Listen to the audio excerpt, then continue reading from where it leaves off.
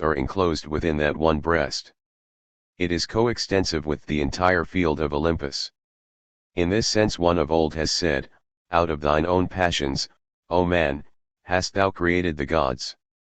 And, as a matter of fact, in proportion as the intelligence of the Hellenic folk quickened, the number of their gods increased, and, furthermore, the gods of their earliest days were less intelligent, that is to say, they were godlike figures deficient both in individuality and determinate character. In this wealth of content, accordingly, it is necessary that the character adequate to ideal art should display itself. And this is just that which creates the interest we feel in a character, namely, that a totality such as that we have above described emerges from it, and the character, while reposing on its abundance, nevertheless persists in perfect equality with itself, as one secure and self-excluding subject. If the character, however, be not conceived and depicted as this rounded and subjective unity, is abstract in the sense that it is entirely the sport of one passion, such must then appear as self-destructive 359, or at least cracked, weak, and without real fiber. For the weakness and inertness of individuals is just this very thing, that the eternal forces of which we have spoken never assert themselves in them as a real part of their most essential substance, as, to put it logically, predicates which adhere to them as the subjects of such. In Homer 360, for example, every hero is the living focus of a whole congeries of qualities and traits. Achilles is the most youthful hero in the host, but his youthful exuberance is represented as quite compatible with all other entirely human qualities, and Homer unfolds before us this variety through situations which offer the finest contrast. He loves his mother, Thetis, he weeps for Briseis, when she is snatched from him, and his violated sense of honor drives him into the conflict with Agamemnon, which is the original fount of all the events that follow after it in the Iliad. Add to this he is the truest friend of Patroclus and Antilochus, moreover, he is the most blooming, fiery youth, swift of foot, brave, yet full of reverence for grey hairs, the faithful Phoenix and trusty servant are at his feet, and at the funeral of Patroclus the hoary Nestor is treated with the highest deference and honor. And, in contrast to all this, Achilles is represented as inflammable to a degree, effervescent, revengeful, and full of the most brutal austerity when face to face with the foe. He binds the slain Hector to his chariot, trails the corpse in fell hunter's fashion 3 times round the walls of Troy, yet stays his anger when the old Priam comes to his tent, and, as he thinks within his heart of his own old father, reaches to the weeping king the hand which has done to death his son. Of Achilles we may well exclaim, here is a man indeed, and human nature, aye, noble human too, in all the length and breadth of its riches, is unveiled before us in this one man. It is just the same with all the other Homeric characters: Odysseus, Diomedes, Ajax, Agamemnon, Hector, Andromache. Every one of them is a whole, a world in itself, a complete and living member of humanity, something very different at least from your allegorical abstract of some one particular trait. What frosty, faded personalities, despite all their vigor and rigor, are the horned Siegfried, Hagen of Troy, nay, even Folker, the musician, in comparison. It is this variety of characterization, and this alone, which can give to a character the interest of life. At the same time this fullness of detail must really appear as included in the personality itself, that is, it must not strike us as the mere diversion, passing freak, or suggestion of an excited fancy, such as we see in the case of children who will take up everything in turn, and even make something out of it, yet, for all that, are without essential character. Character in this latter sense will penetrate and make itself a home in the most diverse phases of the emotional life of man, will steep itself to overflowing with that abundance, and, at the same time, not remain thus immersed, but throughout all the congeries of interest, objects, qualities, all the traits that distinguish or arrest it, maintain the form of its self-exclusive and alert subjectivity intact. For the representation of such exhaustive types of character epic poetry is, above all others, adapted. Dramatic and lyrical poetry are less so. Beta, Art, however, will not be content to remain at the point which the course of our inquiry has reached, namely, the notion of character as a mere congeries of traits. For the object we have before us now is the ideal in its specific determination, and singularity, or, rather, concrete individuality, are both of them prominent and necessary features. Action, more than anything else, in its conflict and reaction is impossible without some restriction and clear definition of form. For this reason the heroes of dramatic poetry are for the most part of simpler definition than those of epic poetry. And the way we get at a clear definition is through some pathos out of the ordinary which is so portrayed as to make some essential trait of character stand out in bold relief, and itself to be the stimulus to particular objects, resolves, and actions. If, however, this simplification is carried so far that any character appears as though it were pared down to a mere shadow-like semblance of any form of pathos, such as love or honor, all real vitality and spiritual depth must necessarily vanish, and the representation, as is not unfrequently the case in the French school of drama for this very reason, can only offer us a cold and jejune result. We may therefore conclude that in this aspect of particularity the prominent feature which asserts itself preeminently will be this, that within the borders of this very limitation the fullness of life is completely preserved, so that the personality in question has free scope allowed it for further expansion in many directions, a power to adapt itself to every variety of situation, and, in short, is able to unfold and express in every possible way the wealth of a truly complete spiritual life. 361. Despite the supreme simplicity of their pathos, the characters in the Sophoclean drama possess this intrinsic vitality. We may indeed compare them in their plastic self-seclusion to the figures of sculpture. For it is also quite possible that sculpture express very various delineations of character despite all the tenacity of its definition. In contrast to the bluster of overpowering passion, which concentrates all its forces upon one single point, it exhibits out of its tranquility and speechlessness that predominant neutrality, which peacefully envelopes all powers within itself, but this unperturbed unity does not, however, persist in any indissoluble union with mere formal definition, but, rather, in virtue of its beauty, suffers at the same time the birth throes of all that pertains to it to disrobe itself as through a cloud of immediate possibility into fresh relations of every variety. In the finest figures of sculpture we behold a tranquil depth, which unfolds, as it were, the pregnant womb, from which all other potencies may be born. In contrast with sculpture it is yet of more vital importance to the arts of painting, music, and poetry, that they should display the inmost complexity of character, and real artists of every age have recognized this.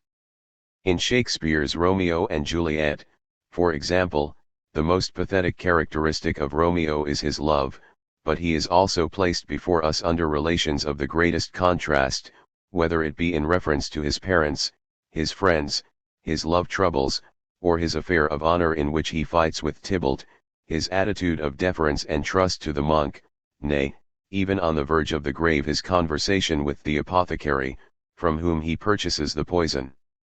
Throughout he is the same worthy and noble man of deep emotions. In the same way the character of Juliet is unfolded throughout the range of her relations to father, mother, nurse, the Count Paris, and Father Lawrence.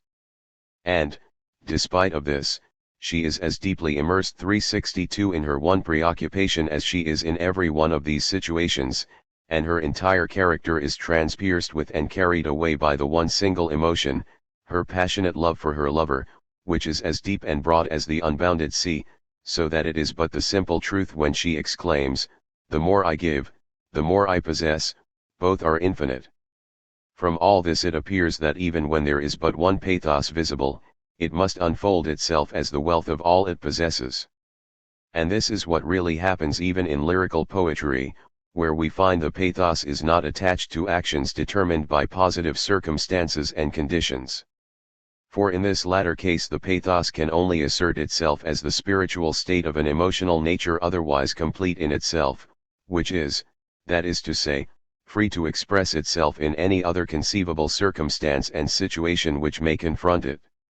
The use of words of vital significance, an imagination which can associate itself with all the world, can restore the past to the present, can transform the entire external environment of man's life to a symbolical expression of his spirit, can bravely adventure into the depths of comprehensive thought, and, while doing so, reveal an exuberant, capacious, clear, exalted, and noble nature. A wealth of character such as this, freely expressing such a world, is a prize indeed for the lyric muse. No doubt a purely logical reflection may find it impossible that such variety of character should coexist with a masterful clearness of type. We may be asked, for instance, in reference to the heroic character of Achilles, whose strength of youth is the preeminent trait of his beauty, how it is possible to reconcile the tender heart so manifest in his relations to his father and his friend with the cruel act of revenge wherewith he drags Hector round the walls. Precisely the same kind of inconsequence is to be met with in Shakespeare's clowns. They are, with scarcely an exception, bubbling over with wit and the humor of genius. And, no doubt, there will always be fools enough to ask us how men thus spiritually gifted could ever betake themselves to such tomfooleries. The truth is that the reflection of the formal logic is sure to emphasize one aspect of a character, and conclude that the entire man is minted under its impression to the exclusion of all others. To such everything that asserts itself as alien to the hallmark of its beggarly mintage can only appear as an inconsequence. In the truly rational contemplation of the whole as distinct from the parts, and thereby of the living thing, that which appears as inconsequent will be precisely that which brings all into fit coordination. For our humanity is just this very paradox. We have not merely to carry the contradictions of our complex nature, but to suffer the load 363 with patience, and throughout prove staunch to our burden. Gamma, we may conclude, then, that character must fuse together its particularity in the element of its spiritual substance, it should possess a definite type, and at the same time retain in this distinction the force and stability of a single fully self-consistent pathos. Where we find our humanity represented without such a center of unity, the different aspects of such variety it may possess will lose all relative meaning or significance and fall away from each other. In art we shall find that what we distinguish in our conception of personality as infinite or the divine is just the self-consistency in unity. If this view be a just one, it is obvious that such characterizations as stability and determination are of great importance in the ideal representation of character. And we shall only obtain such a result, as already observed, in so far as the universality of the powers inherent in our humanity are permitted to transpierce the mere particularity of the individual character and, by virtue of the unity thus set up, create a subjective and at the same time individual life which supplies its own principle of unity and self-identity. Such a condition is all important, and we must now advert to a number of artistic compositions, more particularly of later times, in express relation to it. In the Cid of Corneille, for example, the collision between the opposing principles of love and honor is a match, no doubt, of brilliant effects.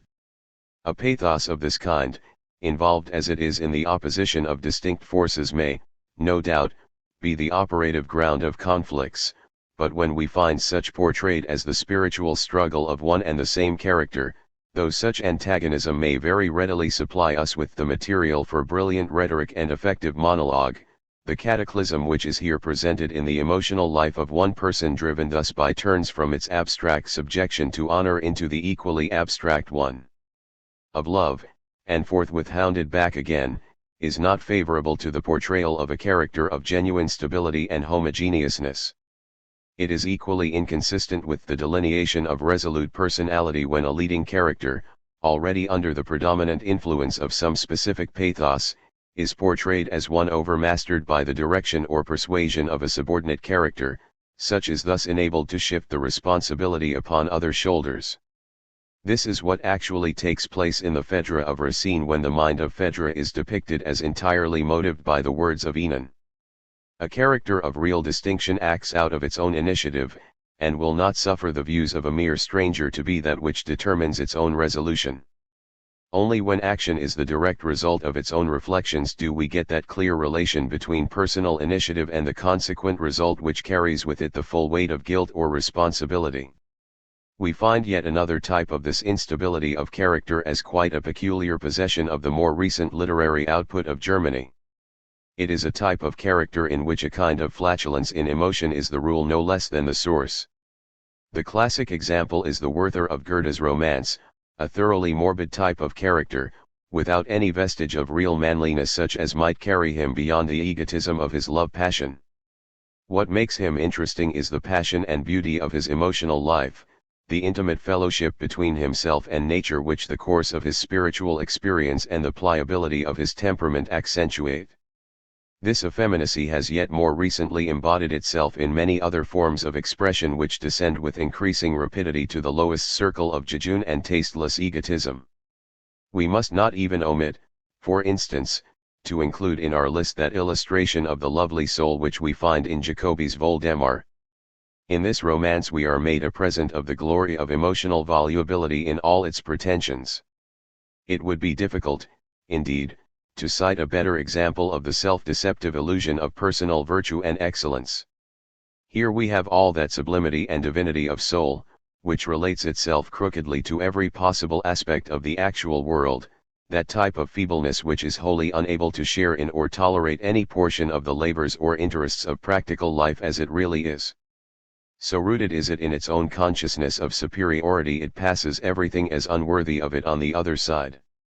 It is, in fact, a peculiar feature of this type of lovely soul that, even when face to face with the truly ethical interests and wholly sane objects of life, instead of meeting them frankly, it retires into the seclusion of itself, where it weaves its own threads of finery and passes its time in hatching out its exquisite brood of religious and moral reflections.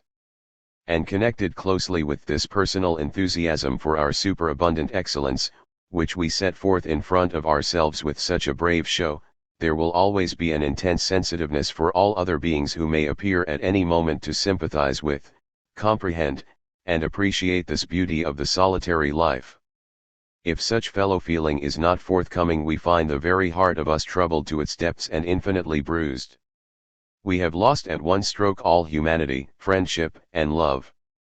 We are unable to put away with whatever act of pedantry or rudeness may be in question, some trivial circumstance or stupidity over which the vision of any character of breadth or strength would pass without a tremor.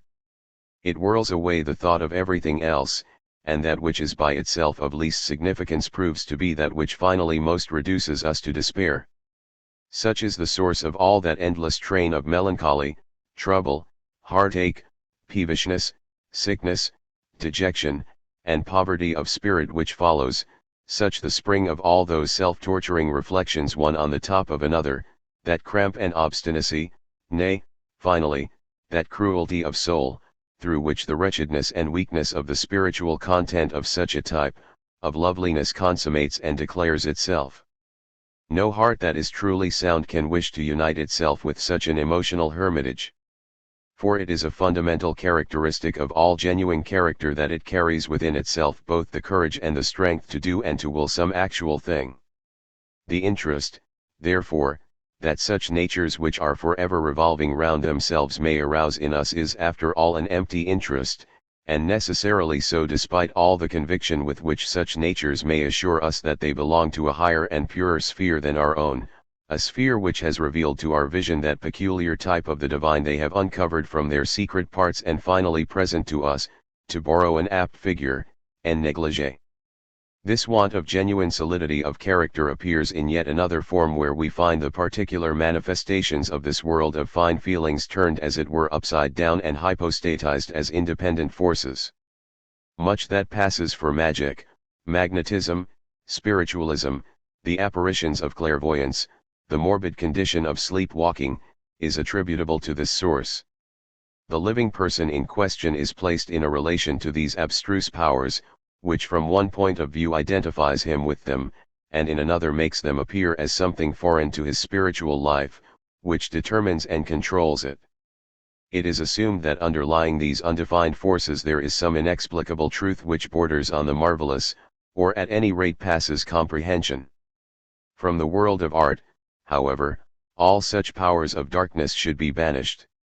In art there is no darkness at all, but all is lucid and transparent, and in adventuring after such types of myopy speech merely flounders into spiritual disease, or plays loose as poetry with the nebulous, empty, and trivial, a good example of which is the verse of Hoffmann, and that piece by Henry von Kleist entitled The Prince of Hamburg.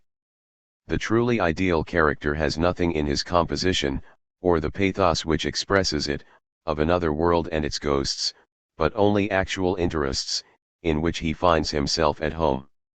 More particularly is this feature of clairvoyance become a trivial and vulgar recipe of our more modern poets. In Schiller's Tell, on the contrary, when the old Addinghausen on the brink of the grave foretells the destiny of his country, the prophetic instinct is quite in its right place. It is always, however, a misfortune for an artist to find himself forced to exchange the sanity of a character with some malady of the soul, whether it be to motive the collision or excite interest. For this reason he should only avail himself of the condition of insanity in quite exceptional cases. In conclusion, we may connect with these distortions of a sane vision, which are so much opposed to all real unity and consistency of character, the principle of our latter-day irony. This false theory has betrayed the poet into grafting upon his characters qualities so essentially diverse that they are incapable of all homogeneous relation. The essential unity of every character is thus confounded. According to this theory, a character is first presented as characterized in a certain way, and immediately after we have that very determination converted into its opposite, and the character itself is propounded to us as nothing more than the negation of what it was and is. Moreover, this very futility is accepted by this irony as the supreme discovery of art. An audience should not, in short, be carried away by an essentially positive interest, but should be pulled up at the critical moment, much as the irony itself is no sooner launched upon anything than it is off again. They would even explain the characters of Shakespeare according to such a principle. We are informed that Lady Macbeth was an irreproachable wife of the tenderest feeling, despite the fact that she not only falls in with the suggestion of the murder, but actually eggs her husband onto its execution. But if the signet mark of Shakespeare is conspicuous on any one quality, it is on the firm and decisive delineation of his characters, even when it is only the formal greatness and consistency of evil that is in question. Hamlet, it is true, is a case of mental indecision, but even he is only in doubt as to the way he shall carry out his purpose, not at all as to what has to be done. Yet nowadays they would assimilate even Shakespeare's characters to a world of ghosts, and appear to think that this futility and indecision of ups and downs, this general squeamishness 364 in short, can by itself contribute to our interest. The ideal, however, is centered in this, that idea is made actual, and our humanity is associated with such actuality as subject and consequently as a unity which is essentially firm-rooted. We may here, so far at least as this portion of our inquiry is concerned, bring our observations upon the individuality which is consistent with real character to a close. That which we have mainly sought to emphasize is a pathos which is at once self-determined and essential, the possession of a rich and complete nature, the spiritual world of which such a pathos transfuses under such a form that this process of transfusion no less than the pathos itself receives its artistic presentment. At the same time, this pathos must not be allowed to come into conflict with itself in the hearts of men so as to stultify its very nature and consistency as pathos. 3. The external determination of the ideal. Our consideration of the determination of the ideal was in the first instance occupied with the general inquiry why it was and how it came about that the ideal ever received at all the definite embodiment of a particular form. Following after this, we arrived at the conclusion that inherent process was essential to our notion of it, that in fact the element of difference was only by this means asserted within it, and that this process viewed as a whole is presented us in the action. We discovered, however, that in virtue of the action the ideal passes over into actual relations with the external world. We have therefore, and this is the third important step, to solve the further question what kind of form this its final aspect, as associated with external reality, the ideal will receive under adequate artistic representation. we would recall the fact that the ideal is the idea under a form which is in union with its own actuality. Up to the present point of our inquiry, our attention has been exclusively occupied with that aspect or phase of this actuality which we may call in general terms human individuality and its character. Man is, however, also in possession of a concrete and external existence. In separation from this, it is true, he concentrates his spiritual life to a point in self-consciousness, but he remains for all that, even in this subjective unity, immediately related to the external world. To the actual existence of mankind, the surrounding sphere of a world is as indispensable as the protection of a temple is to the statues of the god it contains. And for this very reason we must now advert to all or some of those many diverse threads, whereby the ideal is woven in with this external environment and is shown in relief against it. 365. This opens to our view a practically immeasurable expanse of relations and modes under which the process of the external and relative world is determined. For in the first place we are confronted at once with the bare facts of external nature, such as particular locality, situation, whether habitable or not, temporal condition, the nature of the prevailing climate, whether in our Earth's northern or southern hemispheres, and in fact in whatever direction we advance we have a fresh picture before us. Moreover, external nature is made use of by man to satisfy his own needs and purposes, and all the ways under which he converts her to that use, that is to say the adroitness with which he discovers and then equips himself with tools and a home to live in, with weapons, with seats to recline upon, carriages to ride in, nay, all that the art of cooking may bring with it for his food, the entire apparatus of his luxury no less than his comfort, all this and much more fall within the limits of our inquiry.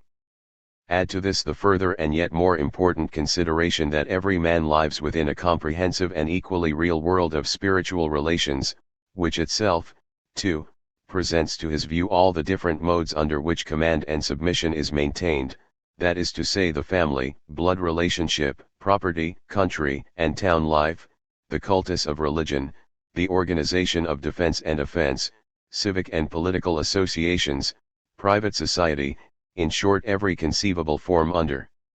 which ethical customs and usages are organized in the institutions and permanent activities which contribute to the actual environment of human existence. In all the directions enumerated above, the ideal is in immediate contact with the reality of the practical world in its everyday dress, or in other words, with the commonplace prose of life. And impressed by this fact we may easily be led to the conclusion, if we have already accepted the nebulous conception of idealism elaborated recently, that art can have no alternative but to dissever herself absolutely from all connection with this world of relative appearances. Such at least can only be logically inferred from a theory which assumes that this relation of externality is one of pure indifference, or rather, in contrast to the subjective world of spirit, is of no substantive significance or worth. Agreeably to this view, art is a spiritual dominion, whose sole object is to exalt us above the sphere of material wants, necessities, and dependence, and to liberate us from the logic, and we may add the comedy, of facts, which in this field claim the exclusive attention of our humanity. For, apart from any other consideration, all that meets us upon this terra firma of life's prose is for the most part of a purely conventional character, and, conditioned as it is by time, space, and custom, simply a congeries of contingent facts, which it is derogatory to the nature of art to accept. This view of ideality, which is really an elusive one, is in part due to one of those highly flavored abstractions of our latter-day thinking, in which we merely find that the thinker's courage has failed him to come to terms with the external world in question. In part also it is due to that type of prepossession which drives a man to assert summarily his independence of practical necessities when the advantages of birth, status, and social position have not already effected this for him. For such a man the only relief available is a complete withdrawal into the secret world of the emotions, a prison house of unreality he steps out of never. Here he remains in what he conceives to be the temple of wisdom, gazing ecstatic at what he takes to be the stars, and naturally values at the price of a nutshell all that is found on the earth. The real ideal, however, is not confined to the shadow-like world of the emotions, but in its perfected whole must freely borrow from the definite structure of external objects of sight in every direction. And the reason of this is that man himself, whose nature is the central source that gives to that ideal all its significance, is alive, and his life is only actual in a particular place and time, as one with the present, as the individualized type of infinity 366, and in short the opposition of an external garland of nature is a fundamental characteristic of his life, and its association with him and his activity is imperative.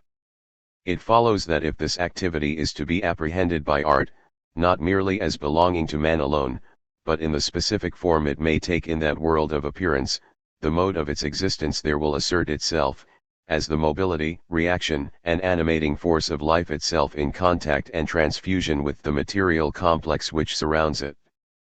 Man is, however, in virtue of his self-consciousness a world in himself 367, and as such is differentiated from the external world of nature which confronts him, and this external world is equally with himself a rounded whole whose unity asserts itself in the principle of causality. This self-exclusion of these two worlds is, however, only apparent, they are in their separation essentially related, and it is precisely this association which constitutes concrete reality, whose artistic embodiment is the content of the ideal. And this brings us once more to the question already moved, namely, in what semblance or form the external material which we find in this mutually related world we have referred to as concrete reality 368 can be presented to us by art in a manner consistent with the ideal of art. We will once more accept the triple division of our subject matter, and examine a work of art from three distinct points of view. First, there is the material of externality accepted in the bare abstractness of its forms, such as space, figure, time, color, which we must consider relatively to the artistic form most adapted to it. Secondly, we must consider externality in its full and actualized concreteness, as above explained, a mode of reality which imperatively requires in a work of art that it should be in close affiliation with the subjective content of the spiritual life of man immediately related to it. Thirdly, our consideration will be directed to the important fact that a work of art is created for the delight of human perceptions, for a public in short, which justly claims that the objects of art should bring home to it the interests of its spiritual life, its real beliefs, emotions, and ideas, so that it may enter with a genuine response into their artistic presentation. 1. The condition of externally in its simple abstractness. The ideal in passing out of the bare image of its essential form into external or determinate existence secures for itself a reality which presents two distinct aspects. From one point of view we see that a work of art discloses necessarily in the content of the ideal the concrete semblance of reality, that is to say it presents that content as a definite situation or particular circumstance, action, event, or character, and presents it moreover in the mode of external existence. From another it is equally obvious that art makes some specific and sensuous material the vehicle of the particular content in its entirety of all that we have above summarized. It creates in short a new world sensible to eye and ear, the world of art.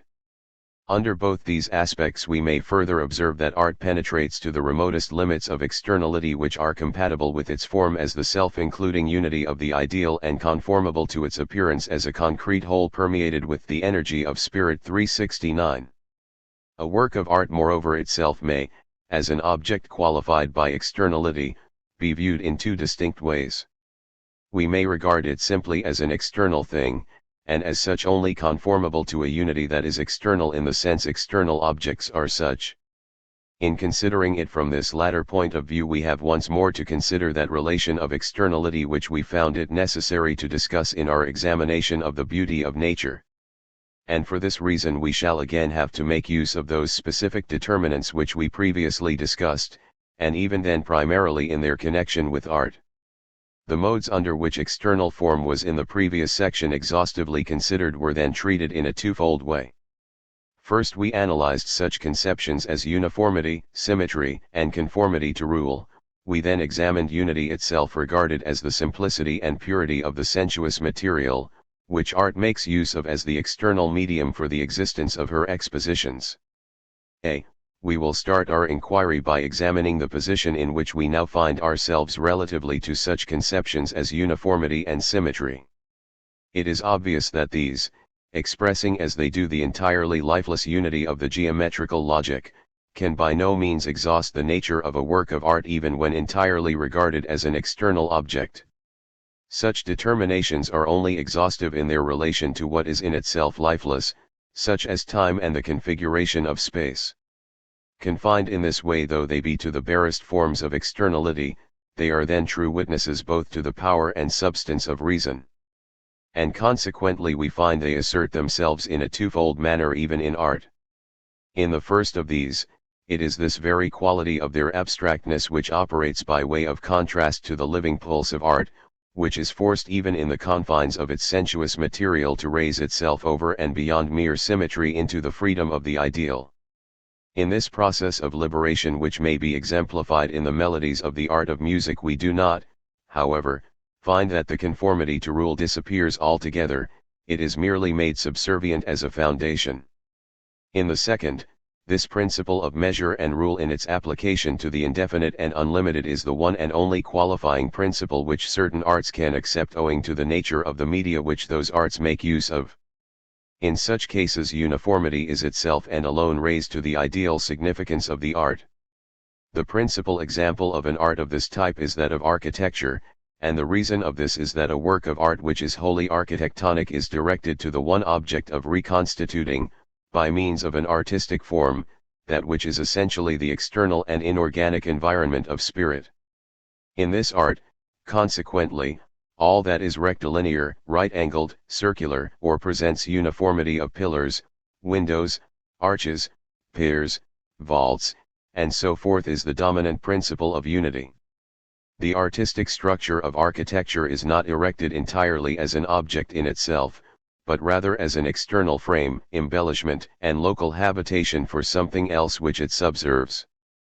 A building is not complete until it has received the statue of the god or the society of human beings who make their dwelling therein. An artistic work of this kind should not therefore receive all or indeed the main attention. Holding this in our minds, it will appear obviously to the purpose that uniformity and symmetry should be here the prevailing characteristic of the structure. The mind passes over very readily one that is throughout uniform, and will not trouble itself about it for any length of time. Of course, we cannot here discuss the symbolical significance, which, in addition to that above examined, may attach to architectural form in its immediate relation to the spiritual content it envelopes and emphasizes with a positive localization. The same principle applies to the art of making gardens, which we may define as a specific mode of architecture, in so far at least as an artistic conformation is imposed on external nature. 370.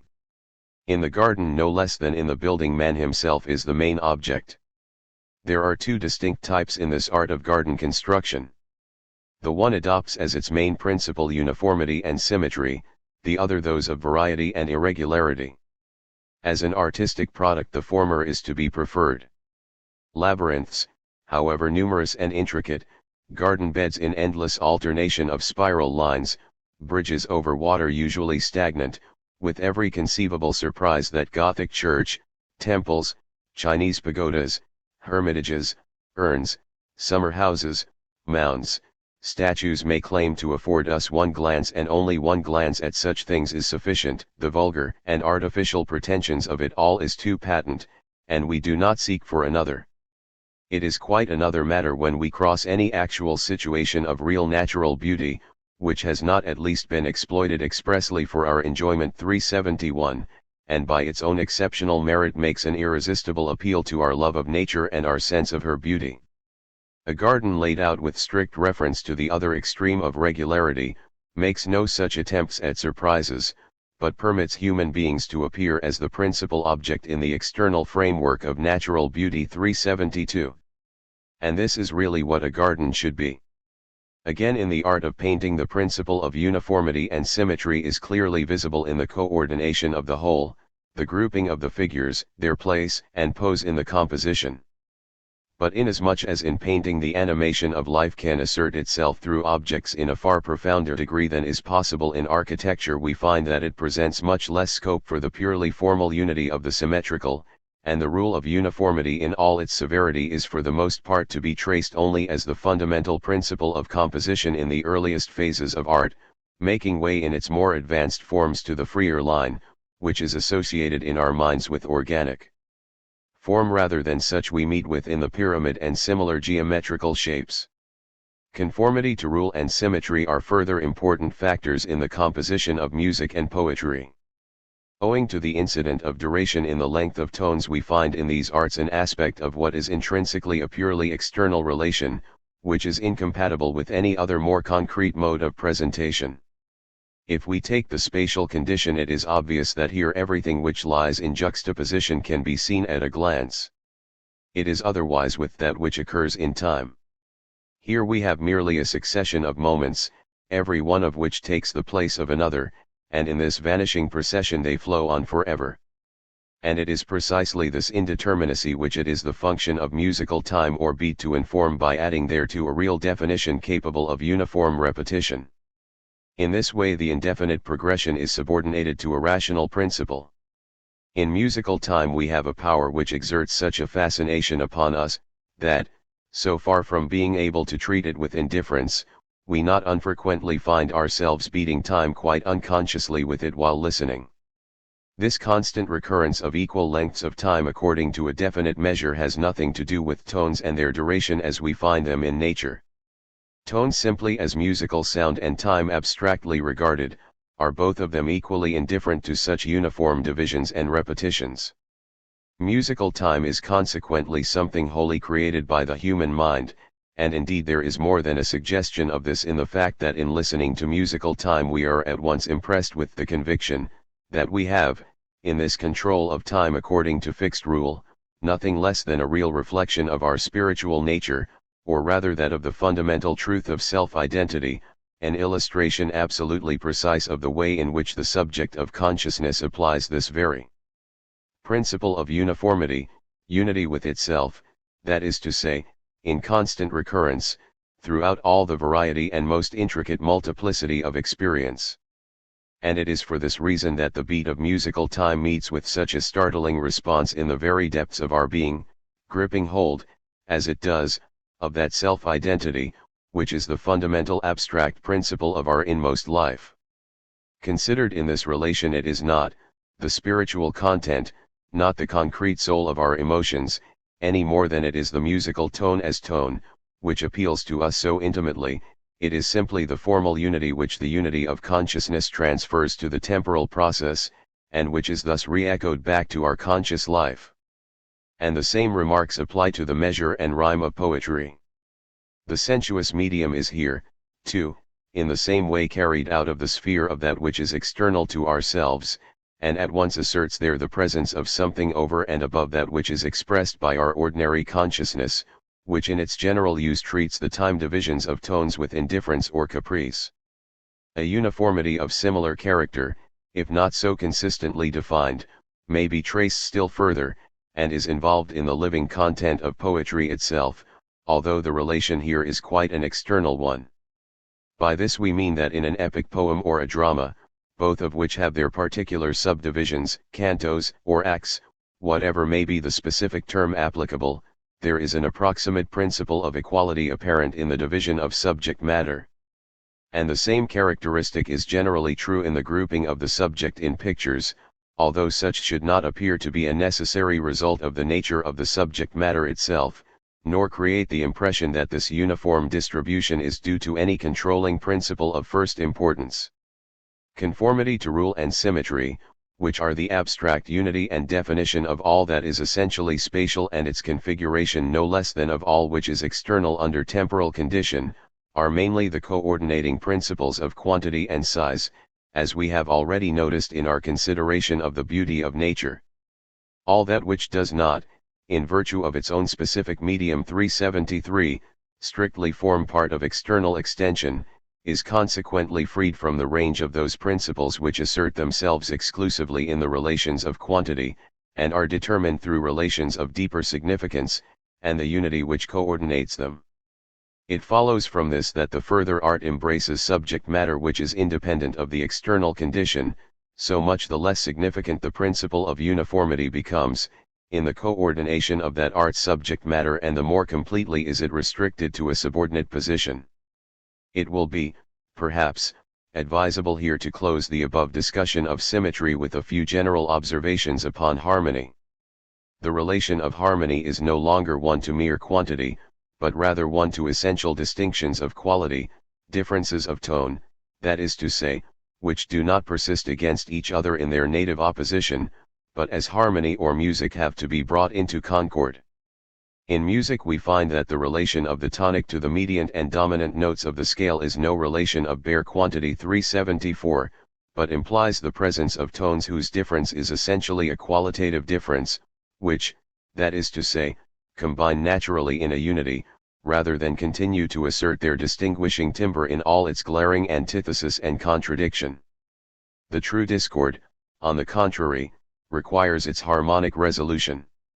The same qualitative consistency is to be found in the harmony of color, in reference to which it is likewise one of the requirements of art that it should neither manifest itself in a picture as a motley and haphazard juxtaposition of pigments, nor as a neutral surface whereon all fundamental distinction is dissolved 375, but as the artistic expression of a whole in which essential contrast is mediated through some principle of harmonious unity.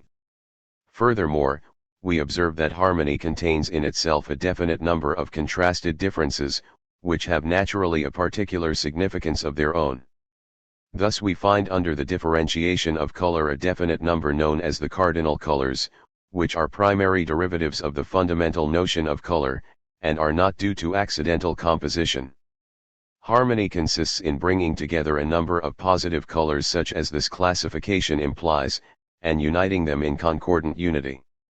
We must, that is to say, have in a picture not merely all the primary colors, yellow, blue, green, and red present, but also a harmonious scheme under which they are related, and the old masters have, without direct consciousness of the principle involved, paid express attention to this completeness of effect and arrived at artistic results which flowed out of it. And furthermore, for the very reason that we find in harmony the beginnings of a release from the bare condition of externality, it is duly qualified to absorb and express a spiritual content of wider significance. We may mark an illustration of this in the way the old masters distinguished between the drapery of their principal figures and of those of less importance, painting that of the former in elementary colors of absolute purity, but only conceding to that of the rest compound varieties. The mantle of the Virgin Mary is almost always blue. Blue in its assuaging sense of tranquility is accepted as the counterfeit of the repose and tenderness of the heart.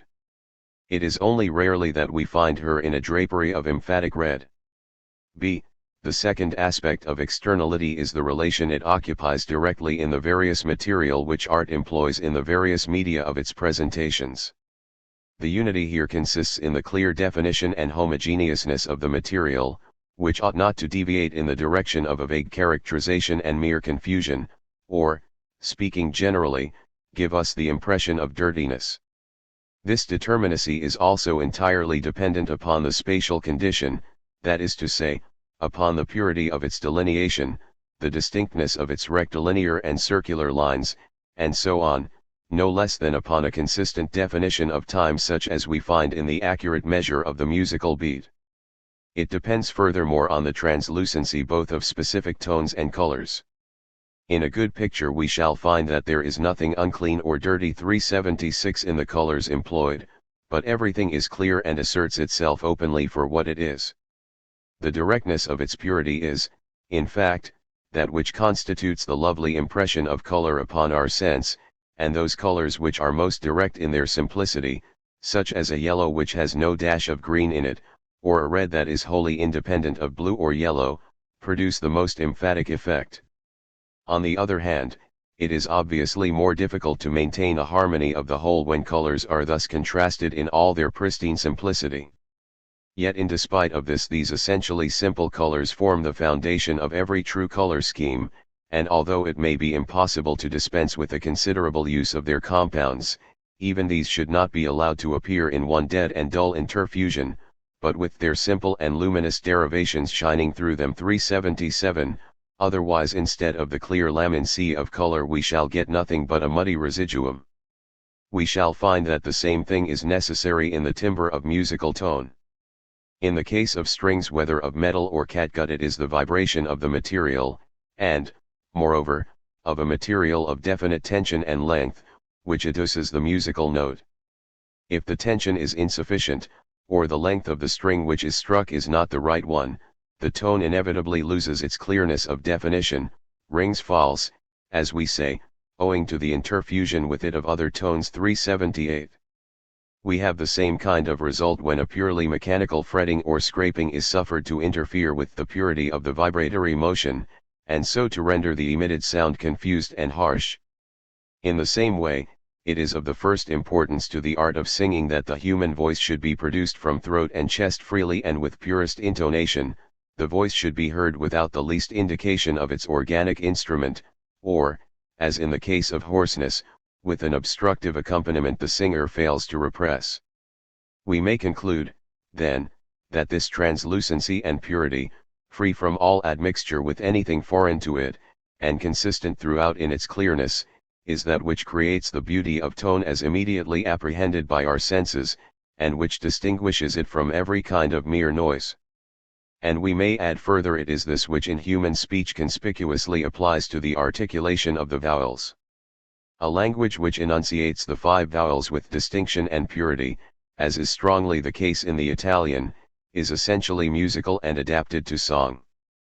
The diphthongs, on the contrary, always produce a confused tone.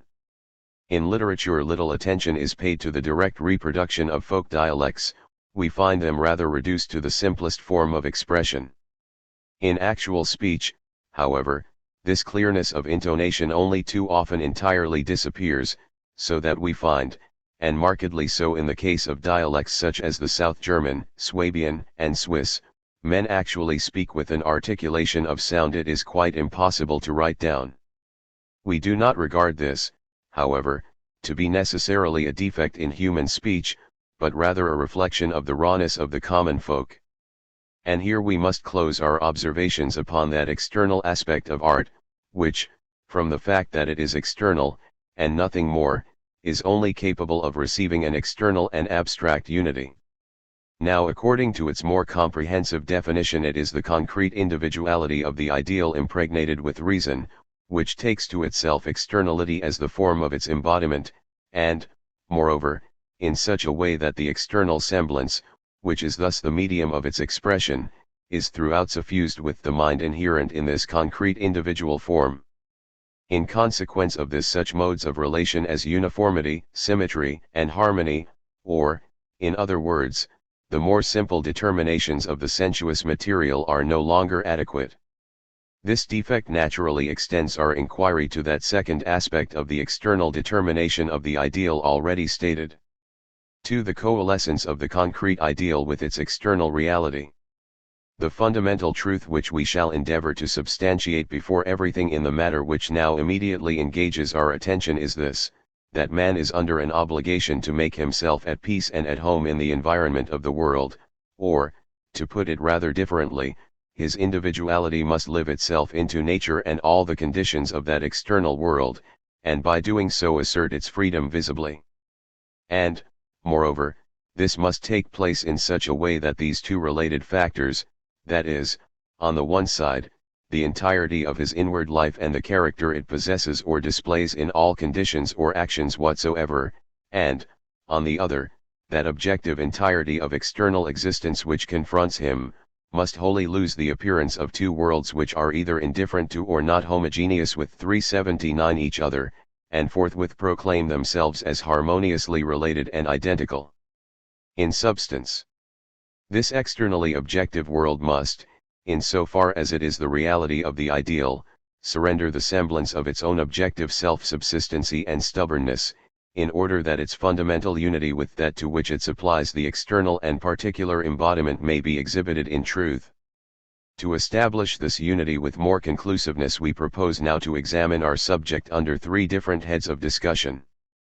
First, We may investigate the same from the point of view that this unity which binds the two factors already defined is merely a bond which possesses no positive reality 380, but is merely a mysterious and secret connection both in its origin and appearance, by virtue of which our humanity is looped together with its environment. Secondly, however, as a deduction from the fact that it is the concrete spiritual life of man and the individuality which pertains to it which constitutes the point of departure, or rather the essential content of the ideal, we shall further examine this association, as in truth the creation of human activity itself and only possible as such a creation. Finally, we shall prove that this unified world created by the human spirit is itself a complete entirety, which, in the determinate form of its existence, is objectively valid, and in essential relation with which every unit of our common humanity who is actively engaged with the vital concerns of art must infallibly remain. In opening our discussion of the position we proposed first, we would at once point out an important conclusion involved in it. We have here posited that the environment of the ideal is not directly due to human activity, it can therefore only be regarded in this first step of our inquiry as something external to man, that is to say nature. How, then, is this something outside man to be exhibited in the ideal work of art? We will discuss this at least in its more general terms, and here, too, draw attention to three aspects of importance. Alpha, in the first place external nature, so far as the reproduction of its external form is concerned, is in every respect a reality which is embodied in some definite shape. If our representation is in every respect to satisfy really all that is implied in this condition, it must be the exact counterpart of the phenomenal truth of nature. We have, however, already drawn attention to material points of difference between the truth of nature and its reproduction by art which cannot be disregarded. We may, however, observe that it is an almost universal characteristic of the great masters that they are conspicuously true in their delineation and elaboration of the broad facts of nature. And this is not so much due to a love of imitation as it is due to the fact that nature is not merely in a general way the objective facts of a heaven and an earth with humanity suspended, as it were, in a vacuo between them, but rather that the emotional life and activity of man can only be rightly conceived as alive and operative in a given place with all its associations of streams, rivers, hills, mountains, plains, dales, and forests. Take the case, for example, of Homer, who is not at all a poet of the picturesque in natural scenery as we now understand it. We shall, nevertheless, find even in him the descriptions and indications he gives us of actual places or natural features such as the rivers Scamander or Samoy, the coast and bays of the sea and so forth correspond with such truth to nature that geographical investigators only quite recently have been able to map out the locality to which he refers in entire accordance with his descriptions. The ballad singers of the Middle Ages present a sordid 381 contrast to him in this respect, no less than in their power of depicting character. The effect of their productions either way is bald, jejune, and nebulous. Even in the case of the Meister singers, though they versify old biblical stories which they locate in Jerusalem and elsewhere, it is little more than the bare names which we get. In the Book of Heroes 382 the effect is precisely similar. Etnath rides through the pine forest, fights with the dragon, but it is no world of men or distinct locality we can recognize, and our imagination is consequently in this respect left without any support. Even in the Nibelungenlied there is no real increase of local interest. It is true the names of Worms, the Rhine, and the Danube are mentioned, but practically all further detail is omitted and the result is as barren as before. And yet it is clearly through this very clearness of definition that our narration becomes individual and real. Without this it is a mere abstraction which directly gives the lie to the concrete reality it proposes to present. Beta, in addition to these fundamental requirements of clear definition and correspondence with the natural facts, a certain elaboration of detail will frequently much assist us in presenting the external aspects of a picture which our perception or imagination can readily seize. Unquestionably, owing to the nature of the particular medium in which the several arts express themselves, there will be a marked difference of range to which, in any particular case, this process may be carried. If we take the art of sculpture, for example, we shall find that the repose and universality, which are the fundamental features of its characterization, are less consistent with this elaboration of external detail than is the case in some other arts. Externality is here neither defined as a particular place nor a particular environment, but is entirely concentrated upon such details as drapery, arrangement of hair, dress, weapons of war, mode of seat and the like. Nay more, the actual definition of many figures in antique sculpture is only obtained through an entirely conventional arrangement of drapery or hair, or other distinguishing accessories. This is not, however, the place to discuss further the significance of the conventional. It is obviously outside the sphere of natural fact and rather related to the contingent, or, to put the matter in this particular case more fully, it is the means through which we arrive at that which is more universal and persistent in our final artistic effect. As a reverse case to that of sculpture, the subject matter of lyrical poetry is preeminently man's emotional life. For this reason it is not so necessary in this type of poetry to lay stress on the detail of actual facts even when reference is made to the external world. It is, on the other hand, part of the function of epic poetry to state events as actual facts, to be precise as to the place where actions occurred and in what manner they were performed, and, in short, of all types of poetry it is the one to which the widest latitude and the closest accuracy of local detail is most essential.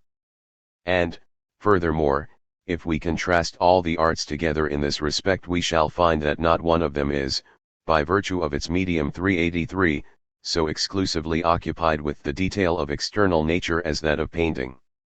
At the same time we must add a word that applies equally to all of them. Whatever the definition of nature may be, it never ought to give the erroneous impression of nature's prose reality, that is to say, as the immediate imitation of such, nor should that fullness of detail, which is devoted to the spiritual aspect of individual life and its events, be carried by enthusiasm out of the due relation of its importance to the whole. And generally we may affirm of both that such exclusive definition ought not to be all that is anywhere presented, inasmuch as everywhere in a work of art that which is a natural fact should only receive its artistic embodiment in close relation to man's spiritual life. Gamma, we have here struck the very note we wish particularly to emphasize. We have already remarked that there are two essential conditions to any effective presentation of a real personality. We must have before us both the reflection of the man's inner life and the natural environment which surrounds him. And in order that this external surrounding appear as one that is truly his own, an essential bond of relation must be established between him and it, one which to a greater or less degree is part of his own spiritual substance, where we may, doubtless, cross many traces of contingent matter and yet find the spiritual bed of this nexus still maintained. Throughout the entire spiritual apparatus of the heroes of epic poetry, for example, their mode of life, that is, opinions, emotions, and all that they do, we ought to be able to recognize a subtle homogeneousness, a harmonious en rapport, which fuses the two aspects of such a life into one concordant whole. The Arab is thus united with nature, and, indeed, apart from his sky, his stars, his torrid deserts, his tents, his camels, and his horses is unintelligible. He is only truly himself and at home under such conditions.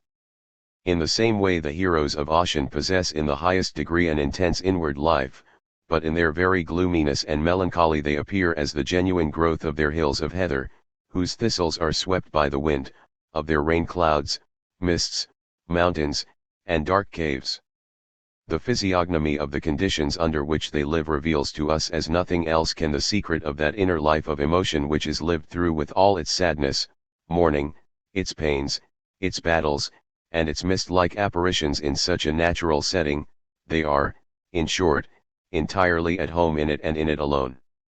Such considerations supply us with ample ground for the statement we let fall previously unsupported, that the subject matter of history offers unrivaled opportunities for perfecting this intimate relation between the two aspects of human life we have been discussing, and enabling us to carry the same directly into the minutest particulars. Very rarely, indeed, are we likely to find that the imagination can simply through its own initiative create such a harmony, although we ought to feel its presence throughout, however little it may, in fact, have produced of the raw material it combines into artistic completeness.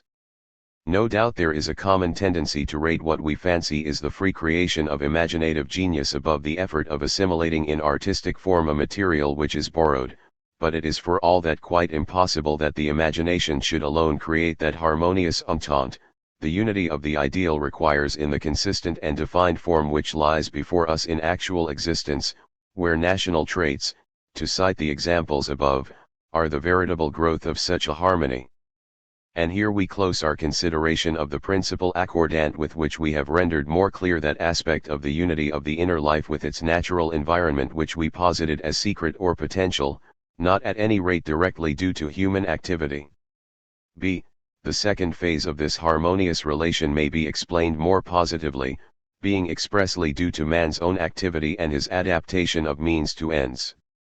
For man adapts external objects to his own uses and, by means of the satisfaction which his work supplies, places himself in a harmonious relation to them.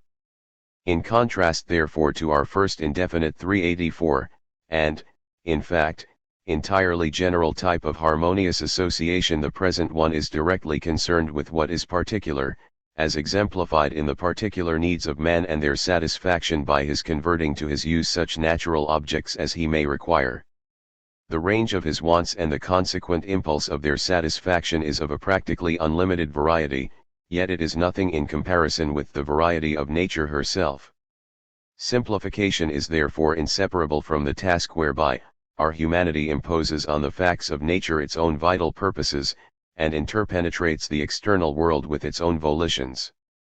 In this way man's environment is humanized. He proves by his own acts that it is capable of satisfying his nature and is unable to preserve any predominant independence over against him. Here at last, by virtue, that is, of his own productive exertions, we find him no longer in a merely general sense of the term, but actually in every detail of his particular surroundings a real center of his own substance and at home. The fundamental conception which it is most important to emphasize as that which affects art throughout in its relation to all we have above considered may be thus stated. If we look closely at the relative position man occupies in all the infinite variety of his material wants, desires, and aims, we shall find that it is not one merely of general significance, but one of actual dependence. The absence of freedom implied in this relative position is antagonistic to the ideal, and in order that man may become a suitable object for art, he must have already released himself from the travail of this enforced condition, and thrown off the chains of his dependence. Moreover, this act of mutual accommodation, when we trace it to its origin, may strike us in one of two different ways. Either he may conclude that nature in all friendliness on her own part supplies man with what he needs, and so far from throwing obstacles in the path of his interests and objects, rather freely gives them him as one who meets him halfway wherever he goes. Or, on the contrary, we shall not fail to observe that our humanity has wants and desires, whose immediate satisfaction nature is quite unable to secure. In cases that fall under the second type it is obvious that man can only work out the self-satisfaction vital to him through his own energies. He must take possession of that which nature possesses, set to rights the defects which appear, modify their form, removing all that stands in his way with adroitness, and, in short, convert nature's raw material into means through which he will be able to attain all that he proposes.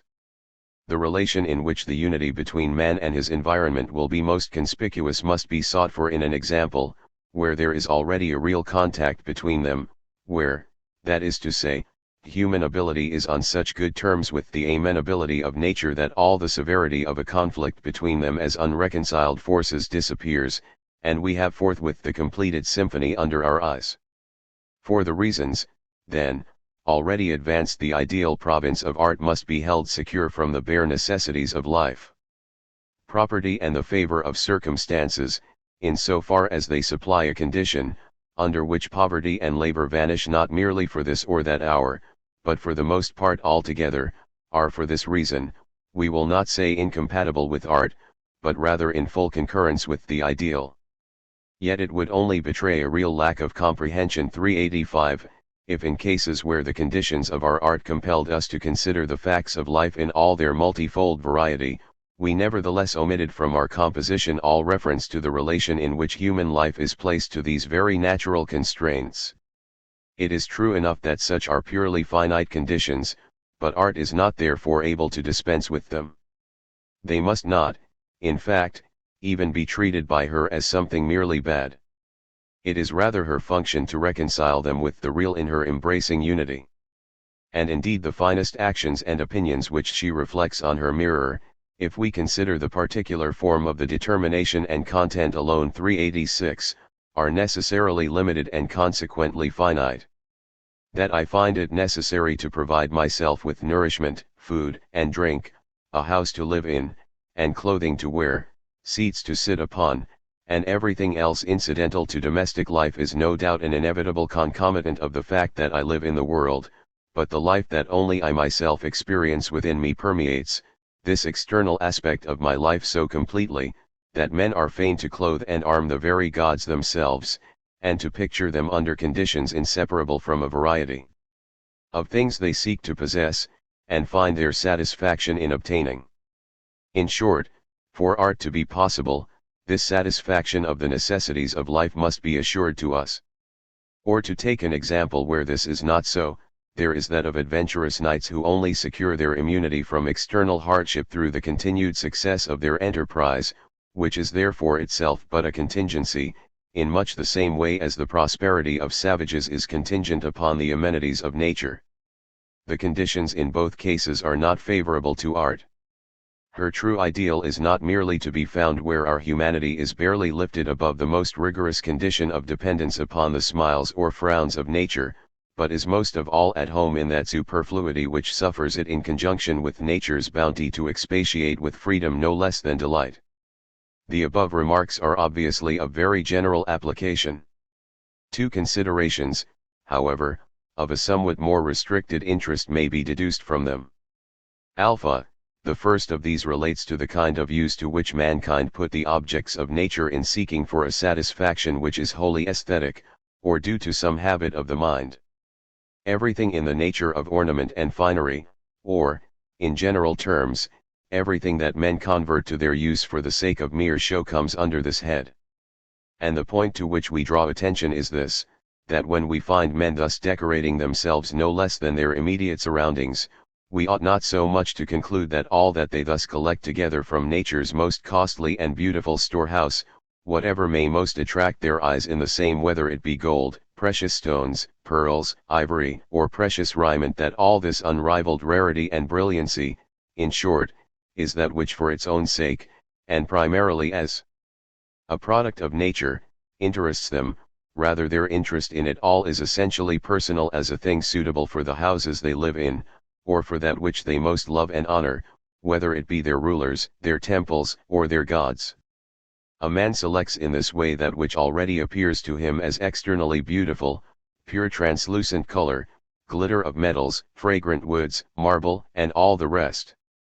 Poetry, and particularly Oriental poetry, makes a willing use of such wealth, a fact we may even illustrate from such a poem as the Nibelungenlied, and generally it is true enough that art in such matters is not merely content with a general description of the beauty or value of such fine things, but, where the artistic form and the occasion allows, will describe such works in all the detail of their workmanship with as royal a bounty as the works themselves.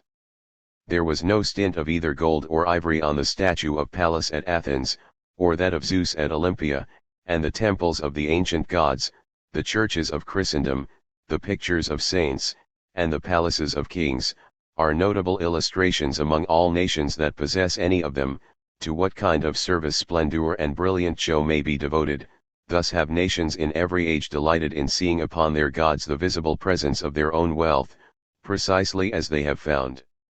delight in the splendor of their princes as a glory they still possessed, though ravished from themselves. We all know, of course, that type of moralist who is only too ready to disturb the vision of such an enjoyment. We shall, no doubt,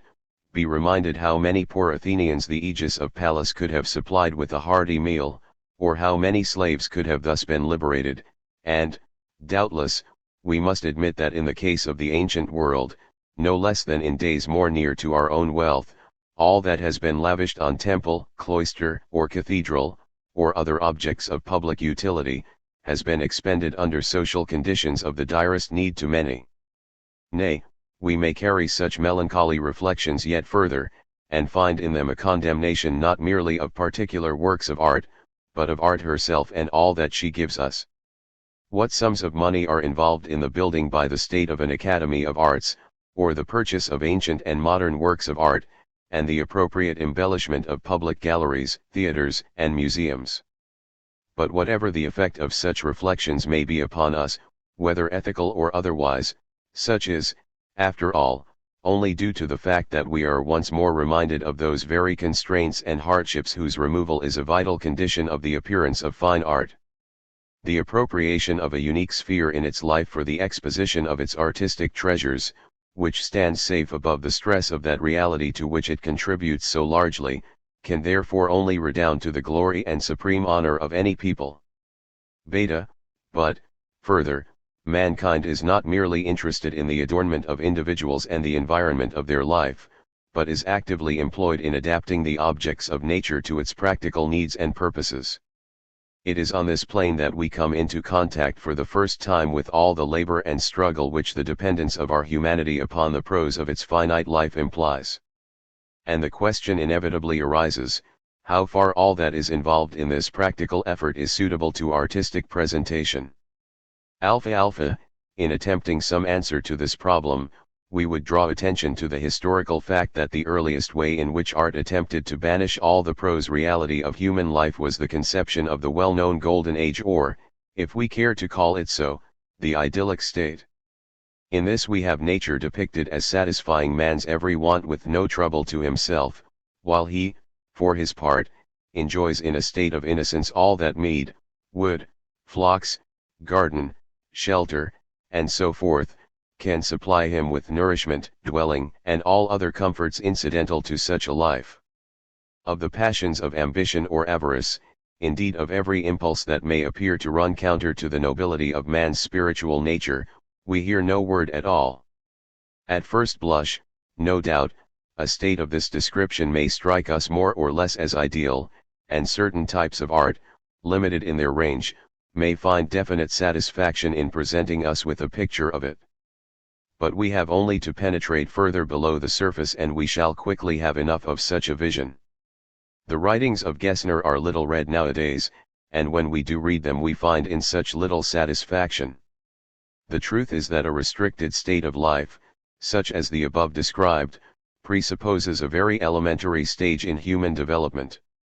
Manhood which has attained to any real fullness of spiritual stature is moved by impulses of loftier range, and is not likely to be satisfied with the life which clings closest to nature and its immediate products.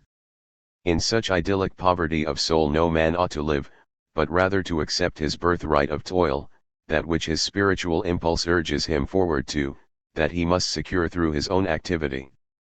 Once regard the matter in this way and these very physical wants of man will be found to bring into being a wide and diverse range of activities, implanting in him the conscious sense of his own powers, from the heart of which the profounder interests and forces of his life can slowly unravel themselves. But, at the same time, it is necessary that here, too, the harmonious relation between the outward and inner life should be maintained as the fundamental principle of artistic presentation. Few things are more offensive to our aesthetic taste than to find in a work of art the severity of some physical disaster portrayed through every detail of horror.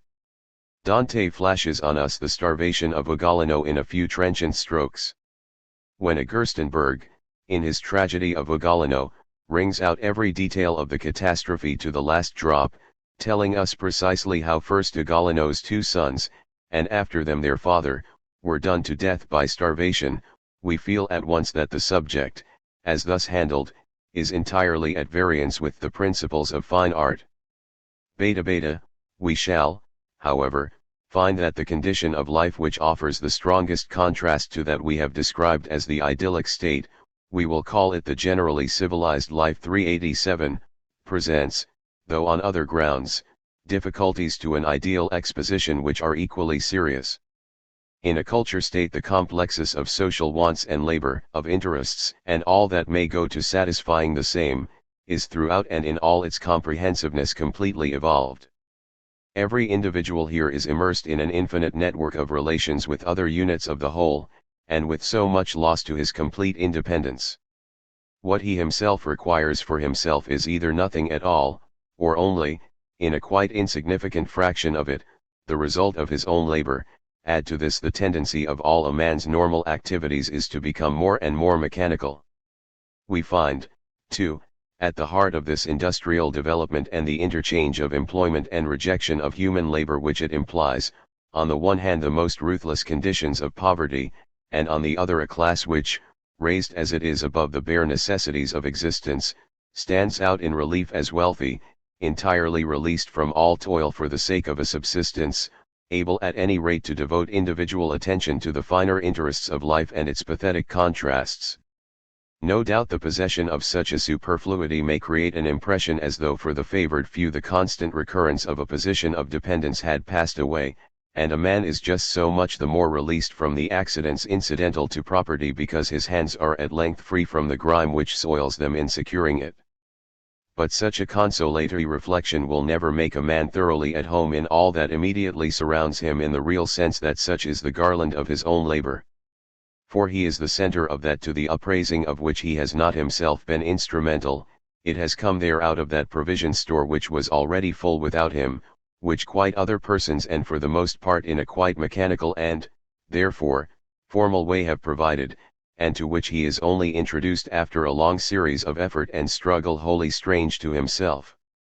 Gamma, we are consequently led to the conclusion that it is rather a third type of human society, a society which we may place halfway between the idyllic golden age and the burgher state in its fully developed industrial form, which is most fitted to be the subject matter of ideal art.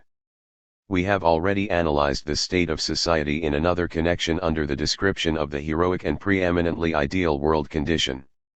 The heroic age is no longer restricted to that idyllic garden of spiritual attenuation, but includes within its borders passions and aims of deeper moment, and yet with all that which in the circle of the individual life touches closest the satisfaction of each man's immediate wants is still the entire product of his own activity. Moreover, the means of nourishment such as honey, milk, and wine are less complex and consequently lend themselves more readily to ideal treatment. 388. A diet which includes coffee, brandy, and such like luxuries is associated in our minds with countless industries which are necessary to their preparation. Our heroes, on the contrary, kill and roast their own food, break in their own chargers, are the makers to a considerable extent of all their household gods, plows, armor for defense, shields, coats of mail, swords, spears, all are either the work of the possessor, or are made directly under his supervision.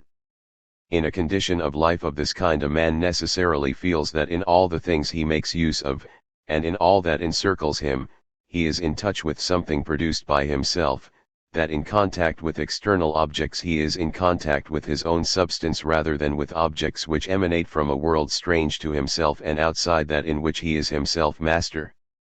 It is, of course, assumed that all the energy he expends upon working up the material into forms adapted for his use is not so much troublesome labor, but a work which, through the satisfaction it brings him, falls easy from his shoulders, a work, in short, which he can carry over every obstacle to success. We find a society of this type in Homer. Agamemnon's scepter is a family staff which his ancestor himself shaped from the block and left as an heirloom to his descendants. Odysseus put together with his own hands the mighty bed he shared with Penelope, and if the famous weapons of Achilles are no work of his own we only find the various and interfused array of his own activities abetted that a god, Hephaestus himself, may provide them at the request of his mother Thetis. In a word, we meet everywhere the youthful delight in novel discovery, the freshness of personal possession, the victorious sense of enjoyment. Everything is in its place and at home, in everything a man discovers the energy of his own sinew, the adroitness of his own hand, the cunning of his own spirit, or somewhat that follows from his own courage and bravery.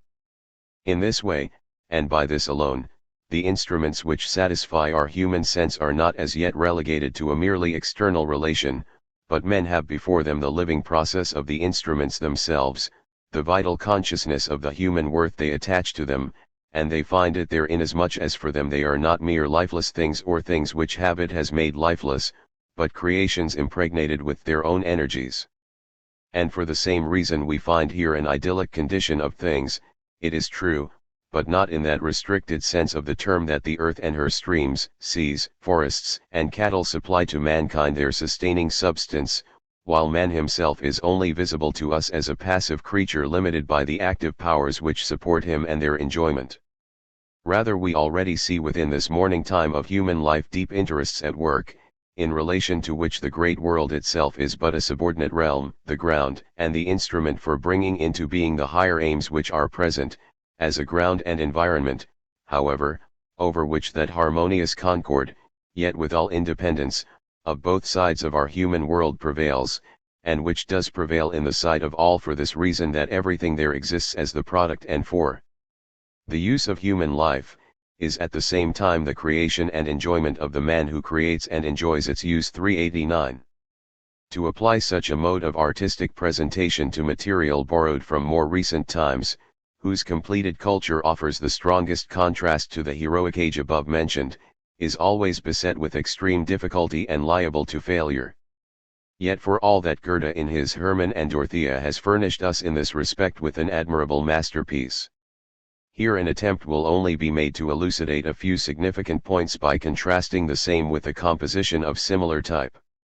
Voss, in his famous romance Louise, had depicted on much the same idyllic lines our human life and activity in a quiet circle of narrow range, if also marked with independent characteristics of its own. The country parson, the tobacco pipe, the dressing gown, the garden bench, and finally our coffee pot, have all of them here important parts to play. Coffee and sugar are, however, products, which are really here out of place. They belong to an entirely different world. 390 throughout associated with all the varied ramifications of commercial and textile industries. This circle of country life is consequently not self-inclusive. In the beautiful picture of Hermann and Dorothea we are, on the contrary, under no necessity to demand such a consistency. As we already have pointed out in another connection, we find interwoven with the main threads of this poem, which is, no doubt, in its prevailing atmosphere entirely idyllic, the great political interests of the time, the struggles of the French Revolution, the defense of the fatherland, asserted in a worthy way no less than with decision. The more limited scope of family life in a little country town is not so presented us as a whole which can even possibly remain in total ignorance of that mighty wave of the great world under stress of a real cataclysm of events, which is the view we are given of the pastor in the Louise of Voss. In Goethe's poem we have, on the contrary, by means of the interfusion of these great world movements, within which the idyllic characters and events are portrayed, the picture of a life with a typical character of its own set in the frame of a world of more significant content, and the apothecary, who is here presented as the out-and-out Philistine, and who merely lives within the more narrow borders of that country life's surroundings, affected by that only, is excellently sketched for us. With the good heart, but at the same time peevish isolation, which we find so natural. Add to this, in that which most closely touches the life of the characters thus portrayed, we find a particular emphasis laid on the fundamental aspect of this idyllic life as previously indicated in our former discussion of it. To mention one point only, we may observe that the host does not by any means drink coffee with his guests, the parson and the apothecary, on the contrary, to cite a line or two. Carefully brought in the mother the sparkling and glorious red wine. Poured in the clear-cut glasses, with rimlets all polished of pewter. Brought in the green-colored rummers, those goblets most fit for the Rhine wine. They drink in the fresh air what has been grown at home, of the '83 vintage, and withal in glasses that, as homemade, are just the right ones for Rhine wine.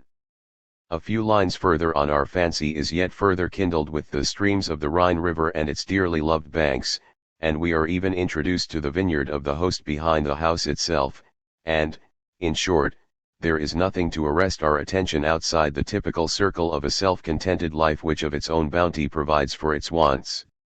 See, in addition to both these types of human environment, we must mention yet another in close association with which we all necessarily live.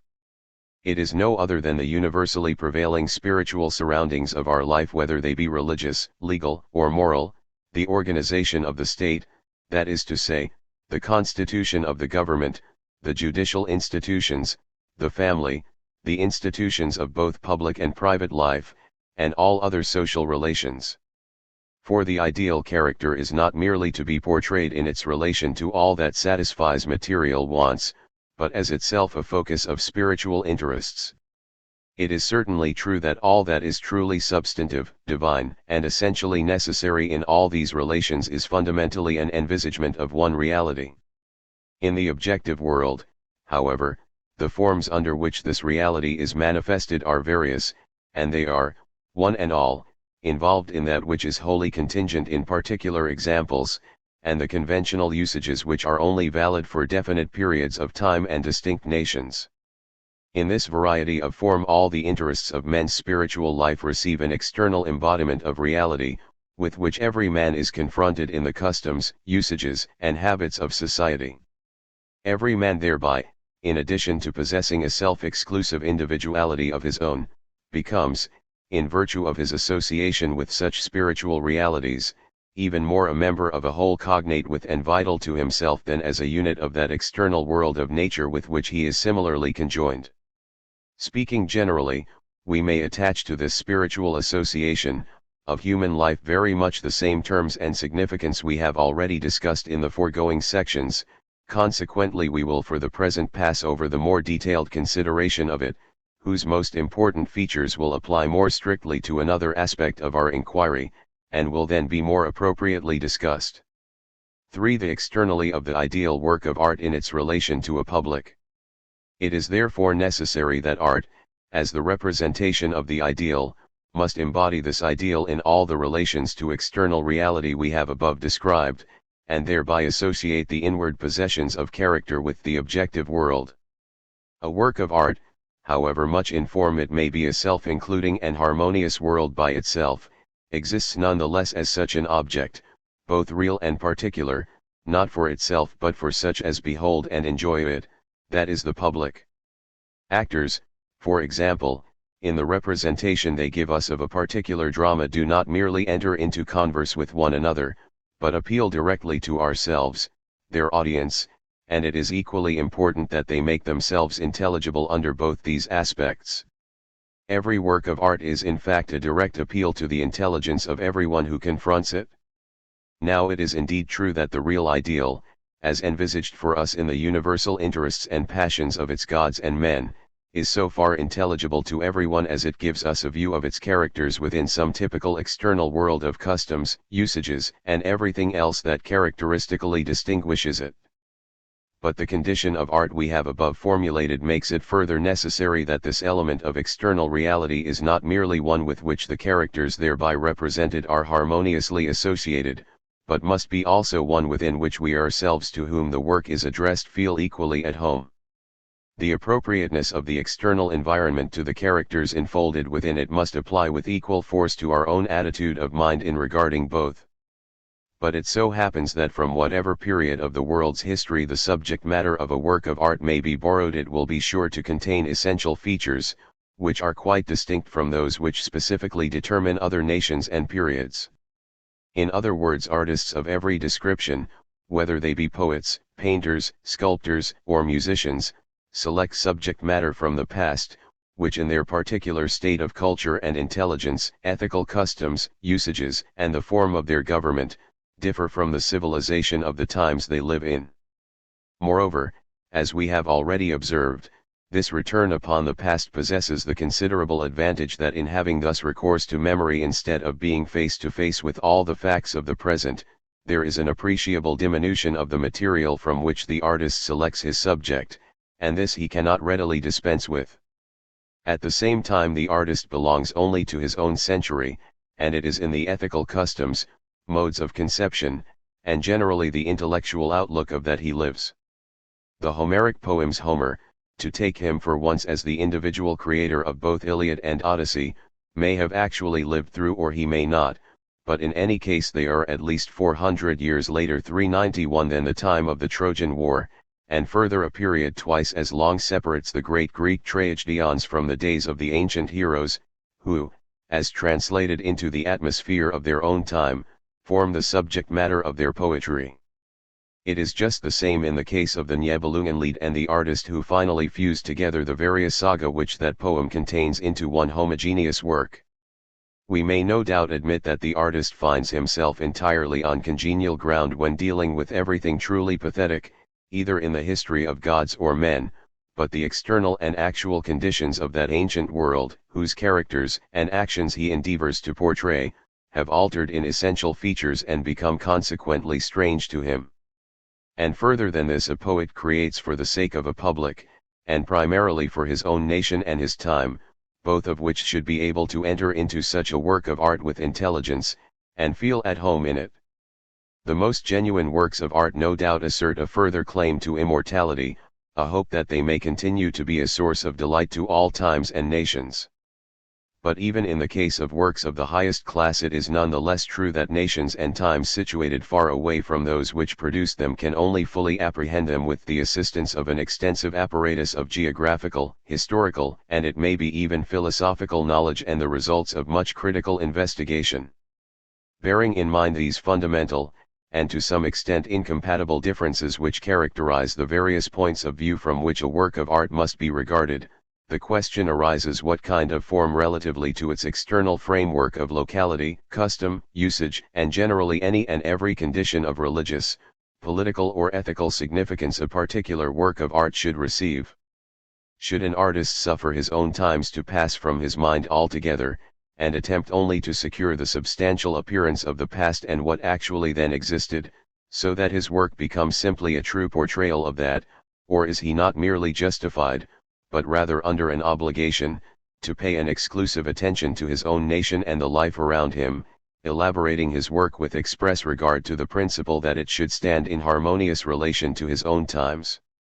Or, to put the same thing in rather more technical language, we may propound the problem thus: is the subject matter of a work of art to be objectively valid in its content as one entirely appropriate historically considered, or should such matter be treated subjectively, that is, in complete subordination to the artist's personal standpoint relatively to the culture and social conditions of his own time?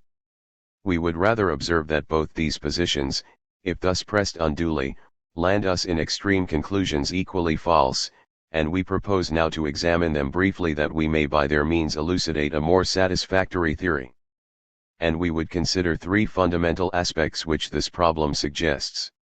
We will first examine what is implied in the above subjective assertion of the particular culture of the artist's own time. Secondly, there is the question what may be regarded as exclusively and objectively true when we refer to the past. Thirdly, we have to consider what may still be objectively valid in the true sense, though we still have a representation and appropriation of material borrowed from a time and nationality foreign to that of the artists.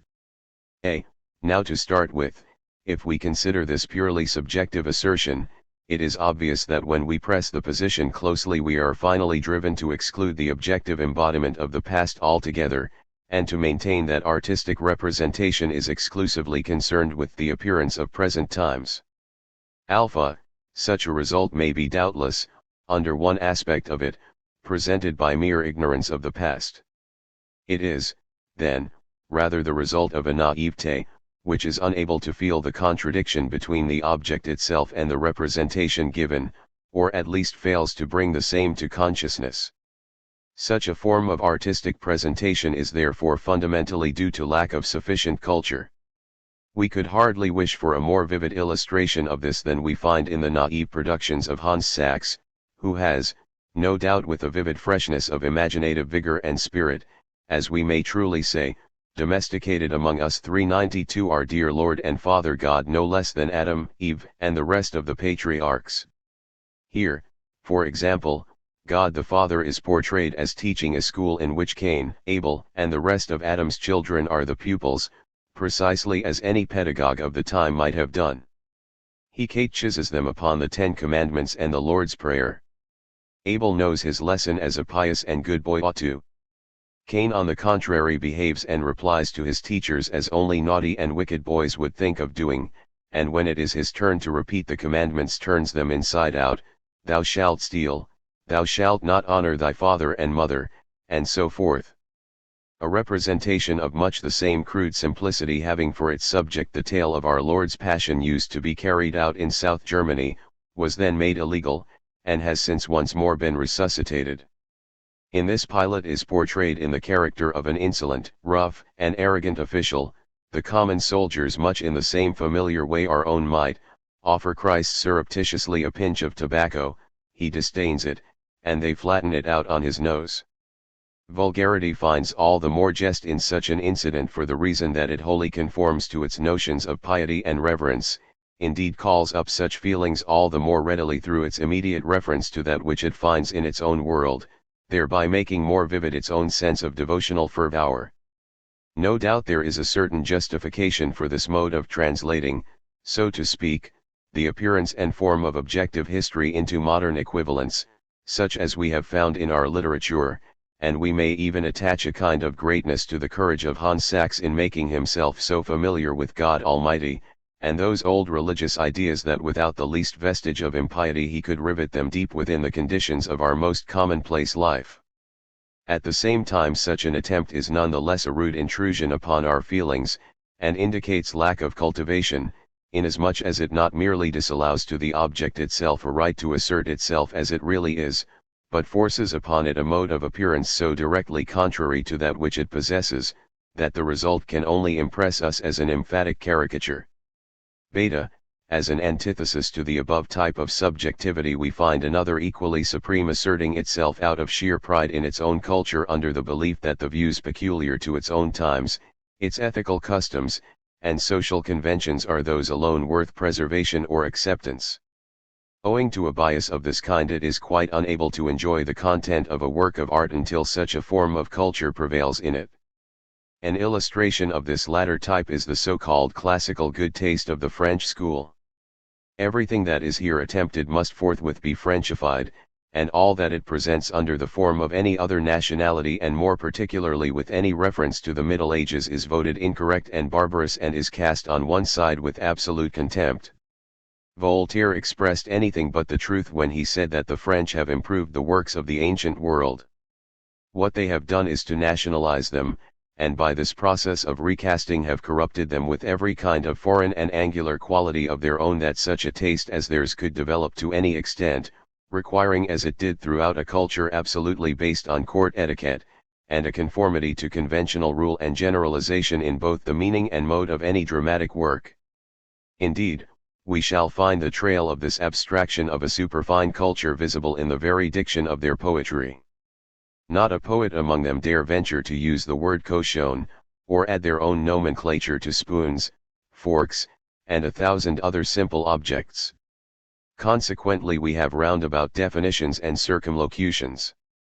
We cannot have our spoons and forks, we get instead an instrument of the hand which conveys our victuals in a liquid or arid state to the mouth, and this by no means stands alone.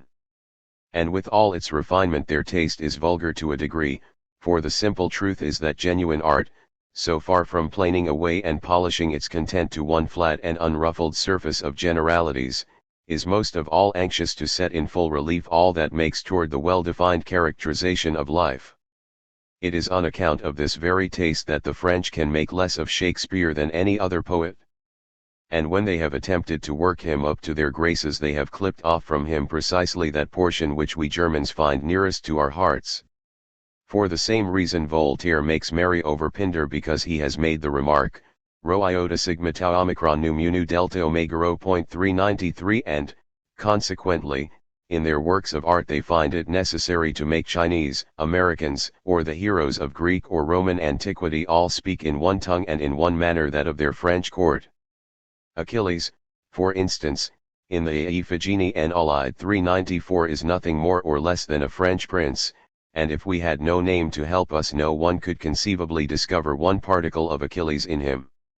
It is true that in the theatrical representation of this drama he was habit as a Greek, appeared at least in helmet and coat of mail, but at the same time his hair was curled and powdered, with broad hips through Poskin 395, with red claws worked on shoes fastened on the foot with colored ribbons, and what is more, the Esther of Racine was expressly popular in the time of Louis XIV, for the particular reason that Ahasuerus, on his first entrance on the stage, copied the appearance of Louis XIV himself, when he entered the great hall of audience. No doubt, in this transcript, there was a considerable admixture of the oriental luxuriance, but at Ahasuerus he was none the less fully powdered and wearing the royal mantle of ermine, and followed by a complete retinue of curled and powdered chamberlains got up thoroughly en habit français with their wigs, their feathered caps under arm, their vests and hoses of drap-door, with their silk stockings and red buckles on their shoes. All that the court and a select circle of the privileged few were only permitted to see de facto was here open to all classes alike. The entrée of the king paraded in the poet's verses. The writing of history in France is not unfrequently conducted on very much the same principle. That is to say, history itself and the real objects of history are not the main purpose of the historian, whose interest is rather concentrated either on giving the government in vogue a lesson or teaching others how they ought to detest it. And in the same way there are a host of dramas which, either expressly throughout their entire content or in passing episodes, divert the attention to the events of the day, or, if passages occur in pieces which refer to former times presenting anything which may bear on matters of contemporary interest, the parallel or the contrast is deliberately emphasized with every expression of enthusiasm. Gamma, a third type of this personal treatment by the artist of his subject matter may be sufficiently described as the separation of the same from all genuine artistic form, whether it be characteristic of past or present works of art, a mode of production in fact which simply presents us with the entirely evanescent color of the man in the street in his ordinary everyday action and vocation without adding aught to the same.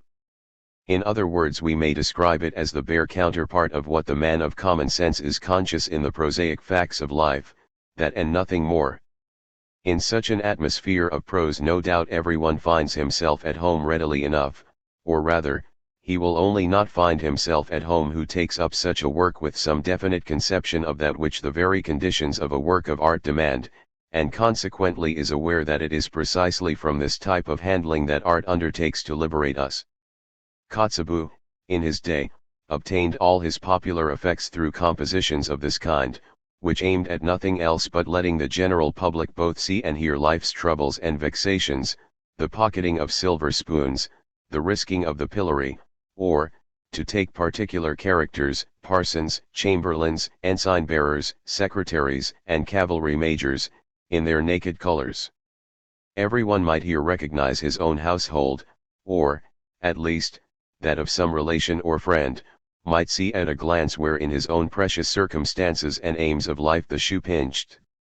An originality of this sort necessarily fails to stir any real sense or idea of that which is the vital content of a work of art, however much it may awaken interest for its productions in hearts that are wont to ask for so little and are so ready to put up with the commonplaces of so-called ethical reflections. We may conclude, then, that the artistic presentation of the facts of external reality under any one of these three types just examined is subjective in a one-sided way, that is to say, it wholly fails to present us with any adequate form of that objective world as it really exists. b. We next propose to examine a mode of presentation the reverse of the above, one which endeavors to restore us the characters and events of the past so far as may be with every local detail of their former environment no less than any and every ethical or other particular characteristic which formerly distinguished them. We Germans have particularly come to the front in this class of work. As a rule we are, in striking contrast to the French, the most painstaking recorders of all that is peculiar in nations other than our own, and consequently make fidelity to the characteristic usages, dress, weapons, and all such antiquarian detail appropriate to particular epochs and localities a first requisite of our art. Add to this we have the necessary patience to put ourselves to no end of trouble in the way of hard study in order that we may thoroughly enter into the modes of thought and perception which belong to foreign nations and centuries distant from our own, and make ourselves thoroughly conversant with all their peculiarities. This power of looking at facts from many and diverse points of view in order to both apprehend and comprehend the spirit of every kind of national existence makes us not merely tolerant in our art towards all that strikes us as exceptionally strange in foreign customs, but clamorous even to a painful degree in our insistence that we have before us accurate correspondence with objective truth down to the most insignificant detail. The French are, no doubt, full of resource and energetic, but, however highly educated and practical men they may be, such qualities do not increase, but rather diminish the patience which they possess for quiet and exhaustive study. Criticism is always of first importance with them. We Germans, on the contrary, are by nature inclined to accept any picture of real truth for what it is, and particularly this is so with foreign works of art. From whatever part of nature's storehouse such may come, whether it is plants or other creations of foreign growth, implements of any kind or form, dogs and cats, even absurdities, we accept them all genially, and the result of this is we are able to be on excellent terms with modes of thought the most removed from our own, sacrificial customs, legends of the saints and all the extraordinary follies that go with them, to say nothing of a host of other marvels equally surprising. And for the same reasons it only appears essentially rational that in attempting to represent characters in action we should make their conversation and pursuits conformable to their own substance, that is to say, in strict accord with the times when they lived and their own national characteristics, whether regarded individually or in association with each other. This fundamental idea that the objective truth of a work of art is established by virtue of the type of historical accuracy above described has obtained currency in comparatively recent times, mainly, that is to say, since the literary work of Friedrich von Schlegel. From that time the importance of a first principle in literary criticism has attached to it, and further than this, it is asserted that our purely personal interest should above all restrict itself to the enjoyment we may derive from historical accuracy of this kind and the life it thus reproduces. Once accept these hard and fast rules and the conclusion is obvious that we are allowed no additional interest of any superior quality which an inquiry into the essential significance of any artistic content may or may not provide for us any more than we are permitted to derive any interest more vital to ourselves from aspects of such a work directly associated with the culture and aims of our own times. It is much on these lines that we find also in Germany, where the enthusiasm of Herder in this direction started a closer attention on all sides to the Volkslied, a poetic inundation of national folk songs imitating native tones of every sort of nationality, whether it be the Iroquois, latter-day Greek, Lap, Turk, Tartar, Mongol, and many another, and, of course, it is assumed to be indicative of nothing less than first-rate genius 396 to possess the power of thus diving into the ways and ideas of other folk, and converting all we discover into poetry. At the same time it is clear that however completely your poet may work his way into and emotionally realize all this strange kind of world, it remains and must continue to remain for that public to whose enjoyment these songs are addressed as something very much aloof from it. The truth is that such a theory, if pressed to its abstract logical conclusion, limits its boundaries solely to the truth of history in its formal accuracy, and by doing so neglects all consideration of the nature of art's content and questions relative to its essential significance, just as it disregards every aspect of it in which the culture and resources of modern thought and contemporary life are asserted. But it is as impossible to detach ourselves from the truth implied in this theory as it is from equally important truths which it neglects. All equally claim satisfaction, and imperatively force upon us the necessity of finding a further solution in which the claims of historical truth may be reconciled with these rival aspects of truth in a very different way to that just examined. And this brings us to the third question we proposed as to the nature of that objectivity and subjectivity which can be fully sustained together as the reality to which a genuine work of art conforms. See, the point of essential importance which we should before all others wish to emphasize here is this, that no one of those various aspects of truth we have above indicated should be allowed a predominant significance such as would impair the relative force of the others, and, further, or rather notwithstanding this, historical accuracy pure and simple in external matters, such as local conditions, customs, usages, and social institutions generally, must receive in a work of art their due. place, if a subordinate one, it being only right that the interest of mere historical truth should give way before that of a vitally true and imperishable content for the present no less than the past. We cannot, perhaps, do better by way of explaining what we consider to be the true form of artistic representation than by setting up in contrast a few examples of some we take to be defective. Alpha, now, to start with, the presentation of the characteristic features of a given period may be entirely just, accurate, and impregnated with life, nay more, wholly intelligible to a modern audience, and notwithstanding fail to escape the ordinary atmosphere of prose, and present us with the real substance of poetry.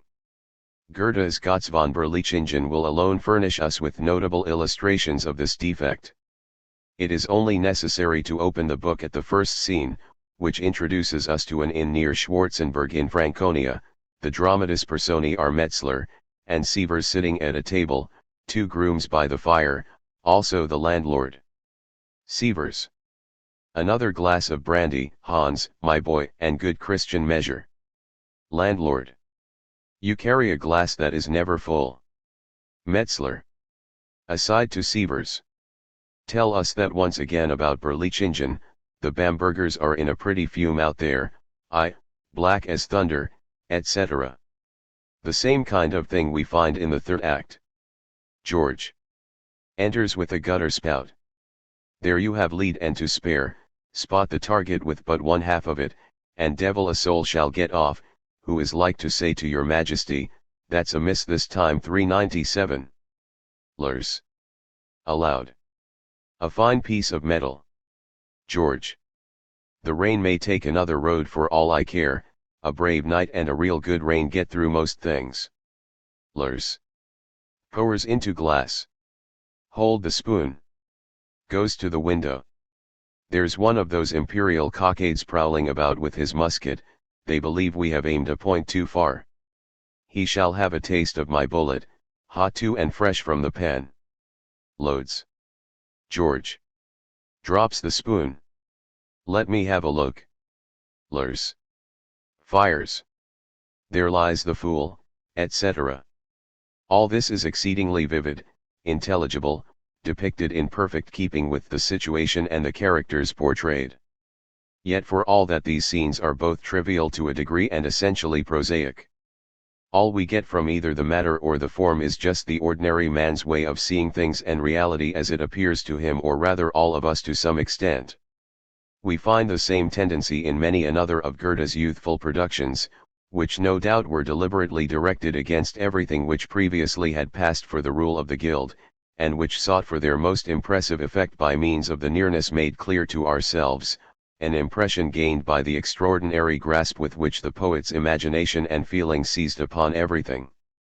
But the nearness was itself too near, and the vital content in part so petty, that such compositions ran constantly into mere triviality. We are most conscious of this kind of triviality in dramatic works when we see them on the stage. It is then that after being worked up to some excitement by all the concomitants of a theatrical performance, lights, well-dressed folk, and the rest of it, we expect to see something more than a couple of peasants and troopers and a glass of schnapps thrown in. 398. This phase has mainly found its admirers in readers, it never had a long run on the stage. Beta, if we now consider our subject from an opposite point of view, it may be admitted that we can sufficiently make ourselves acquainted with and assimilate the historical content of a former mythology and all that is most strange to ourselves in earlier conditions of state life and national custom to secure through such an intimacy with the general culture then prevailing a varied knowledge of the past. In fact, this acquaintance with the art, mythology, literature, cultus, and usages of antiquity is the starting point of our present system of education. Every schoolboy knows something about the gods and heroes of Greece and the prominent characters in ancient history. It is therefore quite possible, in so far as they really enter into the imaginative life of our own times, that we may find enjoyment in the imaginative representation of such characters and interests. It is further impossible to predict whether or no such an intimacy may not be eventually carried equally as far in the case of the Indian, Egyptian, and Scandinavian mythologies. We may further observe that in the religious conceptions of all these peoples the universal God is presented. The determinate form, however, of such conceptions, that is to say, the particular gods of Greece or India, are no longer true for us as so personified. We do not believe in their existence, and the pleasure we take in them is derived from their appeal to our imagination. For this reason they stand entirely apart from our deepest emotional life, and we can imagine nothing more empty and cold than such exclamations we hear only too often in opera, "O ye gods!" or "O Jupiter!" or even "O Isis and Osiris!"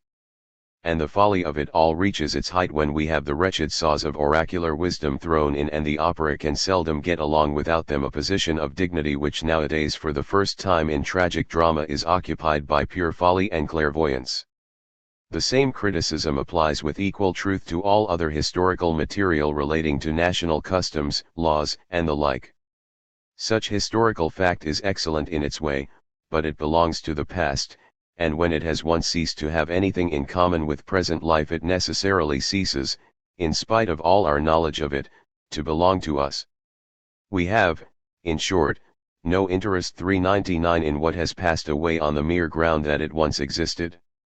What is historical can only truly be said to belong to us when it is the possession of the nation, to which we ourselves belong, or when we are able to regard the present as in a general way casually connected with the events in question, to whose continuous series the characters or actions represented are united by a bond of essential membership. For if we carefully consider the matter we shall find that the mere fact of being formerly bound together with the same external environment and people to which we ourselves belong is not sufficient, rather the very part of our nation must present features in still closer relation to the conditions, life, and existence of our own times. To take an example of what we mean, we find ourselves in the Nibelungenlied geographically on a soil that belongs to us still, but the Burgundians and King Etzel are so absolutely cut off from all that touches our present civilization and every interest which is now coincident with patriotism that, without borrowing anything from the learning of the subject, it is but simple truth to say we feel infinitely more at home in the poems of Homer 400.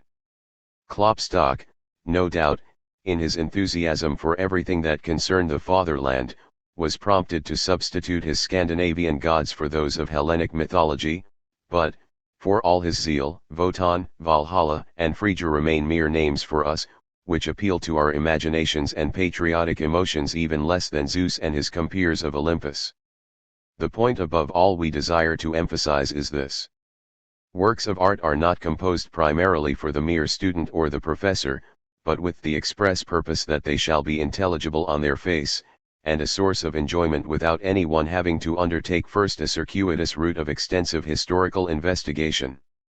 For art is not addressed to a small and select circle of the privileged few, but to the nation at large.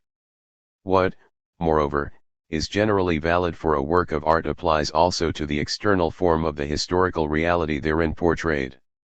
Such exposition also must express itself with clearness open to the common apprehension, requiring no considerable research to make it intelligible, must be clear to ourselves as representations of our century and our own people, so that we may be able to find ourselves entirely at home in it, and not have before us a world foreign to that we live in, if not actually unintelligible.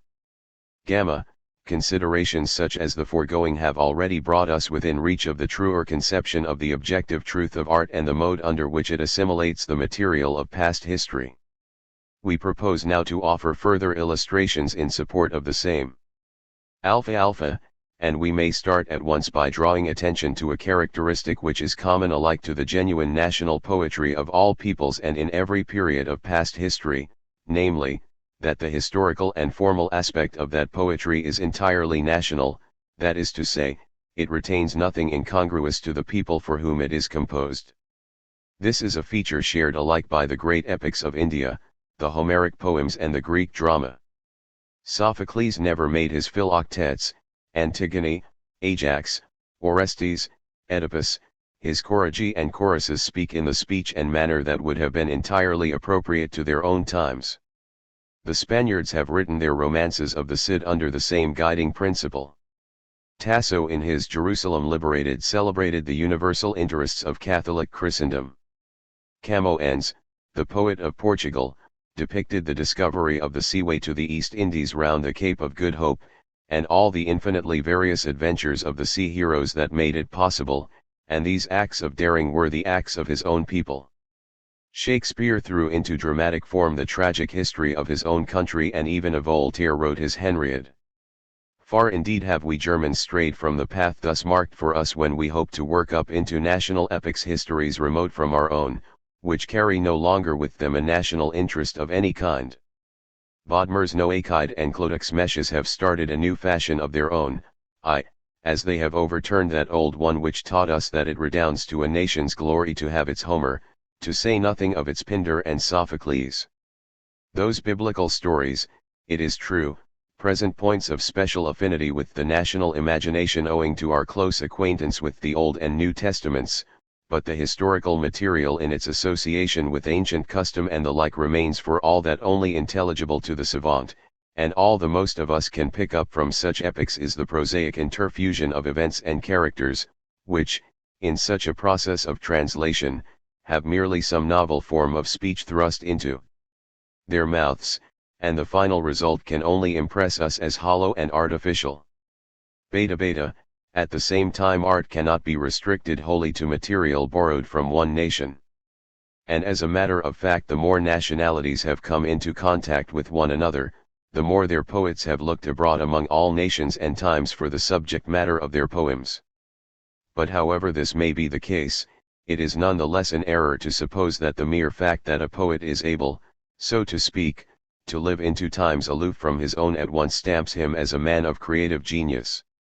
It is more to the point to recollect that this historical framework must, in the coordination of a poem, be retained only in strict subordination, and as a means of expressing that which permanently belongs to our humanity. Precisely in this way the Middle Ages long ago borrowed much from antiquity, but so absolutely suffused it with the content of its own epoch that, in this respect verging on the opposite extreme, we really get nothing from that antiquity but the bare names of Alexander, Aeneas, and the Emperor Octavius. First in importance, then, is this permanent condition of true art, immediate intelligibility. It will be found an invariable truth that all nations have emphasized precisely that in this life which was most agreeable to their artistic sense, their desire being always to find what was most intimate to themselves, their life and existence in their art.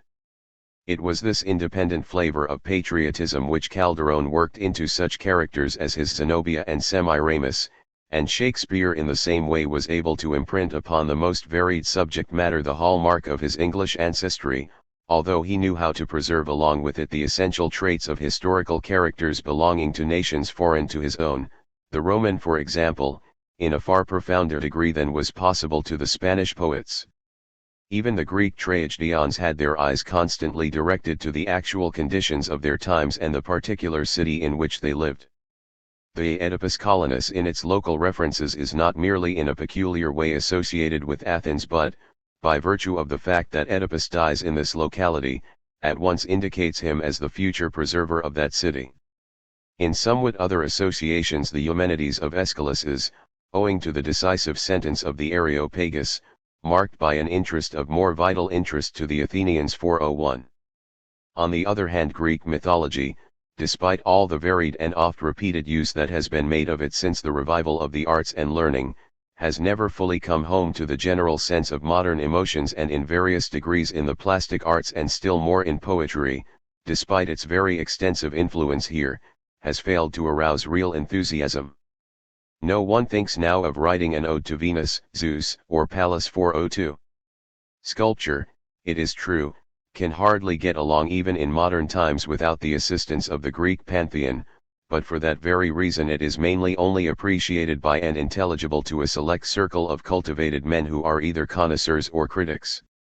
As one of these, Goethe spared no pains in his endeavor to arouse in contemporary artists an enthusiasm which should go so far as to imitate the pictures of Philostratus, but for the most part his pains were thrown away. Such examples of the work of antiquity, on account of the very flavor of past time and a life that has vanished, which clings to them, remain as strange to contemporary art as they do to the general public. As a contrary example of real success on the part of Goethe, we may instance the far profounder insight he has shown us during the later period of his poetic activity in fusing by means of his Westlicher Divan the color of the East with the poetry that really appeals to us today, giving to the Orient, in fact, its modern embodiment. In this process of assimilation he has clearly shown himself alive to the fact that he is a poet of the West and a German as well, and consequently, while preserving the fundamental keynote of the Oriental spirit in his delineation of characters and situations to which it was appropriate, was able at the same time fully to satisfy the claims of the modern spirit and those of his own personality.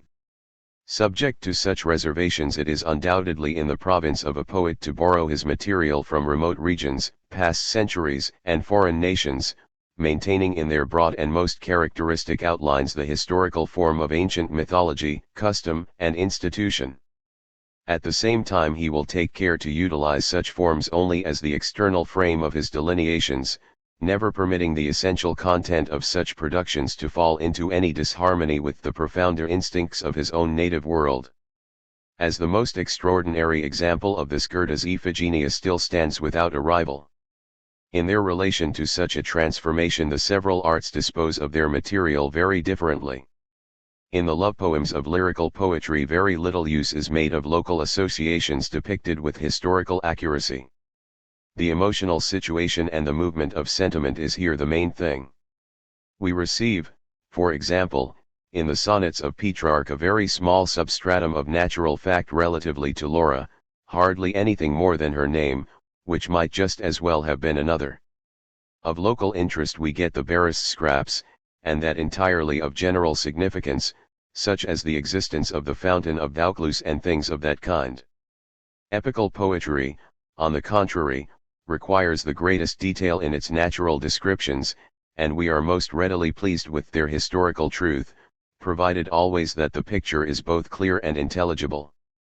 The use of the external truth of historical facts presents the greatest pitfalls to dramatic art, more particularly in reference to its theatrical presentation, where everything is directly addressed to an audience, or purports to strike upon sense with the vividness of life, so that we are willing to recognize and entrust ourselves therein with equal directness.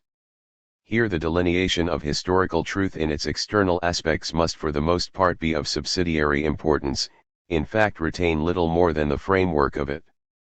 It must, in short, remain true to that natural relation we find in love poetry, in which at the same time that we are able completely to sympathize with the feelings expressed in every way another name is given to the beloved than that of the lady most loved by ourselves. 403. It does not here in the least signify whether or no our critics fail to discover absolute precision in the picture presented of the particular manners, culture, and emotional expression of the time. In Shakespeare's historical dramas we find a great deal that remains strange to us and of no considerable interest. We are contented enough on a mere reading, but in the theatre our enjoyment ceases. Critics and men of learning no doubt stick fast to their idea that such exquisite scraps of genuine history should be presented on the stage on their own merits and come down severely upon the wretched taste of the public, when it lets us see how bored it is over such things. Unfortunately, a work of art and the direct enjoyment we receive from it is in no sense particularly for critics or savants, but for this very public. Critics have really no reason to give themselves such airs. They are after all but units of this public, and the mere attention to historical detail can be of as little serious interest to them as any other members of it. For this reason the English nowadays in their theatrical performances only include such scenes from the Shakespearean drama which require nothing further to make them clear and intelligible, being happily free from the pedantry of our aesthetic professors who held that all that is most remote in historical incident from the apprehension of an average audience should be thrust before their eyes. It follows also from our view of the matter that when foreign dramas are reproduced on the stage the public is clearly entitled to have them considerably remodeled. 404. Even that which is excellent in itself may require some alteration. No doubt it will be contended that what is essentially first-rate art retains its excellence for all times, but a work of art has also an aspect of transitory worth, which yields to the years, and it is this of course which requires remodeling. As people change so too the sense of beauty alters, and it is important that the particular public, before whom any work is represented, should feel themselves quite at home in the whole of such a work, including that aspect which derives all its significance from external history. It is this conditional acceptance of historical truth which at once explains and justifies that which is generally known in art as anachronism, and which is usually attributed to artists as a serious defect. Primarily such examples of anachronism will be found to attach to matters of purely external interest. That a Falstaff should talk about pistols is no matter of consequence whatever. The case is more serious when we have a violin placed in the hands of Orpheus, for here the association of such prehistorical times with an instrument so essentially modern as the violin, one which everybody knows was not invented in those days, presents too glaring a violation of truth. For this reason it is now the fashion in theatrical circles to bestow incredible pains and care upon the historical accuracy of details in the matter of costume and the getting up of a piece, as, for example, the infinite trouble lavished upon the historical procession in the Maid of Orleans 405. Such efforts are in the majority of eases lost labor, for the simple reason that they only concern matters of relative interest or points that might be wholly passed over. The more important type of anachronisms has nothing whatever to do with stage costume and all that with which stage business is concerned, but consists in making characters express their emotions and ideas, venture upon soliloquies and actions in a form or of a substance which absolutely contradicts the conditions of their times and culture, their religious and general preconceptions. It is common to apply the conception of natural truth to such examples of anachronism, in other words, to say that it is unnatural for characters to speak or act otherwise than they would have spoken and acted in their own days. If we stick, however, too closely to the logic of this naturalism, we shall only land ourselves in further complications. 406. For an artist, in depicting the emotional life with all that results from it, and the fundamental passions that belong to it, being mainly interested in the affirmation of individuality, ought not merely to repeat that life under its ordinary daily dress, it is rather his business to show every true manifestation of pathos in the particular light which best reveals its real quality. The whole object of his attainment as an artist is not merely to understand what is of vital significance in the truth he faces, but to be able to give it the precise form which will best direct our own eyes and ears and heart to his own discovery. To attain this, it is obvious that he must keep in view the particular culture of his own time no less than all its various powers of expression. In the time of the Trojan War, the kind of speech in general use, and indeed the whole fabric of social life, was as far removed from the type of culture which is reflected on us from the pages of the Iliad as the mass of the nation and the preeminent worthies of the royal houses then reigning in Greece were separated from the fully developed form of ideas and expressions such as arouse our wonder when we read our Aeschylus, or behold the perfected beauty of the style of Sophocles. A violation of the so-called path of nature of this kind is in art an anachronism implied in her laws. The inward kernel of that which she reveals remains unaffected, but the more developed power at the artist's command, in revealing and disclosing this essential core of his subject, renders some change in the mode of its expression inevitable.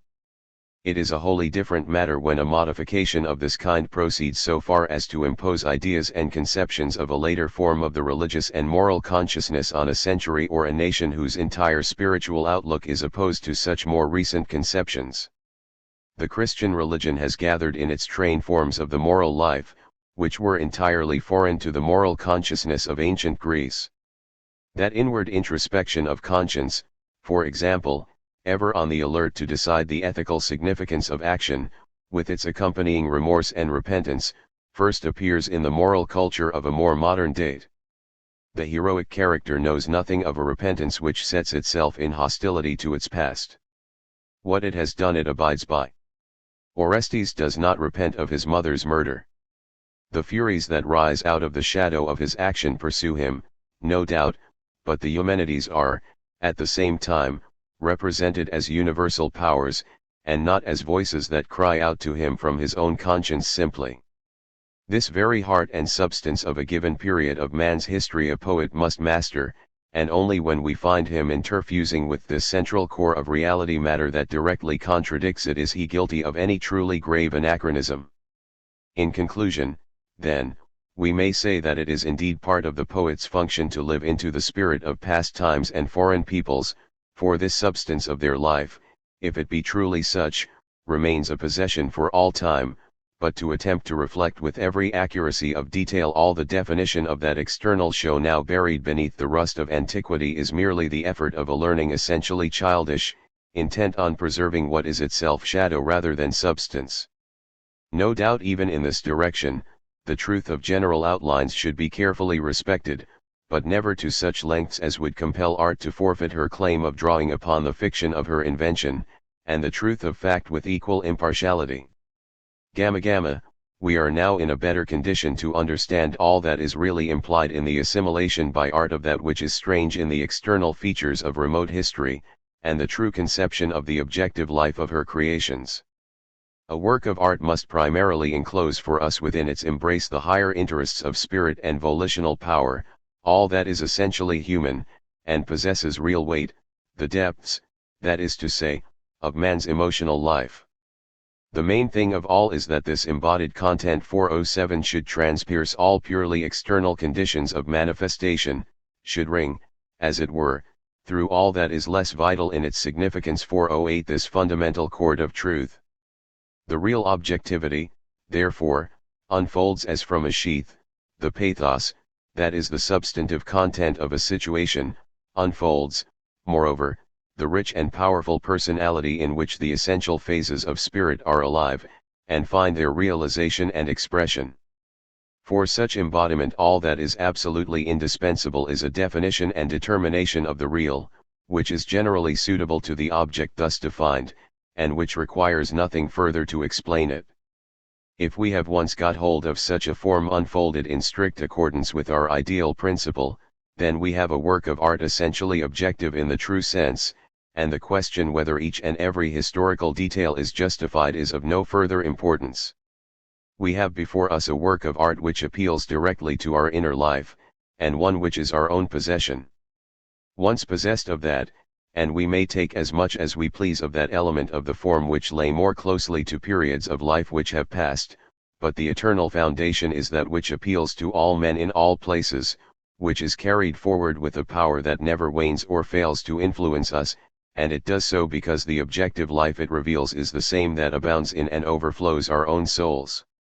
That which is merely historical in the appearance is, on the contrary, the element that vanishes, and, in dealing with works of art created in days remote from our own, we must do our best to resolve the discordance, and, indeed, must be fully prepared to blot out from our vision similar defects in works that spring from our own times.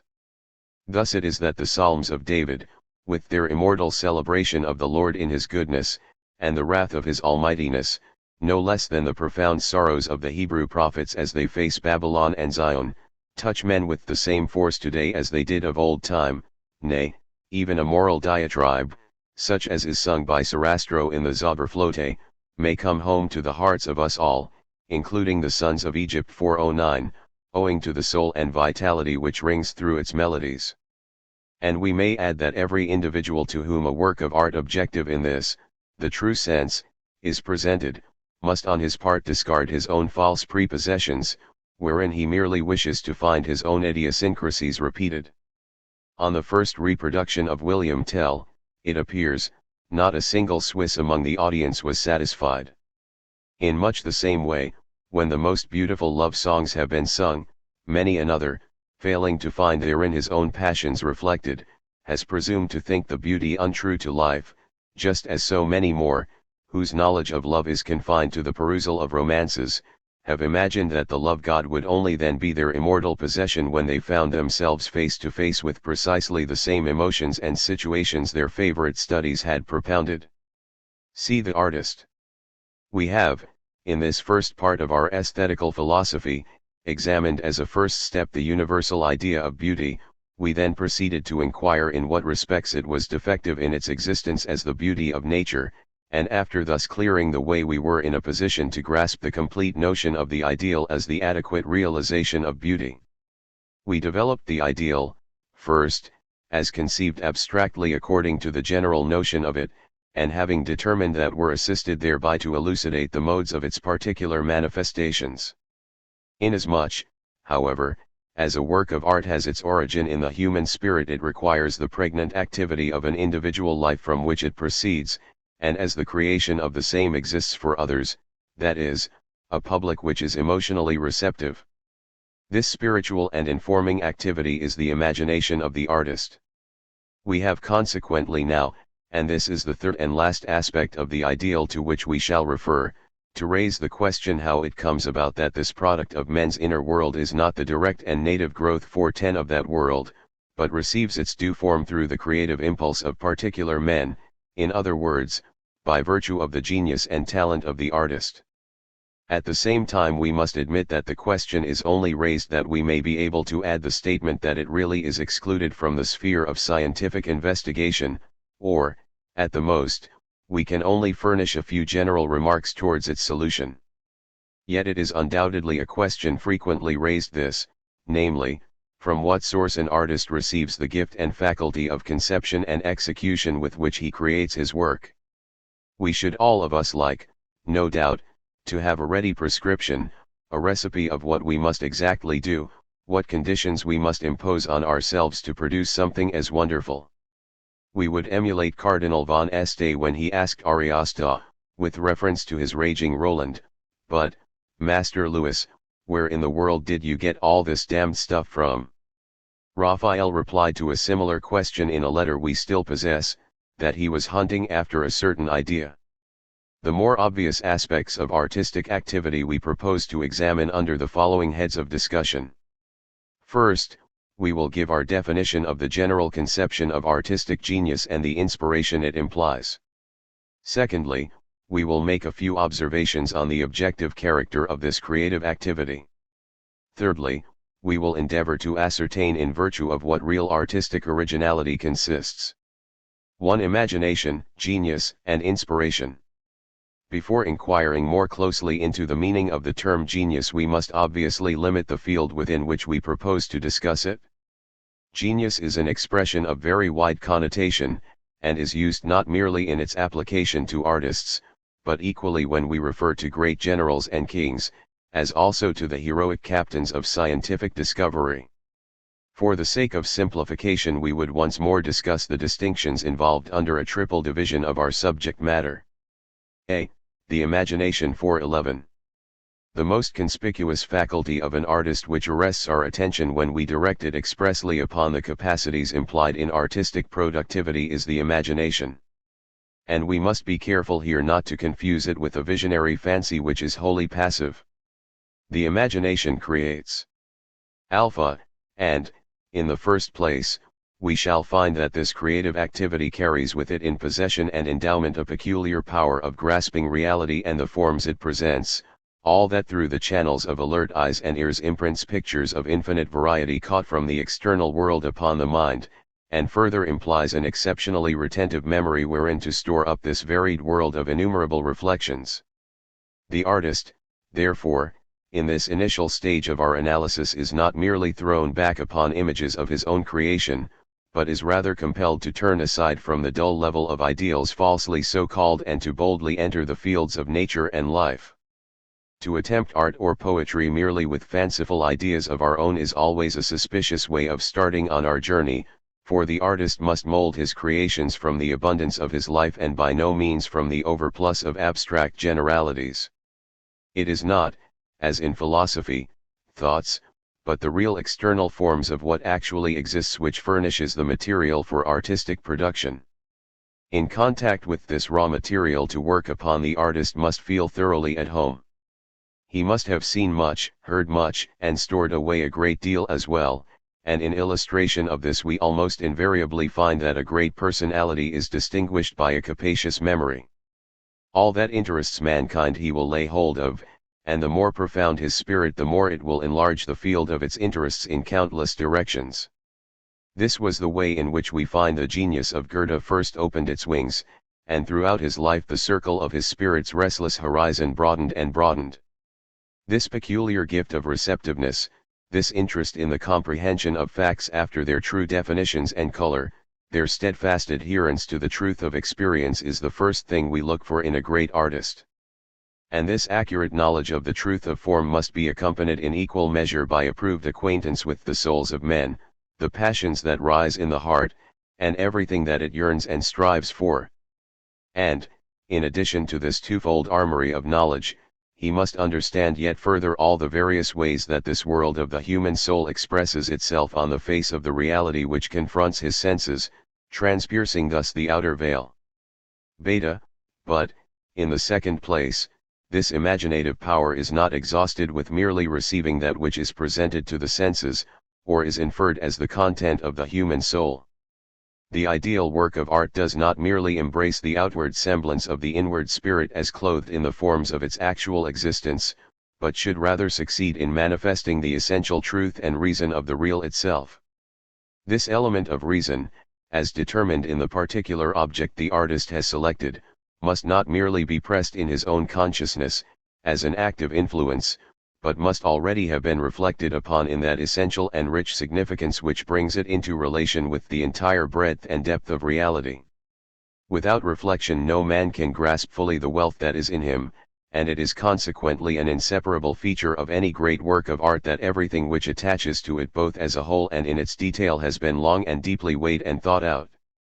No artistic work of real sterling value can be thrown off with any mere imaginative tour de force. 412 We do not, of course, suggest that the artist must therefore comprehend in the form of philosophical thought this essential core of reason in his experience, albeit such is the fundamental rock upon which religion no less than philosophy and art is based. Philosophy is by no means essential to his outfit, and, in fact, if he once begins to think about things as a philosopher, he busies himself with modes of thought which are diametrically opposed to that which should engage an artist's attention. For what the imagination undertakes to do and only to do is not to bring to consciousness this inner core of reason in the form of general propositions and conceptions, but to apprehend it clothed in the concrete form of actual existence and individuality. All that ferments within his life the artist must reproduce in the body and envisagement, whose connected picture and general outlines he has already assimilated from the world outside, making such so far subservient to his creative effort that they in their turn may participate in the truth of his own substance and enable him to crown it with complete expression. In this interfusion of an intelligible content with an embodiment received from actual existence the artist will avail himself of the ever-wakeful circumspection of his reflective faculties no less than the deep resources of emotional life which leave the stamp of vitality on his work. It is consequently but one more sample of critical aberration to imagine that poems such as the Homeric were introduced to our poet in his sleep. Without intelligent alertness, division, and distinctions of each part as related to the whole, an artist will be unable to assert his mastery over any form whatsoever that he may wish for. Only fools are of the opinion that the genuine artist does not in the least know what his hands and senses are about. Moreover, the concentration of the artist's emotional life on each aspect of his work is also as necessary to its success as the concentration of his mind. For it is mainly through the impression of emotion, which permeates and gives a vital color to the entire work, that the artist asserts his claim to the substance and embodiment of his creation as a part of his own spiritual substance, as something he, a given personality, may peculiarly call his own. For the external aspect of his work, the mere picture of it as we may say, tends rather to place us outside it and apart. It is the emotional energy it expresses which primarily unites it with affinity to our very souls. Only when thus understood shall we be able to realize the truth that an artist must not merely have much looked about him in the world and assimilated a rich knowledge both of its outward show and the very substance of its life, but, further, must himself have experienced many things and great things, things that have moved him to the quick and left their life roots in his own heart and spirit. He must, as we say, have gone through much and lived abundantly before he will find himself able to build from his stores in the concrete types of his art something approaching life's unsound repletion. And this will at once explain and justify the bluster and ferment of genius in its youth, as amply reflected in the lives of Goethe and Schiller. But only the age of maturity and gray hairs will bring us the perfect work of art in all its rounded ripeness. 413. b. Talent and genius. This productive activity of the imagination by means of which the artist gives, by a process of elaboration to that which is essentially rational in its nature, a real embodiment, a creation more his own than anything else. This is what is usually summarized as genius and talent. Alpha, we have already drawn attention to those characteristics which are most obviously referable to genius. Genius is the general capacity of creating a genuine example of fine art, no less than the energy implied in the execution and elaboration of the same. Moreover, this capability and the power which goes with it is essentially the property of a human soul, that is to say, self-conscious individuality alone is able to create, in the sense that a spiritual creation of this quality is just what it sets before itself to produce. Critics, intent on closer definition, are wont to distinguish sharply between genius and talent. And, in fact, they are not absolutely the same things, although it is necessary to find them united in the artist who would give us artistic work of the highest class. To be more exact, art, in so far as it generally becomes a particular art, and is exemplified for us in the real and definite appearance of its products, requires various accomplishments appropriate to the peculiar modes of its realization. Such forms of executive versatility we may call with propriety talent, as we may say that anyone possesses a talent for perfect playing on the violin, or anyone else for singing. But a mere talent for this or that can only effect for us anything really good in the, so to speak, insulated nooks and corners of art. 414, it moreover itself requires for its true perfection something of more universal art capacity, as also that soul animation, something more which is essentially the hallmark of genius. Talent, in short, without the vital spark of genius, never gets much beyond a purely mechanical facility. Beta, it is also an opinion very commonly held that superior talent and genius are inborn. Here again we must distinguish, for if there is a sense in which this is true, from another point of view it is equally mistaken. No doubt every man, by virtue of his humanity, receives at his birth the potential gifts of religion, thought, and science. In other words, he would not strictly be a man if he did not already possess a capacity to grasp the idea of a supreme being, and generally to become the subject of a thinking consciousness. All that he requires to gain these things, in addition to the fact of his human birth, are education, culture, and perseverance. With art, however, the matter stands differently.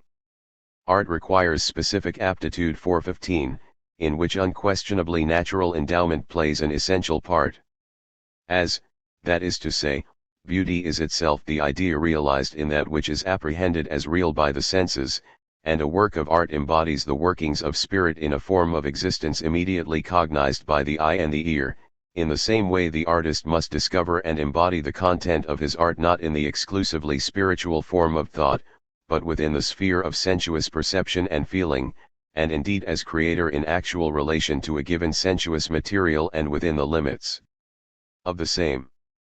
This artistic creativeness consequently encloses within itself, as art does throughout, the aspect of immediacy envisaged with the directness of nature's own creations, and it is this appearance, which the individual is unable to evolve from himself, but has to find it, if he finds it at all, as immediately presented to him. Herein lies the significance of the statement, and herein alone, that genius and talent are innate. In much the same way the several arts adapt themselves as by a kind of natural affinity to particular nations. Song and melody are, we may almost say, the birth gift of an Italian. With our northern peoples, on the contrary, music. 416 and the opera, though seriously cultivated and with great success, are as far from being a real home growth as the orange trees. The Greeks are conspicuous for the native and elaborate beauty of their epic poetry, and most of all for the unique perfection of their sculpture. The Romans never possessed an art that was in any strict sense exclusively their own. All that grew into blossom on their soil was transplanted from the gardens of Greece. The art whose growth has the widest natural range is that of poetry, and the reason of this is that in it we require least to draw upon a sensuous vehicle for its expressed presentment. Within the province of poetry the folk song is most of all native to a people and inseparably yoked with their natural conditions. For this very reason the folk song breaks into blossom even in times of the rudest culture and for the most part retains the unconscious simplicity of nature herself. Of this Goethe himself is an example. Though he produced works in every type of poetical expression, his first songs still go deepest and carry least dust from the study. In them, too, there is least the flavor of culture. The latter-day Greek is still a living witness to a people whose native gift it is both to write poetry and sing. Friel has published a collection of modern Greek songs, taken for the most part just as women, nurses, and schoolgirls were heard singing them, who could not for the world understand what he found so wonderful in them. And this is a good illustration of the way that we find art and its specific appearance associate itself with a particular national type. In the same way the art of improvisation is more than anywhere else the native growth of Italy and exemplified there with quite extraordinary talent. An Italian will even today improvise for you a 5-act drama, and not a word of it is committed to memory, all grows up out of his experience of human passions and situations and the deeply excited inspiration of the moment. As an example we mention the fact that a certain poor improviser, after rhapsodizing in this way for a considerable time, and then finally trudging off on his round to collect his pence from the bystanders in a battered hat, was still in such a fume of poetic frenzy that he could not bring his declamations to a stop, waved about in fact so lustily with his arms and hands that in the end all the money he had begged was shaken to the winds. Gamma, it is, thirdly 417, a characteristic of genius that it should possess, and indeed it is a part of this natural endowment 418, facility in creating that which it is impelled to create, and in adapting itself to the technical requirements of all the subsidiary aspects of artistic work. We talk, for instance, of the fetters with which the verse, measure, and rhyme shackle a poet, or, when referring to a painter, of the endless difficulties that draftsmanship, knowledge of tints, chiaroscuro, and the rest fling in the way of invention and execution. Unquestionably a long course of study is a necessary condition of success in all the arts, a perseverance that never tires, a facility that is continually assisted by repetition. The greater the native strength, however, of the genius or superior gift, and the richer its resources, the less it will feel the weight of its effort in securing all the necessary accomplishments involved in creative excellence. 419. A really first-rate artist has the lust of work born in him and an imperative impulse akin to any other natural want to give artistic form to his emotional and imaginative life that is in him. His emotional life and his ideas irresistibly run into this artistic mold. He finds as it were the instrument already within him made to the hand, so fitted to express his soul life that all the pains it takes him to learn it are as nothing. A musician can thus unfold to us in his melodies the depths of all that stirs and moves his soul, and only by this means. What he feels is at once wafted into melody, just as the life of a painter is impressed upon form and color, or that of a poet is transmuted into the creations of his imagination, that poetry which clothes his ideas in the beauty and music of the written word. And this gift of vital form the artist does not merely possess as an imaginative power, a fantasy, an emotional impulse that leaves not a rack behind, but as a direct stimulus of feeling to active enterprise, as a gift, that is, of real executive accomplishment. Both of these aspects are united in the real artist. What springs to life in his imagination is immediately alert upon his mobile fingers, precisely as the sudden thought of our mind breaks into word from the tips, or as our most intimate thoughts, ideas, and emotions are reflected on the outward man and his demeanor. Genius of the real stamp, whenever and wherever found, is easily quit of the difficulties presented by the technical workshop, and indeed has found the most beggarly and apparently impracticable material to accept and embody as it pleased the inward shapes of imagination. No doubt the endowment which the artist finds as a direct gift to himself must be kept alive and alert by indefatigable recourse to it, but he must also possess naturally a practical power of immediate execution. Without this all the facility he may have acquired in imaginative conception will never produce an essentially creative work of art. The very notion of art demands of us that both things should go together hand in hand, the productive energy of the soul and its technical realization in the forms of art. C. Inspiration. The activity of the imagination, then, and the power of technical execution, taking both together as the inseparable antecedents of a real artist, are commonly understood as inspiration. Point 420. Alpha, the first question that presents itself to us for solution with regard to it is under what conditions it arises, as to which many different views have been held. Alpha, there is, for instance, the strange notion, to some extent arising from the general truth of the peculiar intimacy with which genius attaches itself to the worlds of conscious life and nature, that inspiration can be conjured up through mere excitation of the senses. But making our blood dance will not carry us far. We are still a long way off from the muses, despite the champagne bottle. Such, at least, was the experience of Marmontel, for he tells us that he tried it in a wine cellar with 6,000 bottles of champagne to choose from, but not a breath of the muses passed over him. 421. Your genius may be as great as he lists, and for all that stretch himself many a time morning and evening on the green grass, while the fresh breeze floats over him, and stare up into the sky, and not a whisper shall the inspired muses breathe in his ear. Beta, just as little is it likely that we shall make the charmed gates of inspiration spring open by merely presenting ourselves before them with a desire to enter. Whoever fondly imagines that he is in the right mood to compose a poem, or paint a picture, or run off a first-rate melody without already possessing the stuff in him to quicken that spark into vital form, and has first to hunt about for something to say, despite all his talent, will find himself no better off for his best intuitions, quite unable, at any rate, to conceive any complete thing of beauty, or perfect a really sterling work of art. Neither the mere tickling of our senses nor any act of will or determination can father on us true inspiration. To attempt such things simply proves that both the emotional life and the imagination have as yet no real object of artistic interest.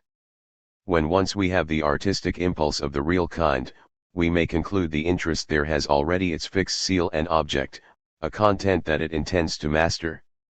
Gamma, true inspiration consequently is fixed in the presence of a specific content, which the imagination takes up in order to give artistic expression to it. It is, in fact, the object of this active process of giving form both as inwardly made visible to the mind, and as outwardly reproduced in the execution of a work of art. Inspiration is equally necessary for both these aspects of artistic activity. The question once more presents itself to us, in what way such a material will come to an artist, in order to bring about this inspiration. We find many various opinions expressed on this head. On the one hand, it is frequently required of an artist that the material of his work should be drawn up from the world within him. No doubt this may be so when the poet sings as a bird from the bough. His own cheerfulness of spirit is then the incentive which enables him to represent a particular mood of his own as the content of his production, and by this very expression of it he gives vent to his enjoyment of the same. A song of this kind, straight from the heart. 422, is indeed a rich reward. But quite as often, however, the greatest works of art are created from the suggestion of objects wholly external to himself. The odes of Pindar were frequently the result of direct commissions, and, in the same way, the object and subject has times without number been given to artists both for buildings and pictures, and they have been able to arouse in themselves an enthusiasm for such. Indeed, it is only too frequently the express complaint of artists that they have not the subject matter on which to work. Such a reference to things outside, and its stimulus to artistic production, presents just that relation of the artist to nature and her immediacy which is essential to the notion of superior executive gifts. 423, and is at the same time a condition to the appearance of genuine inspiration. If we consider the artist from this point of view, we shall find that it is here that this natural endowment relates itself immediately to a material already found for him, and through the incentive thereby offered him, through the inspiration of actual fact, or as, for example, was the case with Shakespeare, through that which was presented by old tales, ballads, romances, and chronicles, proceeds to embody such material in artistic form, and thereby generally to express his own personality. The impulse to production can therefore be given by something entirely outside the artist's life, and the only condition essential to a successful result is that the interest, which fixes the artist's attention, should be of real artistic significance, and that he is able to reproduce the same in all its vitality. Such conditions virtually imply the presence of rare inspiration. And an artist who is really alive and awake himself, by reason of this very vitality of his own powers, discovers endless opportunities for actively asserting the same, and feeling inspired while doing so, opportunities which pass over other people without similarly affecting them. Beta, if we ask further, viz., of what precisely this artistic inspiration consists, we may perhaps best describe it by saying that it is the capacity of being entirely absorbed in a given subject, a capacity not merely wholly to realize it, but incapable of resting until the same is completely minted anew, and rounded off in its artistic form. Gamma, moreover, when an artist has thus entirely appropriated his subject, it is but saying the same thing the other way to affirm that he must know how to forget his own individual idiosyncrasies, and all that accidentally attaches to them. He must, in short, on his part lose himself in the matter on hand. He must make his artistic personality the pure form under which the content he has assimilated is clothed and embodied. An inspiration in which the particular individual receives too emphatic a predominance and assertion, rather than being the vitally active instrument which displays the ideal significance of the material worked upon, is an inferior type of inspiration. This truth opens the way to a fuller consideration of what is generally understood as the objective character of artistic production. To the objective character of the representation. A. In the ordinary sense of the word we understand objectivity to mean that the content in any work of art necessarily receives the form of the reality already given, and in its artistic embodiment we have the same clearly repeated. In this sense, that we desire to see objective truth reproduced for us, we are entitled to call Kotzebue an objective poet. In his work we undoubtedly find ordinary reality simply as it is again. The object of art is, however, more precisely stated, to strip away not merely the appearance, but the actual content of all that meets us every day, and by means of the spiritual activity of the artist most personal to himself, to work out that which is essentially rational in that content in its really adequate external form. Indeed, if we look at yet better examples of art than Kotzebue's, such as those we have already glanced at in the youthful productions of Goethe, we shall find that this realistic type of objectivity can be made essentially living in its expression, and by virtue of this quality prove highly attractive to ourselves, and yet, on account of the fact that the artistic form remains defective, fail to arrive at the real beauty of art. Purely external objectivity, therefore, which still lacks the abiding and substantial significance, is not that for which an artist should strive. B. A second type of objective realization presents itself to us in the case where we find the external is not the artistic aim, but the artist has seized hold of his subject with all the depth and strength of his emotional life. This inward aspect of his work remains, however, so entirely enclosed within itself and concentrated that it fails to assert itself with a clearness thoroughly possessed, or to unfold itself in its full truth. The eloquence of pathos simply restricts itself by means of illustrations external to it, without possessing either the power or the culture to be able to present the fullness of that content in an explicit form. Folk songs preeminently belong to such a mode of artistic production. Extremely simple as they are in their form, they suggest an emotional life which lies at their root of still wider range and depth, but which they are unable clearly to express. Their art, in fact, is itself not sufficiently elaborate or complete enough to carry into the light of day with transparent reflection all that it would unfold, and is forced to rest satisfied with suggesting to our sympathies the same by means of an external symbolism. The heart remains thrown back and concentrated upon itself, and in order to make its life intelligible to others, casts but a fainter reflection of its world upon entirely finite and external circumstances and phenomena, which, no doubt, are thus eloquent in a degree, albeit we receive from them only a far-off echo of the emotions and life they would bring home to us. Goethe has himself written many quite exquisite songs of this kind. The Shepherd's Lament is one of the most beautiful. In this refrain a heart that is broken with pain and yearning still remains silent and reserved beneath the purely external traits which would fain relieve it, and, despite of this, we hear, as through an undertone, all the concentrated depth of emotion it fails to express. In the Earl King, and many other of his songs, we hear the same tone. This tone, however, we may also meet in degenerate form right down to the most feudal barbarism, unable to grasp either the essential character of the facts or the situation, merely clinging to their most finite aspects in all their crudeness and absence of artistic taste. An example we may give from the drummer comrade of the boy Wunderhorn, 424 such inanities as O thou dwelling house of man, O gallows, or adjutant sir corporal, expressions which are supposed to move us deeply. When on the contrary Goethe sings, Der Strauss, den ich gepflückt. Grust ich viel tausendmal. Ich have mich aufgebücket. Und in aus Herz gedrucket. ACH, wie viel tausendmal 425. Strong emotion is suggested in a very different way, which brings before our mind nothing trivial or contrary to the main idea. What however is, as a rule, defective in this particular type of poetical realization is the expression of emotion in all its true intensity. This, in the rarest art, should not be suffered to remain a depth shut away, which merely reflects a distant echo through the external objects presented. It should either break forth in its full character, or be seen through the vehicle with complete transparency.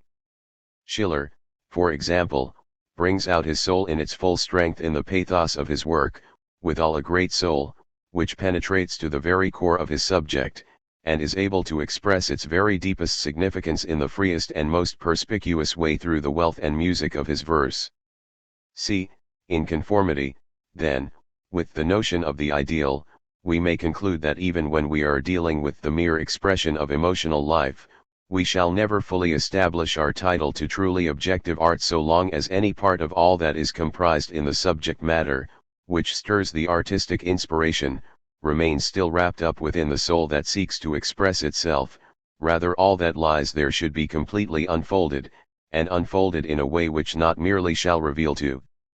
us the essential soul and substance of the content selected, but shall embody it in some completely homogeneous type of individual art, through which, as through a transparency, both soul and substance shall radiate.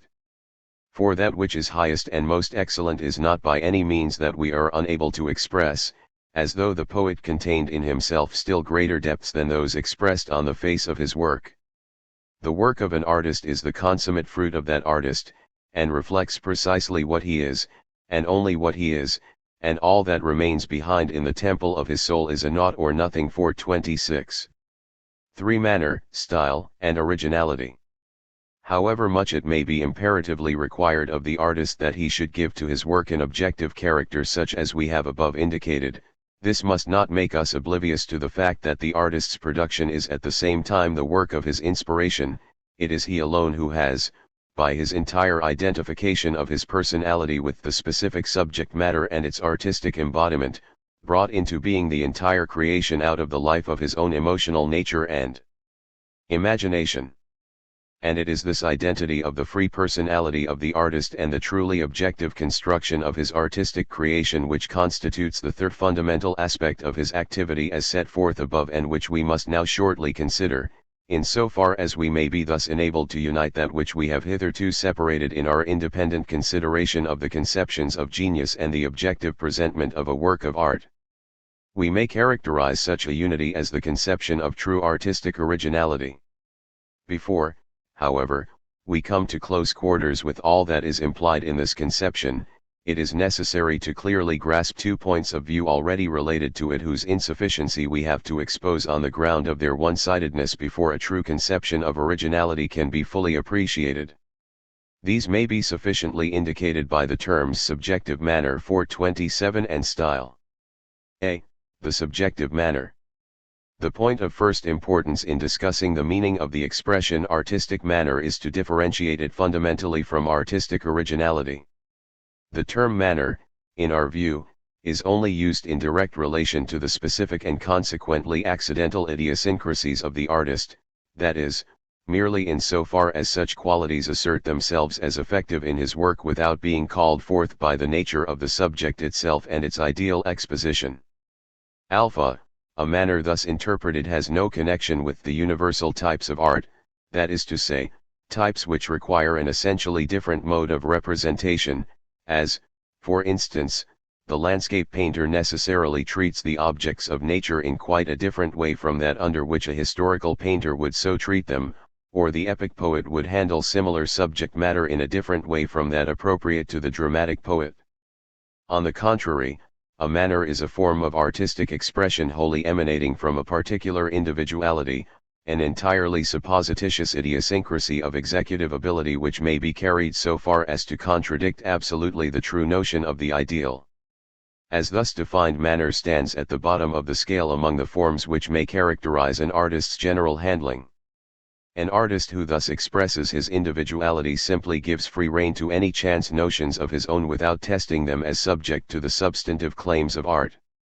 But it is a fundamental principle of art that it should abolish precisely all that is merely accidental to its content no less than to its artistic or rather external mode of presentment. And this is only to say that it requires of the artist that he should efface from his work all traces of purely personal tastes and idiosyncrasies he shares with no one else. 428. Beta, and for these reasons we would point out that a manner of this kind is not so much to be contrasted directly with the true exposition of art as to be considered in relation to the purely external aspects of art where the individuality of the particular mode of treatment comes into play.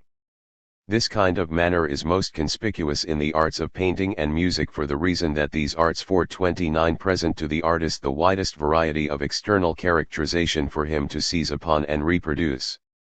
What we find here is a certain artificial manner of general execution entirely peculiar to some particular artist and the school of imitators or pupils who follow him, which through constant repetition degenerates into mere habit. Alpha, and its tendency is to develop on one of two ways in which we may regard the artistic work. First, there is the aspect of its composition. To take painting, for example, we have all the variety of ways under which the prevailing atmospheric tone, the arrangement of foliage, the contrast of light and shade, in short the entire scheme of color may be treated.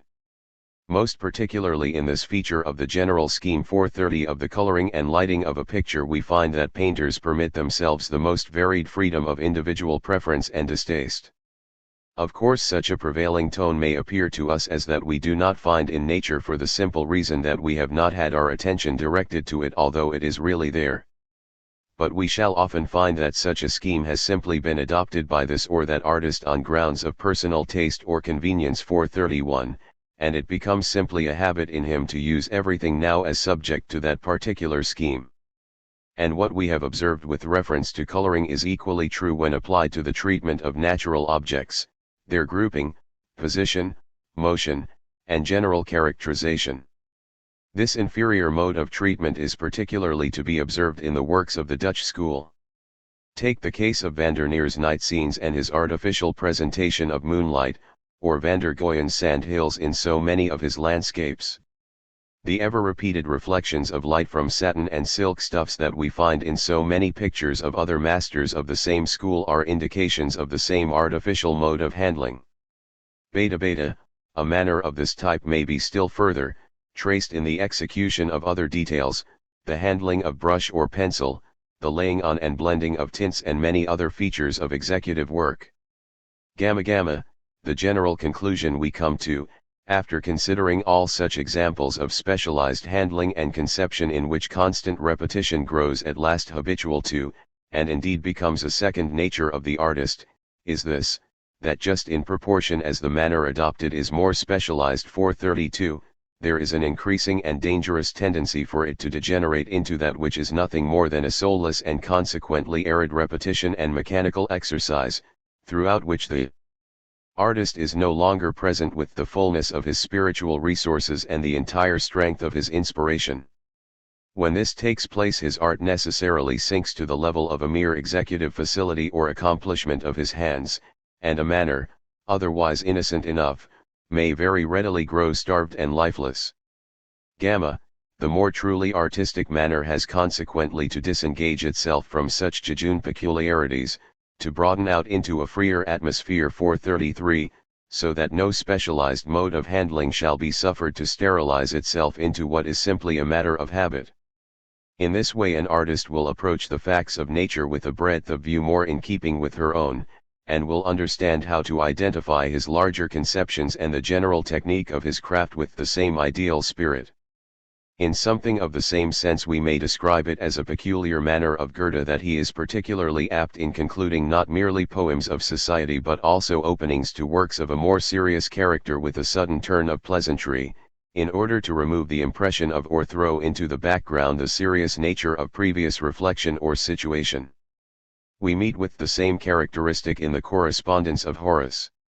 It is, in fact, an application of the art of conversation and general sociability, which, in order to avoid following up any matter more deeply, comes to a stop, breaks off and cleverly diverts the serious into more cheerful channels. Such a mode of the literary art is undoubtedly part of the manner of the artist and his individual style, but the individuality thus exemplified is based upon a broader principle, and is asserted in a way wholly justified by the artistic purpose of the work in hand. And this particular type of an artistic manner will enable us to pass readily to the consideration of style generally. B. Style. Le style c'est le homme même is a famous phrase of the French. Style is here generally understood as the unique characterization of personality, the particular mode of expression, however it may be applied, which wholly reveals to us its substance. Herr von Rumohr, on the other hand, Italian Investigations, p. 87, endeavors to interpret the expression as a mode habitual through its constant repetition of bringing together the most vital characteristics of the subject matter artistically treated, by virtue of which the sculptor informs his figures with reality, and the painter gives to his the appearance of life. He further adds important observations upon the appropriate form of representation which, in the case of an art such as sculpture, the specific sensuous material either permits or proscribes. It is, however, not necessary to attach the expression style solely to this aspect of sensuous material. We may unquestionably extend it to all those determinations and rules of artistic production which apply naturally to any particular type of art, and in virtue of which an object is reproduced in the medium of any one of them. We consequently distinguish in the art of music the style of church music from that of opera, and in that of painting, the historical style from the style of genre painting. Style is therefore a mode of artistic presentation, which not merely follows closely the fundamental conditions of its material, but asserts itself as adequate to all that any particular type of art demands for its composition and execution and in strict conformity with the laws which apply to the subject matter on hand. Defect of style will then, in this extension of the meaning, either imply an inability to present a composition in accordance with such necessary conditions, or will amount to a personal caprice which rather gives free rein to its own particular predilections than accepts the conditions of composition which are really proposed to it, in other words adopts an inferior manner of its own. Consequently it is inadmissible, as Herr von Rumohr has already pointed out, to apply principles peculiar to one type of art to another, as Mengs has done in his famous museum in the Villa Albani, where both in the general conception and execution of his Apollo he adopts the modes of coloring applicable only to sculpture. A defect of the same kind may be traced in many of the pictures of Dürer, where we see that even in painting, especially in the folding of his drapery, he adopts the style of woodcut in which he is so consummate a master. C. Originality. The final result, then, of our inquiry on this head is that true originality does not consist in merely conforming to the paramount conditions of style, but in a kind of inspired state 434 personal to the artist which, instead of committing itself wholly to a mere external manner of composition, seizes hold of a particular subject matter that is essentially rational, and by virtue of its own resources and quality, reclothes the same as from within the artist himself and not merely in a way conformable to the essential notion of the art adopted, but also in a form adequate to the universal notion of the ideal. Alpha, true originality is consequently identical with true objectivity, and combines that which is due to the personality of the artist and the actual subject matter of his work in such a way that both aspects of his artistic product are held together in complete accord. Looked at in one way, such a work appears to reveal to us the very essence of the artist's personality, while regarded from another we only find there the essence of the subject matter artistically treated, so that this very uniqueness of expression appears to arise from the unique characteristics of the material to which it is applied, and we may say with equal truth either that the expressed form is due to those characteristics, or that this unique impression we obtain from them proceeds from the creative unity of the artist. Beta, true originality must be entirely kept distinct from individual caprice and every kind of personal expression that is due to fortuitous causes. A common idea of originality is simply the stringing together of so many curiosities, things which this particular individual and no other could perpetuate or even faintly imagine. That is, however, merely idiosyncrasy gone mad. No people on earth are more original in this meaning of the term than Englishmen, a country where every one prides himself on committing some folly or other, which no man in his senses is likely to repeat, and then fondly imagines his performance to be original. We may in this connection briefly refer to what has been so extolled, and never more than in our own days as the originality of wit and humor. An artist of this type of humor starts off from a point of view or an experience wholly personal to himself, and constantly recurs to the same so that the real object of his artistic production is merely treated as the peg on which he may hang, or the field in which he may give full play to whatever wittiness, jest, quirks, and sallies his mood may chance to light upon. In this way the real object of his art and that which should render it vital in himself fall entirely apart, and we have a capricious mode of artistic production, in which the idiosyncrasy of the artist is made to appear as of first importance. A humor of this kind is often replete with intellectual brilliance and deep feeling, and in its general result is very apt to impose on us, yet for all that it is not generally such a difficult matter as is commonly believed.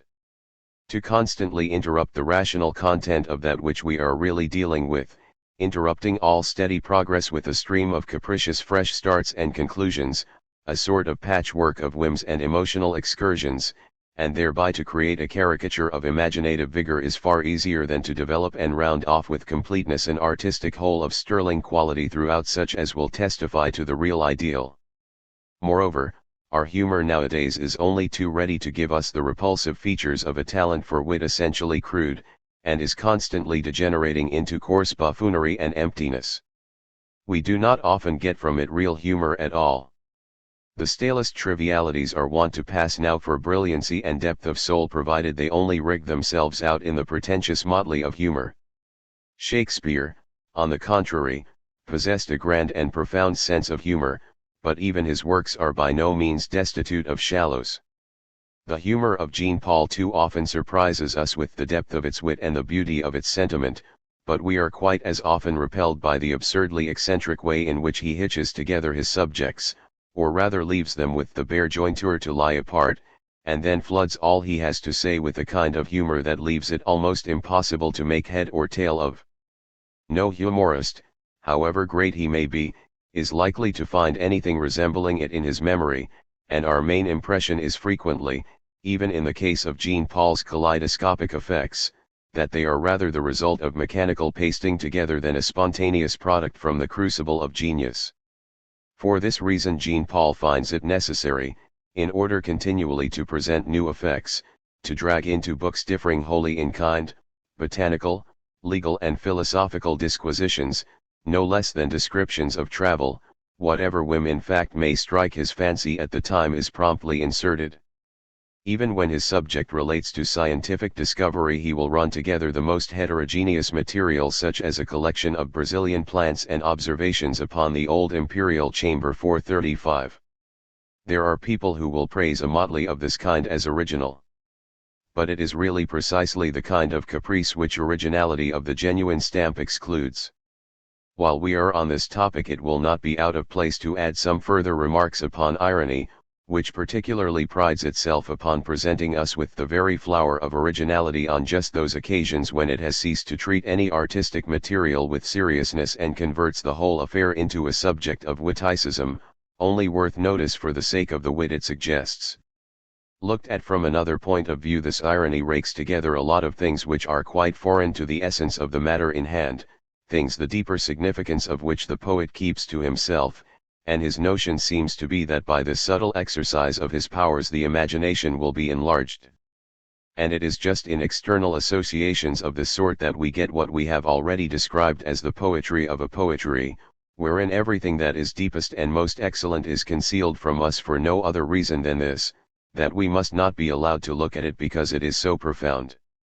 And we really find in Friedrich von Schlegel's poetry, more particularly when he became vain over his title to the rank of poet, that which clearly is set forth as the aroma of all is just that which is never expressed. No wonder this poetry of poetry turns out to be the flattest prose. Gamma, a genuine work of art must consequently be held intact from all originality of this perverse type. True originality will be asserted throughout by this and this alone, that the work has the appearance of being the unique creation of one individual mind, which does not go about picking up scraps from around it and then make thereof a patchwork, but permits the material of that work, in complete accordance with the unity most congenial to its own substance, to bind itself together in a whole all parts of which are strictly related, as truly stamped with one mint as the founder's cast. When we find scenes and motives introduced upon grounds that are foreign to the real artistic purpose, that is to say, which do not directly grow out of the true subject, we must inevitably lose that subtle and necessary connection of all the parts which create this unity, and what we thus interpolate will unavoidably impress us as something fortuitously attached by personal caprice. Much in this way it has been the fashion to give exceptional praise to the Götz von Berlichingen of Goethe on the grounds of its great originality. No doubt it is true enough, as we have above remarked, that in this drama Goethe has with much intrepidity given the lie direct to and turned his back upon all that had been taken as the established principles of the aesthetic science of his age. The execution of this work, however, does not bear the stamp of genuine originality. One finds, on the contrary, in this youthful production indications of the poverty of the material upon which it is founded, so that many traits and entire scenes appear to have been raked together and united by connections foreign to the subject from material of an interest contemporary with that of the artist's life instead of being the genuine elaboration of the fundamental subject matter.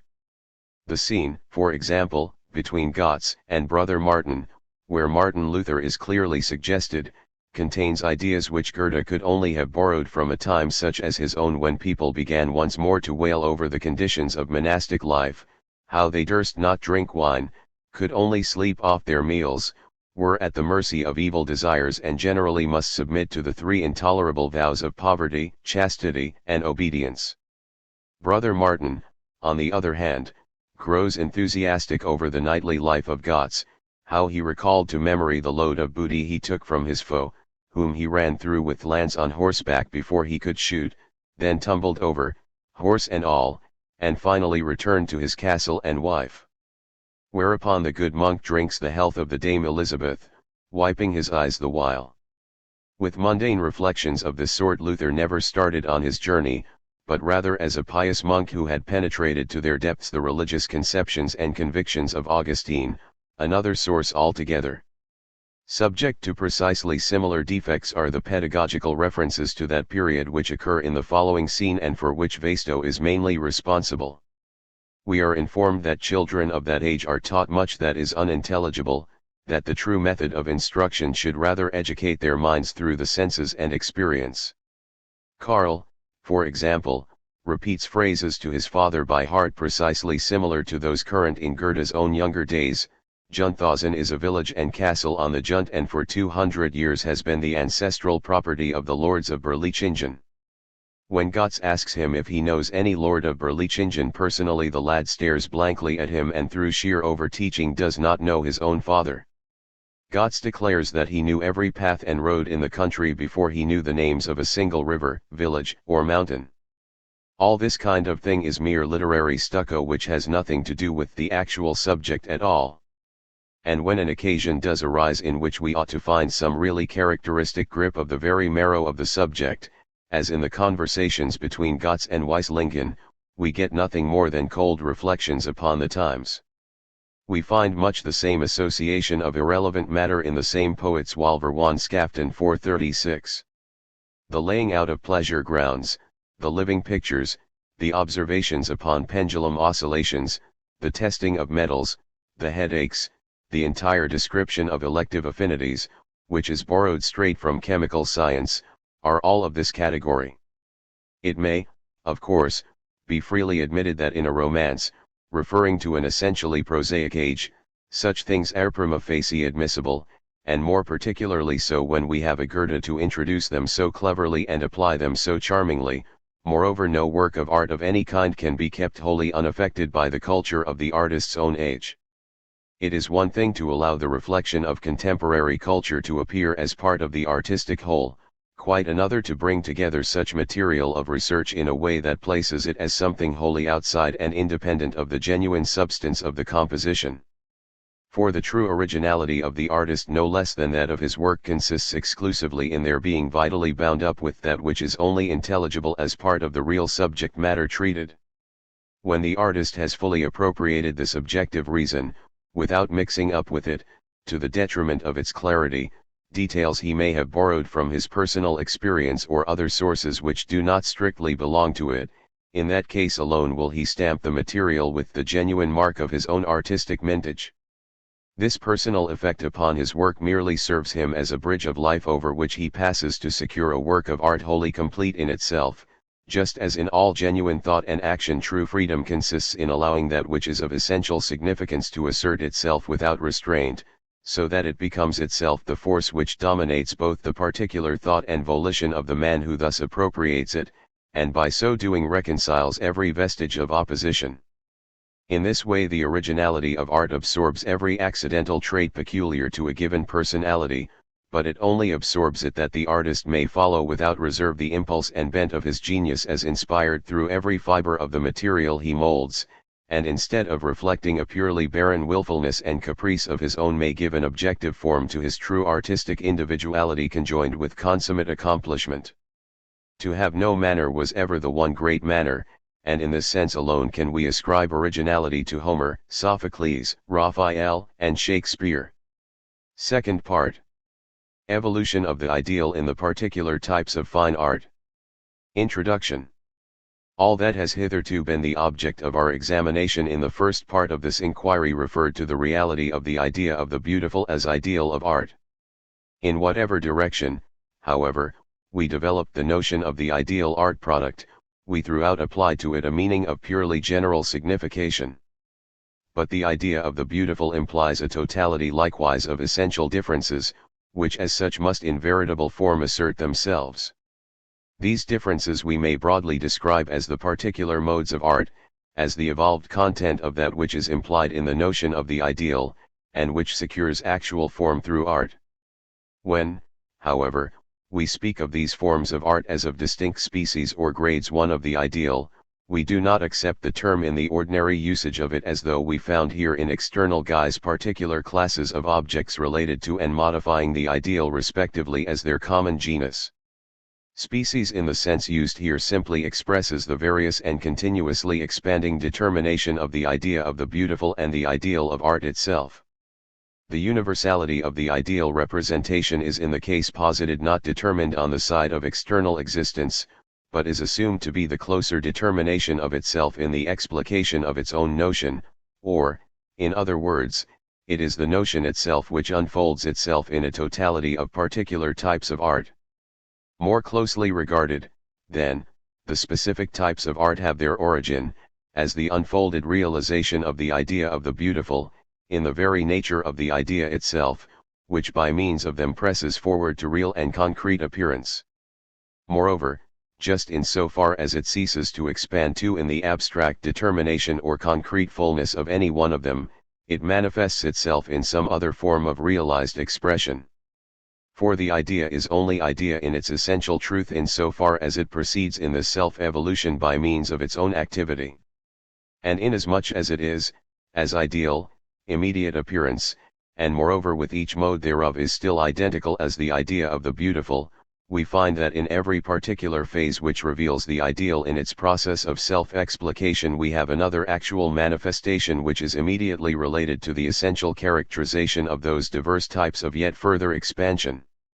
It really is a matter of no consequence whether we regard this process as a process of the idea within its own substance, or that of the form under which it attains determinate existence, inasmuch as both aspects are immediately bound up with each other, and the perfecting of the idea as content, and the perfecting of its form are but two ways of expressing the same process. Or, to put the matter in the reverse way, the defects of a given form of art of this kind betray themselves as a defect of the idea, in so far as such defects give a limited significance to the essential nature of the idea in external form, and as such invest it with reality.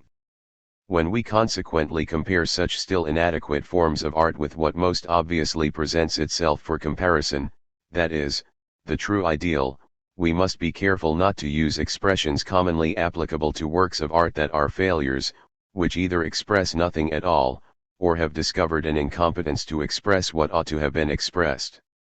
Rather, for every form of the idea there is a definite mode of appearance, which clothes it precisely in one of those particular forms of art to which we have adverted, adequate in every respect thereto, and the defective or perfected character of which consists entirely in the relative truth or untruth of the determinate form, under which and through which the idea is actually realized.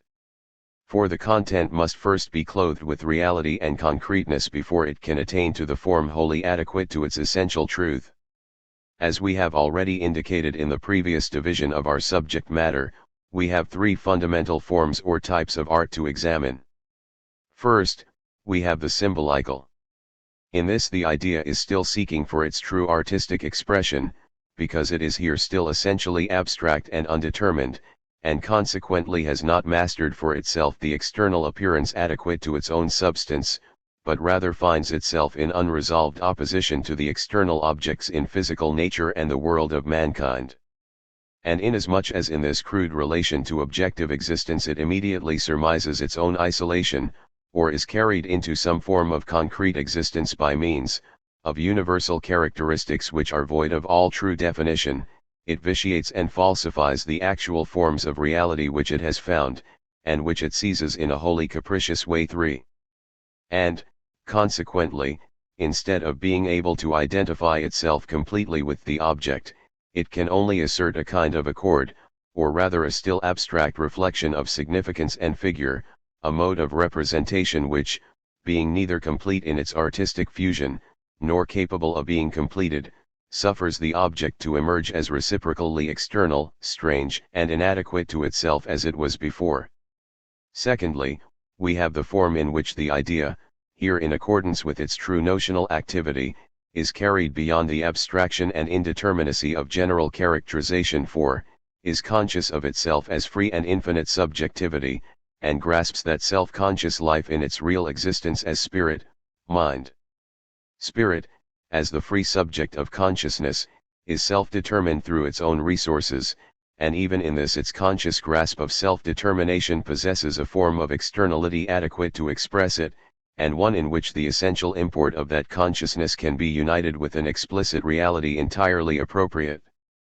This second type of art, the classical, is based upon such absolutely homogeneous unity of content and form. In order, however, to make this unity complete, the human spirit, in so far as it makes itself the object of art, must not be taken as spirit in the absolute significance we refer to it, where it discovers its adequate subsistence wholly in the spiritual resources of its own essential domain, but rather as a still individualized spirit, and as such charged with a certain aspect of isolation. In other words, the free individual which classical art unites to its forms appears, it is true, as essentially universal, and consequently freed from all the mere contingents and particularity both of the subjective world of mind and the external world of nature. But it is at the same time permeated by a universality which is itself essentially individualized. For the external form is necessarily both defined and singular by virtue of its externality, which it is only capable of completely fusing with an artistic content by representing that content as itself defined, and consequently of a limited character, and, moreover, it is only spirit that is thus particularized which can pass into an objective shape and unite itself with the same in an inseparable unity. In this form art has reached the fullness of its own notion to this extent, namely, that the idea, which is here spiritual individuality, brought into immediate accord with itself in the form of its bodily presence, receives from it a presentation so complete, that external existence is no longer able to preserve its consistency as against the ideal significance which it serves to express, or, to put it in the reverse way, the spiritual content is exclusively manifested in the elaborated form within which art clothes it for sensuous perception, and thereby affirmatively asserts itself in the same. Thirdly, we have the form in which the idea of beauty grasps its own being as absolute spirit, that is to say, in the full consciousness of its untrammelled freedom. But for this very reason it is unable any more to obtain complete realization in forms which are external. Its true determinate existence is now that which it possesses in itself as spirit. That unity of the life of spirit and its external appearance which we find in classical art is unbound, and it flees from the same once more into itself. It is this recoil which presents to us the fundamental type of the romantic type of art.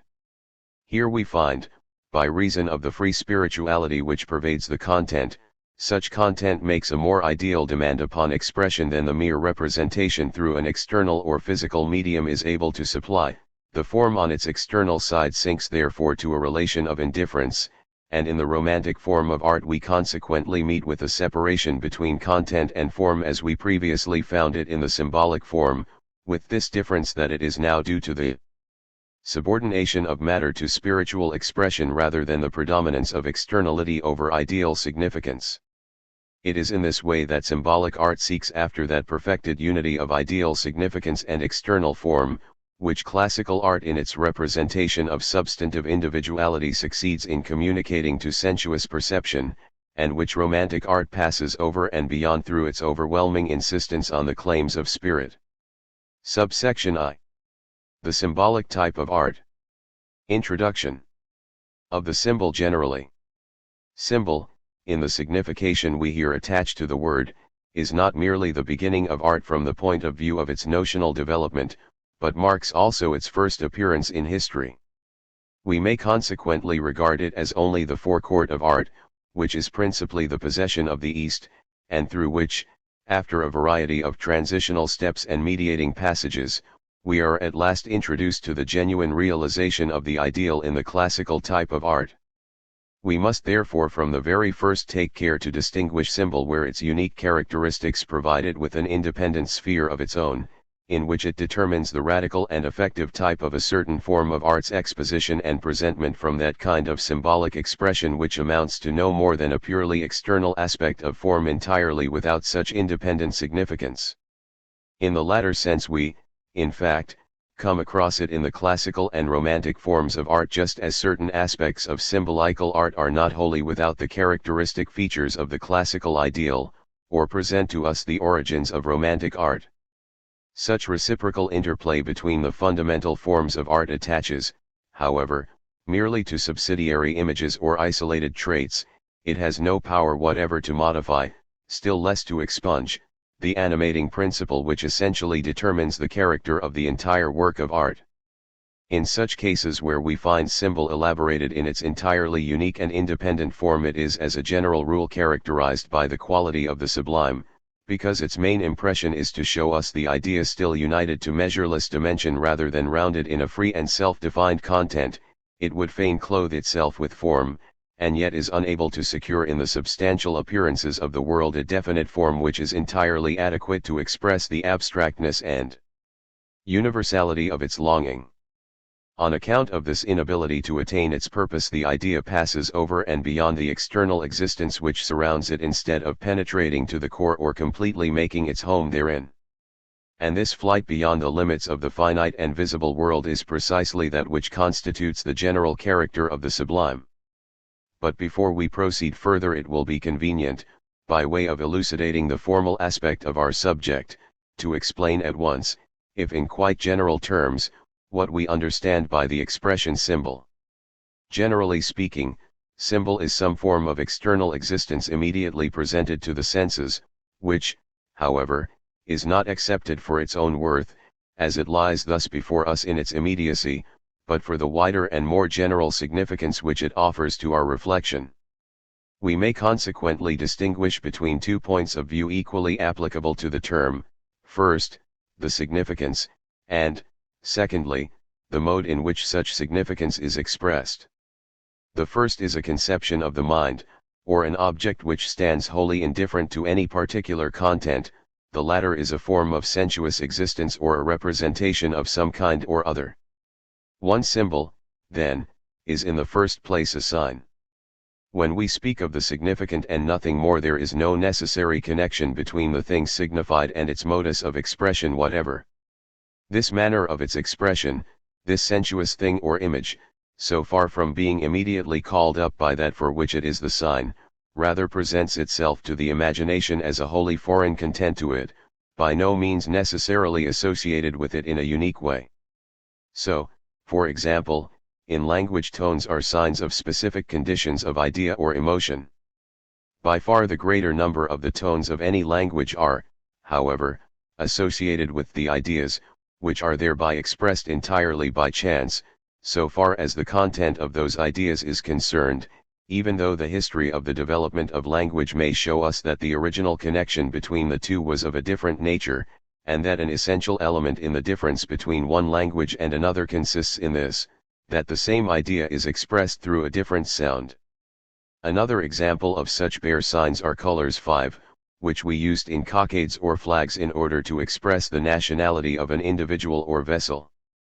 Such colors by themselves alone carry no particular quality which can be immediately related to the thing they signify, that is, the nation which they represent.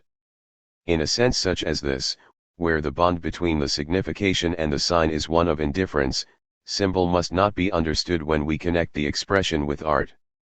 For art consists precisely in the reciprocal relation, affinity, and substantive fusion of significance and form. 2. We must consequently interpret sign in a different sense when we speak of it as equivalent to symbol. The lion is, for example, a symbol of magnanimity, the fox symbolizes cunning, the circle eternity, the triangle the triune God.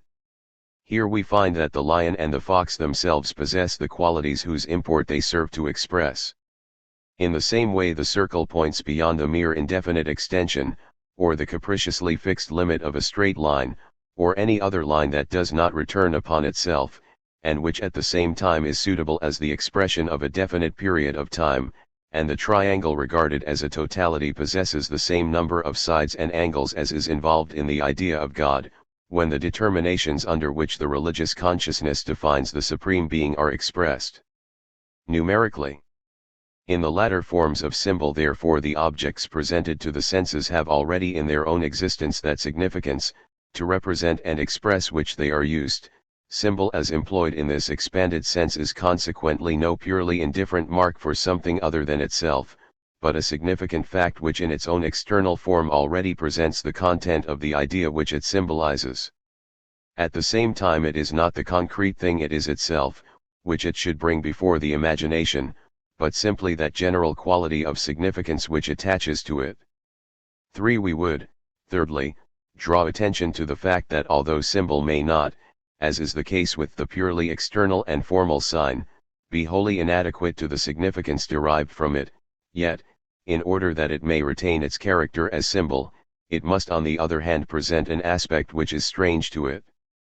In other words, though the content which is significant, and the form which is used to typify it in respect to a single quality, unite in agreement, nonetheless the symbolical form must possess at the same time still other qualities entirely independent of that one which is shared by it, and is once for all marked as significant, just as the content 6 need not necessarily be a bare abstract quality such as strength or cunning, but rather a concrete substance, which on its side, too, possesses a variety of characteristics which distinguish it from the primary quality in which its symbolic character consists, and in the same way, but to a still greater degree, from everything else that characterizes the symbolical form. The lion, for example, possesses other qualities than mere strength, the fox than mere cunning, and the apprehension of God is not necessarily bound up with conceptions which imply number. The content, therefore, as thus viewed, is also placed in a relation of indifference to the symbolical form, which represents it, and the abstract quality which it typifies may quite possibly be present in countless other existing objects. In the same way, a content which is thus varied in its composition may possess many qualities, to symbolize any of which other forms will equally serve where a similar correspondence with such is apparent. The same reasoning is also applicable to the external object in which any particular content 7 is symbolically expressed. Such an object, in its concrete natural existence, possesses a number of characteristics for all of which it may stand as the symbol. The most obvious symbol for strength is unquestionably the lion, but the ox and the horn of the ox may equally serve as such, and from other points of view the ox possesses many other qualities as significant. But few objects, if any, have been brought home to the imagination with such a prodigal wealth of symbolic form and imagery as that of the Supreme Being. We may conclude, then, from the above remarks that the use of the term symbol is necessarily ate and essentially open to ambiguity. For, in the first place, no sooner do we look for some symbol than the doubt almost invariably arises whether a particular form is to be accepted as a symbol or no, and this is so, though we set on one side the further ambiguity with reference to the particular nature of the content, which a given form under all the variety of its aspects may be held to symbolize, many of which may be employed symbolically through associating links that do not appear on the surface. 9. Now what a symbol primarily offers us is generally speaking a form, an image, which of itself is the presentment of an immediate fact. Such immediate existence, or its image, a lion for example, an eagle, or a particular color, stands there before us as it is, a valid existing fact. The question consequently arises whether a lion, whose image is set before us, merely is set there to express the natural fact, or whether in addition to this it carries a further significance, that is the more abstract connotation of mere strength, or the more concrete one of a hero or a period of the year, husbandry, and anything else we choose to infer from it, whether in fact, as we say, the image is to be taken literally, or with a further ideal significance, or possibly only with the latter. The last case finds its illustration in symbolical expressions of speech and particular words such as comprehension, conclusion 10 and others of the same kind. When such signify mental activities, we have simply set before us the immediate import of a mental activity and no more, without any recall to our memory of the material acts, which originally were implied in the meaning of these words.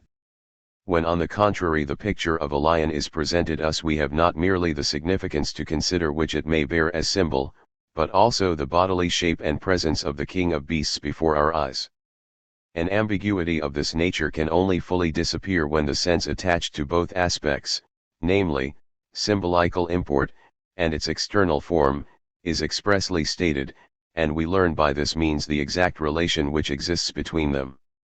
In that case, however, the concrete fact which is set before us ceases to be a symbol in the real meaning of the term, and becomes simply an image, the relation of which to significance is expressed by the well-known form of comparison, namely, simile. In the simile, that is to say, both factors are immediately presented to us, the general conception and its concrete image. When on the contrary reflection has not proceeded so far as to hold general conceptions in assured independence, and consequently to set them forth by themselves, in that case we find that the sensuous image to which they are cognate, and in which a significance of more general 11 import is able to find its expression, is not yet conceived as separate from such a significance, but both are still immediately held together in unity. And this it is which, as we shall see more closely as we proceed, constitutes the distinction between symbol and comparison. An illustration of the latter kind may be found in that exclamation of Karl Moore, as he gazes on the setting sun, "Thus dies a hero." Here we see that the ideal significance is expressly separated from the sensuous impression, while at the same time it is associated with the picture. In other cases, it is true even of similes, this act of separation in relation is not so clearly marked, and the association appears to be more immediate. In such cases it must already appear manifest from the general content of the narrative, from the position assigned to the picture, or other circumstances, that viewed as merely a statement of fact, such an image is not justified, but that some special significance or other, which cannot fail to arrest our attention, is intended by it. When, for example, Luther says, "A steadfast stronghold is our God." Or we read, "In den Oceanskiffet mit tausend Mastender Jungling. Still aufgeretteten Boot treibt in den Hafender Gries 12. We can have no doubt whatever upon the implied significance, whether it be of a protection suggested by stronghold, the world of hopes and life plans symbolized in the picture of the ocean and the thousand masts, or the narrowed aims and possessions with the assured plot of ground at the end, which is reflected from the boat and the haven. In the same way, when we read in the Old Testament, "May God break their teeth in their mouth, may the Lord shatter the hindermost teeth of the young lions," it is obvious that neither the words mouth, teeth, nor hindermost teeth of the young lions are used in the literal sense, but are utilized as images and sensuous ideas, which carry a significance only present to the mind, and that such significance is all that matters. This ambiguity, then, is all the more conspicuous in the case of symbolical representation, for the reason that an image, which carries a particular significance, only receives the descriptive name of symbol when such significance ceases to be expressly marked by itself, or is otherwise clearly emphasized, as it is in the case of the simile. No doubt the ambiguity of the genuine symbol is to this extent removed in that by virtue of this very uncertainty the fusion of the sensuous image and its significance becomes a matter more or less of convention and custom, a feature which is indispensably necessary in the case where mere signs are used, while on the other hand the simile asserts itself as something individual, discovered on the spur of the moment to assist the meaning, and is independently clear, because it emphasizes the significance alongside of that independence. At the same time, though no doubt the symbol may be clear enough to those who are habituated to its use, and whose imaginative life is at home in such a conventional atmosphere, it is a very different matter with all who are outside this native circle, or for whom it is now a thing of the past. For such it is only the immediate sensuous representation which is in the first instance seized, and it remains for these in every way a question of doubt, whether they are to rest satisfied with that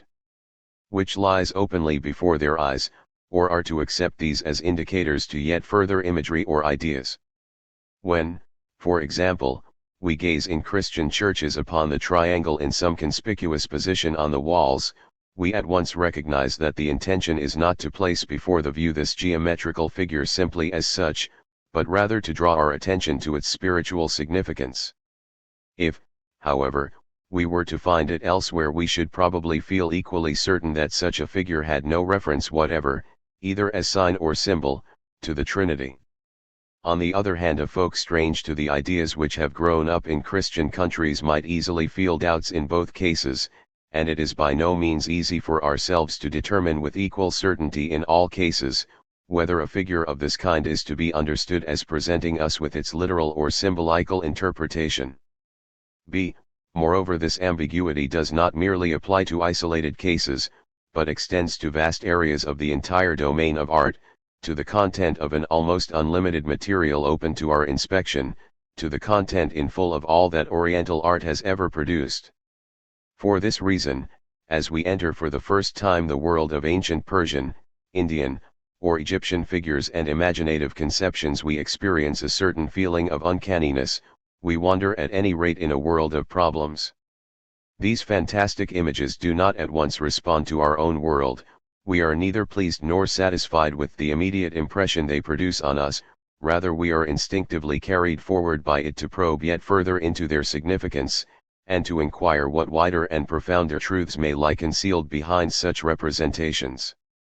In other productions of the same kind it is apparent at the first glance that they are, just like so many fairy tales of children, merely an interplay of pictorial fancy, a strange texture of curiosities woven together at haphazard. For children delight in just such an even surface of pictures, a play of the fancy which makes no demand on effort or intelligence, but is simply a collection tumbled together. Nations on the contrary, even in their childhood, require as the food of their imaginative life a more essential content, and this is just what in fact we find in the figures of Indian and Egyptian art, although the interpretation of such problematical pictures is only dimly suggested, and we experience great difficulty in deciphering it. Even in the province of classical art we meet now and again with a like uncertainty, though it is the essence of classical art to be throughout clear and intelligible on its own surface without the use of symbolism of any kind. And this clarity of classical art consists in this, that it comprehends the true content of art, in other words substantive 13 subjectivity, and thereby discovers at the same time the true form, which essentially expresses nothing less than this genuine content, so that what it appears to mind, the significance that is of it is just that, which is veritably expressed in the external form, both the ideal aspect and the plastic shape being entirely adequate to each other. In symbolical art, the simile, and other forms of that kind, the image always brings before perception something in addition to that significance, for which it merely serves as the picture. At the same time classical art, too, presents us with an aspect of ambiguity. In considering the mythological fantasies of antique art, it is frequently a matter most difficult to decide, whether we do rightly in taking such plastic figures simply for what they are, contenting ourselves with mere wonder over the wealth and charm, which this happy play of imaginative vigor offers us, for the reason of course that mythology is generally accepted as nothing but an idle collection of fairy tales, or whether on the contrary we have still to seek for a significance of wider range and greater depth. We shall feel the insistence of such a doubt in exceptional force where the content of these fables refers directly to the life and activity of the divine, in cases, that is, where the stories handed down to us can only be regarded as utterly unworthy of the Supreme Being, indicative of an invention as entirely inadequate as it is in the worst possible taste. When we read, for example, the 12 labors of Hercules, or, to take a stronger case, are informed that Zeus hurled Hephaestus from Olympus onto the island of Lemnos, with the result that Vulcan remained lame ever after, we are no doubt ready to believe that the entire story is nothing but a fairy tale of the imagination. It is just as possible to believe that all the love affairs of Zeus are mere freaks of a prodigal fancy. But, on the other hand, for the very reason that such stories are told about the supreme divinity, it is quite equally credible that meaning of more universal import is hidden under that which such myths immediately transmit to us. With regard to such facts as those above stated, there are two theories current of exceptional importance and contradictory to each other. The one accepts mythology as a collection of stories of purely external significance, which as such could not fail to be unworthy presentations of the divine nature, though able, when regarded apart from such associations, to reveal to us much that is finely conceived, delightful, interesting, nay, even of great beauty. They offer us, however, no ground whatever for attempting to enlarge their significance. In this view mythology is in the form in which it is presented purely historical, under one aspect, that is, treating it as art, in its shapes, pictures, gods, together with all the practical activities and events it describes. It is amply self-sufficient, or rather by the way it brings before us that which is significant supplies its own elucidation. From another point of view, that is to say, its origin in history, we have to regard it as built up from local claims, no less than the chance caprice of priest, artist, and poet, the facts of history, foreign legends, and traditions. The theory which is opposed to the above is unable to rest satisfied with the purely external husk of mythological form and narration, and insists on discovering beneath it a meaning of more universal and profounder import, to master which, as it breaks upon the surface, it conceives to be the main object of mythological inquiry regarded as the scientific examination of the mythos. In this view mythology must necessarily be apprehended as bound up with symbolism. And by symbolism all that is meant here is just this, that however bizarre, ridiculous, grotesque such myths appear to be, however much the adventitious caprice of a plastic imagination may contribute to their form, they are essentially a birth of spirit, and in spite of it all contain in them significant ideas, that is, thoughts of universal significance upon the nature of God. They are, in short, philosophemes. 14 In this latter sense the recent work of Kreutzer on symbolism is particularly noteworthy. This writer has once more taken up the review of the mythological conceptions of the ancient world, not, as is so frequently the fashion, from the external and prosaic standpoint, or simply with the object of determining this artistic merit, but rather expressly to elucidate the intrinsic rationality of their substance. Such an inquiry proceeds from the presupposition that myths and fabulous tales have their origin in the human spirit, which is capable, no doubt, of playing freely with its notions of gods, but in its religious interest marks the point where it enters a more exalted sphere, in which reason itself is the discoverer of form, albeit it is charged with the defect of being unable at this early stage to exhibit the core from which it grows with commensurate power. And this assumption is essentially just. Religion discovers its fountainhead in spirit, which seeks after its truth, dimly discovers it, bringing the same to consciousness by means of any form, which displays an affinity with this form of truth, be it a form of narrower or wider borders. But once grant that it is reason which seeks after such forms, and the necessity is obvious to recognize the work of reason. Such a recognition is alone truly worthy of human inquiry. Whoever shelves this problem makes himself master of nothing but a motley show of unrelated learning.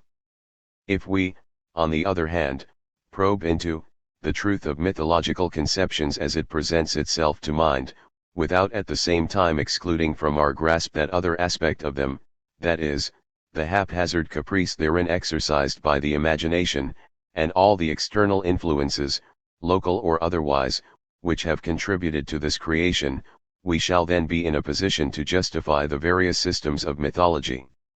To justify the work of man in the imagery and forms that are the product of his spirit is a noble enterprise, of rarer worth than the mere heaping together of the external facts of history.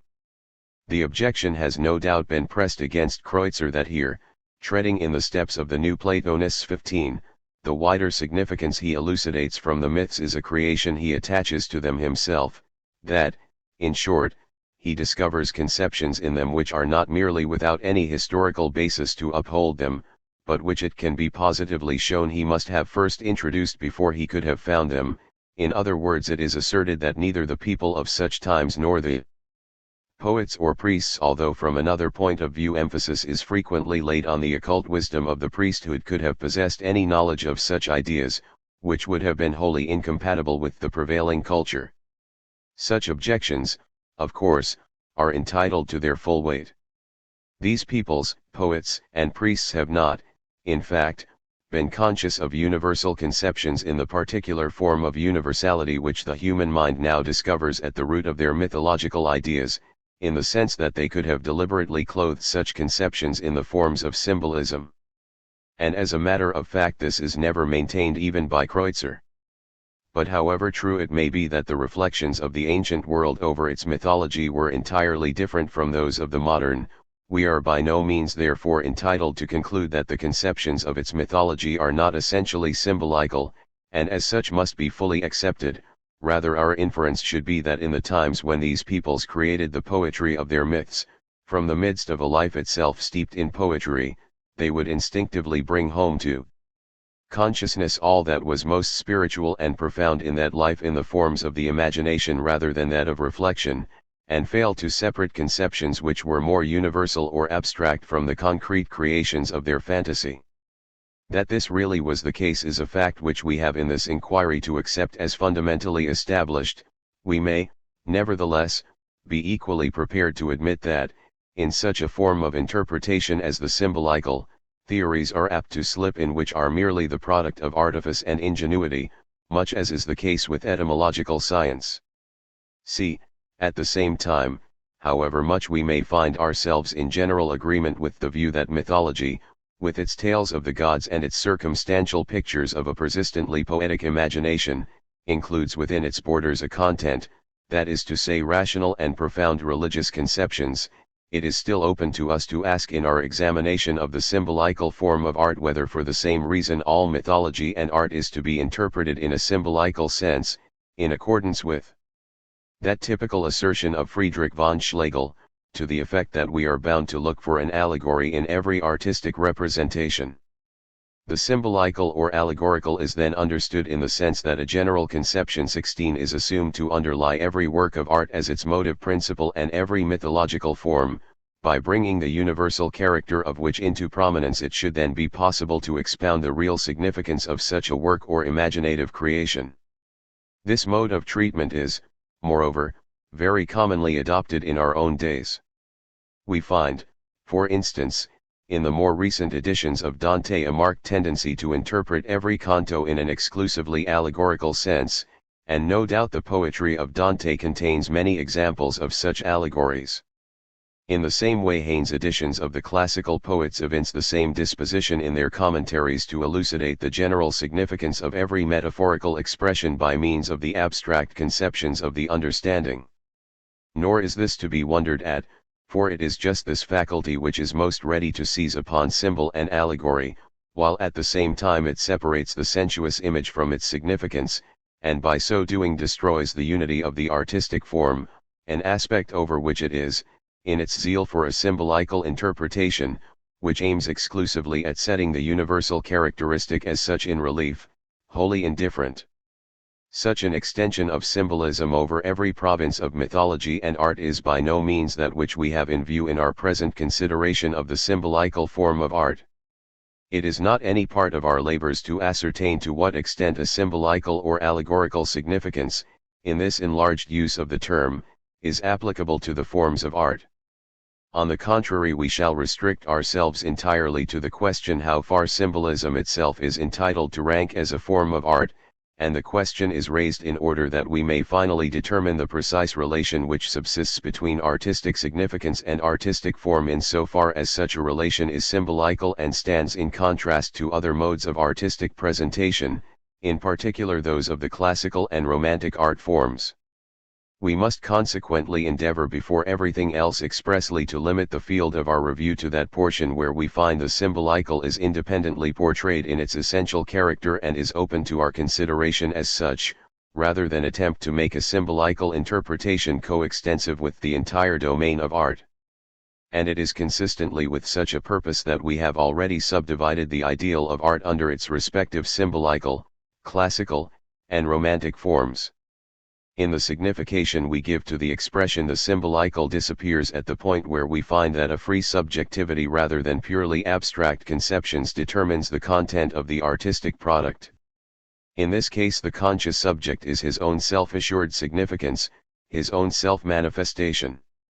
All that he feels, conceives, does, and perfects, his qualities, his actions, and his character, all this he actually is himself. The entire gamut of his spiritual and sensuous manifestation has no further significance than that of declaring his subjective unity, which, in this process of expansion and development of its own wealth, brings before the eyes of all the man himself as master over the entire field of objective reality thus presented to him, the world in which he discovers his existence. Significance and sensuous presentment, inward and outward reality, fact and picture, are here no longer separate from each other, assert themselves here no longer as merely cognate, the characteristic distinction of the symbolic relation, but rather as a totality, in which the manifestation possesses no other reality, the reality no other manifestation either outside of or alongside with itself.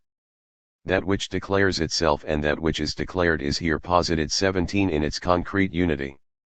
In this sense the gods of Greece, in so far, that is to say, as the art of Greece was able to represent them as free, self-subsistent, and unique types of personality, are to be accepted from no symbolical point of view, but as self-sufficient in their own persons.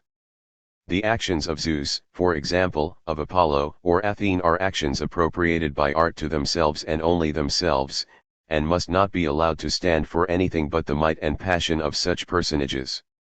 If we once attempt to abstract from free individualities of this kind some general conception as the essential core of their significance, setting it alongside their concrete particularity as an interpretation of their entire and individual manifestation, we let fall or annihilate all that we have failed to observe, and it is precisely all in these figures which art seeks most to secure.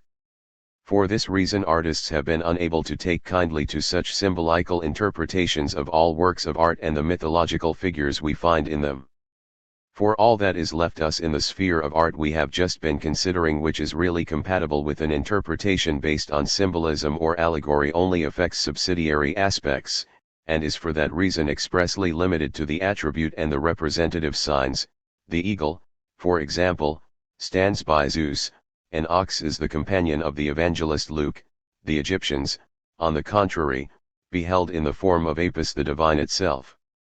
The point so difficult to decide in connection with this manifestation of self-conscious freedom, otherwise so appropriate to artistic presentment, is just this: whether that which is placed before us as such a subject really possesses a subjective individuality of the above quality, or only carries the mere semblance of it in the form of a personified shadow. 18.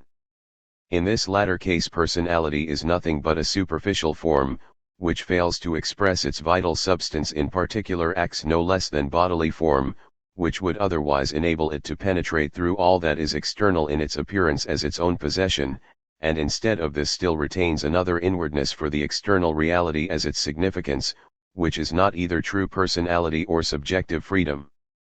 It is precisely at this point that we find the boundary which includes or excludes symbolic art.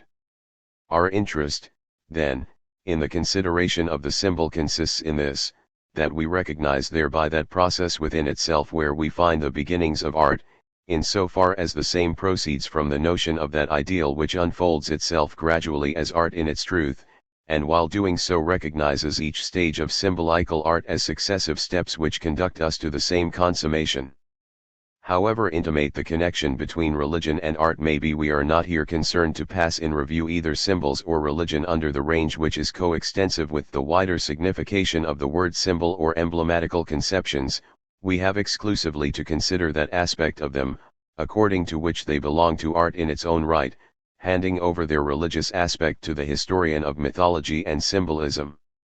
Division of the subject.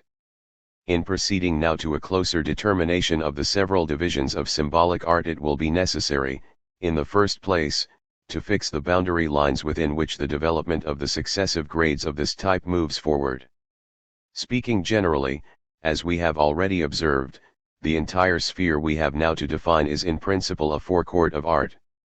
We have here, in the first instance, significant conceptions which are purely abstract, which are still in themselves destitute of essential individuality, the immediate artistic presentment of which may be as truly described either as adequate or inadequate. 19. Our first definition of boundary consists, therefore, in determining generally the earliest modes under which artistic perception and representation work themselves out. 20. Into actuality. On the further side of the line at the other extreme we have real art, in the direction of which symbolic art uplifts itself as to its truth. 1. In discussing the origins of this appearance of symbolic art from the subjective point of view, we may draw attention to an observation made previously, that the artistic consciousness, no less than the religious, or rather we should say both in their essential unity, and we may even include the impulse of scientific inquiry, have originated in wonder. The man who is still unable to wonder at anything lives in a condition of crassness and obtuseness which is devoid of all interest, in which for him everything is as naught, for the reason that he fails as yet to separate or unravel himself from objects around him and their own immediate and independent existence. The man, however, at the opposite extreme, whose wonder is no longer excited, is the man who contemplates the entire external world as somewhat which he has made himself clear about. It may be under the abstract conceptions of the common sense understanding resulting in some general survey of knowledge attainable by the average mind, or it may be in the noble or profounder consciousness of his own absolute spiritual freedom and universality. In either case he has converted the bare fact of such objects and their existence into some spiritual insight of their truth brought home to himself. We may conclude, then, that wonder originates in the condition where we find that man, as conscious spirit, torn away from his first most immediate association with nature, and from his earliest and entirely active 21 relation to desire, steps back from nature and his own individual existence, and seeks after and finds in the objects which surround him a universal, an essential and permanent principle. Then for the first time the facts of nature astonish him, they become for him an other than himself he would fain appropriate, and within which he strives to rediscover his own substance, that is the universal, thoughts, reason. For the dim foretaste here of a higher and the consciousness of the external are still unsevered, and this though a contradiction between the objects of nature and the spirit which perceives them is already present, a contradiction in which these objects appear to repel him quite as much as they attract, and the feeling of which, in the force wherewith they thrust him away, is, in fact, the birth-pang of his very wonder. The earliest result of this condition of wonder in man's vision of nature is that on the one hand he sets himself in opposition to nature and her objective world as a principle 22, and adores her as power, on the other he is equally possessed with a desire, which craves satisfaction, to render objective to himself his intuition of a higher, essential, and universal somewhat, and to look upon its rehabilitated presence. In this twofold aspect of his conscious life he is confronted by reality in the following way. The particular objects of nature, and above all those elementary facts, sea, rivers, mountains, and constellations, are not received by him in the singularity of their immediate presentment to sense, but, carried up into the sphere of imaginative conception, assume for that faculty the form of universal and essentially self-subsistent existence. And we may trace the beginning of art in this, that it reflects these ideas of the imagination thus universalized and essentially independent, in visible representation for immediate perception, and sets them forth for mind in the individual form of the same as objects. The mere adoration of external facts, with its nature cult and fetish cult, is not as yet on this account an art of any kind. Under the aspect in which it is related to the objective world, the beginnings of art are more intimately associated with religion. The earliest works of art are of the mythological order. In religion it is nothing less than the absolute, which breaks to consciousness through its own impulse 23, though the determinating factors of that consciousness be the most abstract and jejune conceivable. And the earliest phase in this evolution of the absolute is the phenomenal presence of nature, in whose existence man dimly forebodes the absolute, and envisages the same for himself in the semblance of natural objects. In this striving art discovers its source. We shall find, however, in this very effort art first made visible, not so much where the absolute is descried by human eyes in the external world which immediately confronts them, a mode of divine reality in which they rest content, but rather where man's consciousness evolves from its own substance a mode of apprehending what it conceives as the absolute in the form of a self-subsistent externality, no less than that objective presentation which he unites with it in more or less adequate fashion. For we must remember that art possesses a substantial content which is grasped by mind, spirit, and which, it is true, appears in external guise, but for all that in a form of externality, which is not merely immediately visible to sense, but is primarily the product of mind regarded as the existing fact which intrinsically comprehends that content as a whole and then expresses it.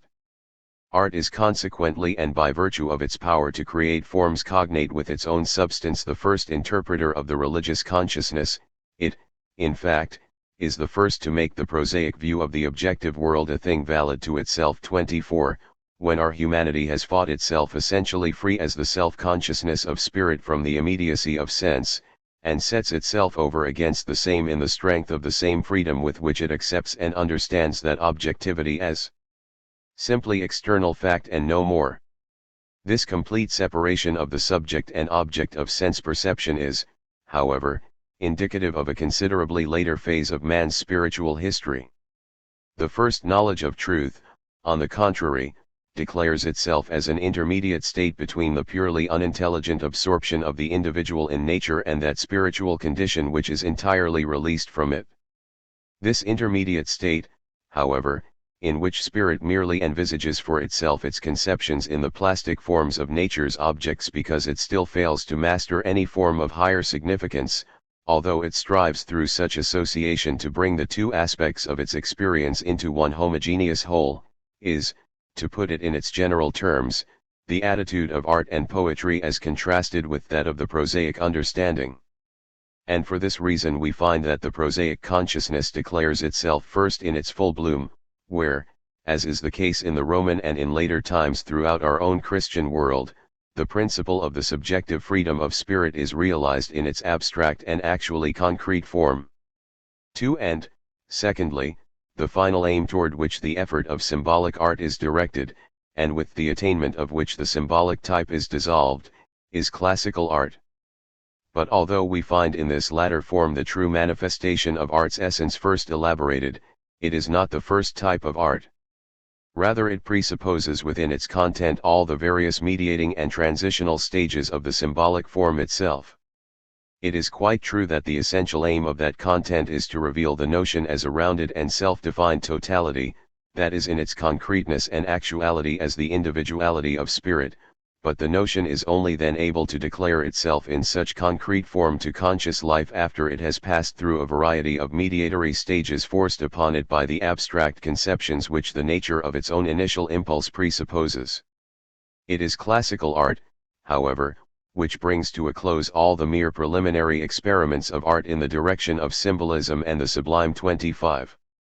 And it is able to do this inasmuch as the subjective spirit finds in it, as its essential possession, a form truly adequate to its substance, and in the same way that the self-determining notion creates from its own potency the individual existence that fully expresses it. When once art has discovered its true content, and by doing so found its true form, its search and striving after both, wherein the defect of symbolical art consists, is therewith at an end. If we seek further for a closer principle of division of symbolic art within the limits of the boundaries on either extreme hitherto discussed, we shall find the same generally under the modes in accordance with which it contends with the genuine significances of art and their truly appropriate forms, the battle that is apparent in a content which is still striving in opposition to the truth of art, no less than in a form that is equally inadequate to express it. For both aspects, although externally united in the identity of one creation, are neither brought completely together themselves, nor permeated throughout with the notion of art in its truth, and for this reason they appear quite as much as contestants struggling to be free from the defects of their union. We may, in short, describe symbolic art throughout as a continuous war carried on between the comparative adequacy and inadequacy of its import and form 26, and the varied gradations of symbolic art are not so much kinds of specific difference as they are stages and phases of one and the same incongruity between the spiritual idea and its sensuous medium. At first, however, this contention is only potentially present, that is to say the incompatibility of these two sides, whose union is thus affirmed and enforced, is not yet openly present to consciousness. And this is so for the reason that it neither recognizes for itself in its universal nature the import which it seizes, nor is able to comprehend the realized form in its self-subsistent and self-exclusive existence. Consequently, instead of representing to the senses both aspects in their difference, it is content to proceed upon the immediate appearance of identity which it enforces. In this original point of departure we have before us the as yet inseparable unity of the art form and the symbolical expression it seeks after, fermenting, as it were, beneath the association of contradictory elements in mysterious guise the unity, that is, of the real and primordial symbolism, whose plastic shapes are as yet not posited as symbols at all. The termination of this process 27, on the other hand, is the disappearance and dissolution of the symbolic type altogether. The strife which has hitherto been merely implied in it is now brought home to the artistic consciousness. The act of symbolization in consequence becomes the conscious separation of the transparent significance, which is now recognized for what it is from the sensuous image cognate with it. In this separation, however, there still remains an express relation of reciprocity, which, however, declares itself as such no longer in the mode of immediate identity, but rather as a mere comparison between the two, in which that differentiation and separation which in the previous type was not brought clearly to consciousness still remains as conspicuous a factor. And this is the sphere of that symbolism where the symbol is recognized as such. Here we find the artistic import recognized and presented in its independent universality, whose concrete embodiment is expressly placed in subordination as an image of that presentment, and no more, and as such a comparative medium is utilized for the purpose of artistic representation. Halfway between that starting point above described and this termination of the symbolic type we find the art of the sublime. In this the essential import, posited as the universality of spirit in its absolute self-exclusion, disengages itself in the first place from concrete existence, permitting the same to appear as a mere negative, external and subservient factor beside it, which it is unable to leave, in order that it may express itself in it, standing in its native self-subsistency. Rather it finds it necessary to declare it as that which is essentially defective and self-dissolving, and this, moreover, although it has naught beside as means for its expression than just this to which it opposes itself as external and nugatory. The splendor of this import of the sublime may be accepted in the order of the notional process as previous to that of the mode of genuine comparison for this reason, that the concrete particularity of natural and any other phenomena must necessarily be treated in the first place negatively, merely appropriated, that is to say, as the adornment and embellishment of the unreachable might of spirit's absolute significance, before that express separation and discriminating comparison of external shapes cognate with, and yet at the same time distinct from, the import, whose image they reproduce, can assert itself. 3. The three principal stages 28 above indicated break up naturally on closer inspection into the following subdivisions we now summarize in the chapters which include them. First chapter. A.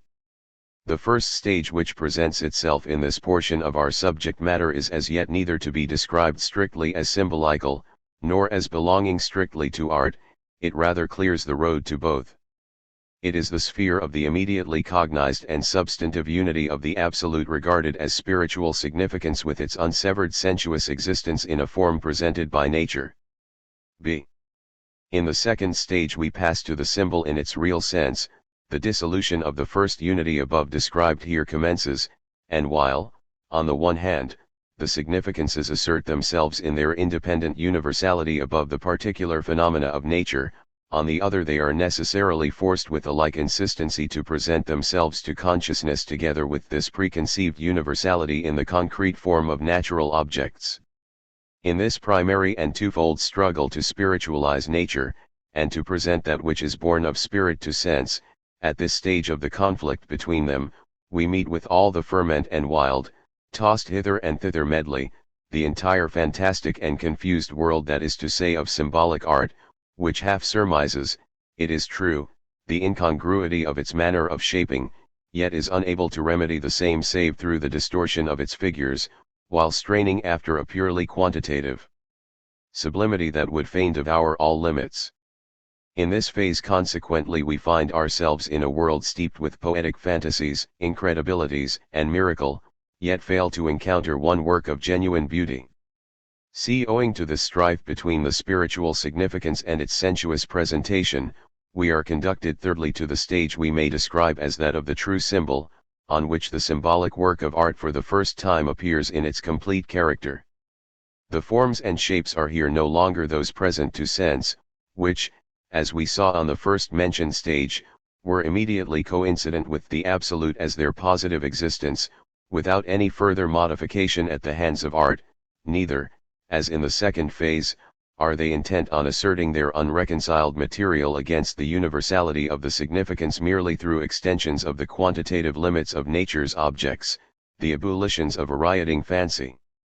Rather the symbolic form, which is here throughout apparent, is art's own creation, a work not merely capable of expressing its own individuality, but from another point of view possessed with the power of presenting at the same time both the particular object that it is and the further universal significance with which it is associated, and which it thereby discloses to the mind, so that these very shapes stand before us as problems which we are imperatively called upon to unriddle and probe, to the inward charge which they carry. We may at once further venture the general remark with reference to these more clearly defined types of a symbolism still to be ranked as elementary that they spring from the religious attitude to existence of entire nations, for which reason it will form part of our plan to recall their position in history. Not that complete identification of specific types with a given period is wholly feasible. Rather it would be truer to say that particular modes of conception and presentation, when we refer them generally to some kind of artistic type, are mingled up together, so that we find the specific type, which we have reason to regard as the fundamental one in any particular nation's general view of existence, exemplified both in earlier and later peoples. 29, though its repetition may only be discovered in subordinate and isolated cases. In general, however, we may say that we possess the more concrete manifestations and visible proofs of the first stage in the ancient Persian religion, of the second in the Indian, of the third in that of Egypt. Second chapter.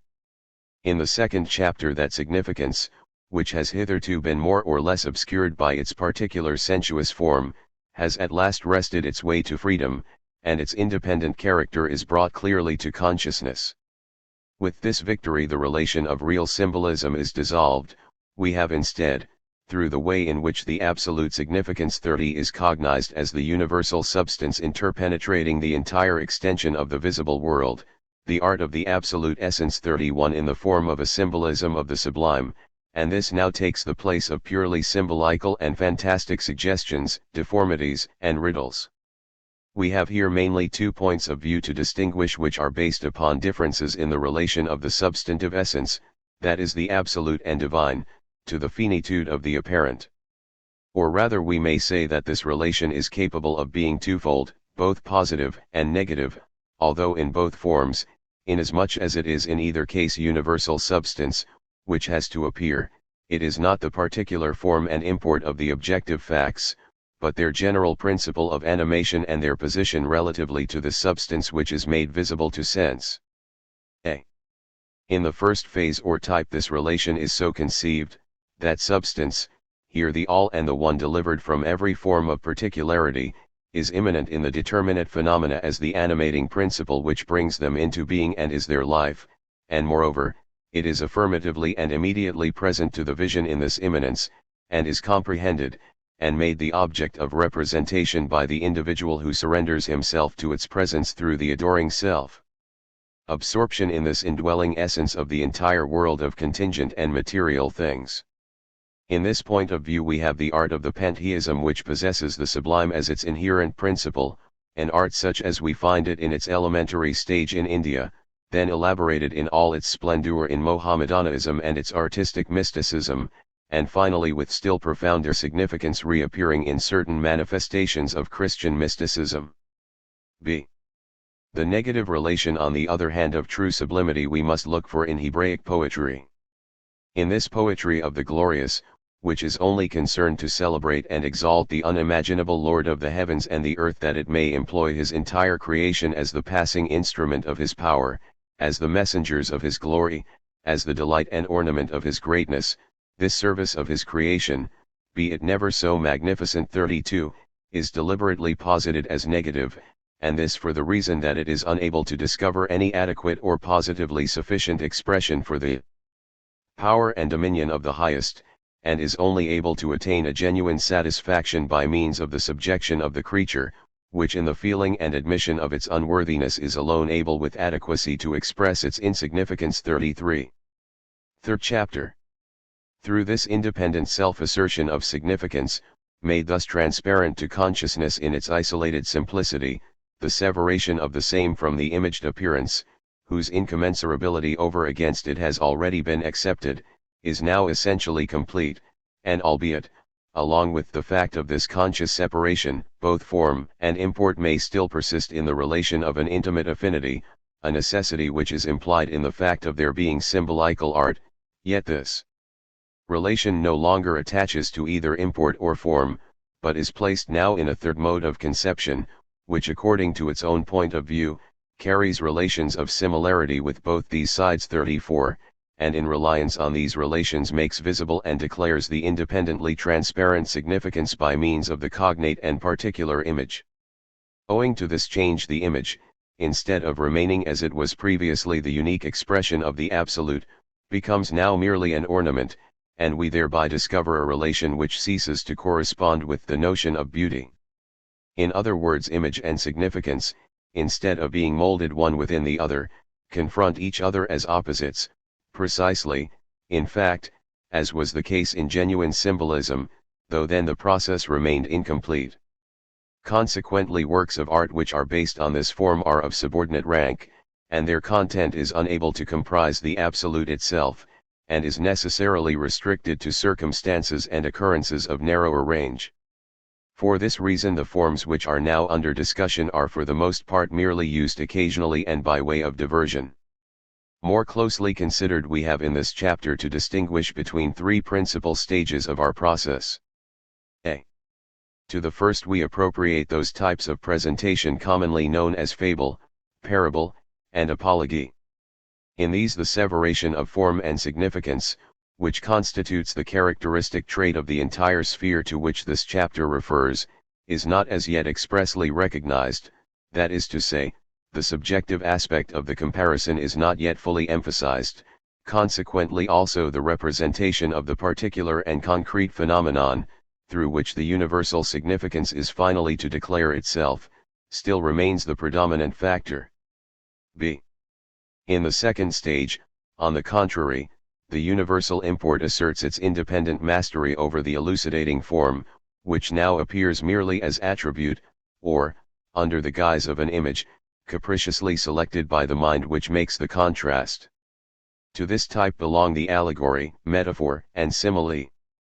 See, in the third stage we meet with the visible and complete collapse of those related aspects in the symbol which previously had either been immediately joined in union, despite the fact of their relative incongruity, or in their independent separation had still persisted under a relation of affinity. 35.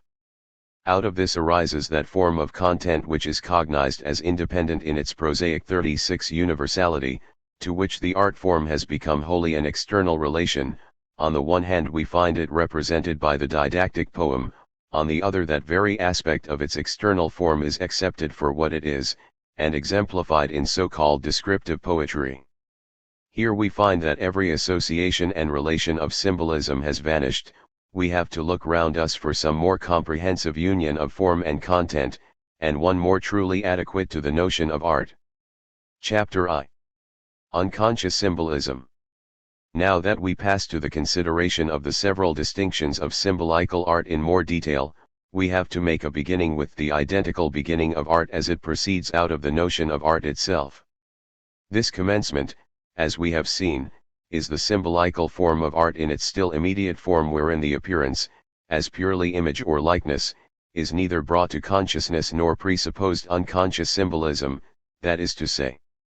Before, however, we shall be in a position to consider this form in its genuine symbolical character, it will be necessary to review several presuppositions which the notion of symbolism itself determines, in order that we may utilize them for the basis upon which the symbol may unfold itself for scientific apprehension.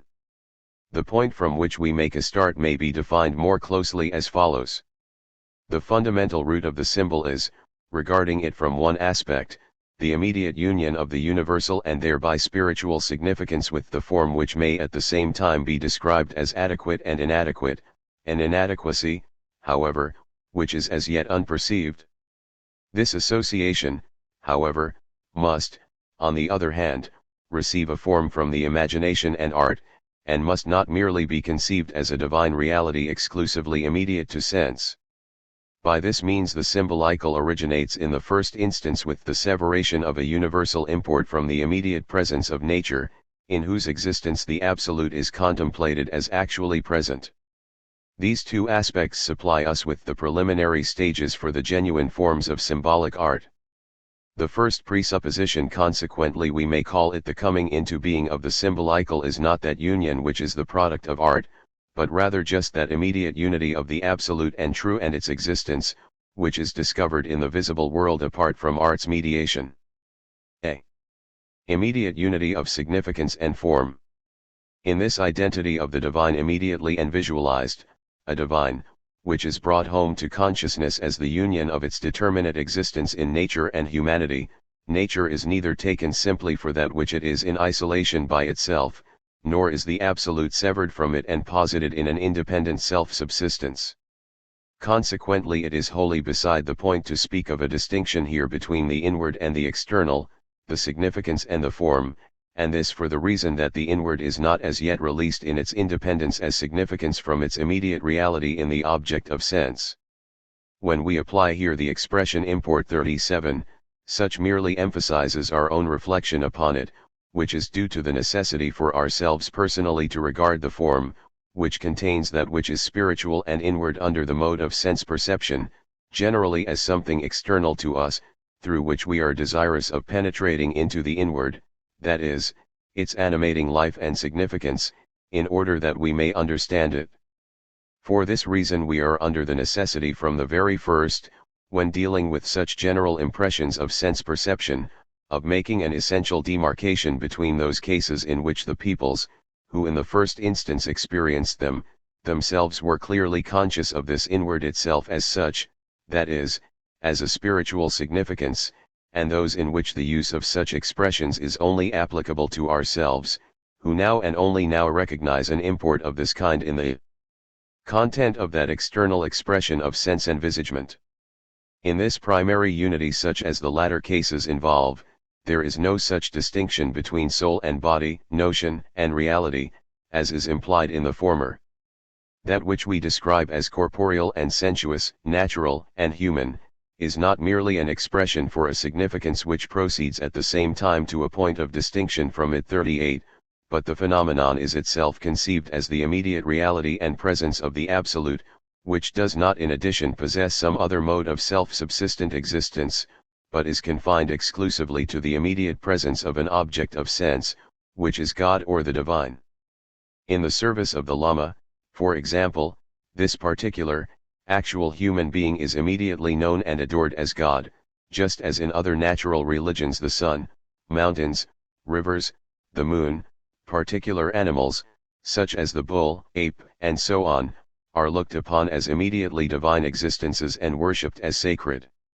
We may observe a similar directness, if under a mode of profounder application, even now in many aspects of the Christian consciousness. According to Catholic doctrine, for example, the consecrated bread is the real body, and the wine the real blood of God, and Christ is immediately present therein. Nay, even according to the Lutheran faith, both bread and wine are converted into such real body and blood by virtue of the faith of the recipient.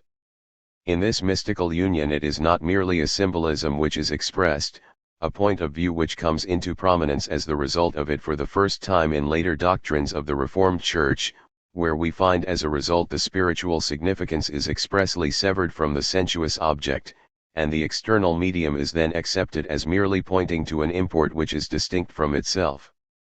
In the same way the power of this divine is held to operate in the miracle-working images of the Virgin as a divine force that is immediately present within them, and not merely under symbolical guise through the significant import of such pictures. We find, however, the most thorough and universal exemplification of this absolute and immediate unity of sense perception in the life and religion of the ancient Zen people, whose conceptions and institutions are preserved for us in the Zendavesta. 1. In other words, the religion of Zoroaster beholds light in the form of its natural existence, the sun, stars, and fire in the luminous activity and flames which proceed from them, actually as the absolute, without separating this divine independently from that light either as its expression and image or the sensuous medium thereof. The divine, the significance, is not thus severed from its determinate existence in the form of lights, however displayed. For even when light is accepted here in the sense of goodness and justice, and through such significance is extended to all that is rich in blessing, support, and life, it is still not taken as the mere image of such things, but light is itself the good. And the same view applies to the opposite of light, namely, obscurity and darkness when identified with that which is unclean, hurtful, evil, destructive, and deadly. This point of view may be more closely defined and considered as follows. A. In the first instance the divine, as the essential purity of light. 39, and the darkness and unclean are, it is true, personified under the names of Ormuzd and Ahriman respectively. This personification is, however, throughout entirely superficial. Ormuzd is no essentially free individuality devoid of all relation to external objects. 40 As was the God of the Jews, or truly spiritual and personal as is the God of Christianity when conceived as truly personal and self-conscious spirit, rather Ormuzd, despite the fact that he is described also as king, great spirit, and judge, remains inseparable from such external existence as light and its illuminations. He is exclusively this universal characteristic of all particular existences, in which light and thereby the divine and pure are realized, without any additional power to withdraw himself in a spiritual universality and independence into his own substance from that which is thus immediately presented. His consistence rests in the particular facts of existence precisely in an analogous way to that of the genus in the species. It is true that regarded as this universal he is superior to all that is wholly particular, and is the first, most supreme, the kings of kings glorious in his gold, the purest and so forth, but he retains his existence none the less exclusively in all that is luminous and pure as Ahriman in all that is obscure, evil, destructive, and charged with disease. b. As a result, this mode of vision is at the same time extended to the conception of an empire of light and darkness, and the strife between these forces. In the empire of Ormuzd it is in the first place the Amshaspans, as the seven principal lights of heaven, which receive adoration as divinity, inasmuch as they are the essential particular existences of light, and for this reason constitute as a pure and spacious impeopled heaven, the existence of the divine itself. Every Amshaspand, to which Ormuzd belongs, has assigned to it days of precedence, blessing, and beneficence. The Ists and Furners carry the conception still further into specification, which it is probable enough are personifications of Ormuzd himself, albeit they add to him no further shape that we may envisage as human, so that neither the spiritual nor the bodily mode of subjectivity, but simply the existence as light, appearance, illumination, splendor, remains the essential characteristic of the object envisaged. In the same way also the particular objects of nature, which themselves do not exist in external form as lights and luminous bodies, such as animals, plants, and so forth, no less than the forms which characterize the human world, whether we view it under its spiritual or bodily presentment, in other words the particular activities and conditions of it, the entire life of the state, the king with the 7 great men who support him, the division of classes, cities, the various provinces with their governors, all that is warranted by experience as typical of the best and purest for the protection of the rest, the entire reality, in fact, of this life is regarded as an existence of Ormuzd. For everything that carries within itself and promulgates what has solidity, life, and substance is an existence of light and purity, and consequently an existence of Ormuzd. Every particular truth, excellence, love, justness, every individual example of life, beneficence, protection, spiritual power and enjoyment or beni gudniti is, according to Zoroaster, regarded as essentially light and divine. The empire of Ormuzd is the pure and illuminating of visible reality, and conformably to this there is no distinction between the phenomena of nature or spirit, just as light and goodness, the spiritual and the sensuous quality, are inseparably blended in the conception of Ormuzd himself. The splendor of a creature is consequently for Zoroaster the very substance of spirit, force, and life exhalations of every kind, in so far, that is, as they tend to actual conservation and to the removal of everything positively evil and hurtful, for that which is the real and the good, whether in beast, man, or vegetable life, is light, and it is according to the measure and mode of display of this luminousness that the relative power or weakness of the splendor of all objects is determined. An articulation and graduated division of similar character is found in the empire of Ahriman, merely with the difference that what is spiritually or naturally evil, and generally the destructive and actively negative principle asserts itself in actual masterdom. But the might of Ahriman must not be suffered to spread. The aim of the entire world is consequently assumed to be that of annihilating the empire of Ahriman, in order that the life, presence, and dominion of Ormuzd may prevail throughout creation. See, to this exclusive object the entire life of humanity is consecrate. The life task of every man consists exclusively in a purification of soul and body, and in the extension of this blessing and this conflict with Ahriman throughout all the conditions and activities of the life of man or nature. The highest and most sacred duty is consequently to glorify Ormuzd in his creation, and to love, honor, and conform oneself to all that proceeds from his light and is essentially pure. Ormuzd is the beginning and end of all adoration. Above all else the Parsi is moved to summon the life of Ormuzd in thought and speech, he is the main object of his prayers. And in the exaltation of him, from whom the entire world of the pure has streamed in its splendor, the devotee is in duty bound to accommodate his adoration of particular objects according to the measure in which they proclaim his majesty, worth, and perfection. So far as they are good and ring sound, to that extent, the Parsi reasons with himself, is Ormuzd alive within them, he loves them as the children of his purity, yea, rejoices over them as in the beginning of his substance, forasmuch as through him was everything brought forth in newness and purity. And for the same reason is all prayer directed first and foremost to the Amshaspans as the most intimate reflections of Ormuzd, as the primates of supreme splendor who surround his throne and advance his dominion. Such prayer to these heavenly spirits is immediately directed to their qualities and activities, and in the case of stars at the time of their uprising.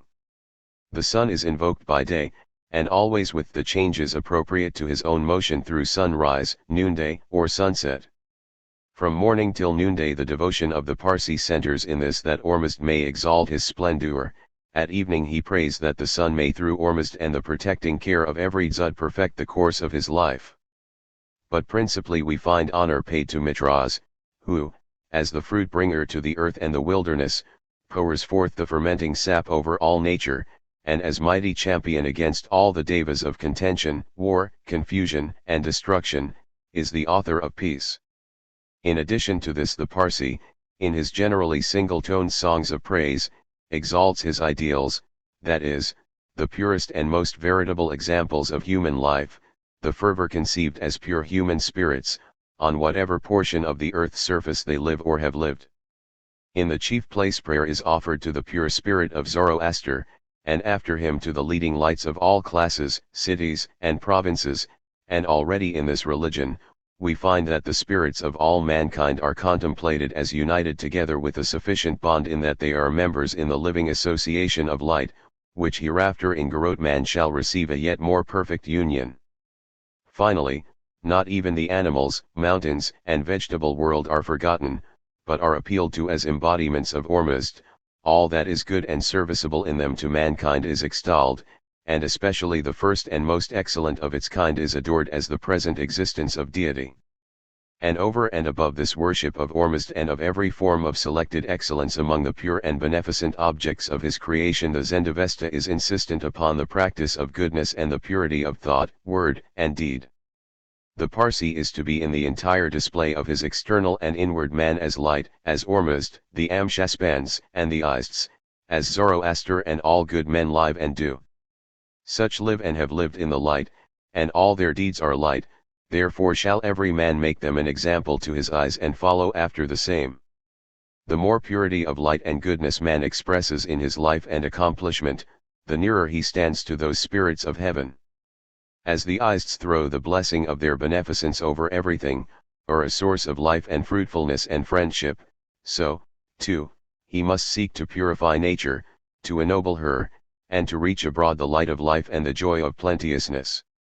In accordance therewith he shall feed the hungry, tend the sick, offer the drink of consolation to the thirsty, give roof and shelter to the wanderer, provide pure seed for the earth, delve clean channels of water, plant the waste with trees, nourish to the best of his power their growth, care for the sustenance and fructification of things alive, keep pure the Laman sea of fire, remove from sight the dead and unclean beast, establish marriages, and in the doing thereof the holy Sapando Mad, the Iist of the earth, herself rejoices, averting the harm which the Devas and the Darvans are busy to prepare. 2. If we ask ourselves once more, after this delineation in outline of the fundamental conceptions of this system, what is the symbolical character of the same, there can be but one reply, namely, that there is no trace here of anything we have previously described as symbolical. On the one side, no doubt, we have light in its obvious natural form, and on the other it possesses the further significance of all that is rich in goodness, blessing, and permanence. It is, therefore, possible to contend that the actual existence of light is merely an image cognate with this universal significance, which interpenetrates every part of the world of nature and mankind. If we apply such an interpretation to the conception of parses themselves, we shall find such a separation of existence and its import to be false, for these the light as light is actually the good, and is so apprehended that it is in the form of light present and active in everything that is good, vital, and positive. The universal and divine is carried no doubt through the distinctions of the world of particular objects, but in this its differentiated and particularized existence, the substantial and inseparable unity of import and form remains constant, and the distinctions that are involved in this unity do not affect the difference of significance qua significance, and its manifestation, but only the distinguishing features of particular objects, such as stars, organic life, human opinions, and actions, in which the divine as light or darkness is immediately open to sense. In the further embrace of such conceptions there are no doubt points of connection with incipient symbolism, but we get out of them no real type of that mode of viewing things in its completeness, they will only pass muster as isolated traits in its direction. To such effect Ormuzd is on one occasion made to say of his beloved one Jemshid, the holy fervor of Jemshid, the son of Vivengam, was great before me. His hand received from me a dagger, whose sharpness was gold, and whose shaft was gold. Therewith Jemshid marked out 300 portions of the earth. He split up the earth realm with his gold plate, yea, with his dagger, and spake, "Let Sapandomad rejoice." He spake the holy word with prayer to the tame cattle and the wild and unto men. So his passing through was happiness and blessing for these lands and animals of the home and the field, and men ran together into great dwellings.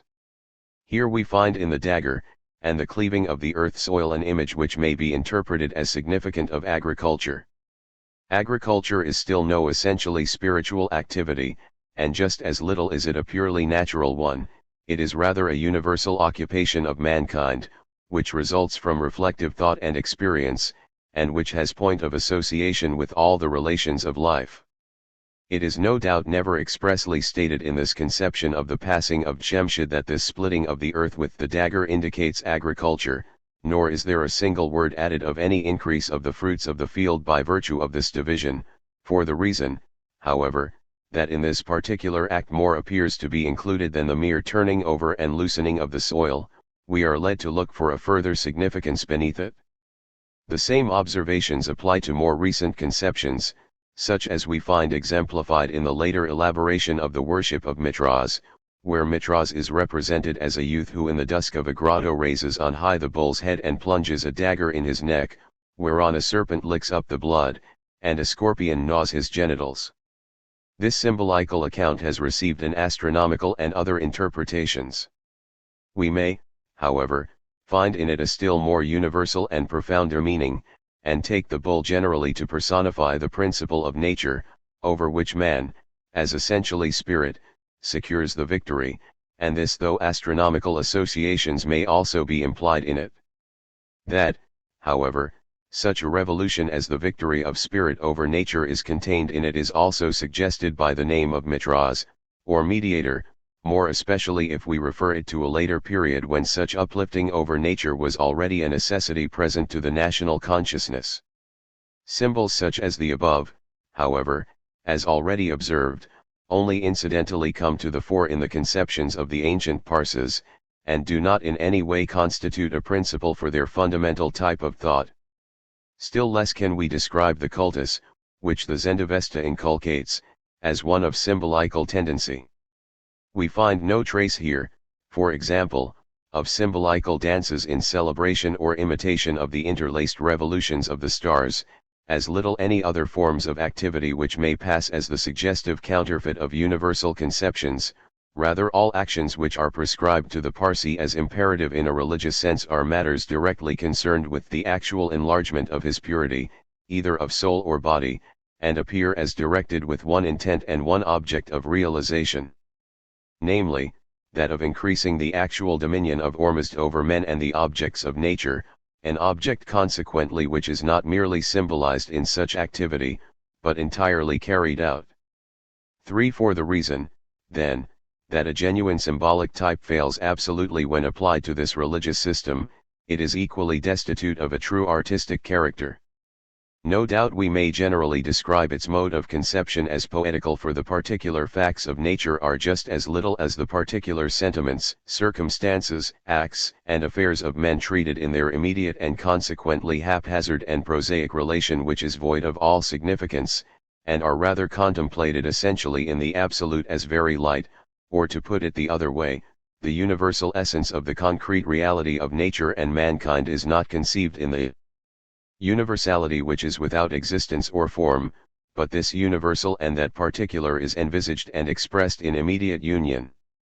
Such a mode of viewing existence may possibly claim a certain beauty, breadth, and largeness of its own, and in contrast to gross and senseless idols, light is no doubt as the essentially pure and universal element, an adequate image of goodness and truth. But for all that we find that poetry here fails to pass beyond a general conception, it never reaches either art or the works of art.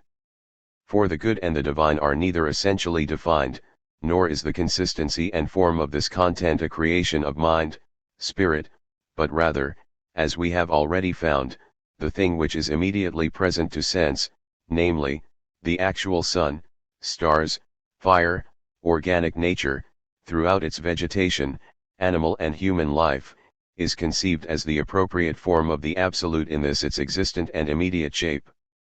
The sensuous representation is not, as art requires, the plastic product of mind, shaped and discovered by the same, but immediately identified with and expressed by the external existent shape as its appropriate counterfeit. It is quite true, in another aspect, the particular thing is, by means of the imagination, also fixed in an independent relation to its reality, as, for instance, in the ists and fervors, that is, in the genii of particular men. The poetic invention, however, discovered in this incipient separation is of the weakest kind, for the reason that the distinction remains entirely of a formal character, so that the genius, ist or fervor, neither includes nor is able to include any real characteristic content of its own, but, instead of this, either repeats one identical content or possesses nothing more than the purely empty form of the subjectivity, which the existing individual already possesses. The product of the imagination here is consequently neither an other and profounder significance nor the self-subsistent form of an essentially richer individuality.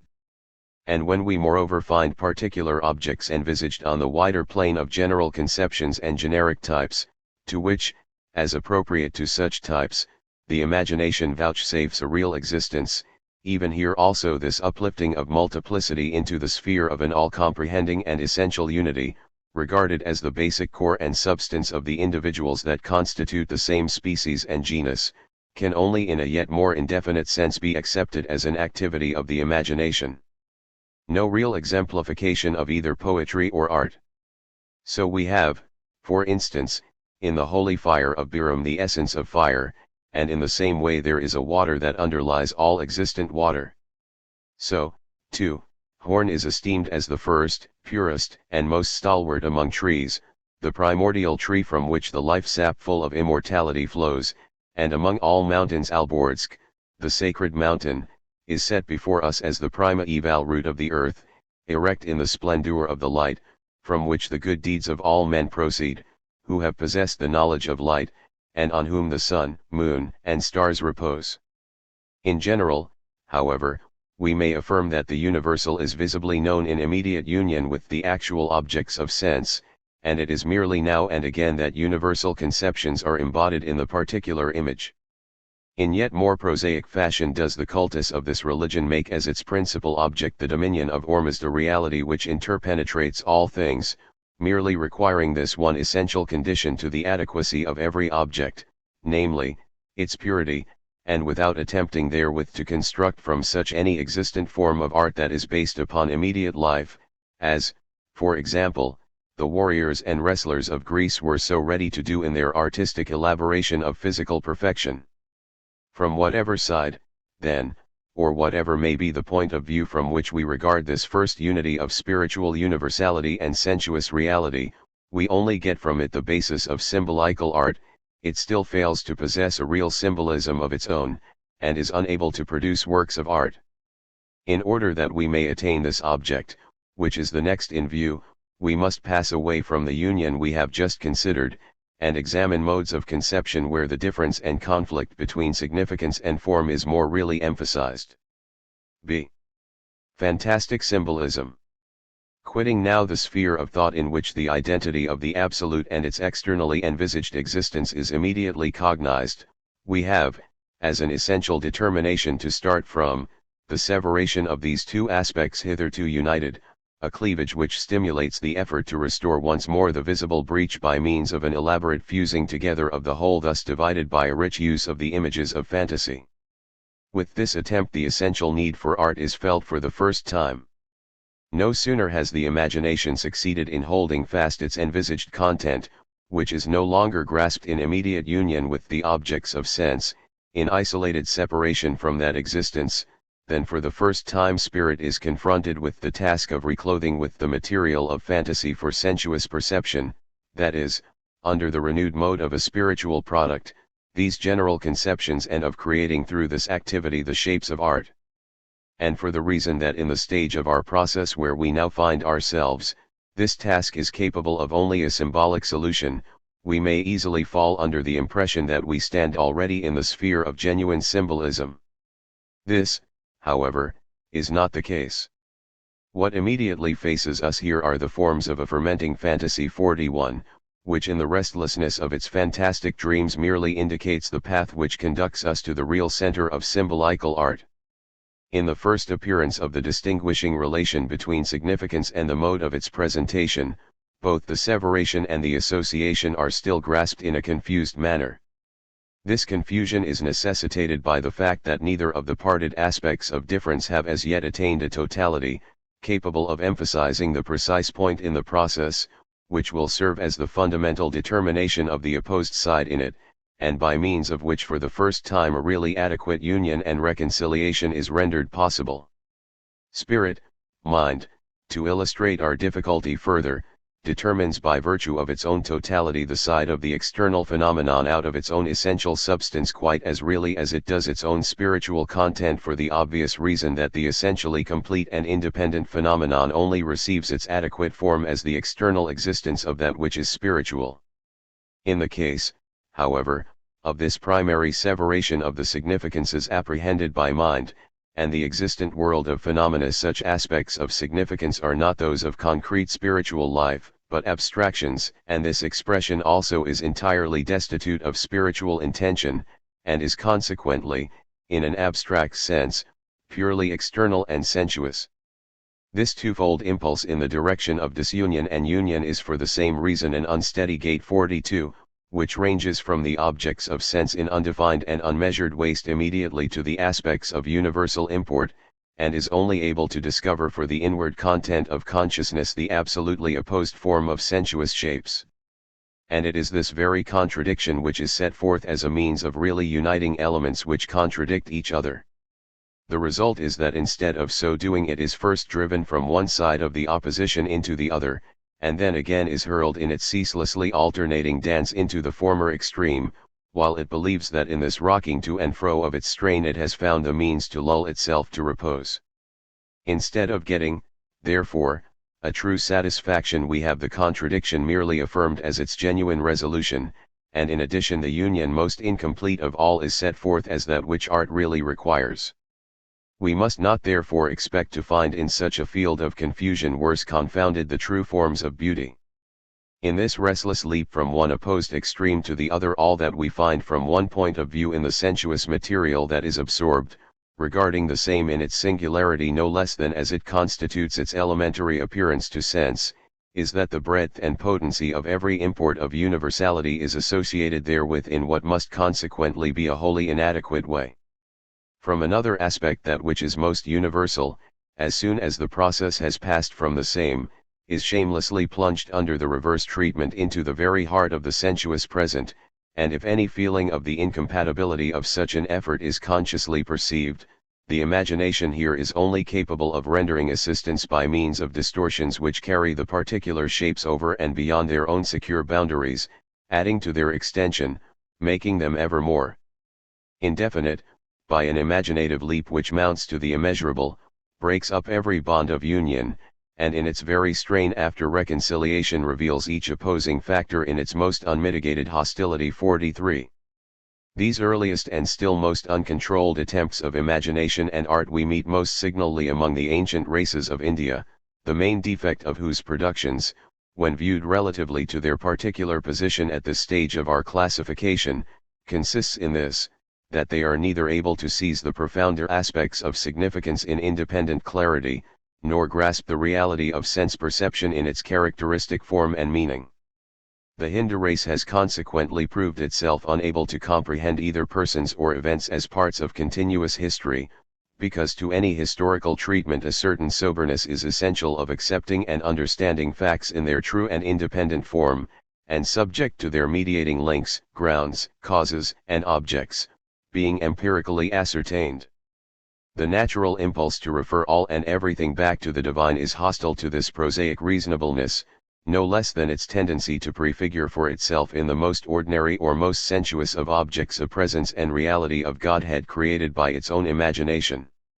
These peoples consequently, through their confused intermingling of the finite and the absolute, in which the logical order and permanence of the prosaic facts of ordinary consciousness are disregarded altogether, despite all the profusion and extraordinary boldness of their conceptions, fall into a levity of fantastic mirage which is quite as remarkable, a flightiness which dances from the most spiritual and profoundest matters to the meanest trifle of present experience, in order that it may interchange and confuse immediately the one extreme with the other. If we concentrate our attention more closely upon the more conspicuous features of this continuous bout of intoxication, this craze and condition of craze, what we are concerned with is not to trace religious conceptions as such, but merely to emphasize the points of prominence which relate such modes of conception with art. These may be indicated as follows. 1. One extreme of the consciousness of the Hindu is the consciousness of the Absolute, here regarded as the essentially and absolutely universal, undifferentiated, and consequently wholly indefinite. This supreme of abstractions, inasmuch as it is neither in possession of a particular content, nor is conceived under the mode of concrete personality, is, from whatever side you may look at it, no object at all that the imagination acting through the senses can reclothe for art. Brahman. 44, taken in a general sense as the supreme Godhead, is absolutely removed from the sensuous and sense perception, or rather is not even an object for thought. For self-consciousness is inseparable from thought, which posits itself as an object of thought, in order that it may thus come to self-knowledge. Every act of intelligence is an identification of the ego and object, a reconciliation of that which is severed outside from this relation of recognition. What I do not understand remains as something strange and foreign to myself. The mode of union, under the Hindu conception, of human personality with Brahman is nothing more nor less than a continually ascending process of exhaustion. 45 in the direction of the supreme of abstractions, in which not merely the entire concrete content, but also self-consciousness itself, must be eliminated before the final consummation is realized. Or, to put the same thing another way, the Hindu recognizes no reconciliation and identity with Brahman in the sense that the spirit of humanity becomes conscious of this union. The unity rather consists in this, that both consciousness and self-consciousness, and with them the entire content of the objective world and personality totally disappears. This emptying and annihilation to the point of absolute vacuity is treated as the supreme condition under which man is capable of identity with highest divinity, that is Brahman. An abstraction of this sort, one of the barest it is possible to imagine, whether we consider it from the point of view of the Absolute, as Brahman, or from the human aspect of a purely theoretically conceived cultus that consists in man's self-evaporation. 46 and self-annihilation, is in itself no object either for the imagination or art. All the latter can do is to profit by such opportunity as various imaginary representations of what happens by the way to this goal may offer for their exercise. 2. Conversely, the Hindu view of existence launches itself with just the same immediacy over this very abstraction from all sense into the wildest flood of it. Inasmuch, however, as the immediate and consequently unbroken identity of both sides is in this view cancelled, and instead of this the element of difference within this identity has become the basic principle of the type itself. This very contradiction plunges us with no mediating connections from the finite into the divine, and again from this latter into what is most transitory of all, and we live and move among simulacra, which rise up entirely as the growth of this alternating process, a kind of witch's world, where the definition of every shape eludes our grasp as we endeavor to seize it, is converted all at once into its opposite, or straddles away into mere inflated enormities.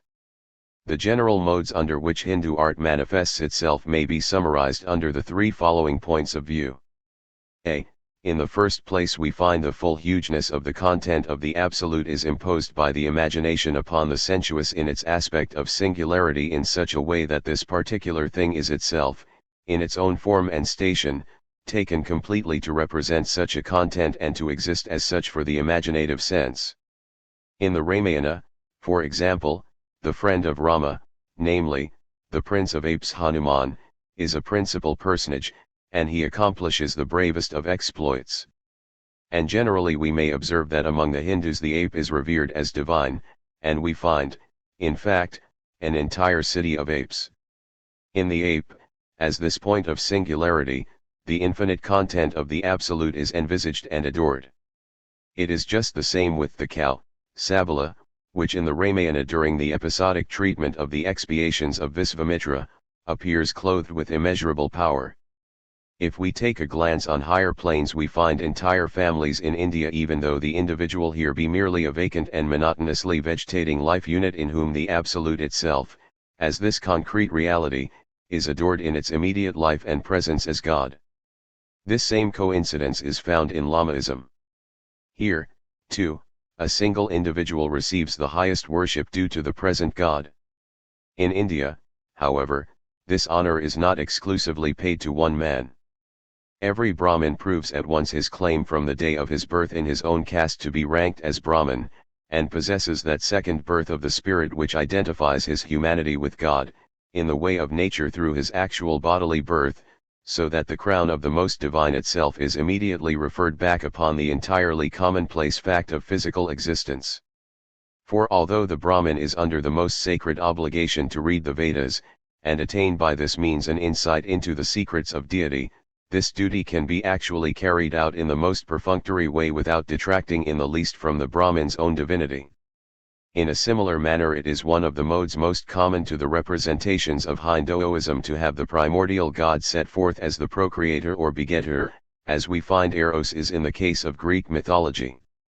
This procreation as divine activity is further worked into all kinds of representations in a wholly material way, and the private parts, both male and female, are treated as sacred in the highest sense. And in a reverse way, and to no less extent, the divine, when it passes over in its independent divinity to the plane of existing reality, is suffered in a wholly trivial manner to get mixed up with everyday details. We may take an example of this from the commencement of the Ramayana, where Brahma has come on a visit to Valmikis, the mythical bard of the Ramayana.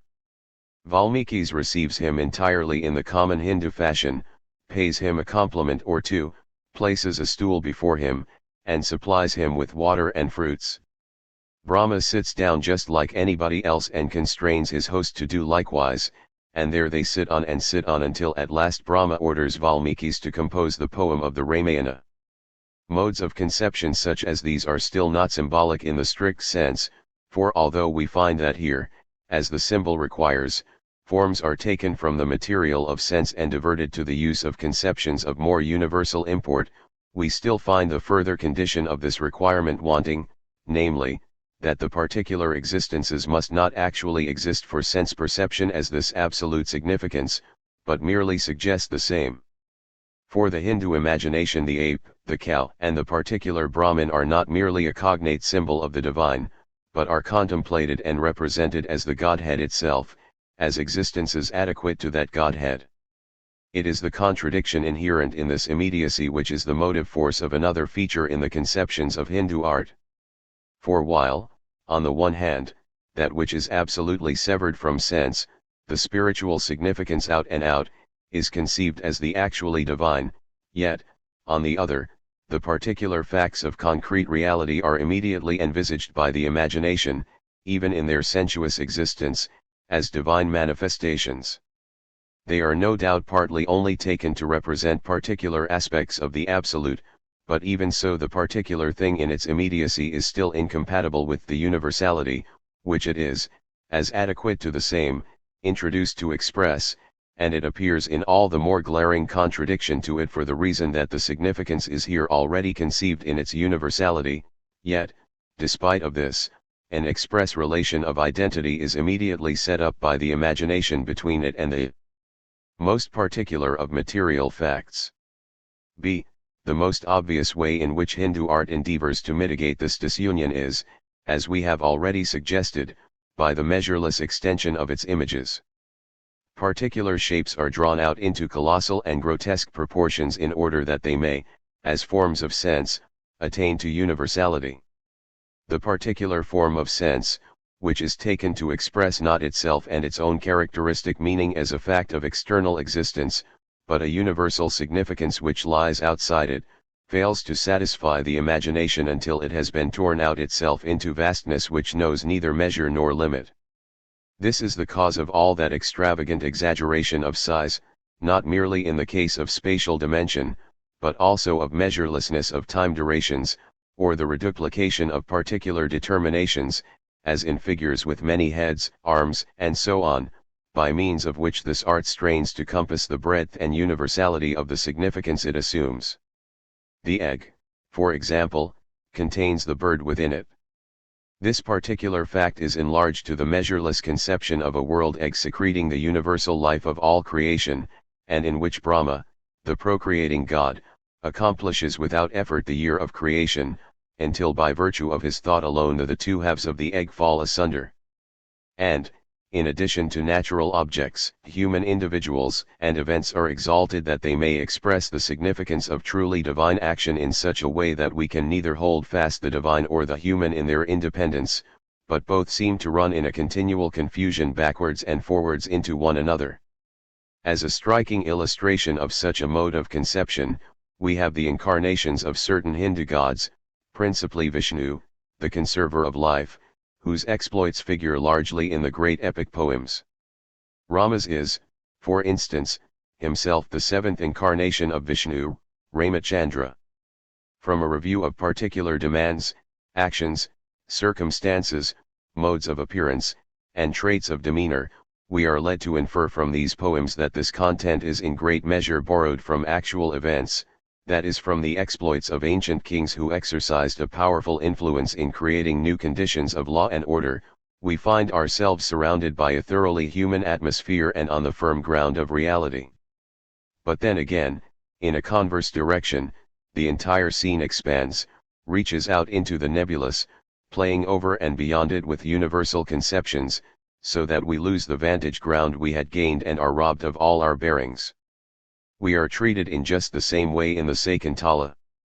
At first we have set before us the most gentle and odorous realm of love, in which everything goes on its way in an entirely human fashion, and then we are all at once snatched from the wealth of this genuine world, and transported into the clouds of the heaven of Indra, where everything suffers change, and our formerly circumscribed sphere is inflated to the measure of the universal import of nature's life in its relation to the Brahman and the power of nature's gods, which is vouchsafed to man in return for his severe self-mortifications. Such modes of representation are also not to be termed in a strict sense symbolical. That is to say, the true symbol suffers the determinate shape, which it applies, to remain under that original definition, because its purpose is not to envisage therein the immediate existence of the significance in its universality, but to point to that import merely through the qualities of the object which are cognate to it. Hindu art, however, although it severs universality from the singular existing fact, still adds the further requirement that both sides shall be immediately united through the imagination, and is consequently forced to divest determinate existence of its specific limitations, and, albeit in a material fashion, to enlarge in the direction of indefiniteness and generally to change and reconstitute. In this melting down of all clear definition, and in the confusion which results from it, so that that form is always set down as highest for everything, whether phenomena, events, or actions, which in the mode of their figuration can neither for themselves assert nor intrinsically possess and express any control over such content. We may rather seek for features analogous to the type of the sublime than see any illustration of real symbolism. For in the sublime, as we shall see for ourselves further on, the finite phenomenon only expresses the absolute, which it would previsage for conscious sense to the extent that in so doing it escapes from the world of appearance, which fails to comprehend its content. This is just its treatment of eternity. Its idea of it is sublime when it has to be expressed in terms of time duration, precisely through the emphasis it lays on the fact that no number, however great, is sufficient. In this strain runs the text, 1,000 years in thy sight are even as a day. Hindu art contains much of the same or similar nature. It strikes the opening notes of the Sublime Symphony.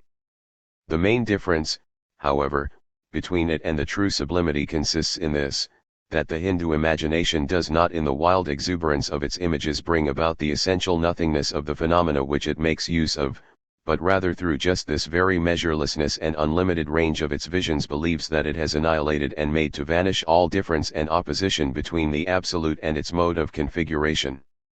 In this extreme type of exaggeration, then, there is ultimately little of real kinship with either true symbolism or sublimity. It is equally remote from the true sphere of beauty.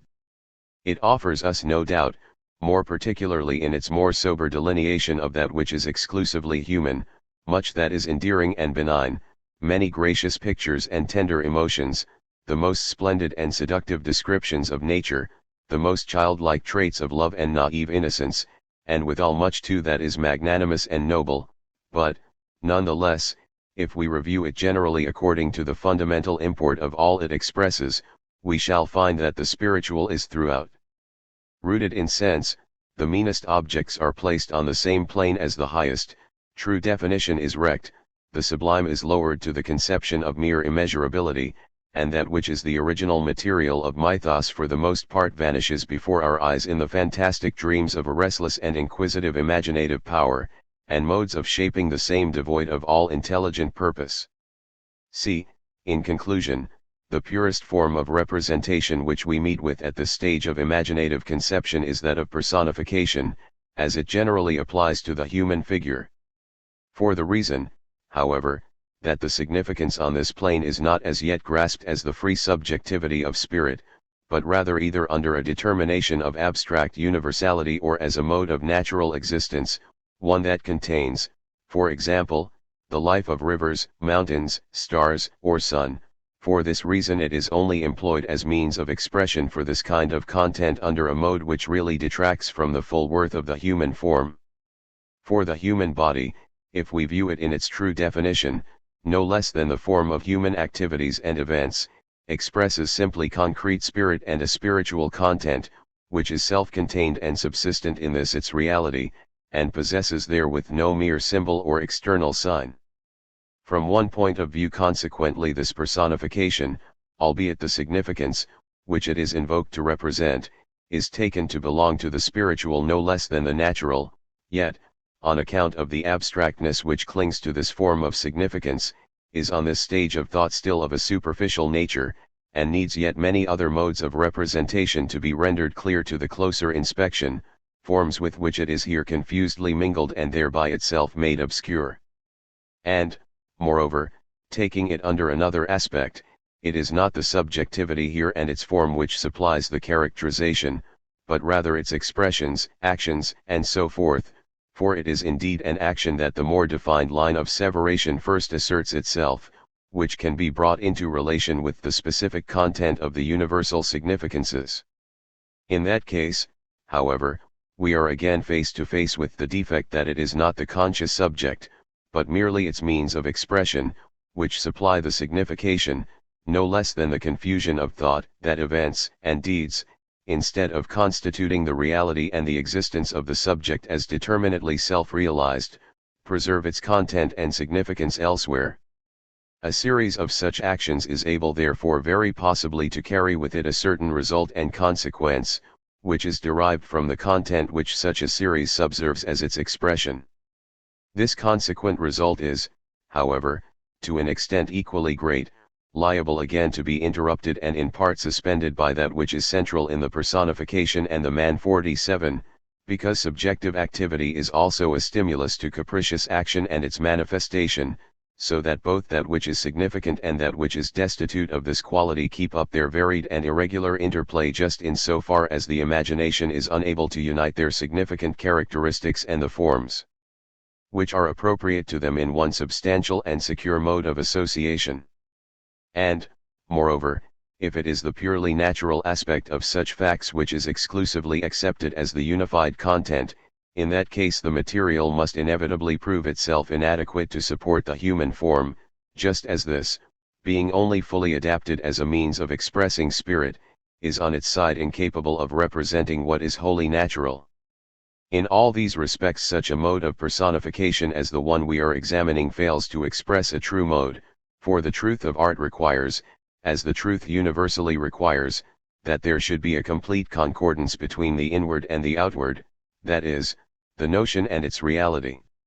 Greek mythology, for example, personified the Pontine Sea. Scamander possesses its river gods, nymphs, dryads, and so forth. In other words, it builds up nature in the most various forms as the content of its human divinities. It does not, however, suffer its personification to remain purely formal and superficial, but creates thereby real individuals, in whom the purely natural significance fades into the background, and the human element, on the contrary, which has taken up and absorbed such material out of nature, becomes the prominent factor. Hindu art, on the other hand, is unable to advance beyond a grotesque intermingling of these two sides of nature and humanity, so that neither is treated according to its rightful claim, and both are merely given the forms which are appropriate to the other. Speaking in a general way, we cannot consider even these personifications to be as yet strictly symbolical, for the reason that owing to their formal superficiality they do not stand in any essential relation to or mode of association more truly intimate with the more determinate form which they are presumed to express. At the same time we may note here, with respect to other particular modifications and attributes, with which such personifications appear to be intermingled, and which are taken to express the more defined qualities generally attached to divinities, an impulse in the direction of symbolic representation, for which the personification then stands merely as the universal type of widest connotation. If we turn now to the more important examples of the imaginative sense on the plane we are now considering, we have first to draw attention to Trimurtis, the triformed Godhead. This deity includes in the first place Brahma, the activity which brings forth and procreates, the creator of the world, lord of all the gods, and much more beside.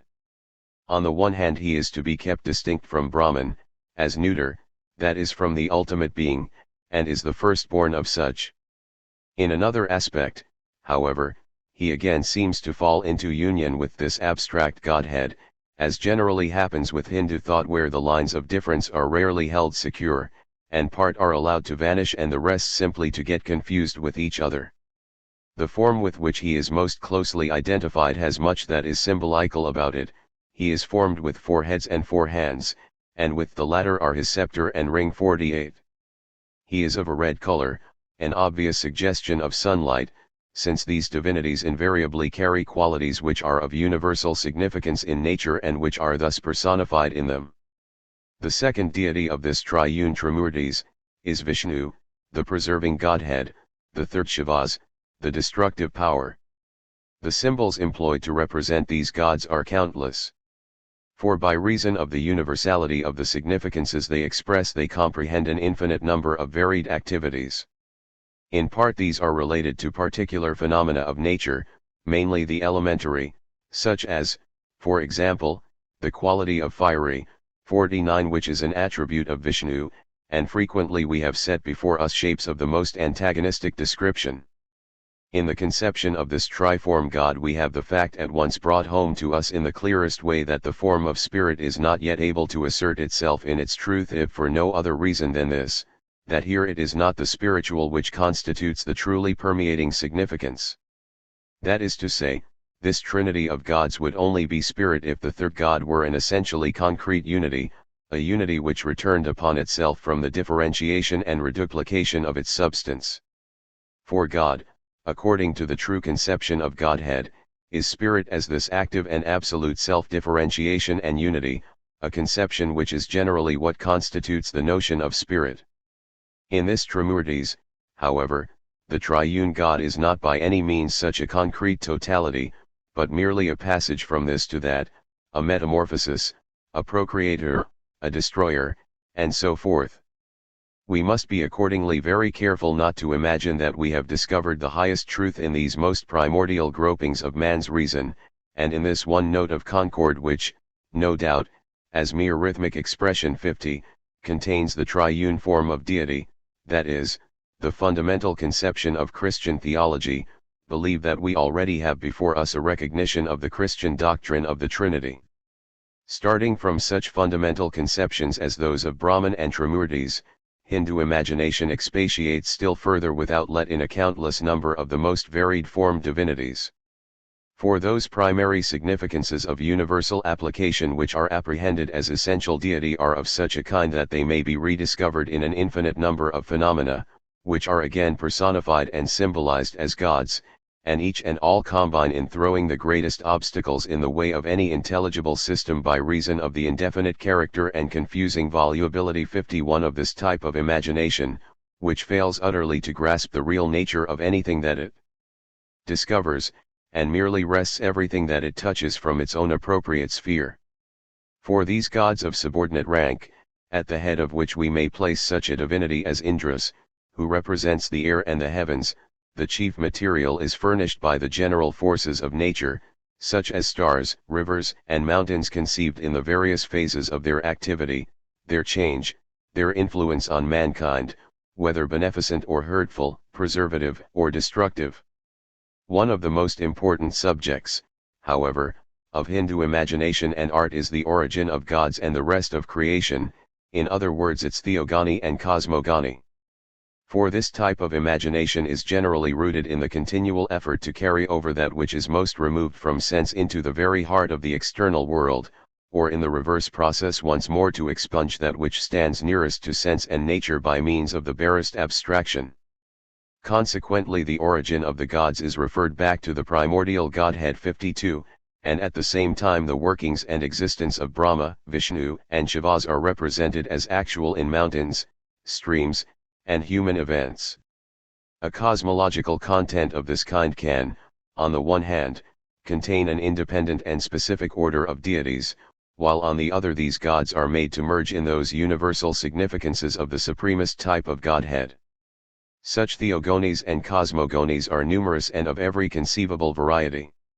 When anyone ventures, therefore, to say that the Hindus have thus or thus portrayed the creation of the world or the origin of nature, such a statement can only be taken to apply to a particular sect or book. You can very easily find a perfectly different account of these events elsewhere.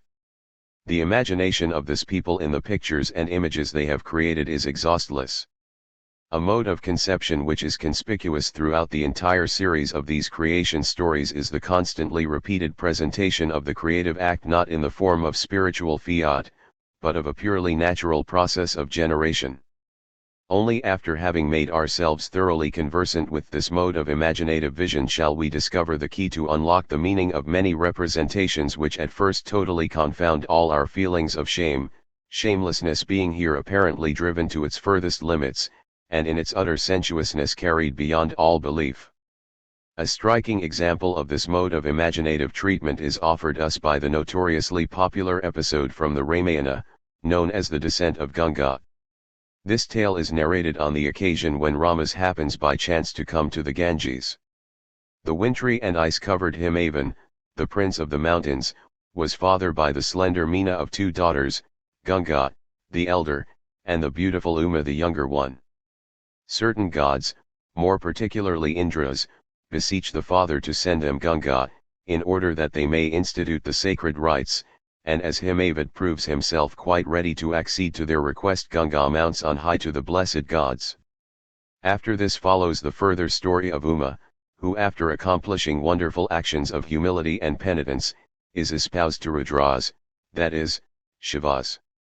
From this union spring up wild and unfruitful mountains. For 100 years long Shivas lay with Uma in the bridal embrace, without intermission, so that the gods, aghast at the procreative power of Shivas, and full of anxiety for the productive child, beseech him that he will divert the stream of his strength on the earth. This passage the English translator has not ventured to translate literally, for the reason that it flings too much for him every shred of shame or modesty to the winds. Shivas hearkens to the beseechings of the gods, and staying his former procreative ardour, that he may not utterly confound the universe, he loosens the seminal flood over the earth. Out of this, transpierced with fire, rises up the white mountain which separates India from Tartary. Uma, however, falls into scorn and anger at this complaisance, and thereon curses all wedlock. In this section of the tale we have what are mainly fearful and distorted pictures which run so entirely counter to our ordinary notions of imagination and intelligent senses that the most we can do is to observe what they would appear to offer in default of either. Schlegel has omitted to translate this section of the episode and merely added in his own words how Gunga descends once more on the earth. And this took place in the following way. A certain forebear of Rama's, Sagaras, was father of a bad son, and by a second wife he was father of no less than 60,000 sons, who came into the world in a pumpkin, were, however, raised up into stalwart men on clarified butter in pitchers 53. Now it chanced one day that Sagaras was of a mind to sacrifice a steed, which was, however, seized from him by Vishnu in the form of a serpent. On this Sagaras sends forth his 60,000 sons. But no sooner had they come to Vishnu after great hardships and a long searching than a breath of hers burns them all to ashes. After a weary waiting a certain grandson of Sagaras, by name Ansuman the Shining, son of Asamashas, set forth to find his 60,000 uncles and the sacrificial steed. He actually comes upon both the steed Siwas and the heap of ashes. The king of birds, Garudas, however, notifies to him the fact that unless the stream of the holy Gunga flows down from heaven over the heap of ashes his relations will be unable to return to life. Whereupon the stalwart Ansuman endures for 32,000 years on the mountain top of Himavan the sternest mortifications. All in vain. Neither his own chastisements nor those of yet another 30,000 years of his son Dwailapas are of the slightest avail. At last the son of Dwailapas, the glorious Bhagarathas, succeeds in accomplishing the feat, but only after mortifications which last 1,000 years. Then the Gunga plunges down, but in order that the earth may not thereby shiver in pieces, Siwas now bows his head so that the water runs into his mane. Thereupon yet further mortifications are enjoined upon Bhagarathas, in order that Gunga may be free to stream forth from these locks. Finally she is poured forth in 6 streams. The 7th Bhagarathas conducts after mighty privations to the place of the 60,000, who mount up to heaven, and therewith Bhagarathas rules for yet many a year over his people in peace. Other theogonies such as the Scandinavian and the Greek are very similar in type to the Hindu. The principal feature of them all is this of physical generation and production, but not one of them plunges so headlong into the subject or in general displays such caprice and impropriety in the images of its invention as the Hindu. The Theogony of Hesiod is in particular far more intelligible and succinct, so that at least one knows where one is, and is clear as to the general significance, and this is so because the impression is far more pronounced that the form and external embodiment of the myth is set forth by the narrator as something external. The mythos starts in this case 54 with Chaos, Erebos, Eros, and Gaia. The earth, Gaia, brings forth Uranos of her own accord, and then is mother by him of the mountains, sea, and so forth, also of Kronos and the Cyclops, Centimani 55, whom Uranos, however, shortly after birth incarcerates in Tartaros. Gaia thereupon induces Kronos to castrate Uranos. The deed is accomplished. And from the blood that falls on the earth spring to life the Aranyas and the giants. The castrated member is caught by the sea, and from the sea's foam arises Cytherea. In all this description the outlines are more clearly and decisively drawn. And we are thereby carried beyond the circle of mere gods of nature. 3. If we endeavor now to seize some point where the transition is emphasized to the stage of real symbolism, we shall find the same already in the first beginnings of Hindu imagination. That is to say, however preoccupied the Hindu imagination may be in its efforts to contort the sensuous phenomenon into a plurality of divinities, a preoccupation which no other people has displayed with anything like the same exhaustless scope and countless transformations, yet from another point of view in many of its visions and narratives it remains throughout constant to that spiritual abstraction of a God supreme over all, in contrast with whom the particular, sensuous, and phenomenal is undivine, inadequate, and consequently is apprehended as something negative, something which has finally to be cancelled. For, as we have from the first noticed, it is precisely this continual involution of one side on the other which constitutes the fundamental type of the Hindu imagination, and makes it forever incapable of finding a true principle of reconciliation. The art is consequently never tired of representing, in every imaginable way, the surrender of the sensuous and the power of spiritual abstraction and self-absorption. Of this kind are the representations of toilsome mortifications and profound meditations, of which not merely the most ancient epical poems, such as the Ramayana and the Mahabharata, but also many other works of art furnish most important examples. No doubt many of these self-chastisements are undergone on grounds of ambition, or at least with a view to definite objects, which do conduct the devotee to the highest and most final union with Brahman, and to the mortification of everything carnal and finite. An object of this kind is the endeavor to secure the power of a Brahmin, but even in this there is always the fact present to consciousness that the expiation and the continuance of a meditation that is ever more and more diverted from the objects of sense will raise the devotee over his birthplace in a particular caste, no less than help him resist the power of nature and the gods of nature. For this reason, that prince of divinities of this class, Indras, opposes most signally strenuous aspirants, and strives to entice them away, or, in the case where all his seductions fail, he invokes assistance from the supreme gods lest the entire heaven fall into confusion. In the representation of mortifications of this kind and the several kinds and grades according to which they are ranked, Hindu art is almost as fertile in its invention as in its system of divinities, and it pursues the theme with the most thorough earnestness. This, then, is the point from which we may now extend our survey in a forward direction. See real symbolism. In the case of symbolical, no less than that of fine art, it is necessary that the significance which it seeks to embody should not merely be set forth, as is the case in Hindu art, from the first immediate unity of the same with its objective existence, such as obtains before any separation or distinction has as yet been emphasized, but that this significance should itself be independent and free from the immediate sensuous content. This deliverance can only so far assert itself as the sensuous and natural medium is both grasped and envisaged as itself essentially negative, as that which has to be and has been absorbed.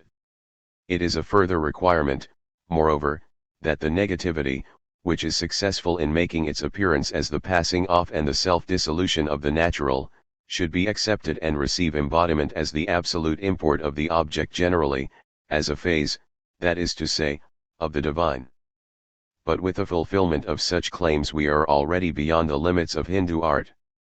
It is true that the consciousness of this negative side is not wholly absent from the Hindu imagination. Shiva's is the destroyer no less than the producer. Indra's dies, nay, more, the destroyer time, personified as Kala the terrible giant, confounds the entire universe and all gods, even Trimurtis, who passes away at the same time in Brahman, just as the individual in his self-identification with the highest form of divinity suffers his ego and all his wisdom and will to vanish away. In these conceptions, however, the negative element is in part merely a transformation and change, in part only an abstraction, which allows all definition to drop away, in order that it may thrust its path to an indefinite and consequently vacuous and contentless universality. The substance of the divine on the other hand persists through change of form, passage over and advance to a system of many deities, and the abrogation of that system once more in the one highest form of God unalterably one and the same. It is not that conception of the one God, which itself essentially possesses, as this unity, the negative aspect as its own determination, both necessary and appropriate to its own essential notion. In an analogous way, the destructive and hurtful element is placed according to the Parsi view of existence outside the personality of Ormuzd in Ahriman, and consequently only makes a contradiction and conflict manifest belonging under no form of relation to Ormuzd, as a distinct phase of his own substance. The actual point in the advance which we have now to make consists, therefore, in this that, on the one hand, the negative aspect, fixed by consciousness in an independent relation as the absolute, is, however, on the other, merely regarded as a phase of the divine, as a phase, however, which is not only as outside the true absolute incidental to another Godhead 56, but is to be so ascribed to the absolute, that the true God appears as a process in which he negates himself, and thereby contains this negative element as an inherent self-determination of his own substance. Through this enlarged conception, the absolute is for the first time essentially concrete, that is self-determination, and thereby essential unity, whose particular antitheses, as parts of a process, appear to consciousness as the different determinations of one and the same God. For the necessity of giving essential definition to the absolute significance is just that which at this stage it is felt to be of first importance to satisfy. All the significances up to this point persisted by virtue of their abstract character as absolutely undefined and consequently void of content, or were merged, when in a converse direction they tended to clear distinction, immediately in the being of nature, or fell into a conflict in respect to their configuration which gave them no repose and reconciliation.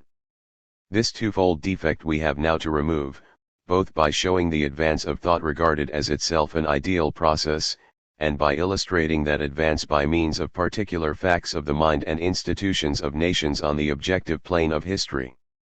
And in the first place we may observe a more intimate bond of association is set up between the inward and outward aspect of consciousness in the increased recognition that every determination of the absolute is already essentially an inchoate movement in the direction of expression.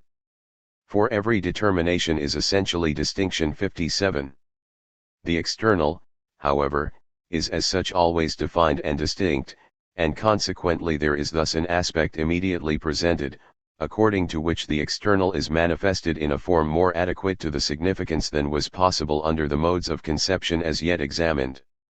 The first definition, however, and essential negation of the absolute inevitably falls short of the free self-determination of spirit as spirit. It is merely the immediate negation of itself. This immediate and consequently natural negation in its most comprehensive form of statement is death. The absolute is consequently apprehended now in a way that it is compelled to submit itself to this form of negation as a part of the essential determination of its own notion, in other words it is obliged to enter the path of extinction, and we observe consequently the glorification of death and grief in the first instance made present to the national consciousness as the death of the dying sensuous material. The death of nature is cognized as a necessary part 58 of the life of the absolute. The absolute, however, on the one hand, in order to be subject to this phase of death, must be posited already as determinate existence, and, equally from another point of view, must not be suffered to remain in the annihilation of death, but must be held to re-establish itself in an essentially positive unity on a yet higher plane of existence. Death is consequently not accepted here as constituting the entire significance, but merely one aspect of the same. And though no doubt the absolute is in one sense viewed as a cessation of its immediate existence, a passage over and beyond and a passing away, yet it is quite as much in the reverse sense conceived as a return upon itself, as a resurrection, as an eternal process of divine realization rendered possible by virtue of this evolutional principle of negation. For death is capable of a twofold meaning. Under the first it is the immediate passing away of the natural, under the second death is the extinction of the exclusively natural and thereby the birth of a higher type, that is, spiritual, from which the merely natural falls away in the sense, that spirit possesses in itself this phase as an essential phase of its own substance.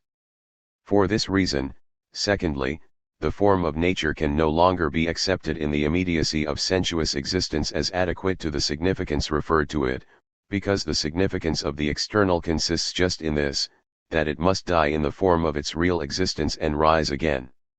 On the same ground, thirdly, the mere conflict between significance and form and that ferment of the imagination, which was the fantastic product of Hindu conceptions, drop away. The significance is, it is true, even now not yet fully and with absolute clarity cognized in its pure unity free from all sense-presented reality, so that it could be set forth in real contrast with the form of its actual embodiment. Conversely, however, the form itself, this particular object, that is, whether in its glorified shape of grandiosity or in any other more conspicuous form of caricature, as an image of animal life, a human personification, event, or action, is not taken to envisage for immediate sense an adequate existence of the Absolute. This corrupt form of identity is already surpassed as fully to the extent that it still falls behind that other complete deliverance. And in the place of both of these extremes we have asserted that kind of representation, which we have above already described as the real symbolical. On the one hand it is now able to appear for the reason that the inward, or that which is conceived as significance, is no longer something which merely, as in Hindu conceptions, comes and passes away, at one moment is absorbed immediately in externality, at another is withdrawn from the same into the solitude of abstraction, but it begins to make itself independently secure against the mere reality of nature. And on the other hand the symbol is now forced to seek some form of plastic shape. That is to say, although the significance, identical in every way with that which has hitherto obtained, possesses as a phasal condition of its content the negation of the natural, yet the true inward now for the first time shows a definite tendency to wrest its way from that natural, and is consequently itself still swallowed up within the external mode of appearance, so that it is unable independently to be brought home to consciousness in its clear universality without having previously had to comply with the form of external reality.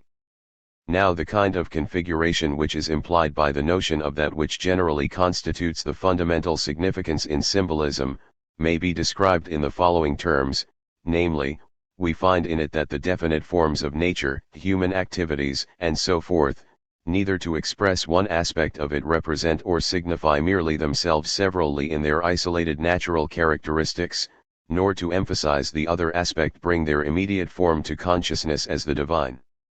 actually visible to sense.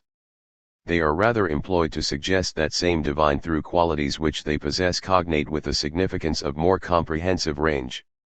For this reason it is just that universal dialectic of life, its origin, growth, collapse in and awakening from death, which also in this connection supplies the appropriate content for the true symbolic type, and this is so because we find in almost every province of natural and spiritual life certain phenomena, which presuppose this process as the basis of their existence, and consequently can be utilized as means of giving a visible body to such significant aspects and of pointing by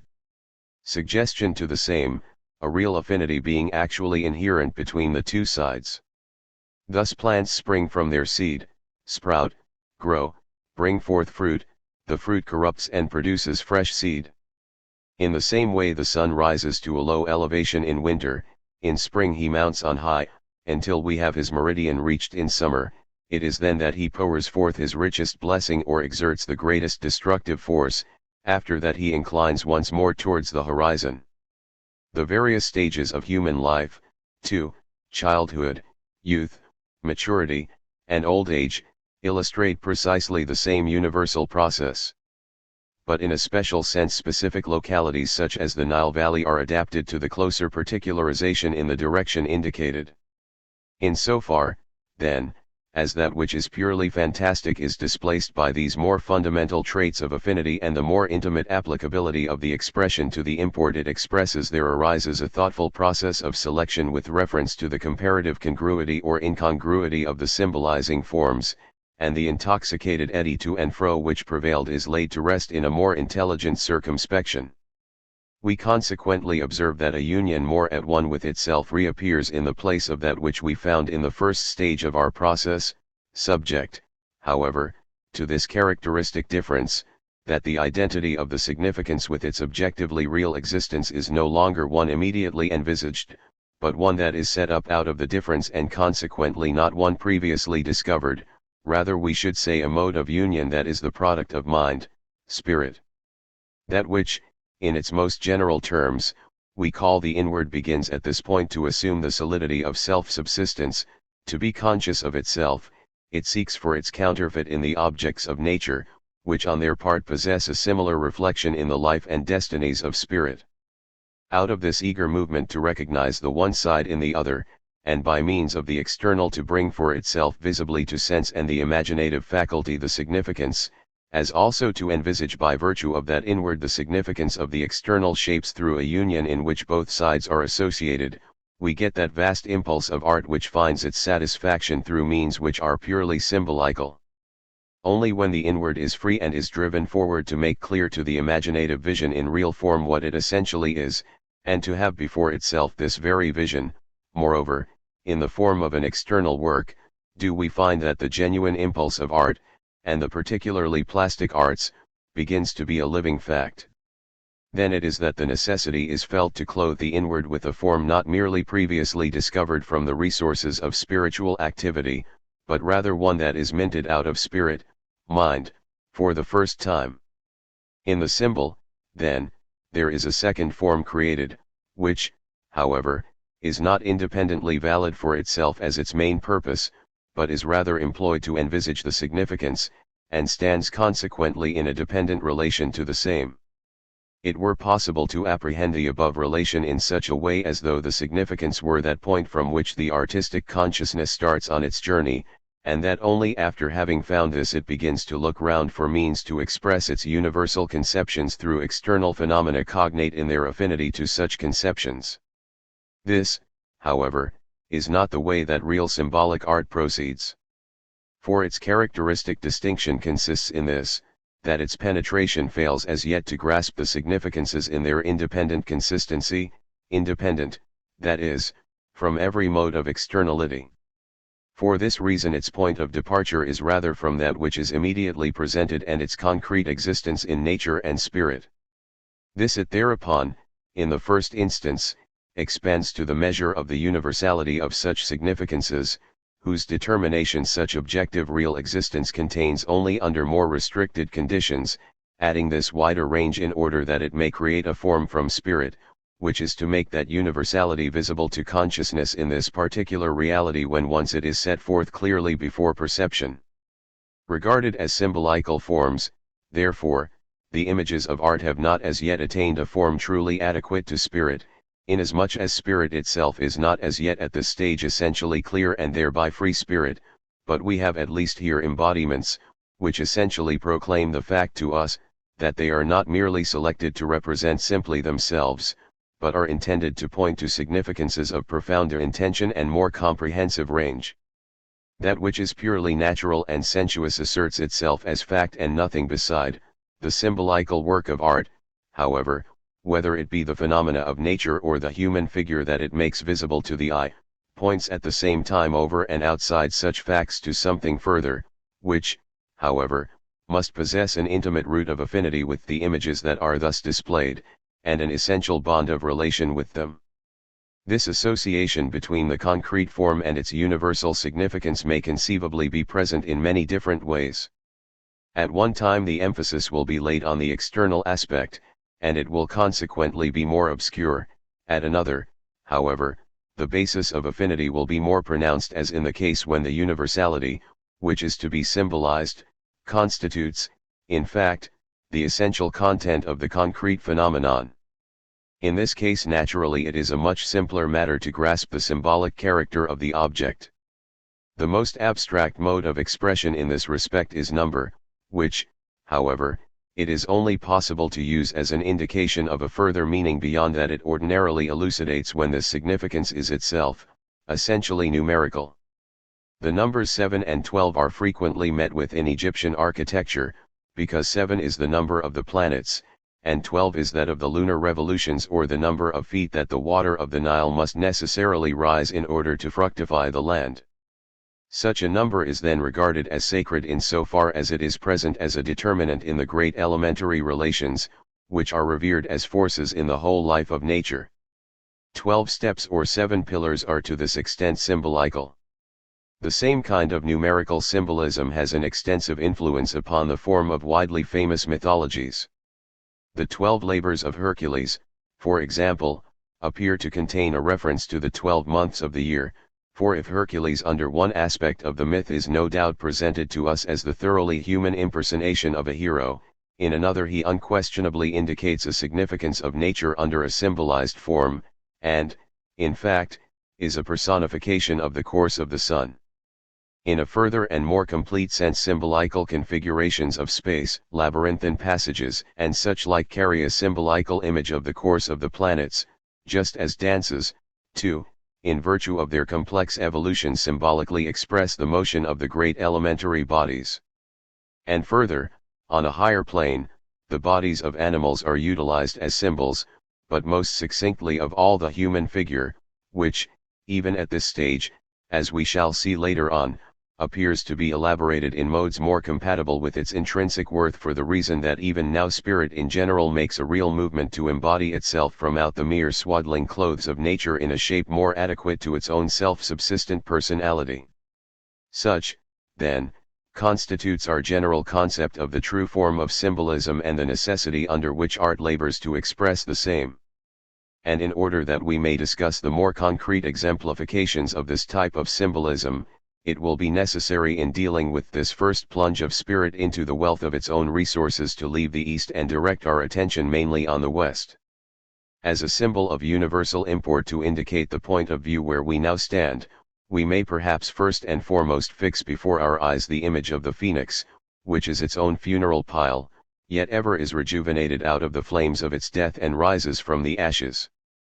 Herodotus informs us, 273, that at least in representations he saw this bird in Egypt, and, in fact, it is the Egyptian people who also supply us with a focus for the type of symbolical art. Before, however, we proceed to the closer consideration of Egyptian art, we will mention several other myths, which form, as it were, the passage to that national symbolism which we find most elaborate, no matter from what direction we approach it. Such are the myths of Adonis, that of his death, and the lament of Aphrodite over him, the funeral festivals, etc., conceptions and rites which find their original home on the Syrian coast. The service of Cybele among the Phrygians possesses the same significance, which also finds its echo in the myths of Castor and Pollux, Ceres, and Proserpina. As the essence of such significance we find in the above quoted examples, before everything else, that phasal condition of negation we have already alluded to, the death, that is, of the natural regarded as a basic and absolute condition of the divine process, emphasized as such, and made visible in its independence. It is in this sense that we can explain the funeral festivals that celebrate the death of the god, the excessive lamentations over his loss, which is once more made good through his rediscovery, resurrection, and rejuvenescence, making it possible for the festivals of joy to follow. This universal significance contains further its more definite relation to nature. In winter the sun loses his force, while in spring he returns once more, and with that nature regains her youth, she dies and is reborn. In examples such as these the divine, personified as a human event, discovers its significance in the life of nature, which then from a further point of view becomes a symbol for the essential character of the negative condition generally, in spiritual things no less than natural. It is in Egypt, however, that we have to look for the perfect example of symbolical representation in its systematic elaboration of characteristic content and form. Egypt is the land of symbol, which proposes to itself the spiritual problem of the self-interpretation of spirit, without being able successfully to solve it. The problems remain without an answer, and such solution as we are able to supply consists therefore merely in this, that we grasp these riddles of Egyptian art and its symbolical productions as this very problem which Egypt propounds for herself but is unable to solve.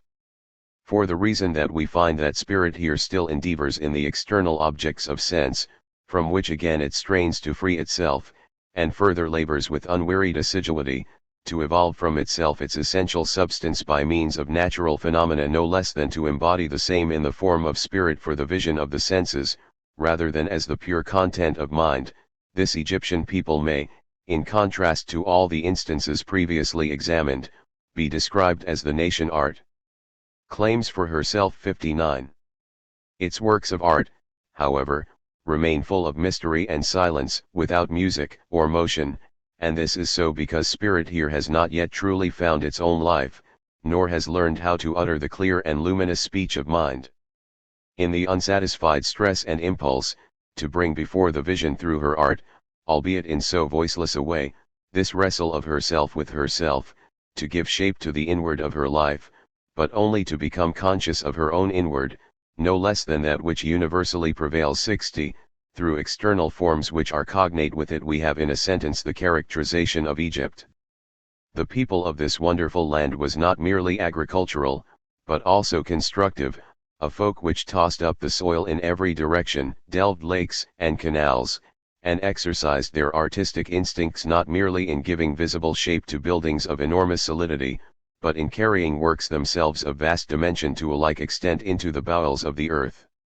To erect buildings of this kind was, as we have long ago learned from Herodotus, a principal occupation of this people, and one of the chief exploits of their kings. The buildings of the Hindu race are also unquestionably of colossal size. We shall, however, find nowhere else a variety which can compare with that of Egypt. One reviewing now the general conceptions of Egyptian art with a closer attention to particular aspects of it, we may in the first place define the fundamental principle of so much of it as follows, that we find here the inward is securely held in its independent opposition to the immediacy of external existence. And what is more, this inward is conceived as the negation of life, in other words the dead thing, not as the abstract negation of the evil and hurtful thing, such as Ahriman in contrast to Ormuzd, but as form essentially substantive. To illustrate this thought further, the Hindu merely subtilizes his life to the most empty of abstractions, that is in result one that therewith negates every form of concrete content. Such a Brahm-becoming process is not to be found in Egypt, rather we find here that the invisible possesses a fuller significance, the corpse secures the content of the living body itself, which, however, as torn away from immediate existence, in its retirement from actual life 61, still possesses its relation to that which is alive, and in this concrete form is maintained as self-subsistent. It is a well-known fact that the Egyptians embalmed and revered cats, dogs, hawks, ichneumons, bears, and wolves, Herod, 2, 67, but most of all the dead human body, Herod, 2, 86-90. By them the honor paid to the dead is not that of burial, but its preservation from age to age as a corpse. And moreover we may observe that the Egyptians do not merely remain constant to this immediate and still wholly natural permanency of the dead. That which is preserved in its physical or natural aspect is also conceived to endure in a form present to the imagination. Herodotus informs us that the Egyptians were the first who held the doctrine that the human soul is immortal. We consequently find that they are the first who present to us a more exalted mode of this resolution of the natural and spiritual, a mode that is to say, under which it is not merely the natural body which secures an independent self-subsistence. The immortality of the soul is a conception which borders closely upon the freedom of spirit. The ego is here apprehended as removed from the purely natural mode of its existence, reposing on its own substance. This knowledge of itself, however, is the principle of freedom. No doubt we are not justified in asserting that the Egyptians grasped the notion of spiritual freedom in its profoundest sense. We must not imagine that their belief in the immortality of the soul is identical with our own form of that belief, but they already possess the power to retain securely that which was separated from life under a form of existence visible only to the imagination, no less than one in which it was identical with the bodily material. They have thereby made possible the passage to the full emancipation of spirit, albeit it was but the threshold of the temple of freedom that they passed over. This fundamental conception of theirs is further expanded to a unified and substantial kingdom of the departed set up in contrast to the immediate presence of the real. A court of justice of the dead is held in this invisible state over which Osiris as Amenthus presides. One of similar character is also instituted in the sphere of immediate reality, justice being executed even among men over the dead, and after the decease of a king every one was entitled to submit his grievances to that court. See, if we now proceed to inquire what is the symbolical form of art, which is given to such conceptions, we must look for this among the characteristic features of Egyptian architecture. The form of this architecture is twofold. There is one type that is superterraneous, while the other is subterraneous. On the one hand we find underground labyrinths, gorgeous and extensive excavations, passages half a mile in length, dwellings covered with hieroglyphics elaborated with every possible care. On the other we have piled above their level those amazing constructions among which we may first and foremost reckon the pyramids. For centuries men have ventilated various notions as to the precise meaning and significance of these pyramids. It is now, however, assured beyond dispute that they are nothing more or less than the enclosures of the graves of kings or sacred animals, such as the apis, the cat, or the ibis. In this way we have before our eyes in the pyramids the simple prototype of symbolical art. They are enormous crystals which secrete an inward within them, and they so enclose an external form which is the product of art, that we are at the same time made aware they stand there for this very inward in its separation from the mere actuality of nature, and that their entire significance depends on that relation. But this kingdom of death and the invisible, which here constitutes the significance, possesses merely the one and, what is more, the formal aspect appropriate to the true type of art, that is its dissociation from immediate existence. It is for this reason primarily but a Hades, not yet alive, which, although raised above sensuous existence as such, is none the less at the same time essentially a defined existence, and thereby intrinsically free and living spirit. Consequently the embodiment for such an inward still remains in relation to the determinacy of the same's content quite as much a wholly external form and envelopment. Such an external environment, in which an inward reposes under a veil, are the pyramids.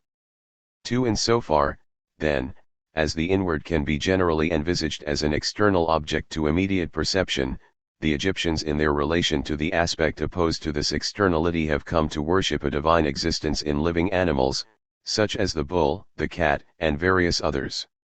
That which is alive is on a higher plane than the purely inorganic object, inasmuch as the living organism possesses an inward, to which the external shape points, which, however, persists as an inward and consequently a realm of mystery. This sacred cult of animals must consequently be understood as the vision of a secreted soul 62, which as life is a power superior to that which is merely external. To us no doubt it can only appear as a repugnant fact that animals, dogs, and cats, are held sacred instead of that which is truly spiritual.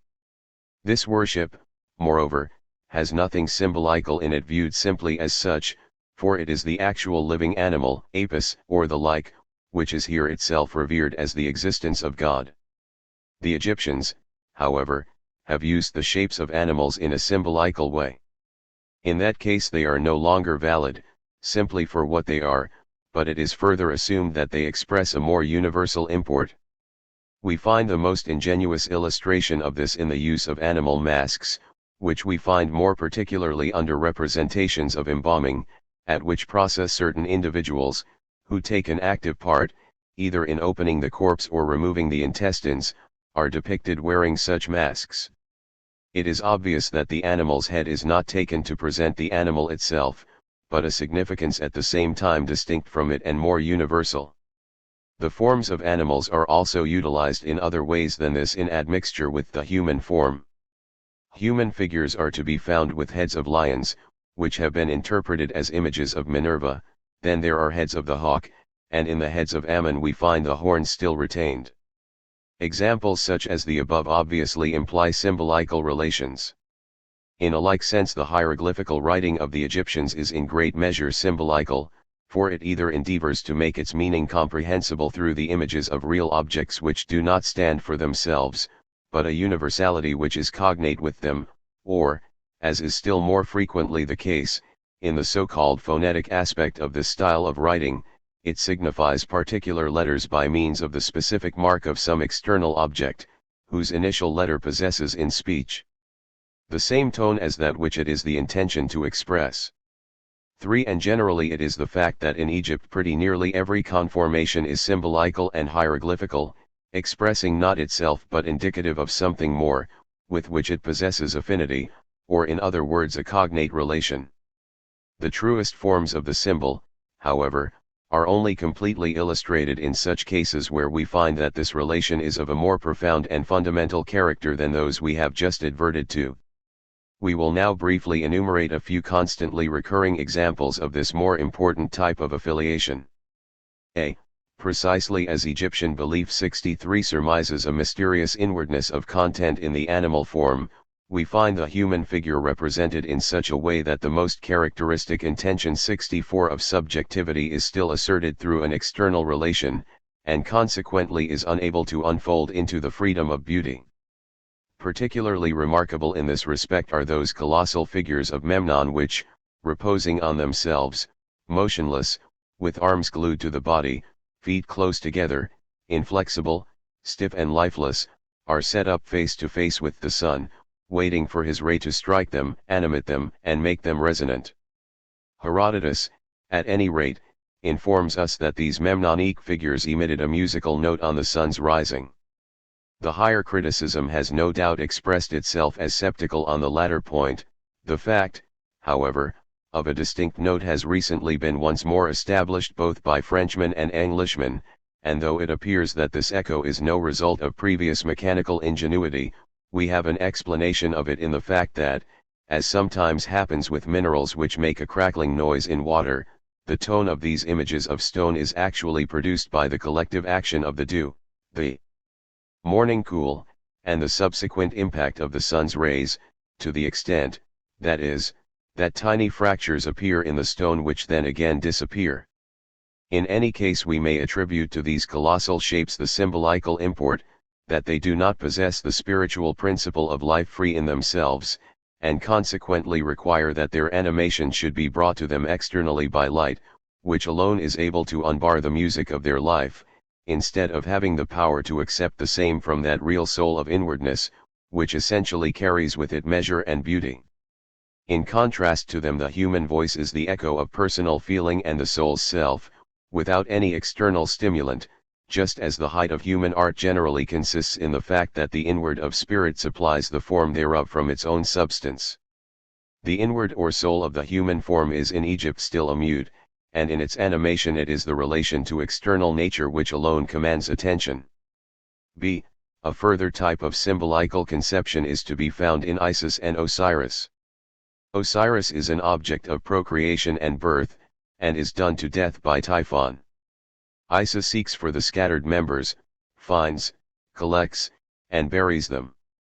This mythos of the god has, then, in the first place as its content purely natural significance. From one point of view, that is to say, Osiris is the sun, and his life history stands as symbolic for his yearly course. From another, however, he signifies the rise and fall of the Nile, which is necessarily the source of all fruitfulness in Egypt. For in Egypt there may not be a drop of rain for years together, and it is the Nile which primarily waters the land by its floods. In winter time it flows but a shallow stream within its bed, then, however, with the summer solstice, Herod, 2:19, it begins for 100 days to rise, pours over its banks and streams far and wide over the land. Finally the water dries up beneath the sun's heat and the scorching desert winds, and once more retires to its course. Under such conditions the tillage of the soil is carried out with ease, the most luxurious vegetation springs up. Everything buds and ripens. The sun and Nile, and the way both of them become weak or strong, these are the conspicuous forces of nature in this land, which the Egyptian has symbolically depicted under a human form in the myths of Isis and Osiris. To this type of symbolism, too, belongs the symbolical representation of the zodiac, which is associated with the year's course, just as the number of the 12 gods is bound up with the months. Conversely, however, Osiris typifies under another aspect the entirely human. He is held sacred as the founder of agriculture, of the division of the soil, property, and laws, and his worship is consequently to an equal extent related to human activities, which are connected in the closest manner with ethical and judicial functions. In the same way he is judge of the dead, and secures as such a significance wholly released from the mere life of nature, an import under which the symbolical tends to pass away for the reason that here the inward and spiritual is of itself content of the human form, which, under such a mode of relation, begins to conserve the inward essentially belonging to it, one, that is, which through its external form signifies merely its own substance. This spiritual process, however, assumes again in equal measure as its content the external life of nature, and, for example, in temples, number of steps, floors, and pillars, in labyrinths and their passages, windings, and chambers, represents the same in an external manner. Osiris is thus quite as much the natural as he is the spiritual life in the different phases of his process 65 and its transformations, and his symbolical embodiments are partly symbolic of the elements of nature, while again in part these changes of nature are themselves merely symbols of spiritual activities and their various phases. For this reason, too, the human form persists here as no mere personification, such as we found to be the case previously, because here the natural aspect, albeit from one point of view it appears as the real significance, yet from another is itself merely asserted as a symbol of the spirit, and, generally speaking, at this stage of conception, where we find that the inward struggles to come forth from the sense vision of nature, it is in a position of subordinance. For the same reason we find here that the human figure already receives an entirely different type of elaboration, attesting thereby a real effort to penetrate the arcana of true inwardness and spirit, though this endeavor also fails as yet to attain its object, that is, the essential freedom of the spiritual. And it is by reason of this very defect that the human figure remains before us with neither freedom nor serene clarity, colossal, brooding, petrified, legs, arms, and head glued straightened and tied to the rest of the body, without the grace or motion of life. Thus it is that art is first ascribed to Daedalus, in that he loosed arms and feet from their fetters, and endowed the body with movement. On account of this alternative aspect of symbolism above referred to, symbolism in Egypt is, in addition to its other characteristics, a totality of symbols in the sense that what in one respect is asserted as significance is employed as symbol in a sphere cognate with it. This ambiguous association of a symbolism which makes significance and form intertwine, which is further actually typical or suggestive of much, and thereby is already concurrent with that inward subjective sense, which alone is capable of following such indications in a variety of directions 66, is the characteristic distinction of these images, albeit by reason of this ambiguity the difficulty of interpreting them is of course increased. A significance of this type attempts at deciphering which are unquestionably nowadays carried too far for the reason that pretty nearly every kind of form is virtually set before us as symbolical in some relation may very possibly from the point of view of the Egyptians themselves have been clear and intelligible as significance. But, as we insisted at the very entrance of our inquiry, the appropriate motto for the interpretation of Egyptian symbolism is implicit multum nihil explicit. There is a type of workmanship undertaken with the express endeavor that it shall carry its own interpretation on the forehead, but we only find there evidence of the effort, it stops short of the essential point of self-illumination. It is in this sense that we must fix our eyes on the works of Egyptian art. They contain riddles, the full solution of which is not merely withheld from ourselves, but was equally beyond the reach of the great majority of the artists who created them. See, the works of Egyptian art in their excessively mysterious symbolism are therefore riddles, let us rather say the objective riddle's self. And we may summarily define the Sphinx as symbol of the real significance of the genius of Egypt. It stands as a symbol for symbolism itself. In countless numbers, set forth in rows of 100 at a time, we come across these Sphinx forms on Egyptian soil. They are hewn from the hardest stone, polished, covered with hieroglyphics, and in the vicinity of Cairo of such colossal dimensions that their lion claws alone measure a man's height. Their animal bodies lie in repose, above which as bust a human body rears itself. Now and again we find the head of a ram, but in the most common case it is that of a woman. Out of the obtuse strength and robustness of animality the spirit of man is fain to press forward, albeit still unable to attain the perfect representation of his own freedom, or a counterfeit of his body in motion, and this is inevitable, for he is still forced to remain blended in the company of that other which confronts himself. This straining after self-conscious spirituality, which fails to grasp itself from the truth of its own substance in a form of external reality which is alone adequate to express it, and instead envisages and brings the same home to consciousness in that which is merely cognate with it, but also that which is equally foreign to it, is, in its general terms, the symbolical, and we find it here concentrated to a point as the riddle.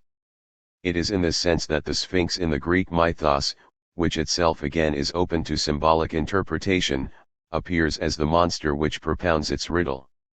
The Sphinx asked here the famous and problematical question, who is it, who walks in the morning on 4 legs, at noon upon 2 legs, and in the evening on 3?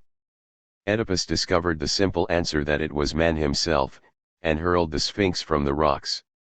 The resolution of the symbol consists in the illumination of all that is implied in the significance of one word, spirit, just as the famous Greek inscription cries out to mankind, know thyself.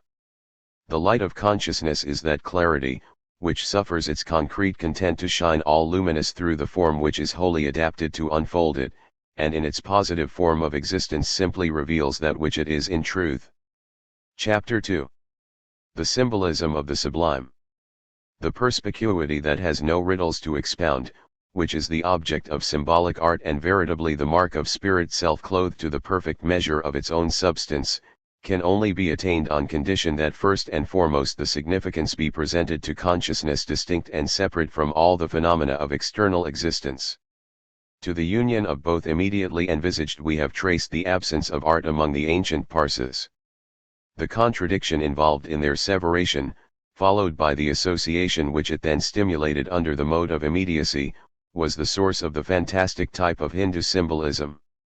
Finally, we have seen that in Egypt, too, the free and unfettered recognition of the inward principle and a significance essentially independent from the phenomenon was lacking, and this resulted in the mystery and obscurity of a symbolism still more complete. The first decisive act of purification, or, in other words, express separation of the essential substance 67 from the sensuous present, that is from the empirical facts of external appearance, we must accordingly seek for in the sublime, which exalts the absolute above every form of immediate existence, and thereby effects that initiatory mode of its abstract liberation which is the basis of the spiritual content. As spirit in its concreteness the significance is not yet apprehended, but it is, however, conceived as an inwardness essentially existent, reposing on its own resources, and of such a nature that purely finite phenomena are alone inadequate to express its truth. Kant has raised a very interesting distinction between the idea of the sublime and the beautiful, and indeed all that he discusses in the first part of his critique of the judgment from the 20th section to the end in spite of its considerable prolixity and its reduction of every form of determination to a fundamentally subjective principle, whether it be the content of feeling, imagination, or reason still possesses a real interest. We may in fact recognize this very reduction on the ground of its general principle of relation to be just 68, in other words, to borrow Kant's own expressions, if the matter of our consideration is primarily the sublime in nature, it is not in any fact of nature, but only in the content of our emotional life that such a sublime is to be discovered, and, further, only in so far as we are conscious of a nature peculiar to ourselves which involves the added assumption of one that lies outside of us.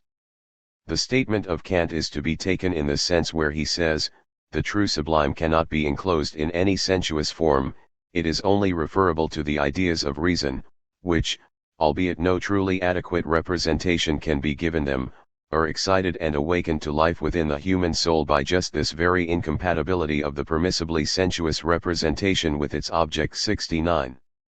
The sublime is, in short, generally the attempt to express the infinite, without being able to find an object in the realm of phenomenal existence such as is clearly fitted for its representation. The infinite, for the very reason that it is posited independently as invisible and formless significance in contrast to the complex manifold of objective fact, and is conceived under the mode of inwardness, so long as it remains infinite remains indefinable in speech and sublimely unaffected by every expression of the finite categories. The earliest content, then, which the significance secures at this stage consists in this, that in contrast to the totality of the phenomenal it is the essentially substantive one, which itself being pure thought is only present to thought in its purity. Consequently it is no longer possible to inform this substance under the mode of externality, and to that extent all real symbolical character disappears.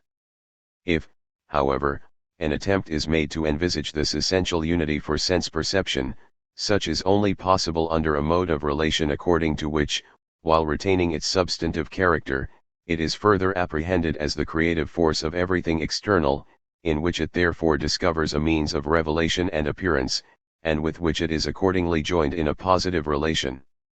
At the same time it is an essential feature in the expressed content of this relation that this substance is asserted above all particular phenomena as such, no less than above their united manifold, from which it then follows as a still more consequential result that the positive relation is deposed for one that is negative, and the negative consists in this that a purification of the substance is thus effected from the phenomenal taken as any particular thing, that is, in other words, that which is also not appropriate to it and which vanishes within it. This mode of giving form, which is annihilated by the very thing which it would set forth, so that it comes about that the exposition of content affirms itself as that which renders the exposition null and void is in fact the sublime. We have therefore not, as we found to be the view of Kant, to refer the sublime exclusively to the subjective content of the soul, and the ideas of reason which belong to it, but rather form our conception of it as having its fundamental source in the significance represented, in other words the one absolute substance. We must, then, further deduce our classification of the archetype of the sublime from this twofold relation of the substantive unity regarded as significance to the phenomenal world. The characteristic which is held in common by both aspects of this relation, whether we view it positively or negatively, consists in this that the substance is posited above the particular appearance, in which it is assumed to have found a representation, although it can only be declared thereby under the form of a relation to the phenomenal in its general terms, for the reason that as substance and ultimate essence it is itself essentially without form and out of the reach of concrete external existence. We may describe pantheistic art as the first or affirmative mode of conception at this stage, a type of conception which we come across partly in India, and also to some extent in the liberal atmosphere and mysticism of the more modern poets of Persian Mohammedanism, and finally in the still profounder intensity of thought and emotion which characterizes it when it reappears in Western Christianity. Generally, defined substance is cognized at this stage as immanent in all its created accidents, which for this reason are not as yet deposed to a mere relation of service, viewed simply, that is, as an ornament of glory to the absolute, but are affirmatively conserved by virtue of the indwelling substance, and this is so albeit it is the one and the divine alone which is set forth and exalted in all particularity. By this means the poet, who contemplates and reveres this unity in all things, and sinks his own individuality, no less than every other object in this contemplation, is able to maintain a positive relation to the substance, with which he associates all other objects. The second or negative celebration of the power and glory of the one God is that genuine type of sublimity which we find in Hebrew poetry. In this the positive immanence of the absolute in the created phenomena is done away with, and in place thereof we have the one substance independently affirmed as sovereign Lord of the world, who subsists over against the universe of his creations, which are posited under a relation to this supreme being of essential and evanescent powerlessness.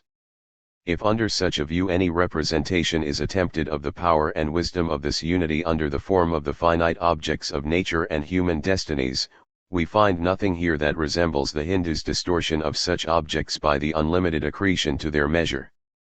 The sublimity of God is rather brought home to our senses by means of a representation whose entire object is to show us that all that exists in definite guise, with all its splendor, embellishment, and glory, is a loyal accident in his service, a show that vanishes before the divine essence and consistency.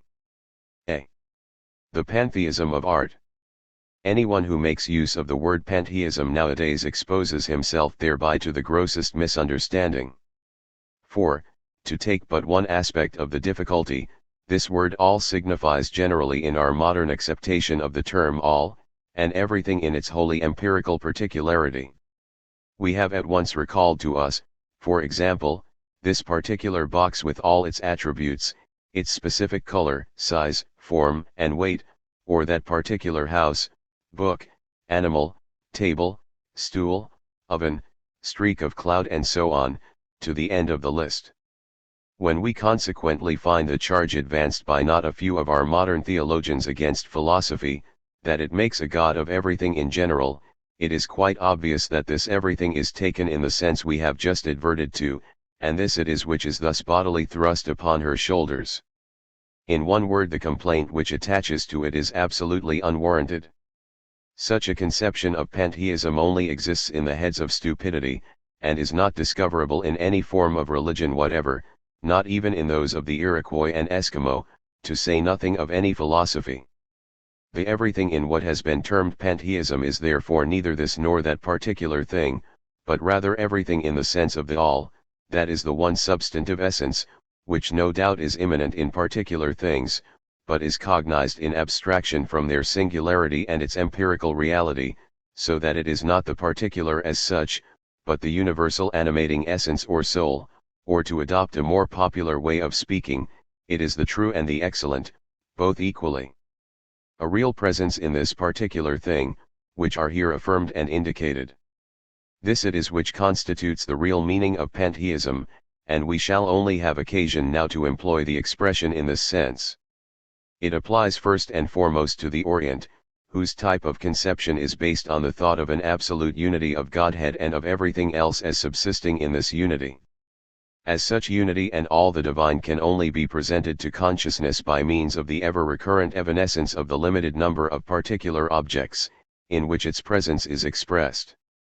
On the one hand we have here the divine envisaged as immanent in the most diverse objects, whether it be life or death, mountain or sea, and with still closer intimacy no doubt as the most excellent and preeminent among and in all determinate existence. On the other hand, inasmuch as the one is this and again that other beyond it, and in short is discharged into everything, all particular existence appears for that reason to be a thing which is cancelled and vanishes, for no particular is alone this one, but this one is this manifold of particulars which pass away before semi-perception, as such particulars into the universe which comprises them.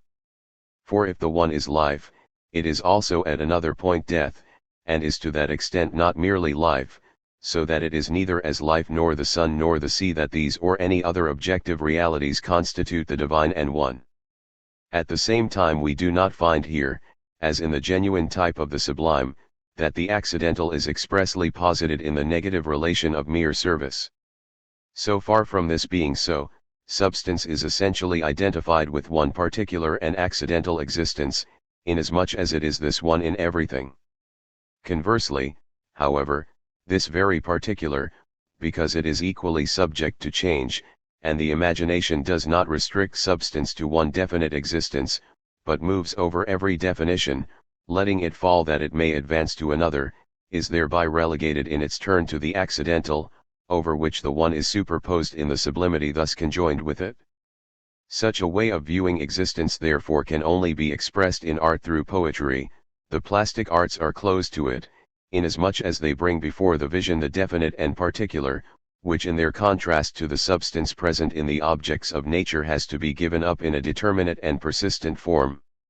Where we find pantheism in its purity, no plastic art is found as a mode of its presentation. Once more we may adduce, as a first example of such pantheistic poetry, the literature of the Hindus, which along with its fantastic symbolism has also elaborated the type of art under discussion with distinction. In other words, the Hindu race, as we have seen, proceed in their conceptions from the point of most abstract universality and unity, which is then carried forward to the specific shaping of gods such as Trimurtis, Indras, and the rest. This process of definition, however, is not adhered to with constancy, but to a like extent is suffered once more to break up, so that we find inferior gods are absorbed in superior gods, and the highest of all in Brahman. From this it is sufficiently obvious that this universal constitutes the one persistent and unalterable basis of all. And if, as we freely admit, the Hindus evince the twofold impulse in their poetry, namely, either to exaggerate the particular existence, in order that it may appear to the senses compatible with the significance of the absolute, or, in the converse case, to suffer every form of definition to pass as mere negation when contrasted with the one abstraction of being, yet at the same time there is another aspect of their literature, in which we also find artistic representation under the purer mode of imaginative pantheism we have just described, a mode in which the immanence of the divine is exalted above all particular existence in which it is presented to sense and which as such disappears. We may no doubt be rather inclined to recognize in this later mode of conception a certain similarity with that type of the immediate unity of pure thought which we found to be characteristic of the religious consciousness of the Parsis. Among the Parsis, however, the one and excellent is conserved in its independence as itself a fact of nature, that is, light. With the Hindus, on the contrary, the one, or Brahman, is merely the formless one, and this it is which in its transformations through the infinite variety of the phenomenal world, first gives rise to the pantheistic mode of representation. So we read of Krishna, Bhagavad Gita, Lek 7, 2-4 etseq earth, water and wind, air and fire, reason and egoity are the 8 pieces of my essential force, yet knowest thou somewhat more in me, a more exalted essence, which animates the earthly and supports the world. In it all existences have their origin. Verily, thou knowest I am the origin of the entire universe as also its annihilation. Aught higher than myself is not, in me is this all conjoined together, as a chaplet of pearls on a thread. I am the taste of sweetness in all that flows, I am the splendor in the sun and moon, the mystic word in the sacred writings, manhood in man, the clean savor in the earth, brightness in flame, in all being life, meditation in all who repent. In that which has life the power of life, in the wise wisdom, in the glorious glory. Everything that is true of its kind, and everything that is specious and obscure proceeds out of me. I am not in them, but they are in me. Through the illusion of these 3 qualities all the world is made foolish, and knows me not who am unalterable. Moreover also the divine illusion, even Maya, is my own illusion, which is hard indeed to surpass, albeit all who follow after me step over this illusion. In this passage we have indicated in the most striking terms just such a substantive unity as the one above discussed, not merely from the point of view of its immanence in immediate sense, but also from that of its advance beyond and over all singularity. In a similar manner Krishna affirms of himself that he is the most excellent among all the different forms of existence, Lect X, 21 Among the stars I am the radiant sun, among the human signs the moon, among the sacred books the book of hymns, among the senses the spiritual, Meru among the tops of the mountains, the lion among animals, the vowel A among all letters, among the seasons of the year the blooming springtime, etc. This enumeration, however, of superlative excellence, and we may add the description of that which is merely a change of forms, among which it is always one and the same thing that is envisaged, despite any superficial appearance such may give us at first of a prodigal imagination, is none the less, by reason of this very equality of content, extremely monotonous and in general empty and tedious. 2. Under a higher mode and in a freer manner from the subjective point of view we find, secondly, Oriental pantheism is elaborated in Mohammedanism more particularly among the Persians. And here we are confronted with a relation of some singularity when we direct our attention expressly to the point of view of the individual poet. To explain this more fully we would point out that so long as the poet yearns to behold the divine in everything, and really so beholds it, he also surrenders his own personality, but, while doing so, he realizes quite as vividly the immanence of the divine in his spiritual world thus expanded and delivered, and consequently there grows up within him that joyful ardor of the soul, that liberal happiness, that revel of bliss, which is so peculiar to the Oriental, who in freeing himself from his own particularity seems wholly to sink himself in the eternal and absolute, and henceforth to know and feel the image and presence of the divine in all things. Such a self-absorption in the divine, such an intoxicated life of bliss in God borders closely on mysticism.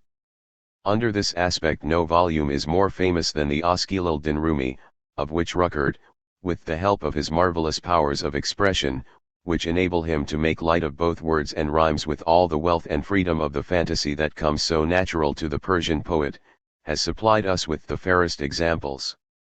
Love to God, with whom man identifies himself in most boundless surrender, beholding him as the one through every part of his universe, with whom and to whom every and each thing is related and referred. This it is that gives us the focus of this type of thought, a center which radiates in every direction. And, further, while in the true type of the sublime, as will appear shortly, the most excellent objects and the most glorious shapes are employed merely as the ornament of God, and as servants to celebrate the splendor and majesty of the One, being set before our eyes to do him honor as Lord of all creation. In pantheism, on the contrary, it is the immanence of the divine in external fact which exalts the determinate existence itself of the world, nature, and humanity to its own self. Substantial glory. The identical life of spirit in the phenomena of nature and all human relations animates and spiritualizes the same in their own nature, and is further the source of that characteristic attitude of subjective feeling in the soul of the poet toward the objects he celebrates in his song. Suffused with the animating influx of this glory, the soul is essentially serene, independent, free, secure in its comprehension and greatness, and in this positive identification of itself with such qualities it penetrates imaginatively with its life into the very heart of objective existence, sharing the restful unity that it finds there, and grows up in most blissful, most blithesome intimacy with the natural world and its munificence, with the drinking booth no less than the beloved, and, in short, all that is held worthy of praise or affection. We find, no doubt, the same kind of self-absorption in the romantic temperament of the West. Generally speaking, however, and more particularly in the North, it is not so gladsome, spontaneous, or free from yearning, or, at least, it remains more exclusively shut up in itself, and is consequently selfish and sentimental. A spiritual mood of this type, in its depression and gloom, finds its most forceful outlet in the popular songs of barbarous peoples. The spontaneous and joyful emotional atmosphere is, on the contrary, congenial to the East, and particularly characteristic of the Mohammedan Persians, who openly and gladly surrender themselves with all their soul to the divine influence, and indeed to everything that appears to merit such devotion, while they do not fail to retain the freedom of independence in such surrender, and consciously to preserve the same in their attitude to the world and all that surrounds them. We may, in fact, observe in the ardor of this passion, the most expansive ecstasy and parousia 70 of the emotional life, through which, in its inexhaustible wealth of gorgeous and splendid images, one emphatic note of joy, beauty, and happiness rings again and again.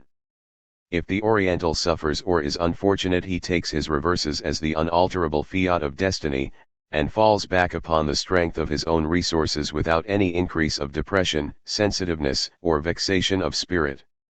In the poetry of Hafiz we hear often enough of the lover's woes and laments 71, as of many another kind, but our poet persists through grief, no less than in happiness, as free of care as ever.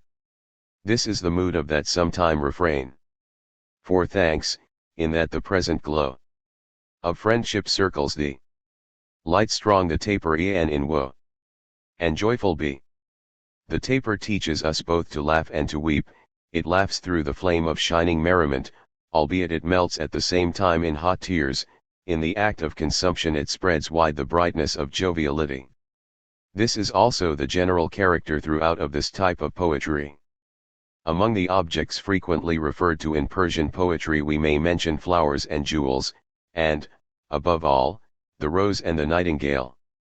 It is a matter of frequent occurrence to represent the nightingale as bridegroom of the rose. This gift of personality to the rose and love to the nightingale may be abundantly illustrated from Hafiz.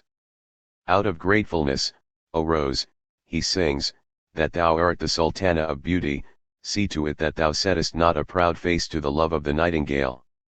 The poet himself speaks of the nightingale of his own soul. When we of the West, on the contrary, refer in our poetry to roses, nightingales, or wine, and such matters, we do so in a wise much nearer to prose. The rose merely serves us for ornament, as in the expression, among others, garlanded with roses. If we listen to the nightingale, it is but to follow the bird with our own emotions, we think of the grape juice, and call it the breaker of our cares. Among the Persians, however, the rose is no mere image or ornament, no symbol, but itself appears to the poet as possessed with a soul, as loving bride, and he transpierces with his spirit the rose's very heart. Precisely the same character of a gorgeous pantheism is still impressed on the most modern Persian poems. Herr von Hammer, for instance, has given us a description of a poem which was forwarded, among other gifts of the Shah, to the Emperor Francis in the year 1819. It contains an account of the exploits of the Shah in 33,000 dist's, who made a present of his own name to the court poet in question. See, Goethe, too, here in contrast with the more perturbed atmosphere and the concentrated emotion of the poetry of his youth, was carried away in advanced age by the breadth of this careless and blithesome spirit, and though already a veteran, swept through by the breath of the East, dedicated the evening glow of his poetic passion, in a flood of extraordinary fervour, to this freedom of emotion which, even where controversy is the sub-ect matter, still retains the beauty of its careless temper. The songs of his Westestlicher Divan are by no means the mere play of trivial social urbanities, but originate in a precisely similar spirit of free and unrestrained emotion. In a song of his to Suleika they are thus described by himself. Pearls from the poet. Thine is the treasure. Thine was the big swell of passion tumultuous, which strewed them on desolate strand of his life. Gold tips I call it, pierced with bright jewels, tenderly conned o'er by tapering fingers. Take them, he exclaims to his beloved. Circle thy neck with them. Close, close to thy breast. These raindrops of Allah. The meek shell hath ripened. Poetry such as this is the product of an experience of the widest range, a sense which has held its own in many storms, a depth and also, too, a youth of the heart, in other words. World of life's own drift of forces. World, the wealth of whose wave roll caught afar the bulbul's passion. 1. The song which shook the soul. 3. In this unity of pantheism, moreover, if emphasized in its relation to personal life, which feels itself united with God thereby, and the divine as this presence intuitively cognized, we have, speaking generally, that type of mysticism which, under this more intimate mode, has also been elaborated in the Pale of Christendom. We will adduce but one example, namely, that of Angelus Silsius, who, with the greatest audacity and depth of conception and emotional fervour, has expressed the essential presence of God in objective nature, the union of the self with God, and the divine with human personality, with an extraordinary power of mystical presentment. The more genuine type of Oriental pantheism, on the contrary, is inclined to insist more upon the vision of the one substance in all phenomena and the self-surrender of the individual, who thereby secures the most supreme expansion of conscious life no less than the bliss of absorption into all that is most noble and excellent by virtue of the absolute release from all finitude. b. The art of sublimity. The one substance, however, which is here conceived as the real significance of the entire universe, is only truly posited as substance where we find it suffered to retire into itself as pure inwardness and substantive power out of its presence and realization beneath the shifting forms of the phenomenal, and thereby is set forth in self-consistency as against all finitude.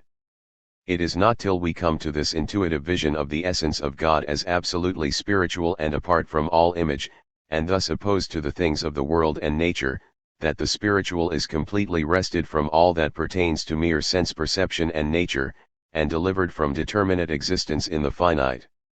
While conversely, however, the absolute substance still maintains a relation to the phenomenal world from which it is reflected back upon itself. In this relation is now asserted that negative aspect already adverted to, which consists in this, that the entire universe, despite all the fullness, power, and glory of its phenomenal contents, is expressly affirmed in its relation to substance as that which is essentially of a purely negative subsistence, a creation of God, subject to his power and service. The world is therefore envisaged as the revelation of God, and he is the goodness which permits the created thing that has no essential claim to exist, none the less to exist in relation to himself, nay, further to have independent existence and thereby freely to conserve him. This conservation on the part of the finitude, however, is without real substance, and in opposition to God the creature is here assumed to be that which passes away and is powerless, so that at the same time its claim to existence 72 is exhibited as a part of the goodness of the Creator, which not only veritably affirms the impotence of that which is essentially nothing apart from himself, but thereby asserts his substance as the source of all power. It is this relation, so far as it is set forth by art as the fundamental relation, both of content and form, which brings before us the archetype of the real sublime. The beauty of the ideal and sublimity no doubt present features of contrast. In the ideal the inward transpierces external reality, whose inward essence it really is under the mode at least, that both aspects are adequate to each other, and consequently appear to be in perfect fusion with one another. In the sublime, on the contrary, the external existence, in which substance is envisaged for sense, is deposed in its opposition to that substance, such deposition and vassalage constituting the only mode, by means of which the God who is in his own seclusion without form, and in his positive essence incapable of being expressed by aught that is of the world and finite, can be visualized by artistic means. The sublime presupposes the significance in the self-subsistence of one, in relation to which externality is defined as insubjection, in so far as that inward substance fails to appear, but its transcendent character is so asserted, that in the end nothing can be represented save just this essential and active transcendency. 73. In the symbol the mode of the external form was the main point emphasized. It must possess a significance, and yet fail completely to express it. In contrast to symbol of this kind and its obscure content we have now a significance in the absolute sense of the term conjoined with its full recognition. A work of art is now the actual discharge of pure essence conceived as the intensive purport of everything, of an essence, however, which deliberately affirms that very incompatibility of form to significance, which was only implicitly present in the symbol, to be the actually transcendent significance of God himself within the sphere of worldly existence, and above all that is contained therein. It is a significance which is therefore sublime in the work of art, which is exclusively concerned to express the same as thus explicitly declared.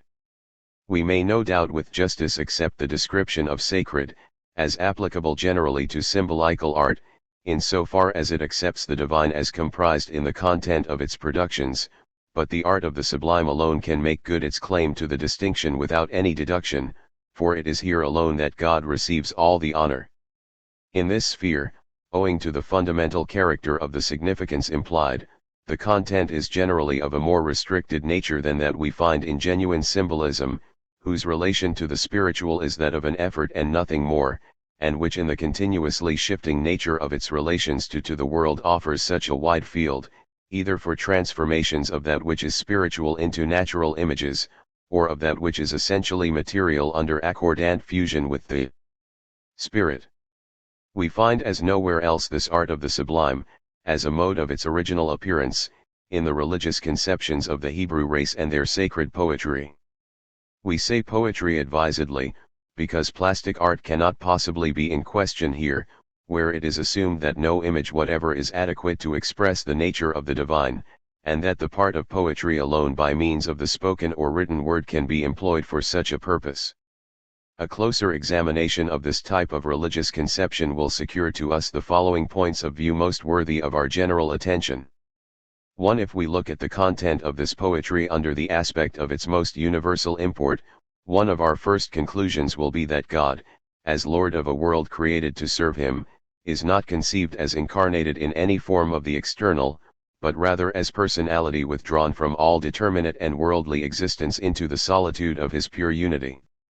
For this reason that 74, which in genuine symbolism was still associated with supreme unity, falls apart under the view we are considering into its twofold aspect, on one side the abstract subsistency of God, on the other the concrete existence of the world. Now God himself as this pure self-subsistency of the one substance is essentially without form, and under this abstract conception cannot be brought closer to the envisagement of sense. That which therefore the imagination is able to seize at this stage is not the divine content viewed under the aspect of its pure essence, inasmuch as this latter precludes the possibility of artistic representation under any form adequate to it whatever. The only content therefore that is left open to it is that of the relation of God to his created world. God is the creator of the universe. This is the purest expression of the sublime itself. In other words, we find that here for the first time all those fanciful conceptions of generation and purely physical procreation of external fact by God disappear. Each and all give place to the thought of creation by virtue of spiritual power and activity. God spake, "Let there be light," and there was light. A sentence long ago cited, as a striking illustration of the sublime by Longinus. And such indeed it is. The Lord of all, the one substance, proceeds, it is true, under the mode of self-expression, but the type of this bringing forth is the purest, nay, a mode of expression, ethereal so to speak, and without material form, the word that is to say, the medium of thought as the ideal power, in conjunction with whose mandate that it shall exist, the existing thing is veritably and immediately posited under the relation of tacit obedience. See, into this created world, however, God is not conceived to pass over as into his reality, rather he abides withdrawn behind himself, albeit this opposition supplies no secure ground for a logically developed dualism. For that which has been brought into being is his work, possesses no self-consistency as apart from him. It is solely a witness to his wisdom, goodness, and justice in general, just that and no more. The one is Lord over all, his dwelling is not in the facts of nature. They are solely the accidents of his greatness, without potency in themselves, which can indeed suffer the show of his essence to appear, but are unable to make the reality of it visible. 75. And this it is which constitutes the sublime in its reference to the divine. 2. Moreover, inasmuch as the one God is thus severed from the concreteness of the phenomenal world and posited in isolated fixity, while the externality of determinate existence is on its side defined and placed in subordination as the finite, both natural and human existence are now viewed under the novel aspect that they cannot be conceived as manifesting the divine without at the same time making visible their essential finiteness.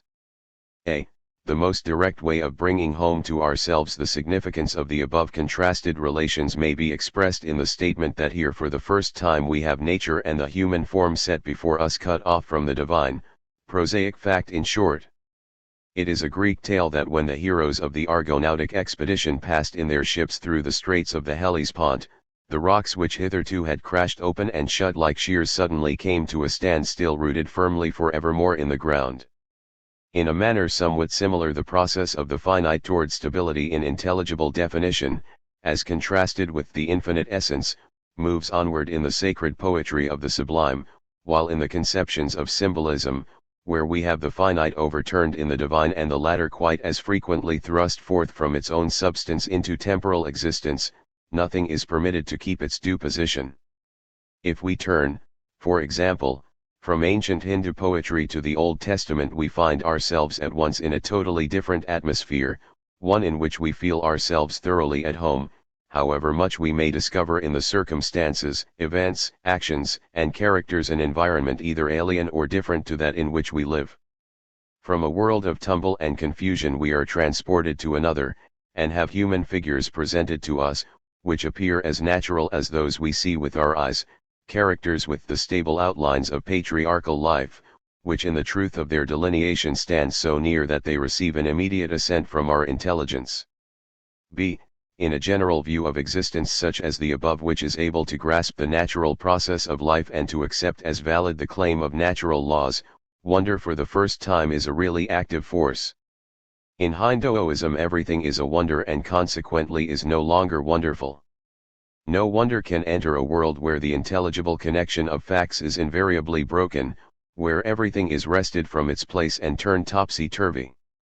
For the wonderful presupposes the rational sequence of events no less than the clear perceptions of ordinary consciousness which, when it meets with some example of causal effect produced by a higher law breaking the customary chain of events, now for the first time notifies the exception as a wonder. Wonders of this kind, however, are no real or specific expression of the sublime, for the reason that the ordinary course of natural phenomena is conceived as quite as much the product of the will of God and evidence of nature's submission as such interruption of the same. See, we must rather look for the real sublime in the fact that under this view the entire created world is limited in time and space, with no independent stability or consistency, and as such an adventitious product which exists solely to celebrate the praise of Almighty God. 3. This recognition of the nullity of objective fact and the exaltation and extolment of God are at this stage the source of man's own self-respect, and in these he looks for his own consolation and satisfaction. A. In this connection the Psalms supply us with classical examples of the genuine sublime, and are set forth as a precedent for all times of what our humanity at the highest point of its spiritual exaltation has superbly expressed as the reflection of its religious consciousness. Nothing in the world can here make good its claim to independent subsistence, inasmuch as everything exists and subsists simply through the power of God, and only exists as in duty bound to extol his mightiness no less than to acknowledge its own essential nothingness. In the imagination of pantheism, which mainly unfolded in the direction of material substance, an infinite extension of range was most remarkable. What we most are amazed at here is the power of spiritual exaltation which suffers everything else to fall away that it may declare the unique almightiness of God. An extraordinarily forceful illustration of this temper is the 104th Psalm, "The light is thy mantle which thou wearest, thou spreadest out the heavens like a carpet," etc. Light, heavens, clouds, the pinions of the winds, each and all are here nothing by themselves, merely an external vesture, the chariot or messenger in the service of God. A further expansion of the same idea is the extolment of the wisdom of God, which has ordained all things. The springs, which leap from their sources, the waters, which flow between the hills, by the banks of which the birds of the air sit and carol among the branches, the grassy vine, which gladdens the heart of men, and the cedars of Lebanon which the Lord hath planted, the sea, and its swarms without number, the whales which sport therein, all these hath the Lord made. And all that God has created he also preserves. Thou hidest thy face, and they are affrighted, thou takest their breath away and they are gone and become again as dust. The 90th Psalm, that prayer of Moses, the man of God, insists expressly on the nothingness of man, where we read, "Thou sufferest them to pass away like a brook, they are like as asleep, even as the grass, which is soon withered, and in the evening is cut down and dried up. Thy scorn make thus to pass away, thou showest thine anger and we are gone." B. Two ideas are therefore associated together with the sublime, if viewed in its relation to the human soul: first, that of man's finiteness, and secondly, that of the insurmountable aloofness of God. Alpha. For this reason the idea of immortality is not to be found where this mode of conception obtains in its original purity, for this idea involves the assumption that the individual self, the soul, the spirit of man is essentially a self-subsistent entity. In the religion of the sublime it is only the one that is apprehended as imperishable, opposed to that all else merely subsists and passes away, is neither essentially free nor infinite. Beta. And, further, on a similar ground man is conceived in his absolute unworthiness before God, his exaltation consists in the fear of the Lord, in a trembling before his scorn. Over and over again, with a directness which tears aside every veil and opens the very depths, we have the cry of the soul to God depicted, the sorrow over the sense of its nothingness, increasing lament and groanings unutterable. Gamma. On the other hand, if the individual persist in his finiteness of opposition to God, this deliberately willed persistence is wickedness, which as evil and sin belongs only to the natural and human condition, and is conceived as remote from the one undifferentiated substance as pain and everything else that is essentially negative. See, thirdly, however, within this very condition of spiritual nakedness, and, in despite of it, man secures a freer and more independent position. On the one hand, out of the fundamental repose and constancy of God viewed in reference to his will and the commands which that will imposes upon humanity, arises the law, while under another point of view the wholly unambiguous distinction between that which is human and that which is divine, between the finite and the absolute, is implied in this type of human exaltation. Therewith the judgment upon good and evil, and the onus of decision in respect to either the one or the other is transferred to the individual soul itself. This relation to the absolute, and the question it involves as to the fittingness or unfittingness of man over against the same presence, therefore, also an aspect, which applies to the individual himself, his own behavior and action.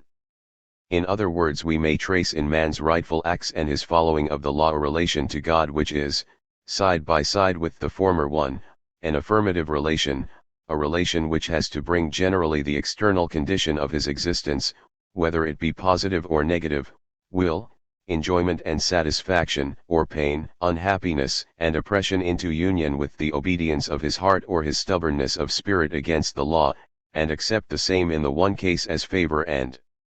reward, in the other as trial and punishment.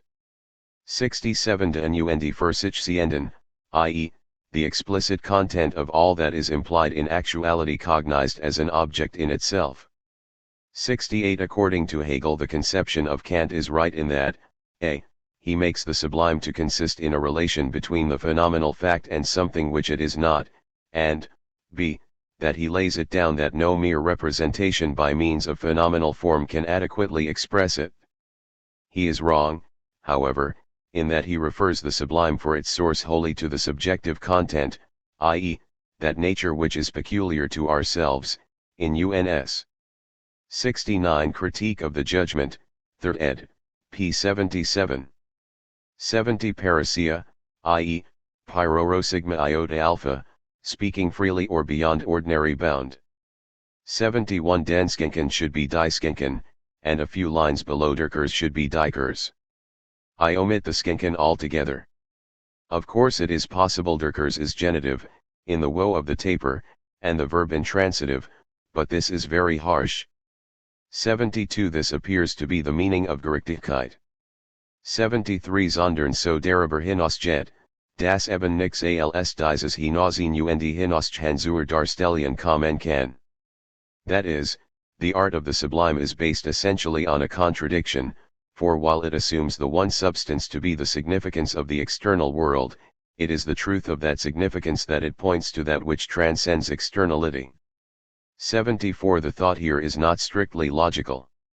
What is associated by symbolism with unity is the external other, what is divided by Hebraic conception is the entire content of the real both in its spiritual and external aspect. But the general sense is sufficiently clear. 75 This I take to be the point of the contrast between the words skinen and erscheinen. Chapter 3. The conscious symbolism of the comparative type of art. The result we have now arrived at in the above consideration of the sublime, and in contradistinction to the strictly unpremeditated type of symbolization, consists partly in the separation of its own independent inwardness, consciously apprehended in its quality of significance, from the concrete appearance that is thereby distinguished from it, partly also in the direct or indirect affirmation of the incompatibility of the two above-mentioned aspects to one another, by which it appears that the significance as the universal passes beyond the particular fact and its singularity.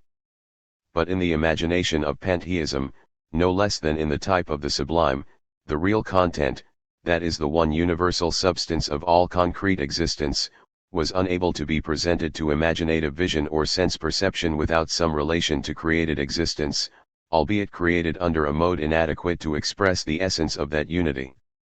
This relation, however, was attached to the substance itself, which, in the negativity of its accidents, supplied the proof of its wisdom, goodness, power, and justice. 76. For this reason the relation between significance and content is also in the case of the sublime, at least in a general way, of a kind that is both essential and necessary, and the two sides thus linked with each other are not yet, in the strict sense of the term, external to each other.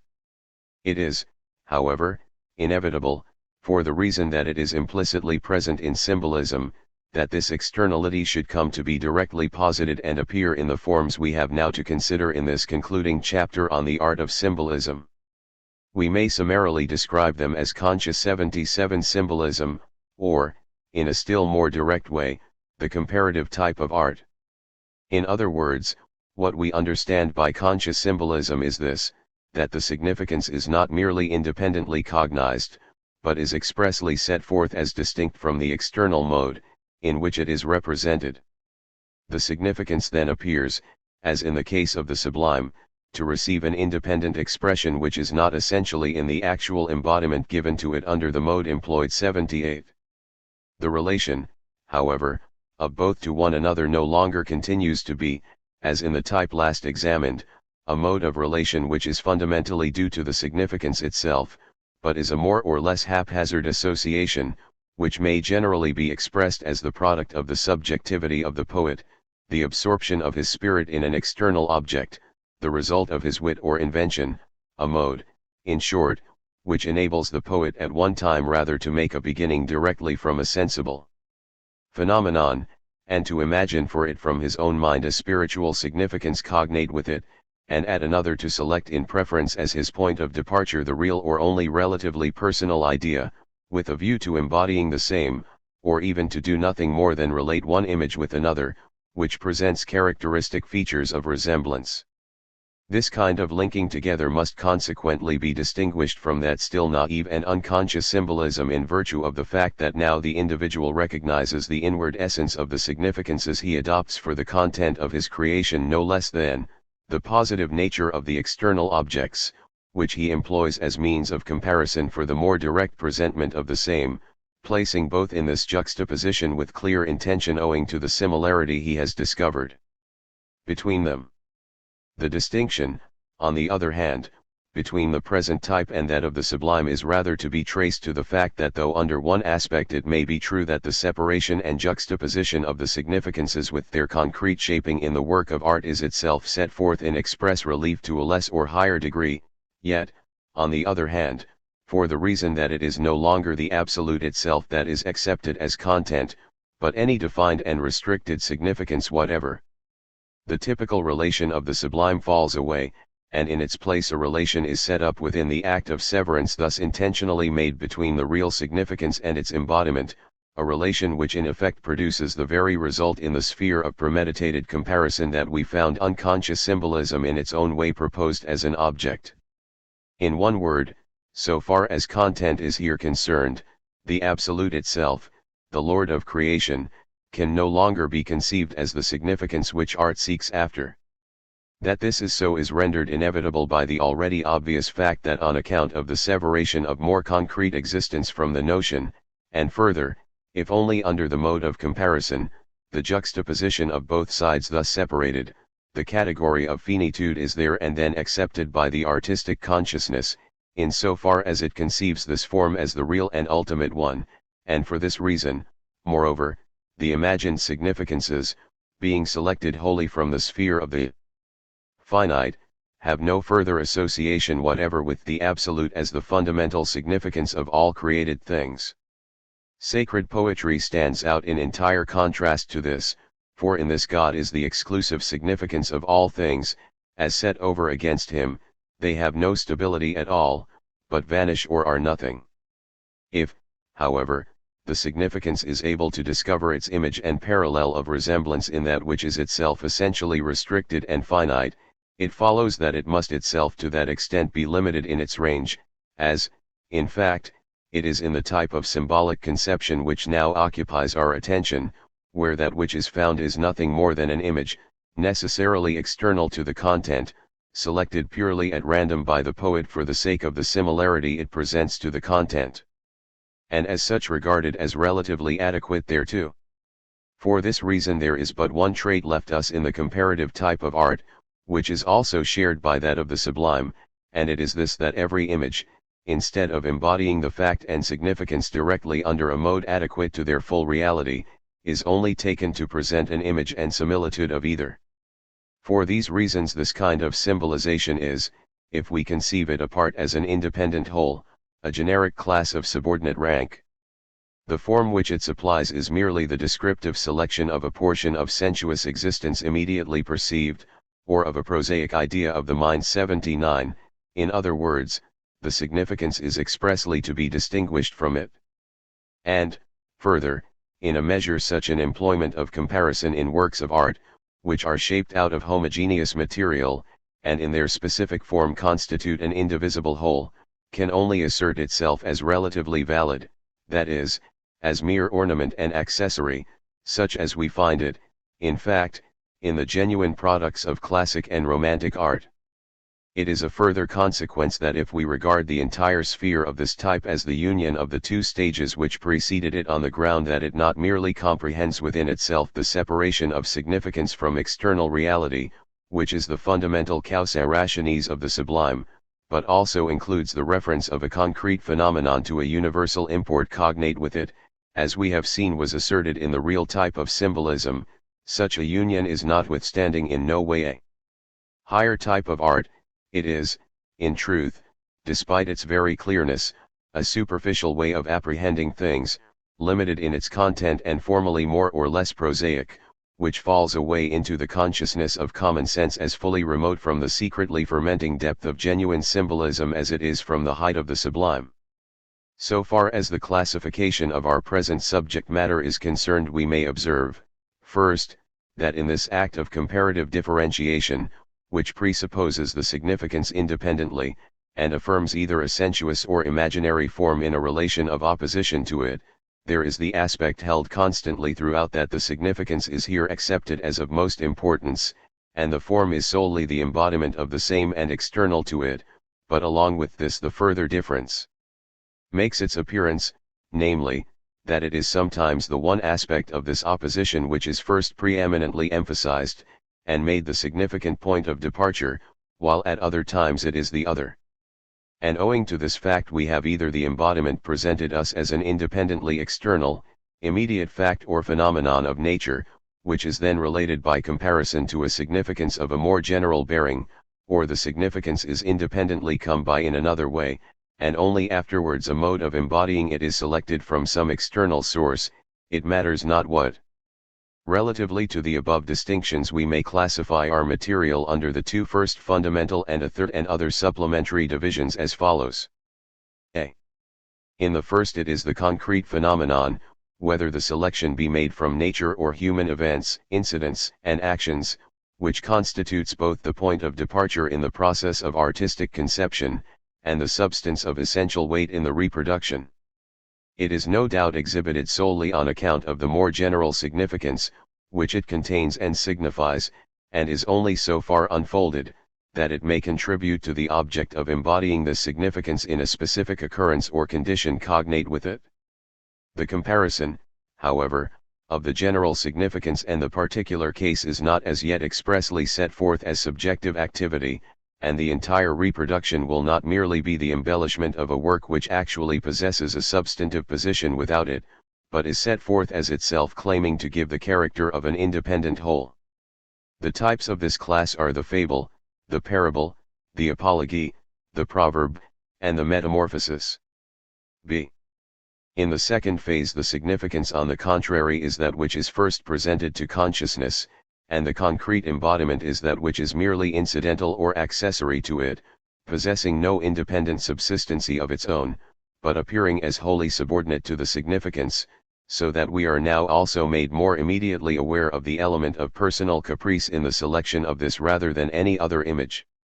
This mode of production is unable in the great majority of cases to reach the point of a fully perfected work of art, and is consequently forced to leave the forms it supplies as appurtenant to other artistic images. The important types of this class are the riddle, the allegory, the metaphor, the image, and the simile. See thirdly, and in conclusion, if rather by way of supplement, We have yet further to include within our list the didactic poem, and purely descriptive poetry, inasmuch as in these types of poetry we find, on the one hand, that the presentment of the general character of the objects in the clearness under which they are made intelligible to common sensation, no less than on the other that the exhibition of their concrete appearance receives a substantially independent form, and by doing so effects with elaborate completeness the separation of that which only in its union and really reciprocal fusion is capable of giving us a genuine work of art. This separation of the two phases essential to the process of art production carries with it the result that the various forms which find their place in the entire subject matter under discussion have merely a claim to fall in as part of an inquiry into the modes of art in virtue of the fact that poetry, and only poetry, is in a position to express such a relation of self-contained independence as between significance and form. As opposed to this, it is the very problem of the plastic arts to manifest such significant content in and through their external form and viewed thus externally. A. Modes of comparison, which have their origin upon the side of externally. The attempt to arrange the several kinds of poetic production which are apportioned to this first stage of the comparative type of art carries with it no little difficulty, and is a fruitful source of embarrassment. They are, that is to say, hybrid species of a subordinate rank, which in no way whatever mark out any necessary aspect of art. They stand in the domain of aesthetic, presenting features analogous to certain animal types, and other exceptional phenomena in natural science.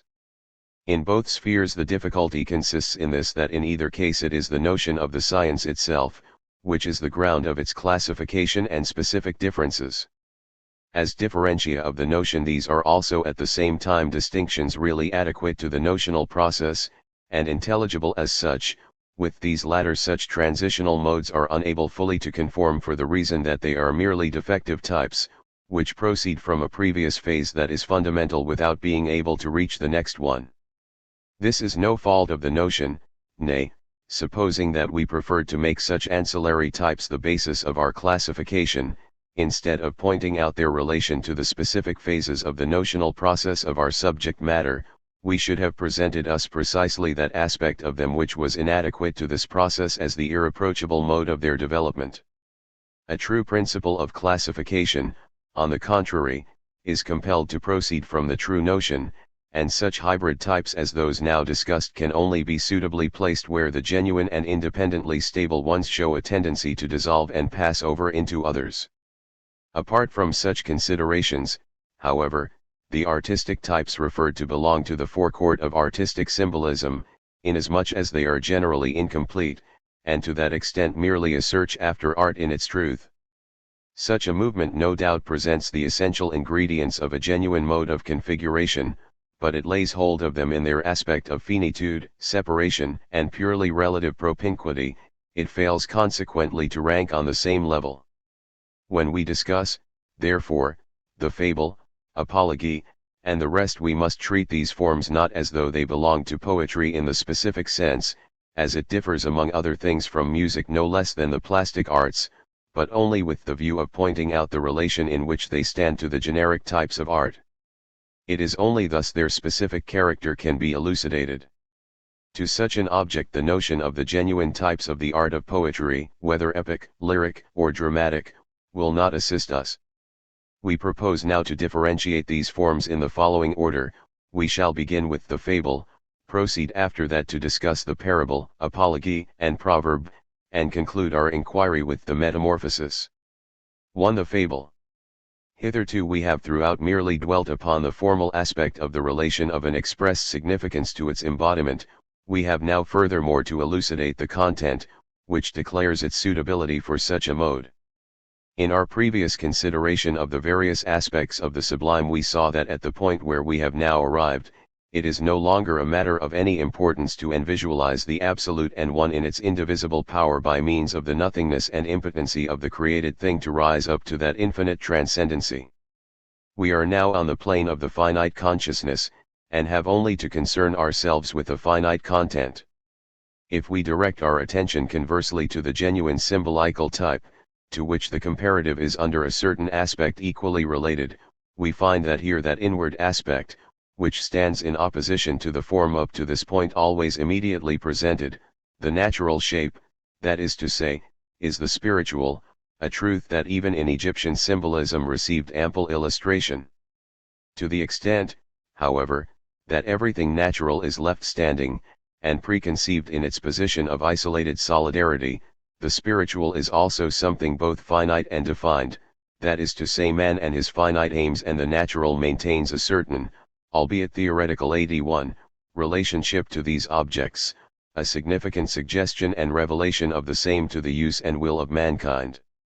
The phenomena of nature, storms, flight of birds, the constitution of the intestines of animals and so forth, in the significance they possess for human interests, are now accepted in a totally different sense to that they figured in the conceptions of Parsis, Hindus, or Egyptians, for whom the divine is still linked to the natural under the mode that man, as an integral part of nature, moves to and fro in a world full of gods, and his personal action consists in the display through his activities of this very identity of life, whereby this doing of his, in so far as it is compatible with the natural existence of the divine, appears itself as a revelation and bringing forth of the divine in mankind.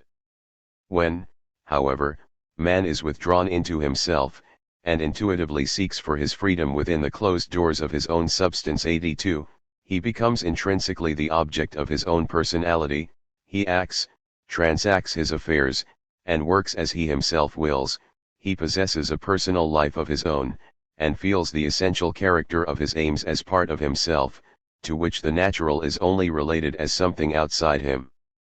Consequently nature becomes insulated around him, serves him under such an aspect that in his attitude to the divine he no longer secures an envisagement of the absolute in her, but simply regards her as a means, through which the gods enable him to discover such a knowledge of themselves as may contribute most to his advantage, unveiling their will to the human spirit through the medium of nature and suffering the purpose thereof to declare itself through mankind.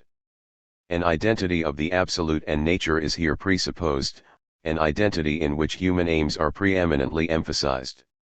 A type of symbolism such as this, however, is not within the province of art, but that of religion. That is to say, the Vates or prophet subordinates every significant relation of natural events, preeminently to the service of practical ends, whether it be in the interest of the particular designs of individuals, or in that of the common action of an entire people. Poetry, on the contrary, is bound to recognize and express even the practical situations and relations in a more universal form adapted to contemplation. What we have, however, to deal with now is a natural phenomenon, an occurrence, which, in its passage, exhibits a particular relation, which may be accepted as symbol for a general significance in the circle of human deeds and dealings, in other words for an ethical maxim, a saw, for a significance, therefore, whose content unfolds a reflection over the nature of the course which either is taken or ought to be taken in human matters, that is, facts which are related to volition. Here it is no longer the divine will, which is self-revealed in its essential nature to mankind through natural events, and their religious import. We have nothing more than a quite ordinary course of everyday occurrences, from the isolated reproduction of which we are able to abstract in a way commonly intelligible an ethical dictum, a warning, ensample, or rule of prudence, by whatever name we choose to call it, which is set before us in a form that appeals to our imagination for the sake of the reflection it carries with it. And this is just the way in which we ought to regard the fables of Aesop. In other words, the fables of Aesop in their original form are just such a mode of conceiving a natural relation or event between single natural objects generally, mainly between animals, whose intercourse with one another is based on the same practical necessities of life that are the motive force in that of humanity. This relation or occurrence, as viewed in its more general characters, is consequently of a kind that may happen in the sphere of human life, and as such carries with it a significance for man. As thus explained, the genuine fable of Aesop is therefore the reproduction of a condition of animate or inanimate life, of some occurrence in the animal world for example, which is not by any means composed at haphazard, but is put together in conformity with natural fact and genuine observation, and so reproduced in the form of narrative that, in its relation to human existence, and particularly the practical aspect of the same, a general maxim may be deduced from it. The requirement of primary importance that it implies, therefore, is that the particular case in question, which is to supply the so-called moral, must not be purely imaginary, that is to say, first and foremost the substance of the composition must not present facts which run counter to the mode of their appearance in real life. The narrative may be further and yet more clearly characterized in this, that it does not record the particular case itself in its universality, but rather the mode under which this, taken in its concrete singularity and as a real fact, is in such external reality the type for all action based upon analogous circumstances. This original form of the fable leaves upon it, and this is the third point to which we direct attention, the impress of most naivete, because in it the didactic aim and the deduction of general significances of utilitarian color do not appear to be that which was the original intention of the narrator, but rather something which turned up afterwards. For this reason the most attractive among the so-called fables of Aesop will be those which correspond most emphatically with this naive tone and narrate actions, if such an expression may here be used, or at least relations and events, which in part are founded upon animal instinct, partly are the expression of some other natural relation, and partly are generally put together for their own sake rather than exclusively composed as the fancy of the moment happened to dictate. For this reason it is further sufficiently obvious that the motto fabula docet, which has attached itself to these fables as we now have them presented us, either takes the true spirit out of them, or frequently is something like a fist in our eyes 83, so that quite as often as not we are inclined to deduce the intended maxims opposite, or one or two as good if not better.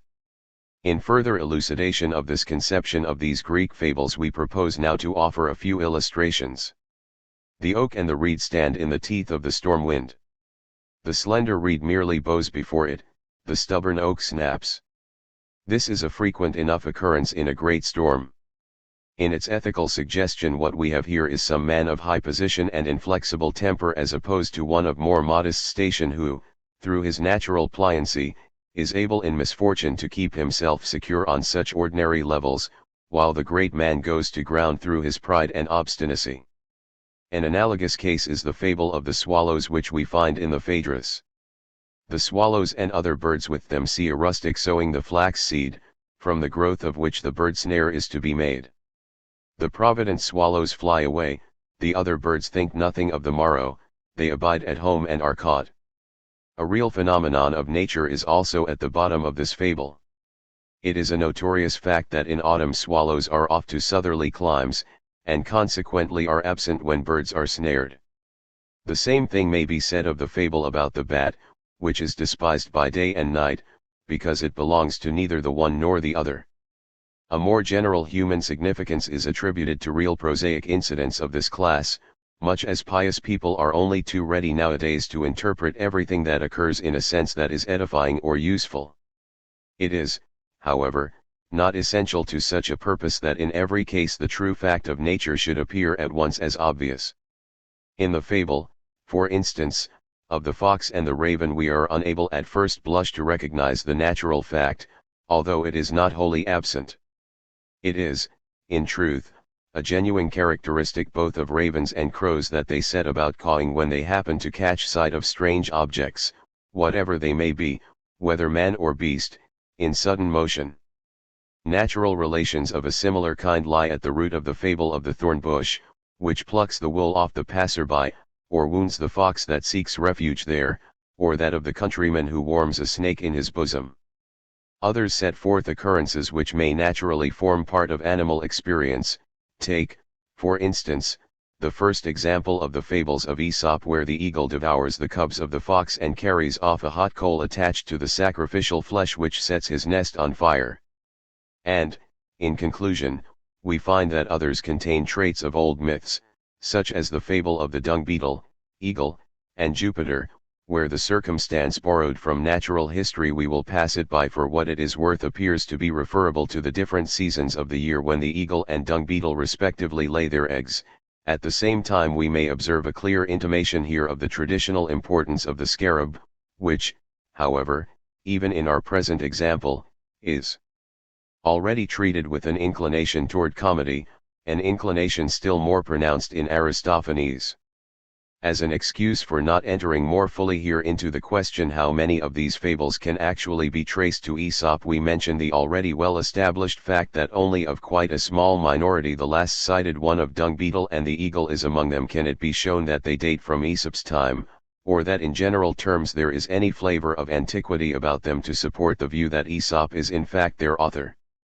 Of Aesop himself we are informed that he was a deformed and humpbacked slave, and for his place of residence we are transported into Phrygia, the very land, that is, which marks the passage from the immediately symbolical and the existence still fettered on nature, to a land in which man begins to take real hold of the spiritual and himself as the source of the same. In our present connection, no doubt, he does not behold the animal and natural world in the way the Hindus and Egyptians beheld it, that is, as something of itself, superior and divine. He regards it with prosaic vision as something whose relations are only of service in the presentment of a picture of human act and avoidance. His conceits are further merely the reflections of wit, without real energy of soul or depth of insight and a fundamental grasp of reality, without poetry and philosophy, in fact. His opinions and maxims are, in consequence, fairly rich in sensuous image and traits of cleverness, but we never get beyond the digging away into mere trifles, which, instead of creating free shapes from the unfettered life of spirit, is contented to discover some additional aspect that is new in material already close at hand, such as the specific instincts and habits of animals or other daily occurrences of little moment, and this is so because that which he would teach he is still afraid to express freely, and is only able to make it intelligible in a kind of riddle which is at the same time always being solved. Prose has its origin in the slave, and in the same way prose clings to the entire type of conception with which we are now concerned. Despite this fact, however, the experience of almost all nations and times has in one form or another run through these old tales, and however much any particular people whose literature is generally well versed in fable may pride itself as possessing more than one fabulist of distinction, we shall find that their poetry is for the most part merely a reflection of these primary sallies of invention, merely translated into the vernacular of the age. All that has since been added to the general heritage of such conceits falls far behind the original legacy in real merit. There are, however, among these fables of Greek descent a number which betray the greatest poverty of invention and execution, being mere pegs on which to hang the instructive moral, so that the contents, whether they refer to gods or animals, have merely a formal significance. Yet even these are far enough removed from the modern tendency of doing violence to the animal world as we find it in nature. An example of this tendency is that fable of Pfeffel about a marmot which collected provisions in autumn, an act of foresight which another marmot neglected, and so was brought to the condition of beggary and starvation. Or there is that other of the fox, the bloodhound, and the lynx, of whom it is narrated that they presented themselves before Jupiter, together with the talents which exclusively belonged to them of cunning, keen scent, and clear sight, and requested that these gifts should be equally divided between them. The fable goes on that they obtained such consent under these rather surprising terms: the fox gets a blow on the forehead, the bloodhound is good for no more hunting, the Argus lynx receives a cataract. That a marmot should cease to make provision for its wants, or that the three animals above mentioned should ever incidentally meet with, or be naturally capable of receiving, a proportionate division of their respective gifts is contrary to all reason and consequently meaningless. A better fable than those above cited is that of the ant and the grasshopper, or that other of the deer with the beautiful horns and the slender legs. Conformably to the tenor of fables of this kind we have grown, as a rule, accustomed to accept the moral of the fable as that which is of first importance, and to regard the narrative as merely an external form, and consequently an event entirely composed with a view to expound that moral. Embodiments of this sort, however, more particularly when the occurrence described is wholly at variance with the natural character of specific animals, are in the highest degree insipid, attempts at invention which mean less than nothing. The real ingenuity of a fable consists exclusively in this, that it is able to impart to that which already exists in determinate form a further and more universal significance than that which is immediately presented. The question has further been raised, in reference to the general assumption that the essence of a fable consists in setting before us the actions and speech of animals rather than those of mankind, as to what it is precisely which attracts us in this illusion. We cannot suppose, however, that there is after all much that is attractive in such a furbishing up of our humanity in animal form, even though it should exceed or at least differ from that of a comedy of apes and dogs, where, apart from the sight of the general cleverness of the dressing up, the entire interest consists rather in the deliberate contrast between animal nature as it really is and appears, and that represented as taking part in human affairs. On grounds of this sort Breidinger finds the attraction to consist entirely in the element of the marvelous. In the original type of the fable, however, the appearance of animals endowed with speech is not put before us as anything uncommon or surprising.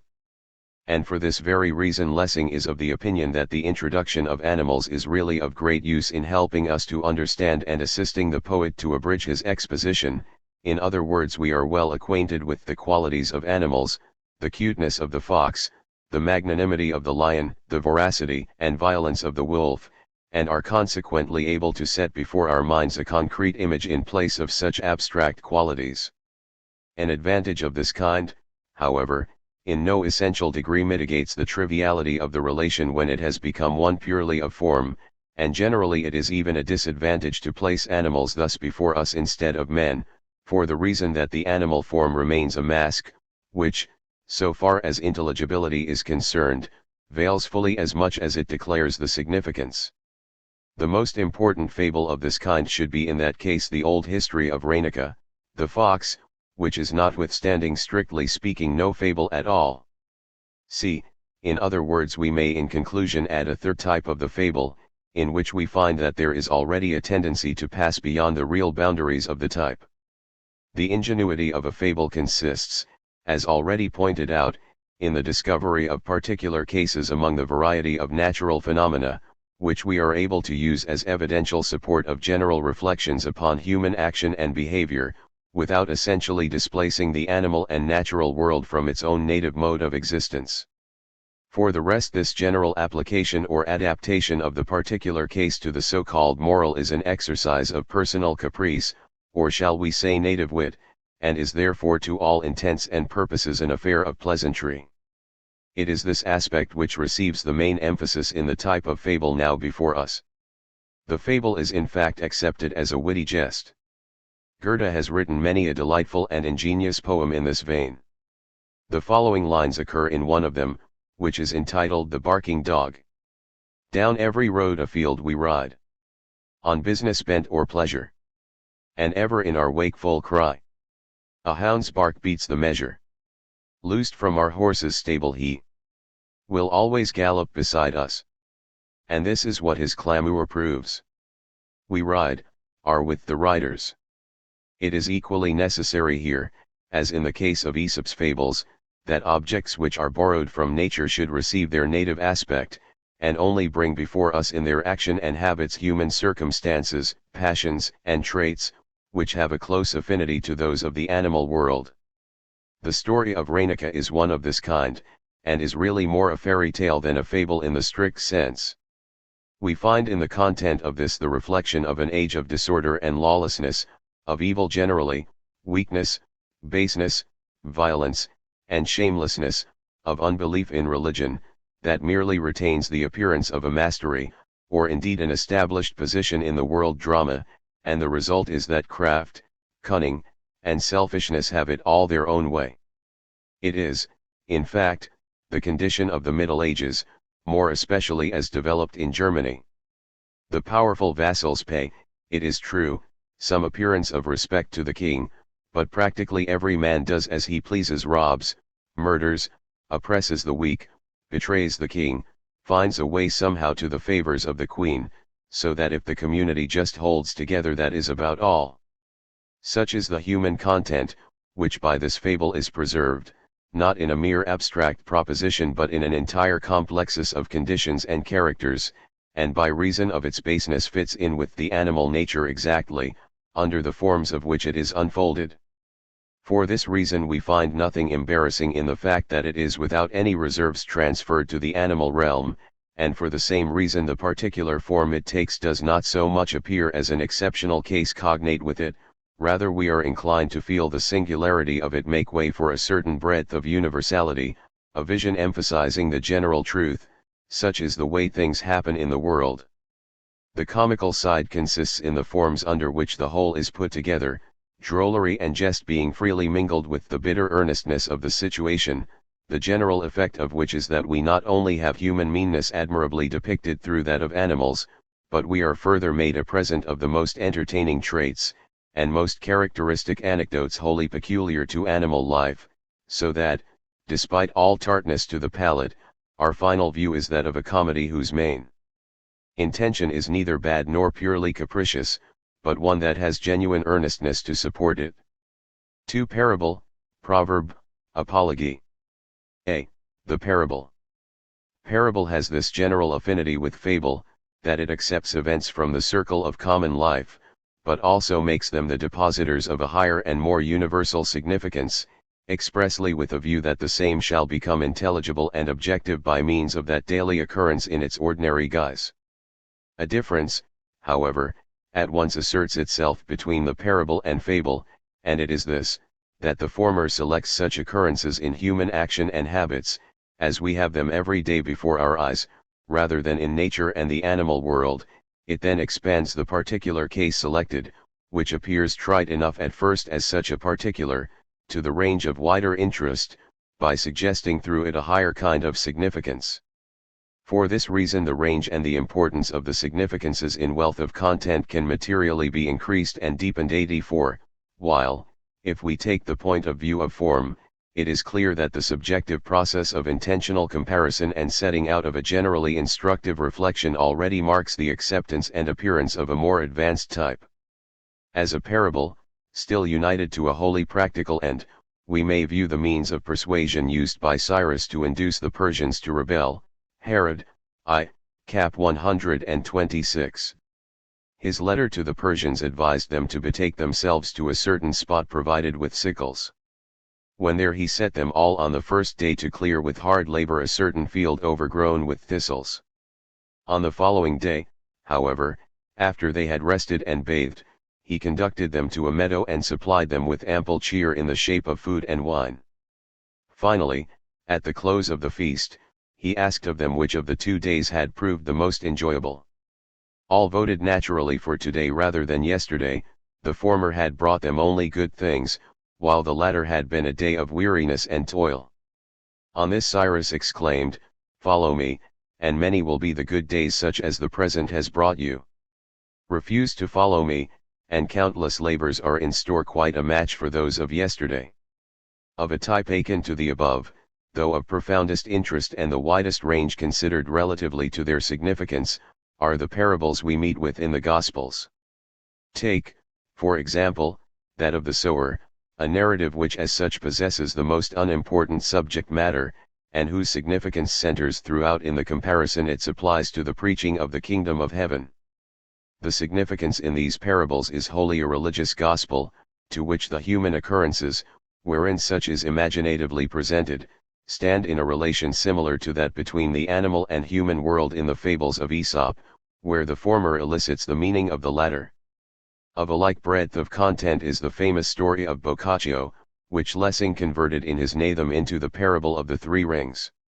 The substance of the narrative is also in this case taken by itself nothing remarkable. The extraordinarily wide reach of its content arises wholly from the way the differences between and the relative validity of the 3 religions, namely, the Jewish, the Mohammedan, and the Christian, are suggested by it.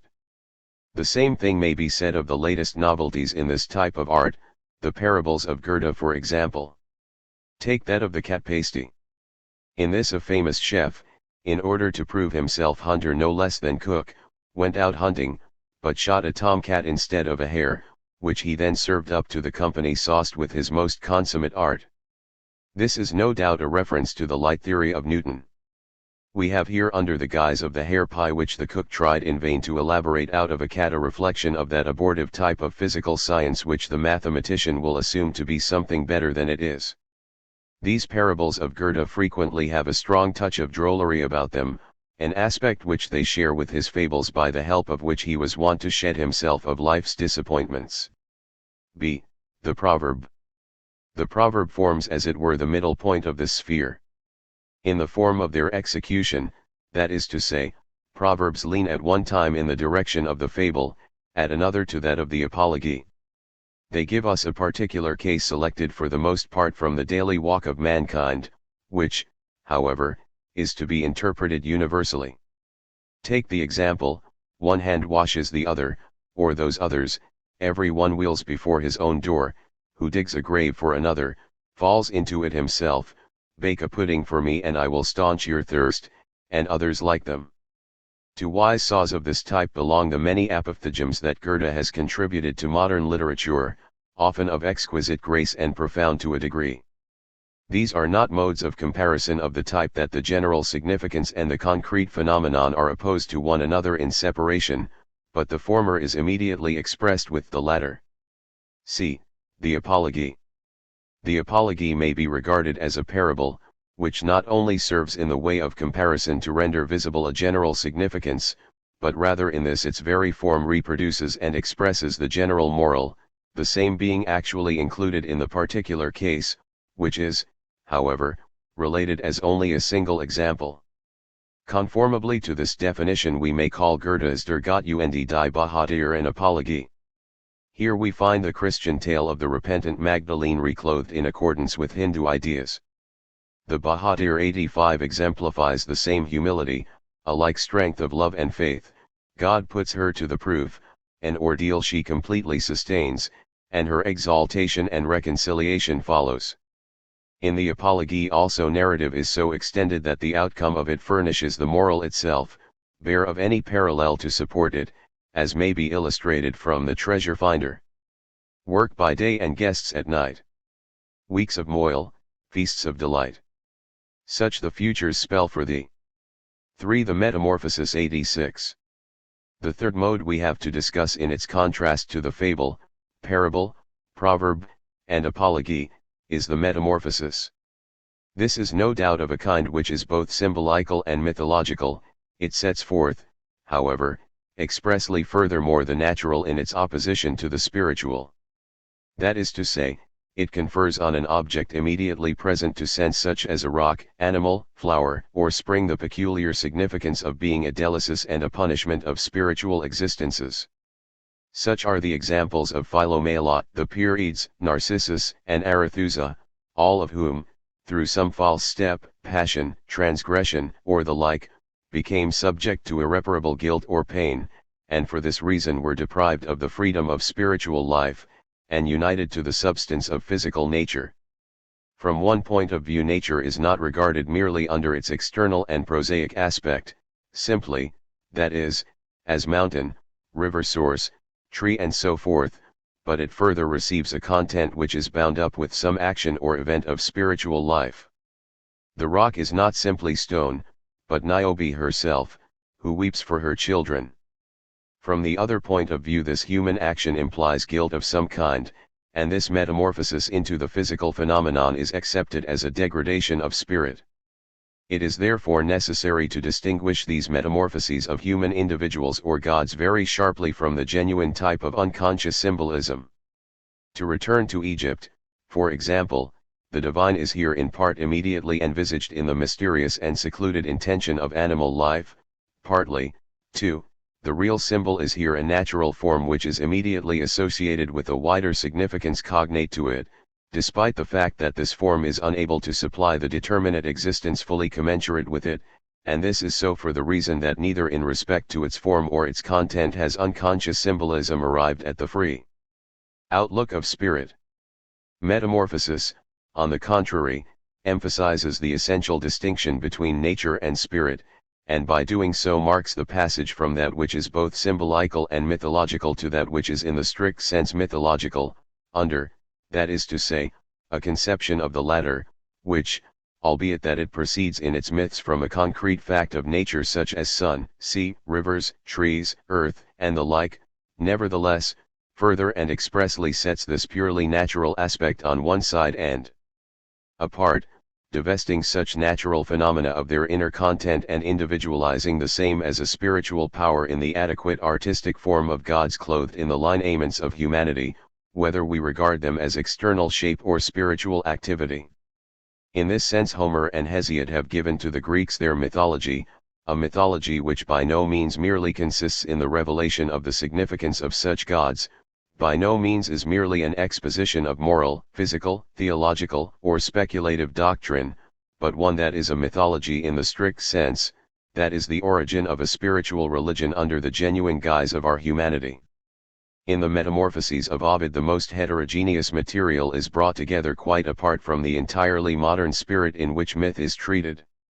Beside the mere aspect of metamorphosis, which could here in general terms only be conceived as a kind of mythical representation, we have the specific character 87 of this type raised in an exceptional way in these narrations, in which embodiments of this sort, which are commonly accepted as symbolical, or are already received in their entirely mythical character, appear to have been converted into metamorphoses, and that which is elsewhere united is so presented as to assert an opposition between its significance and form, and the passage of the one into the other. In this way, for instance, the Phrygian or Egyptian symbol, the wolf, is so separated from its intrinsic significance, that the same is converted into a previous existence if not actually into the kingship of the sun, and the existence of the wolf is conceived as resulting from an act of that human existence. In the same way in the Song of the Pierides the Egyptian gods, the ram, the cat, and so forth are imaged as such animal forms, in which the mythical gods of Greece, Jupiter, Venus, and the rest have concealed themselves from sheer fright. The Pierides themselves, however, by way of punishment, in that they dared to rival the Muses with their singing, are changed into woodpeckers. Looked at from another side it is equally necessary, with a view to securing the more accurate definition, which the content wherein the significance consists essentially carries, that we distinguish the metamorphosis from the fable.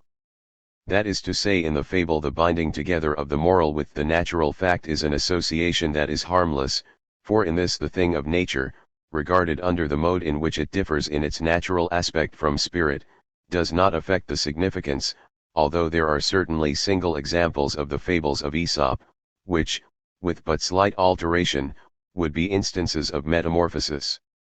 As such may be cited the 42nd fable of the bat, the thorn bush, and the diver, whose instincts are explained as due to the ill luck of former experiences. And here we must end our passage through this the first circle of the comparative type of art. It started from that which was immediately present to sense, that is, the concrete phenomenon. We proceed now from the point we have arrived at to examine a further kind of significance which the type unfolds. b. Comparisons, which in their imaginative presentment have their origin in the significance. Forasmuch as the separation of significance from embodiment is the hypostasized form for consciousness, within which the relation of both originates independently, it is both possible and inevitable that in the articulation of the self-subsistency of one side no less than the other a start should be made not only from external existence, but conversely and as emphatically from that which is immediately present to the conscious subject, in other words general conceptions, reflections, emotions, and principles of thought. For this inward aspect is equally with the images of external objects a subject matter present to consciousness and in its independence of that which is external proceeds on its way from its own resources.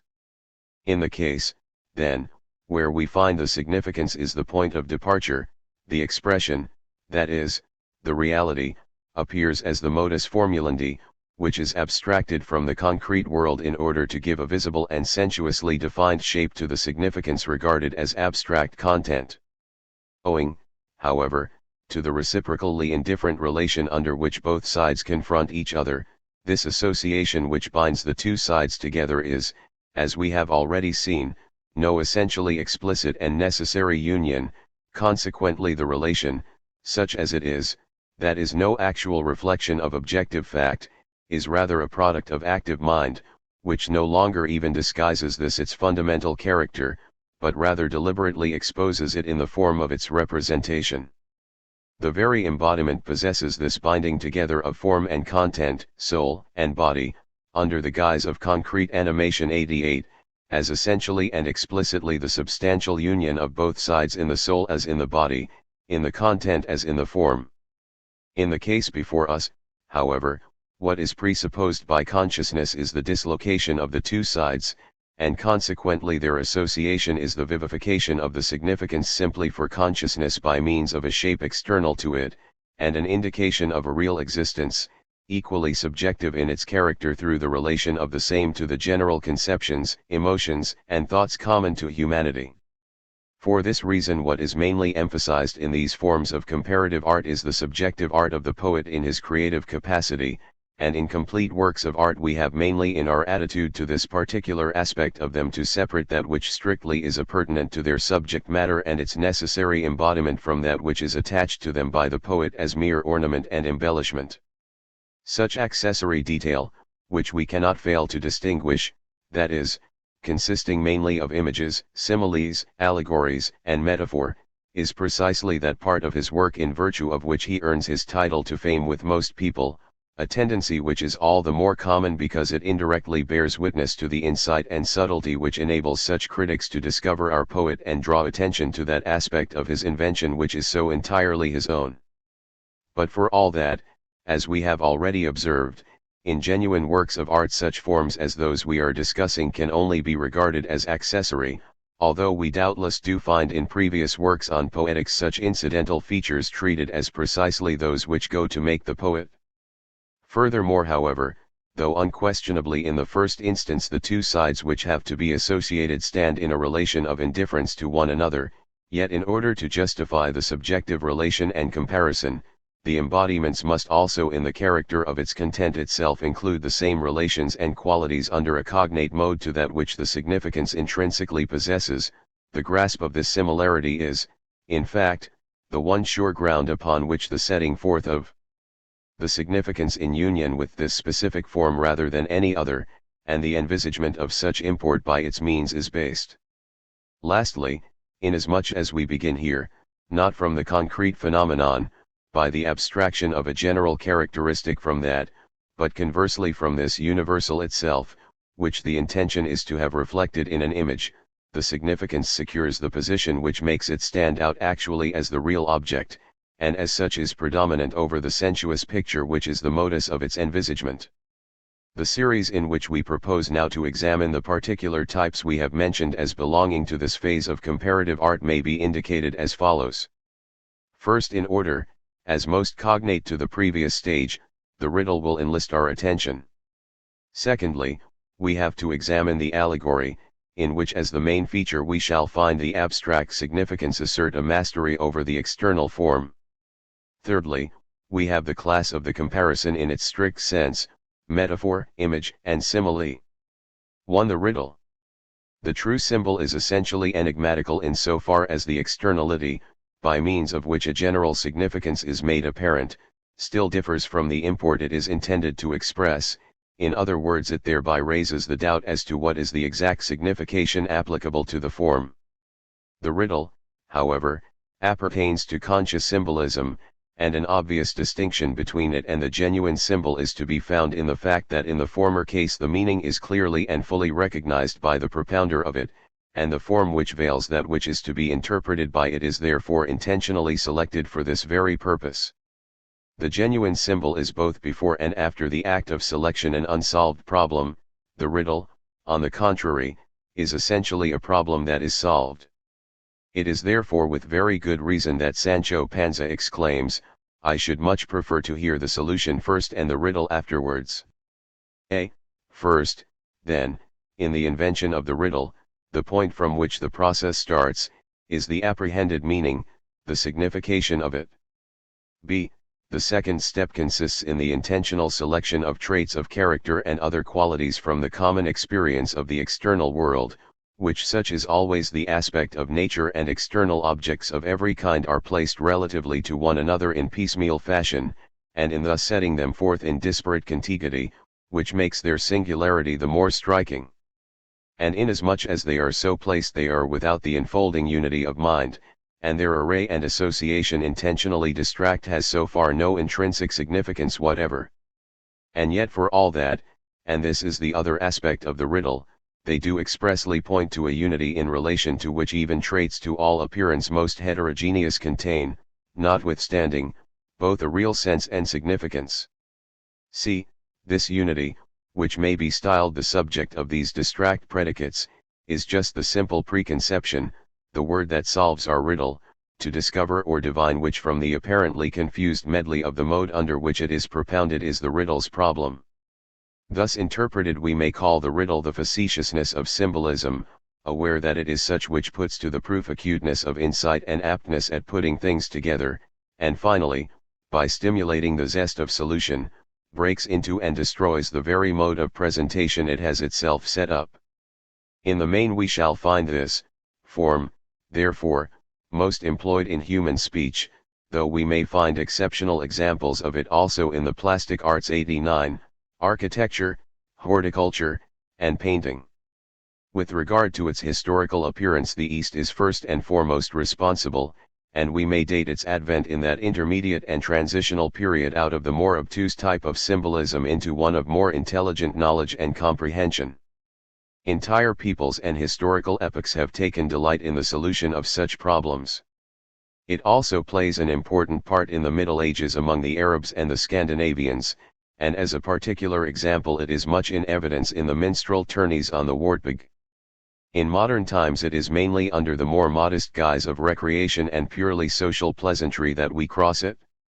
In the riddle we have opened a practically limitless field for witty and striking conceits, which in their reference to any given circumstance, occurrence, or object take the form of a play upon words or an epigrammatical sentence. On the one hand we have presented an object tried to a degree, on the other some conceit of the mind which emphasizes unexpectedly with conspicuous force some aspect or relation, which we failed to perceive in that object on first confronting it, and which now attaches to it the light of a new significance. 2. The allegory. The counterpart to the riddle in the sphere of comparative art, where the point of departure is from the generality of the significance, is the allegory. From a certain point of view this form, no less than the former, endeavors to make more visible to us the definite qualities of a general conception through qualities in materially concrete objects which are cognate therewith, but in contrast to that form this is not done in the interest of a partial concealment and a mysterious problem, rather it is now quite the other way with the express object of absolute revealment, to an extent, in fact, that all which is external, and is as such utilized by it, must become through and through conspicuous with the significance which has to make its appearance therein. A. It is therefore in the first place concerned to personify abstract conditions of a general character or similar qualities both from the human and the natural world, such as religion, love, justice, strife, fame, war, peace, the seasons, death, and the like, and conceive them under the mode of personality. This subjective aspect, however, is neither in respect to its content nor its external form in itself either a real subject or individual, but persists as the abstraction of a general conception, whose content is merely the barren form of subjectivity which may be called as truly a grammatical subject. 90. In other words, an allegorical being, despite every attempt to clothe it in the lineaments of humanity, entirely falls short of concrete individuality, whether it be a Greek god, a saint, or any other genuine example.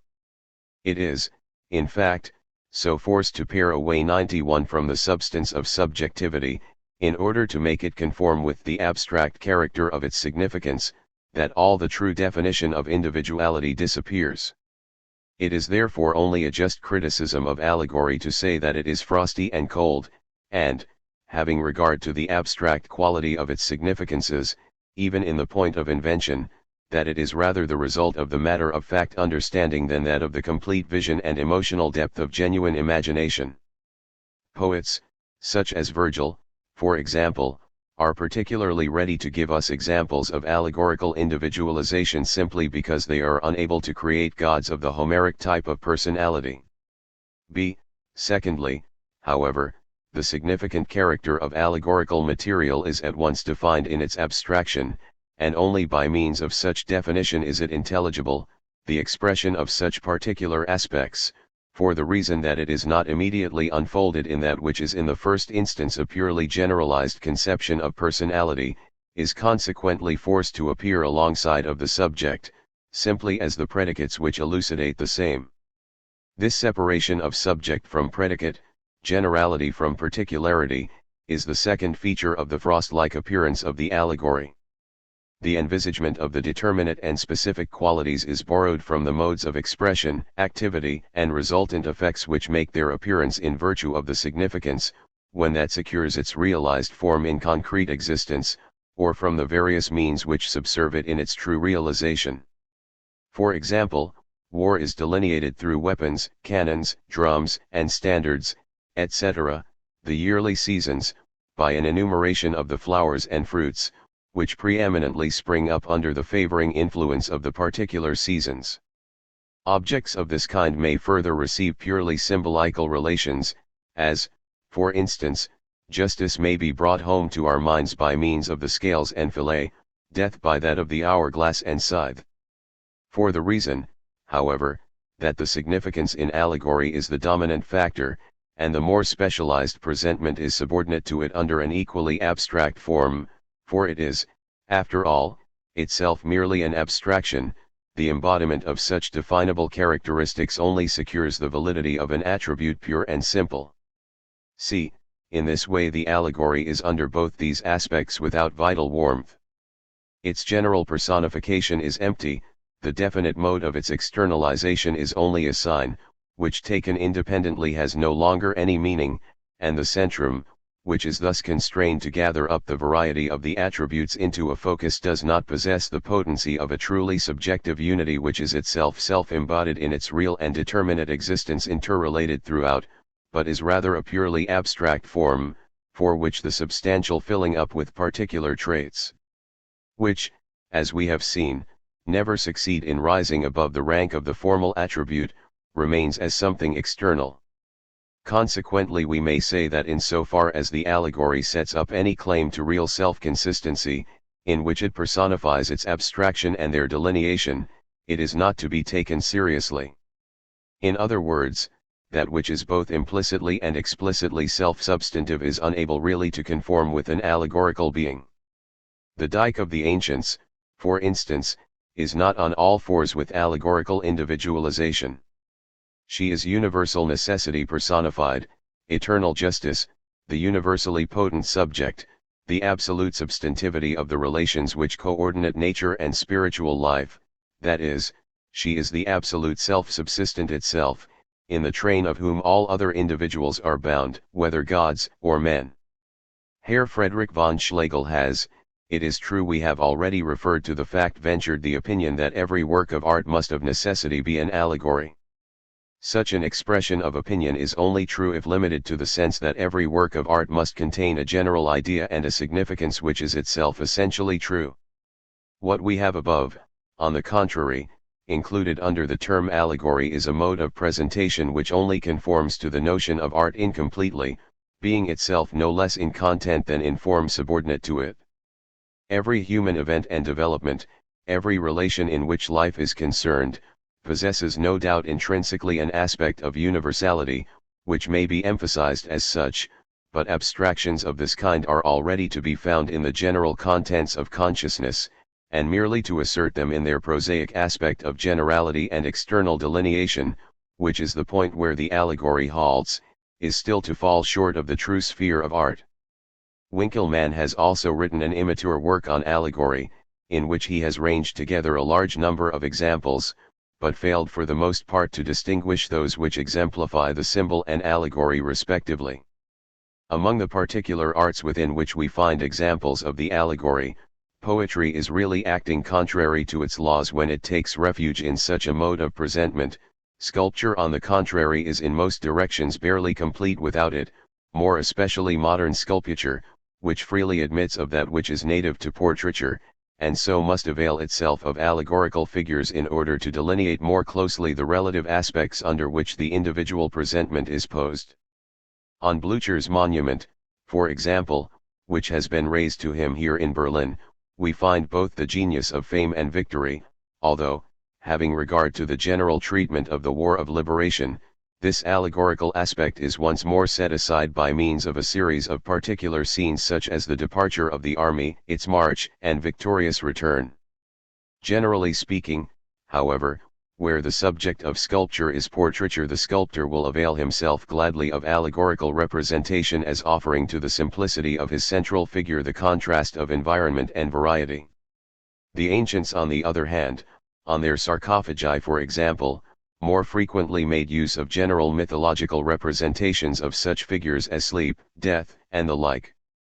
Allegory generally is far less common in the antique than it is in the romantic art of the Middle Ages, although it must be added that such romance as it possesses is not really referable to allegory. The frequent appearance of allegorical conception at this particular epoch of human history is to be thus explained. From a certain point of view, we find that the content of the Middle Ages is preoccupied with particular types of individuality and the personal aims, generally focused in love and honor, and resulting in vows, wanderings, and adventures, which are common to them. Individuals of this type and the events of such lives invariably offer the imagination a wide scope for the inventive faculties, and the composition of accidental and capriciously imagined collisions and their resolution. On the other hand, in direct contrast to this motley show of worldly adventure, we have the universal, taking it here as the stability of the ordinary relations and conditions of life, a universal which is not, as was the case in the ancient world, individualized in the figures of self-subsistent gods. Consequently we find it freely and naturally emphasized in independent isolation as such universality alongside of these particular types of personality and their specific modes of appearance and activity. If the artist therefore happens to have before his mind the general conditions of life we have adverted to, and assuming that he is desirous of giving artistic embodiment to them in some form other than the accidental mode common to his age, that he wishes, in short, to emphasize their universality, he has no other alternative than to accept the allegorical type of presentment. This is precisely what we find in the sphere of religion. The Virgin Mary, Christ, the actions and dramatic events of apostolic history, the saints with their penances and martyrdoms, are, it is true, even here individualities in the full sense, but Christendom is also to an equal extent concerned with the general conceptions of abstract spiritual qualities, such as will not comply with the concrete definition of actual persons, inasmuch as the relation of universality is precisely the mode under which they are presented, of which examples are love, faith, and hope. And generally the truths and dogmas of Christendom are independently cognized by the religious consciousness, and a main interest even of their poetry consists in this, that these doctrines are emphasized in their universal aspect, that truth is known and believed in as universal truth. In that case, however, it is necessary that the concrete presentation should remain a subordinate factor, itself external to the content, and allegory is just the form which satisfies this want in the easiest and most sufficient way. Conformably to this, the Divine Comedy of Dante is full of allegorical matter. Theology, for example, in this poem is run together in fusion with the image of his beloved Lady Beatrice. This personification, however, wavers in the lines of its delineation, and this uncertainty of outline is that which constitutes the beauty of it, and places it halfway between genuine allegory and a vision of his youthful love.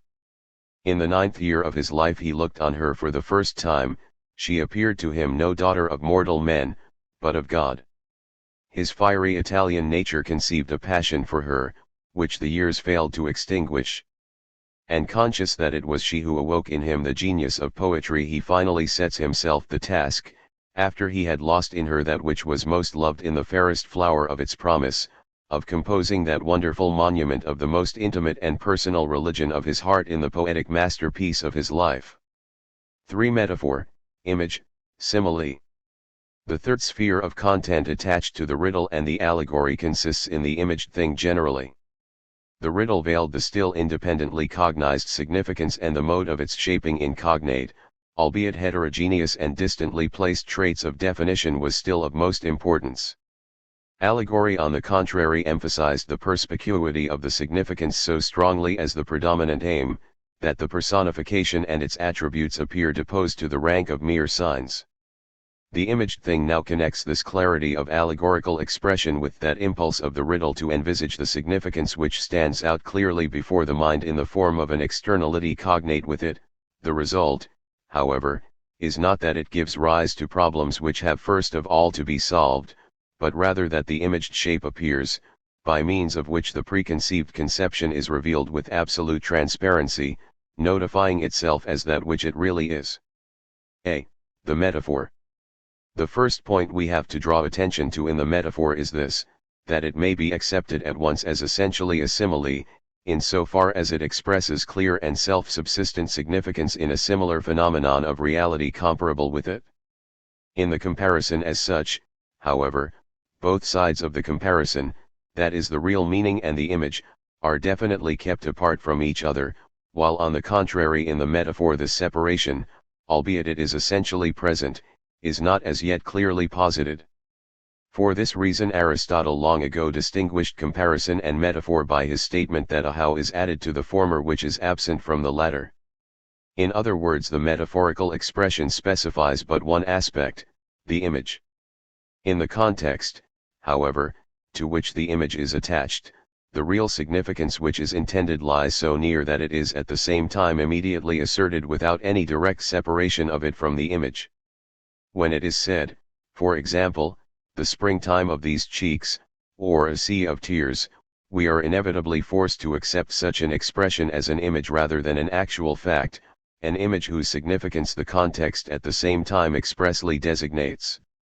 In the symbol and allegory the relation of actual meaning to external form is not asserted either so immediately or necessarily. From the fact that an Egyptian staircase consists of 9 stages, and 100 other circumstances of similar pregnancy, it is only the adept, the connoisseur, and the professor who will derive a symbolical significance, and doubtless will scent out and discover much that is both mystical and symbolical into the bargain, which is so much ingenuity of research thrown away for the reason that what is discovered is not there. This may have happened often enough to my honored friend Kreutzer, no less than our latter-day Platonists and the commentators of Dante. A. In range and variety of form it is impossible to exhaust the resources of metaphor. Its definition, however, is simple. It is a wholly abbreviated comparison, in which we find, as a fact, image and significance are not as yet set in opposition to one another, but only the image is introduced by it. At the same time, however, the meaning which is thus attached to the image is not its real meaning, this is as it were effaced, and by virtue of the content in which it is set we are enabled to recognize the significance which is really intended in the image itself, albeit that meaning is not expressly asserted. For the reason, however, that the meaning that is thus rendered intelligible under the image only comes to light by virtue of the context, the significance which is expressed in metaphor cannot claim the importance of an independent artistic presentation, their mode of appearance is purely incidental, so that metaphors, in a still more emphatic degree, can only be employed as the external embellishment of an essentially independent work of art. Beta, the metaphor is mainly used in the expressions of speech, which we may usefully consider in this relation under the following aspects. Alpha, in the first place every language includes within its own compass a host of metaphors. They arise from the fact that a word, which in the first instance merely designates something entirely sensuous, is carried over into a spiritual sphere. Grasp, comprehend 92, and generally a number of words connected with the processes of thought, have in regard to their original meaning a content that is wholly sensuous, which is consequently abandoned and exchanged for the meaning applicable to mind. The first meaning is sensuous, the second spiritual. Beta, by degrees, however, the metaphorical aspect disappears in the general use of such a word, which as the current coin of language is converted from an expression which is not strictly accurate to one that is so, the effect of this process being that image and import, owing to the habitual frequency with which the latter is only conceived in the former, cease to differ from one another, and the image merely immediately presents the abstract significance itself instead of a concrete mode of vision. 93. When we take, for example, the word grasp in the sense applicable to mental life, it entirely escapes us that there is any sensuous relation implied between the hand and external objects. 94. In living languages, this distinction between genuine metaphor and words which already through usage have fallen to the level of a mere means of expression is readily established. The reverse is the case with dead languages, for the reason that here mere etymology is unable finally to bring our minds to a decision, inasmuch and in so far as the question does not depend on the original source of that word, and its general development in speech, but first and foremost on the fact whether a word which has all the appearance of being used in a picturesque and metaphorical sense had or had not already lost by habitual usage under a meaning applying exclusively to spirit, and in the speech when alive, its first sensuous significance, and been absorbed wholly in that higher sense. Gamma, when this takes place, the invention of new metaphors, which are the exclusive product of the poetical imagination, becomes for the first time a vital necessity. That in which this invention is mainly concerned consists first in transferring the phenomena, activities, and conditions of a higher level of fact in a way that illustrates the content of less important material, and in bringing to light significances of such inferior matter in the form and image which stands above them. The organic, for example, is by itself essentially of higher importance than the inorganic, and to carry forward that which has no life within, the range of vital phenomenal enhances its expression. We may illustrate this with the saying of Ferguson, "The keenness of my sword devours the brain of the lion, and drinks the dark blood of the courageous." In a yet more enhanced degree we find the same result when that which is of nature and sensuous is imaged, and thereby raised and ennobled in the form of spiritual phenomena. So we have such common turns of speech as smiling fields, and angry flood, or in the language of Calderon, the waves sigh beneath the burden of ships. In these examples that which exclusively applies to humanity is diverted to the expression of nature. The Latin poets use such metaphorical language often enough, as we may find in our Virgil. Take the example, quam graviter tunsus gemit area frugibus, George, 3, 132. Conversely, and in the second place, that which pertains to mind is brought in the same way more close to our powers of vision through the image of natural objects. Such fanciful presentations, however, can very readily degenerate into mere trifling and far-fetched conceits, when that which is essentially without life receives, notwithstanding every appearance of individuality, and really spiritual activities are assigned to it with perfect seriousness. The Italians more especially have given themselves over to elusive trickery of this kind, and even Shakespeare is not wholly free from them, as in that passage from Richard II, Act V, Sc. I, where he makes the king say to the queen on parting, "For why, the senseless brands will sympathize. The heavy accent of thy moving tongue, and in compassion weep the fire out. And some will mourn in ashes, some coal black, for the deposing of a rightful king." Gamma, finally, if we look at the aim and interest of that which is metaphorical, the first thing which strikes us is that a word in the strict sense is an independently intelligible expression, the metaphor otherwise.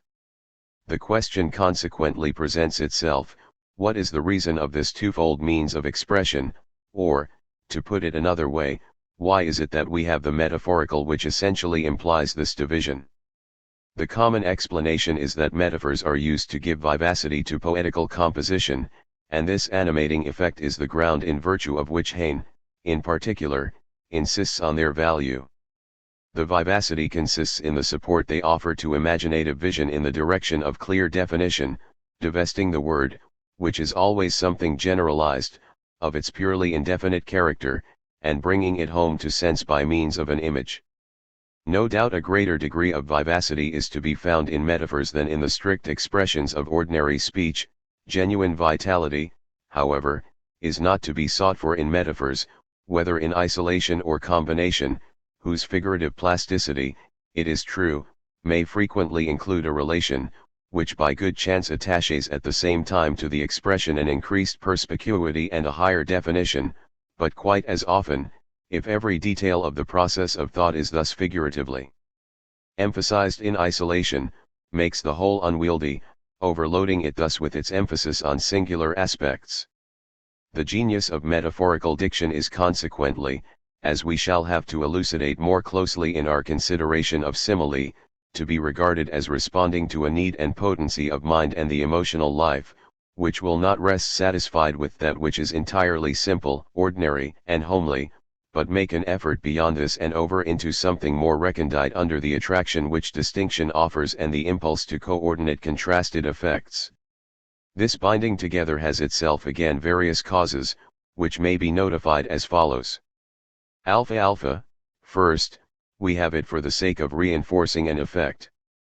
The emotional life, under the pressure and movement of its passions, gives visible utterance to these forces by means of the piling up of sensuous image. More than this, it strives to express its own whirl and tumble, or persistence in the ideas which crowd upon it by means of a similar letting itself go into phenomena cognate with such a condition, and its own free movement among images of the greatest variety. In Calderon's supplication to the cross, Julia utters the following words when she looks upon the dead body of her only just deceased brother, and her lover, Eusebio, the man who has killed Licerdo, stands before her. Oh, that I might close forever eyes before this blood here guiltless. Blood which cries for vengeance with its flooding stream of purple flowers.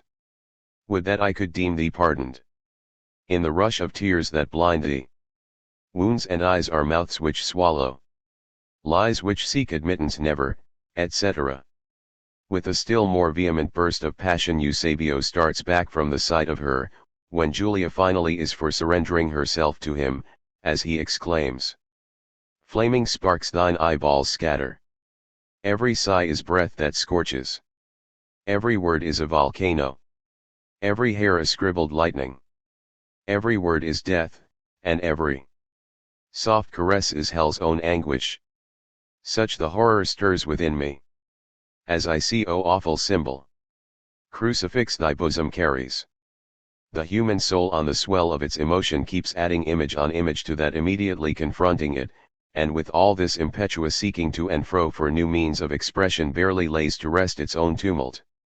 Beta. A second rationale of the metaphorical consists in this, that the human soul, after adding to its own depth by this the motion of its own life into the varied survey of objects cognate with it, is stirred at the same time to cast itself free of the externality of such objects, to the extent that it seeks to rediscover itself in what is external. It transmutes that external in its own free activity, and by clothing both itself and its passions in the forms of beauty, proclaims furthermore its power to present in visible semblance its own exaltation above the bare fact. Gamma, a third ground of figurative expression, and one of at least equal force, may be found in the purely ribald exuberance of the fantasy, which is unable to set before us an object in its own outlines for what they are worth, or a significance in its unadorned simplicity, but on all occasions hankers after some concrete embodiment cognate with it, or is overmastered by the ingenuity of a personal caprice, which, in order to escape the commonplace, abandons itself to the charms of the piquant. Novelty, a caprice that is never satisfied until it has discovered for us points of affinity in material the most remote apparently from that before us, and has thereby related the same to the most distant objects. And we may here observe that it is not so much the prosaic and poetic style generally as the style of the classic world in contrast with that of later periods which presents such a marked difference in the preeminent importance they attach to genuine or metaphorical expression respectively. It is not merely the Greek philosophers, such as Plato and Aristotle, or the great historians and orators, such as Thucydides and Demosthenes, but also the great poets, Homer and Sophocles, who, albeit we find examples of the simile in all them, remain on the whole, and without exception, constant in the use of their direct form of expression. 95. Their plastic severity and sterling substance will not permit them such a multifarious product, as is bound up with the use of metaphor, nor will it suffer them, even for the sake of gathering the so-called flowers of expression, to waver fitfully in devious ways from their ideal mintage of the completely simple and coordinate result as of one metal cast in one mold. The metaphor, in fact, is always an interruption to the logical course of conception and invariably to that extent a distraction, because it starts images and brings them together, which are not immediately connected with the subject and its significance, and for this reason tend to a like extent to divert the attention from the same to matter cognate with themselves, but strange to both. The prose of ancient writers in the extraordinary clarity and flexibility of its utterance and their poetry in the repose of its completely unfolded content 96, are equally removed from the frequent use of metaphor by modern writers. On the other hand, it is particularly in the East, and above all the later literature of Mohammedan poetry, which makes use of the indirect or figurative modes of expression, and, indeed, finds them essential. The same thing may be said, if less emphatically, of modern European literature. The diction of Shakespeare, for instance, is full of metaphor. The Spaniards, too, are very fond of this flowery region, and, indeed, have wandered off into it to the point of the most tasteless exaggeration and superfluity. Jean-Paul falls under the same charge. Goethe by virtue of the equal strength and clarity of his vision to a less extent. Schiller, however, is even in his prose exceedingly rich both in image and metaphor. In his case this is rather due to his effort to bring really profound ideas within the range of the imaginative vision without being forced to expound all they imply for the mind in the technical language of philosophy. We behold and find there the essential unity of the speculative reason reflected on the mirror of life as it stands before us. b. The image. We may place the image midway between the metaphor and the simile. It has, in fact, so close an affinity with the metaphor that we may regard it as merely a metaphor fully amplified 97, an aspect which at the same time marks its very close resemblance to the simile. There is, however, this distinction, that in the case of the image as such the significance is not set forth in its independent opposition to the concrete external object expressly compared with it. That which we term the image arises when two phenomena or conditions, which by themselves stand substantially apart, are placed in concurrence so that one condition supplies the significance which is made intelligible by means of the other. The first, that is to say, the fundamental modus of the definition constitutes here the relation of independent consistency 98, and is the line of division of the spheres in their separation, from which both the significance and its image are deduced, and that which is common to them, the qualities and relations and so forth, are not, as in the symbol, the indefinite universal and substantive itself, but the self-defined concrete existence on the one side no less than on the other 99. A. Under a relation such as this the image may possess as its significance a whole series of conditions, activities, contrasts, and modes of existence, and manifest the same through a series of a similar nature from an independent if cognate source, without emphasizing in so many words the significance as such within the limits of the image. The poem of Goethe, entitled The Song of Mahomet, is of this kind. It is merely the title here which shows us that in the image of a rocky water spring which, in the freshness of youth, leaps over the cliff's edge into the abyss, and which then spreads away with the rush of tributary springs down the plain, ever and anon taking up fraternal rivers, which gives further a name to localities, and sees whole towns subject to its glory, until it finally bears in the tumultuous folds of its rapturous heart all these splendors, the brothers, its possessions, its children, to the great source that awaits them. It is, we repeat, merely the title which explains to us that in this comprehensive and radiant image of a mighty river we have the first bold appearance of Mahomet, then the rapid spread of his teaching, and, finally, the deliberately planned attempt to bring all nations to the one faith set forth with such singular directness. We may view in a similar way many of the Xenien of Goethe and Schiller, those sentences edged in part with scorn, but as often the mere vehicle of good spirits, which were flung at the public and its weak authors in particular.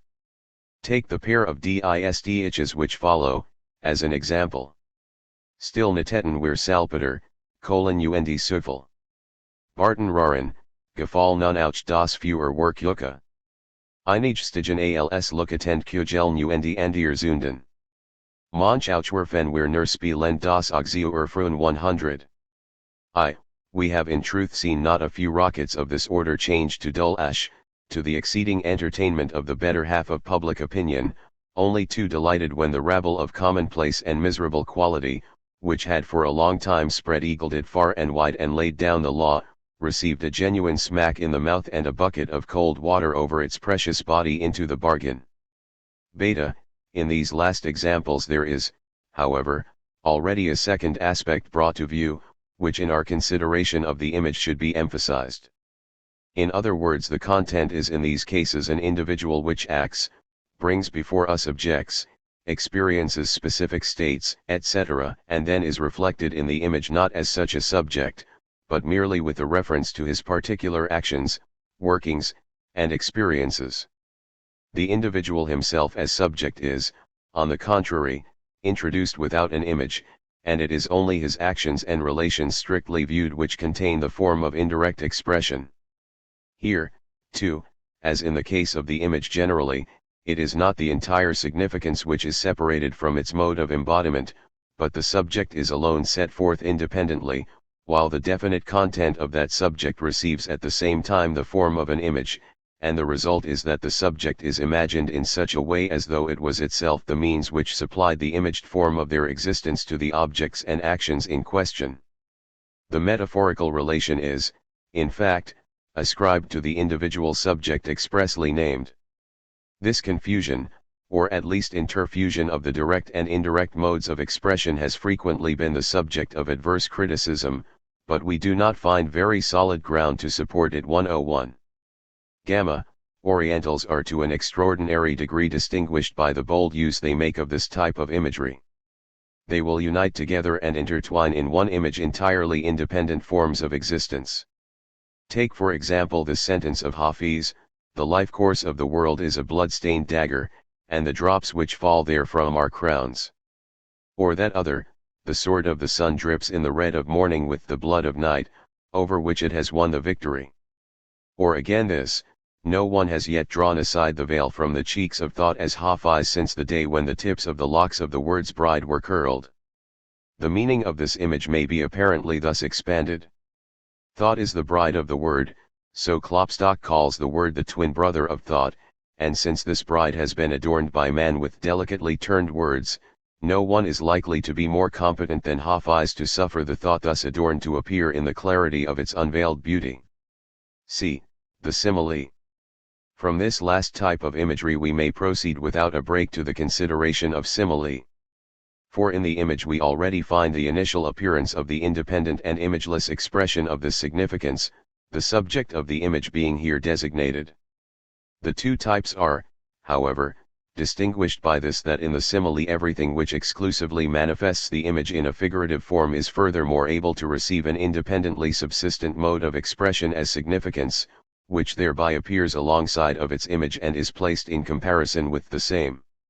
The metaphor and image declare the significances without making that declaration explicit, so that it is only the context, in which either metaphor or image occur, which shows without disguise what their meaning veritably is intended to be.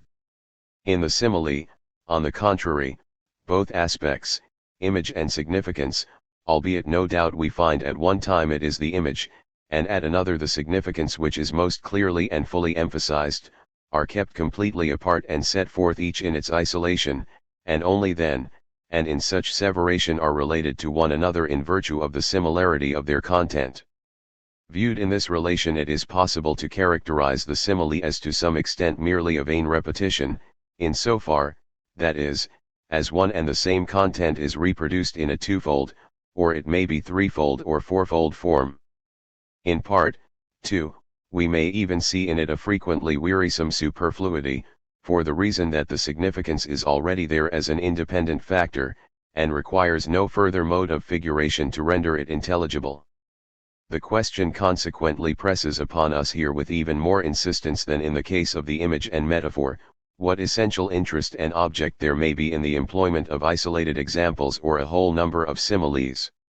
For their use is not to be justified on the commonly received ground of mere vivacity, and the contention that they increase the lucidity of expression will assist us just as little. On the contrary, similes make a poem only too frequently insipid and overweight, and an image or metaphor by itself can possess a clarity fully as pronounced without there being any previous necessity to attach the significance to either as something still outside. We must consequently conceive the object of the simile to consist in this, that the subjective 102 imagination of the poet, however much it has brought home to the artist's consciousness the content, which it seeks to express, with distinctive emphasis according to its more abstract generality and expresses it in this universal aspect, yet it finds itself equally under a constraint to seek out a concrete form for it, and to visualize for itself in the phenomena of sense that which already is clearly before the mind as its significance.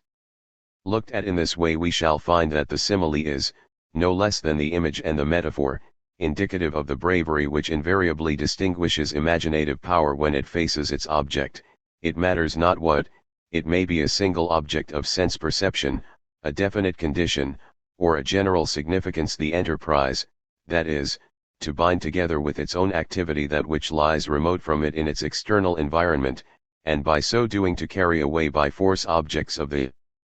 greatest variety, and unite them to the interest which its unified content possesses, and generally to annex to the matter in hand a whole world of diversified phenomena. And this power of the imagination continually to find out the new plastic shape, and cement together heterogeneous material by means of the relations and associations of sense is, in general terms, also the rational basis of the simile.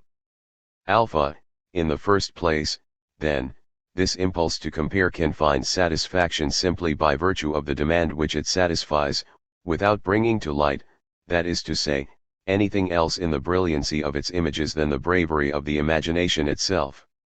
And this is but the same thing as that revelry 103 of imaginative power, which, more particularly in the East, with all the easy-going tranquillity of the South regales itself in the wealth and splendor of its images nor seeks any other object, while it seduces the hearer to give himself up to the same spirit.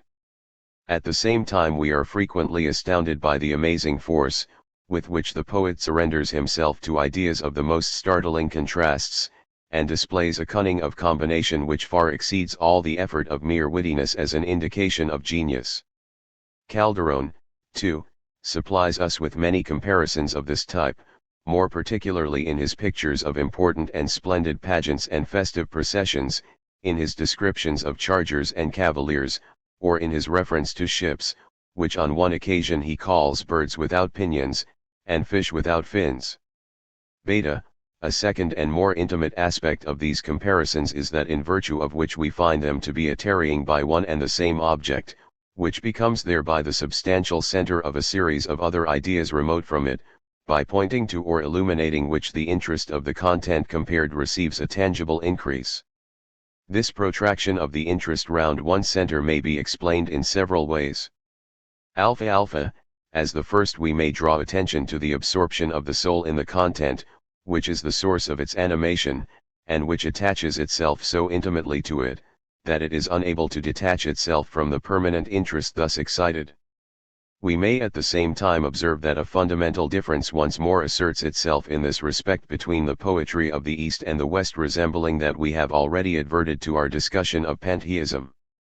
In other words, the Oriental is in his absorption less dominated by the personal relation, and consequently without the languish and yearning of self-interest. His longing, such as it is, remains a more impersonal delight in the object under comparison, and consequently more of a contemplation.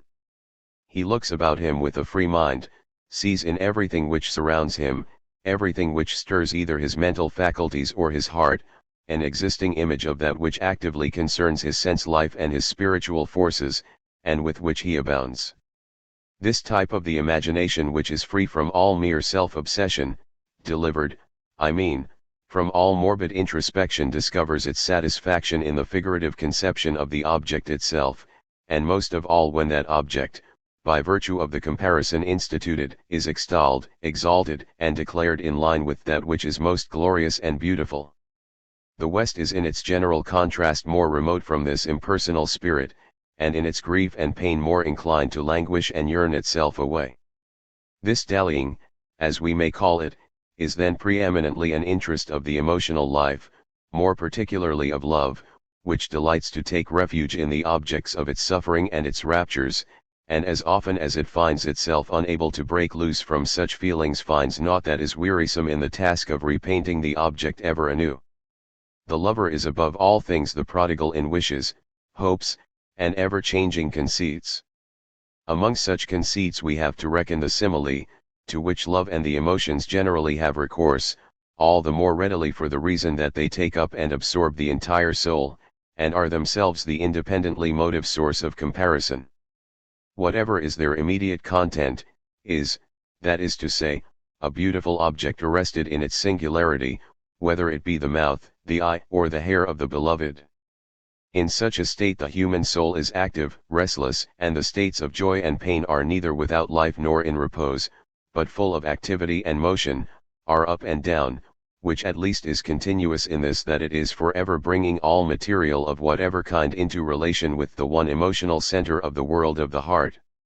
In other words, the interest of comparison has its root in the feeling itself, which is insistently conscious of the fact, for example, that there are other objects in nature which are beautiful, or have given rise to pain, and so on.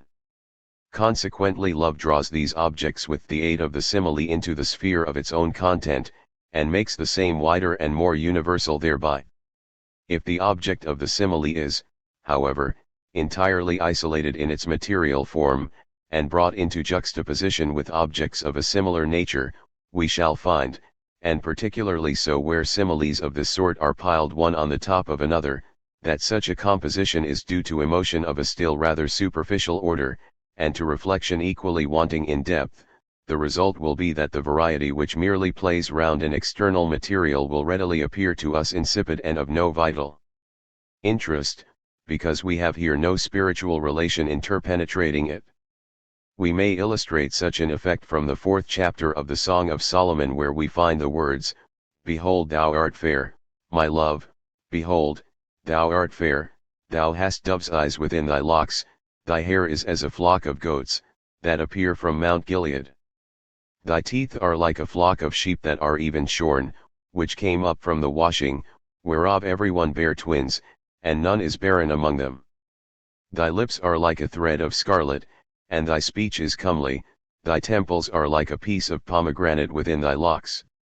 Thy neck is like a tower of David builded for an armory, whereon there hang 1,000 bucklers, all shields of mighty men. Thy 2 breasts are like 2 young roes that are twins, which feed among the lilies. 104. Until the day break and the shadows flee away." This naivete is to be met with in many of the comparisons of Ossian. Take for example the words, "Thou art as snow on the heather, thine hair is as mist on the cromla, when he curls himself up on the rock, and glistens toward the gleam in the west, thine arms are as 2 arrows in the halls of the mighty Fingal." Of the same kind, only here in wholly a rhetorical way, are the following words Ovid places in the mouth of Polyphemus, Med. 13, verses 789 to 807. "Thou art more white, O Galatea, than the leaf of the snow-white meadowland, more blooming than the fields, more slender than the elm, more brilliant than glass, more arch than the tender little roebuck, smoother than the shell ever polished by the sea, more dear than winter's sun, or the shade in summer, nobler than the fruit tree, more comely than the lofty plane." And so on through all the 19 hexameters, a description not wanting in rhetorical beauty, but as the presentation of an emotion, which rouses little interest, itself equally lacking in interest. We may find many examples of this style of comparison in Calderon, although a halt, by the way, of this kind is more suitable to lyrical emotion simply, and fetters the march of drama far too insistently, if it is not actually motived by the subject matter. Don Juan, for instance, during the progress of the action, describes at length in this way the beauty of a veiled lady whom he had followed. This is what he says to a third person. "Nathless in despite and often, through the gross and barriered darkness of that intranslucent veil, flashed a hand of sheen most splendid. Mistress pure of rose and lily, princess, to whose matchless glory e'en the snow's gleam paid obeisance. Slave all murk of Ethiop molding." The matter is wholly different, however, when any one capable of profound emotion, expresses his life through images and similes, in which the most secret folds of spiritual feeling are unveiled, the soul here either identifying itself with some scene of external nature, or making such a scene the counterfeit of a spiritual content. We may cite Ossian once again in illustration of this better use of image and comparison, although the range of objects which serve him in such similitude is jejune, mainly restricted to clouds, mists, storms, trees, streams, thistles, grasses, and other facts equally obvious. Here is one of them. The present 105 brings joy to us, O Fingal. It is as the sun on Cromla, when the hunter has mourned its absence a whole year long and now it breaks forth from the clouds. In another passage of the same writer we find these words, did not Ossian hearken but now to a voice? Is it then the voice of the days that are no longer? Oft as the evening suns, comes the memory of times that are gone into my soul. And for another instance take this bit of narration, pleasant are the words of song, saith Cuchulain, and dear to the heart are the tales of times far away. They are as the quiet dew of the morning on the hill of the roedeer, when the sun trembles faintly on his flank, and the pool lies motionless and blue in the dale. In the case of Ossian this halting by the same emotions, and their similitudes expresses the attitude of an old age which out of weariness and exhaustion turns to sorrowful and painful memories. And generally a recourse to comparisons is evidence of an inclination to melancholy and effeminate emotion. The desire and interest of such a soul lies far away and foregone, and for this reason we find as a rule that, instead of bracing itself up manfully, it yields to its longing to lose itself in something else. Many of the figurative expressions of Ossian consequently are quite as much a response to this wholly personal mood as they are a reflection of ideas mostly of a mournful color, and of the restricted circle beyond which he is unable to pass. But, conversely, it is quite possible that passion, in so far as it is able to concentrate its forces on one content, despite its own unrest, with the object of finding a counterfeit of the soul in the natural world around it, may fluctuate to and fro in a variety of images and similitudes, which are all purely conceits of the fancy over one and the same object. A fine example of this we have in that monologue of Juliet from Romeo and Juliet, in which she apostrophizes the night as follows. Come, night, come Romeo, come, thou day in night.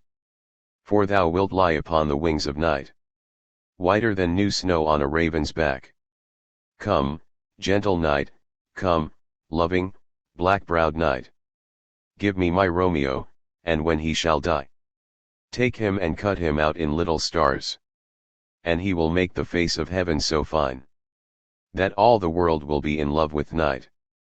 and pay no worship to the garish sun. Beta, the similes of epic poetry as they come before us over and over again in Homer stand out in a marked contrast to the above type of almost purely lyrical simile in which sentiment is absorbed in the heart of its content. In the former case the aim of the poet, when he may by any chance wish to dally with the comparative mode around some specific object, is, on the one hand, interested in raising us over the active curiosity, expectancy, hope, and fear, by which we are moved relatively to the several situations and exploits of his heroes during the actual progress of events over, that is to say, the general concurrencies of cause, action, and consequence, and in fixing our attention upon the images which he places before us in their plastic repose, purely for our contemplation, serene as the works of sculpture. This repose, this absolution from the merely practical interest that we may enter into that which he places visibly before our eyes comes upon us with all the more force in so far as everything with which he compares the object is taken from a field entirely remote from it. Moreover, this halting round the simile possesses the further significance that by virtue of this kind of twofold painting of the same object its importance is emphasized, and is thus not permitted to be whirled away in the mere shifting stream of the song and the events it celebrates. Take, for example, what Homer says of Achilles, when that hero, fired with anger, confronts Aeneas, Iliad, XX, verses 164 to 175. As when the harmful king of beasts, sore threatened to be slain by all the country up in arms, at first makes coy disdain. Prepare resistance, but at last when anyone hath led Bold charge upon him with his dart, he then turns yawning head. Fell anger lathers in his jaws, his great heart swells, his stern lash at his strength up, sides and thighs waddle with stripes to learn their own power, his eyes glow, he roars, he leaps to kill. Secure of killing, so his power then roused up to his will. Matchless Achilles, coming on to meet Anchises' son 106. Much in the same spirit he speaks of Pallas, when she averted the arrow which Pandaros had let fly against Menelaus, Iliad, 4, verses 130 to 131. She did not forget him, and warded off the arrow e'en as a mother flicks away some fly from her son, as he lies in sweet slumber. And again further on when the arrow, notwithstanding, wounds Menelaus, verses 141 to 146. Yet forth the blood flowed, which did much his royal person grace, and showed upon his ivory skin, as doth a purple dye, laid, by a dame of Cara, or lovely Myone, on ivory, wrought in ornaments to deck the cheeks of horse, which in her marriage room must lie, whose beauties have such force, that they are wished of many knights, but are such precious things, that they are kept for horse that draw the chariots of kings. Which horse, so decked, the charioteer esteems a grace to him. Like these, in grace, the blood upon thy solid thighs did swim. O Menelaus, etc. 107. Gamma, a third motive cause of similes, quite distinct from that of purely imaginative riot, as also the self-absorbed sentiment, or, under its other aspect, the dallying round important objects with the figurative power of the fancy, we have now to emphasize with particular reference to dramatic poetry. The content of the drama is made up of the conflict of passions, activities, pathos, actions, and the accomplishment of the thing willed by the soul, a content which does not, as in the case of the epic, take the form of a narrative of past events, but the dramatic poet places the individuals themselves before our eyes and makes them unfold their emotions personally in an objective form, and their actions as taking place in the present, his mediate position between ourselves and the objects represented therefore ceases.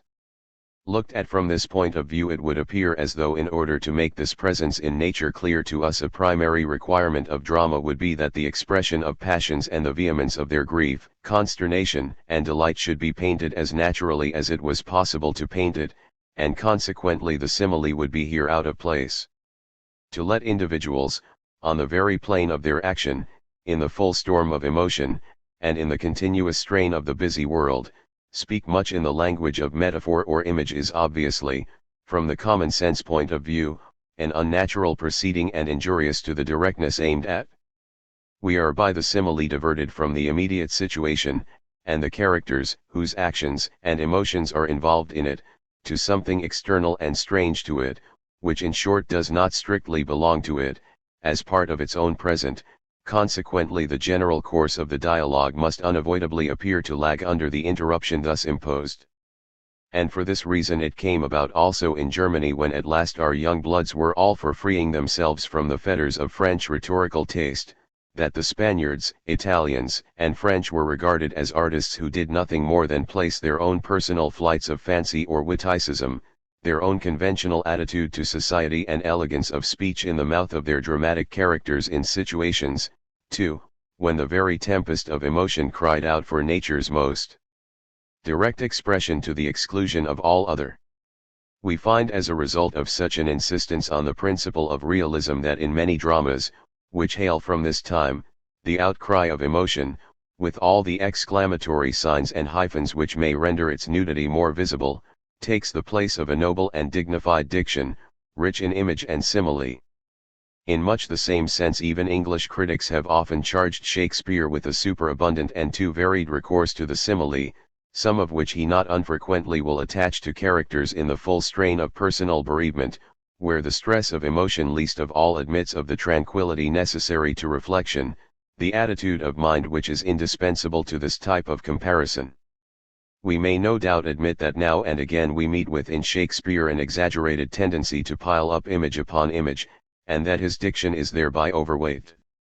At the same time we shall see, if we examine the matter in all its bearings, that even in drama the simile is entitled to a position essential to this form of poetry and vital to its action. In other words, if the emotion makes a pause in similes for the reason that it is absorbed in its object and is unable to free itself therefrom, there is also on the plane of active life a distinct purpose subserved by it, namely, to indicate that the individual is not thus so exclusively preoccupied with the particular situation or state of the emotions then uppermost, but possesses a fine and noble nature superior to such conditions and able to assert its independence. In passion soul life is restricted and fettered to its own seclusion, narrowed down to the point of concentrated heat, either thereby a mute, an ejaculation of monosyllables, or the rage that vents itself at random. Greatness of soul and intellectual power alike refuse to submit to such limitations. They are wings which carry the soul in a fine tranquility over and above the storm of pathos that moves it. It is this deliverance of the soul, which the simile primarily expresses by the very mode under which it is asserted.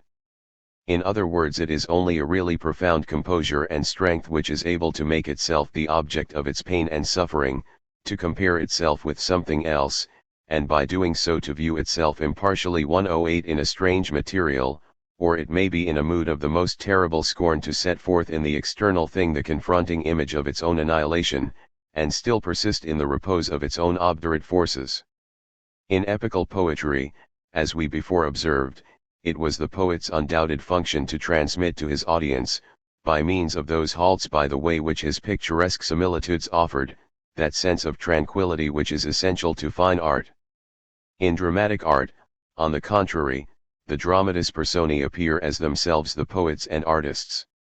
Here it is the characters who objectify their own soul life in that which they are powerful enough to imagine and inform, thereby further manifesting to us the nobility of their receptive faculties and the inherent force of their emotional resources. 109.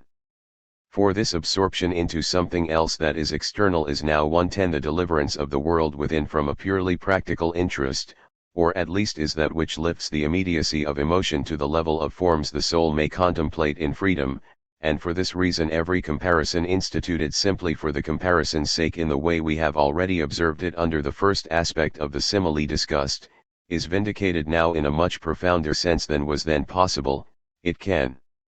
now only appear as a victory over the exclusive obsession of passion and the release from its masterdom. In following up the course of this liberating process we will now emphasize several important distinctions to illustrate which we shall borrow exclusively from Shakespeare.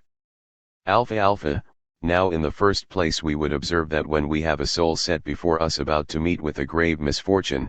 by which it will be shaken to its depths, and the pain of this inevitable cataclysm is at length actually entered upon, it would be nothing less than an indication of a nature essentially commonplace if it were there and then to break out into the cry of horror, pain, and desperation, and so make a clean breast of it.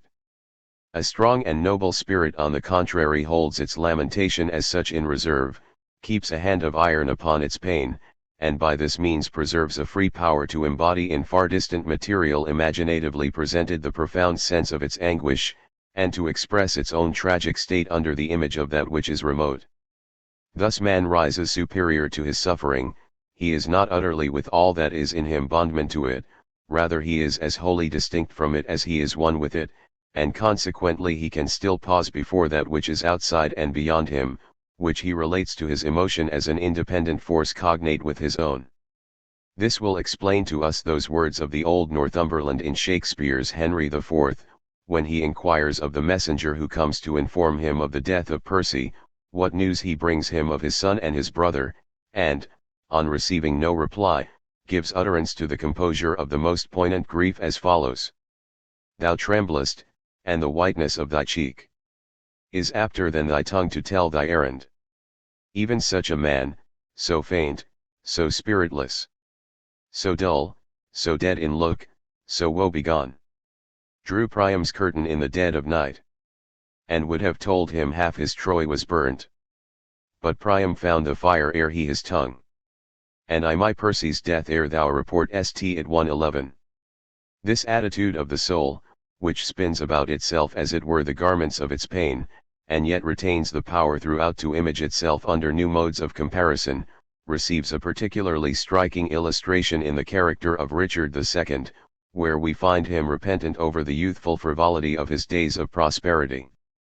In fact, there is no trait in this royal grief that is more touching or suggestive of a child's simplicity than the fact that he always expresses himself under the objective form of most pertinent images, and in the play of this type of self-expression preserves his suffering all the more profoundly. When, for example, Henry demands of him the crown, he replies, "Give me the crown. Here, cousin, seize the crown. Here, cousin. On this side my hand, and on that side yours. Now is this golden crown like a deep well, that owes 2 buckets, filling one another. The emptier ever dancing in the air. The other down, unseen and full of water. That bucket down and full of tears am I. Drinking my griefs while you mount up on high 112. Beta beta, the other aspect to which we would now draw attention is this, namely, that a character which is already made one with its interests, its sorrow, and its destiny, endeavors by means of the simile to release itself from this immediate union, and makes this deliverance obvious to us by the very fact that it shows itself still able to deduce such similitudes. In Henry VIII, 113 for instance, the Queen Catherine, on being forsaken by her royal consort, expresses the depth of her desolation in the words, "I am the most unhappy woman living. Alas, poor wenches, where are now your fortunes? Shipwrecked upon a kingdom, where no pity, no friends, no hope, no kindred weep for me.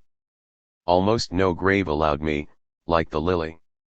that once was mistress of the field and flourished. I'll hang my head and perish."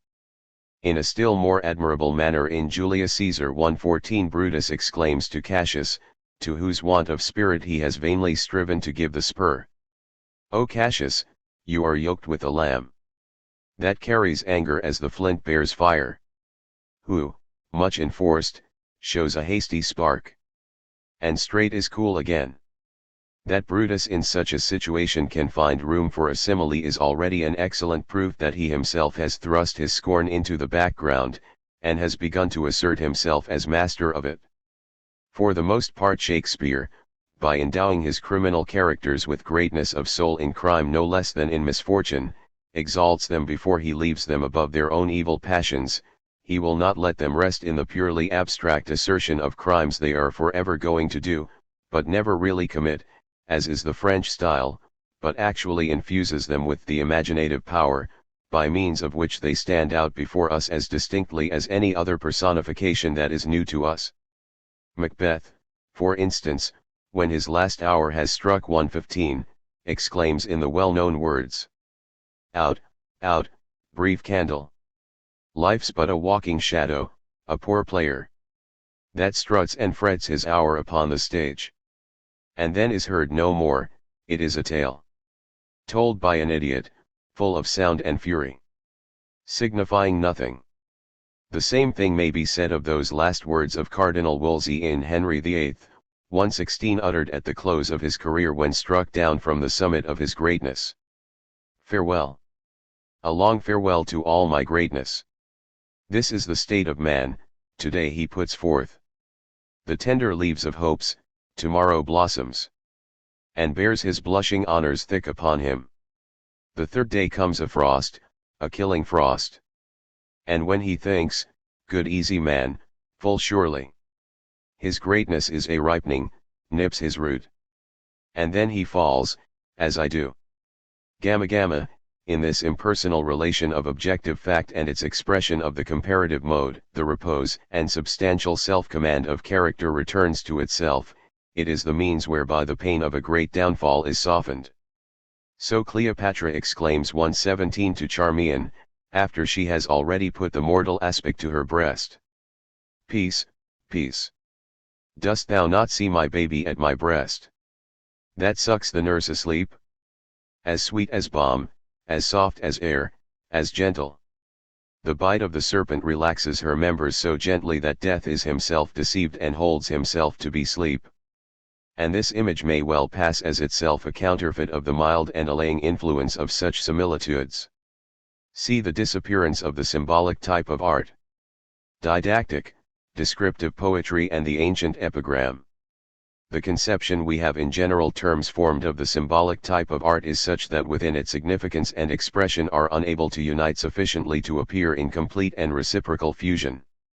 In unconscious symbolism, the incompatibility of these two aspects remained a fact throughout, if not actually declared as such. In the sublime, on the contrary, this inadequacy was explicitly asserted. The absolute significance, God, no less than his external reality, the world, are expressly represented in this excluding relation to one another. On the other hand, however, in all these types that further aspect of symbolism, namely, the affinity which obtains between the significance and the external form, in which it is visibly manifested, still retained its importance. In the original type of symbolism this was exclusively the case, a type which did not as yet set forth the significance in contrast to its concrete existence.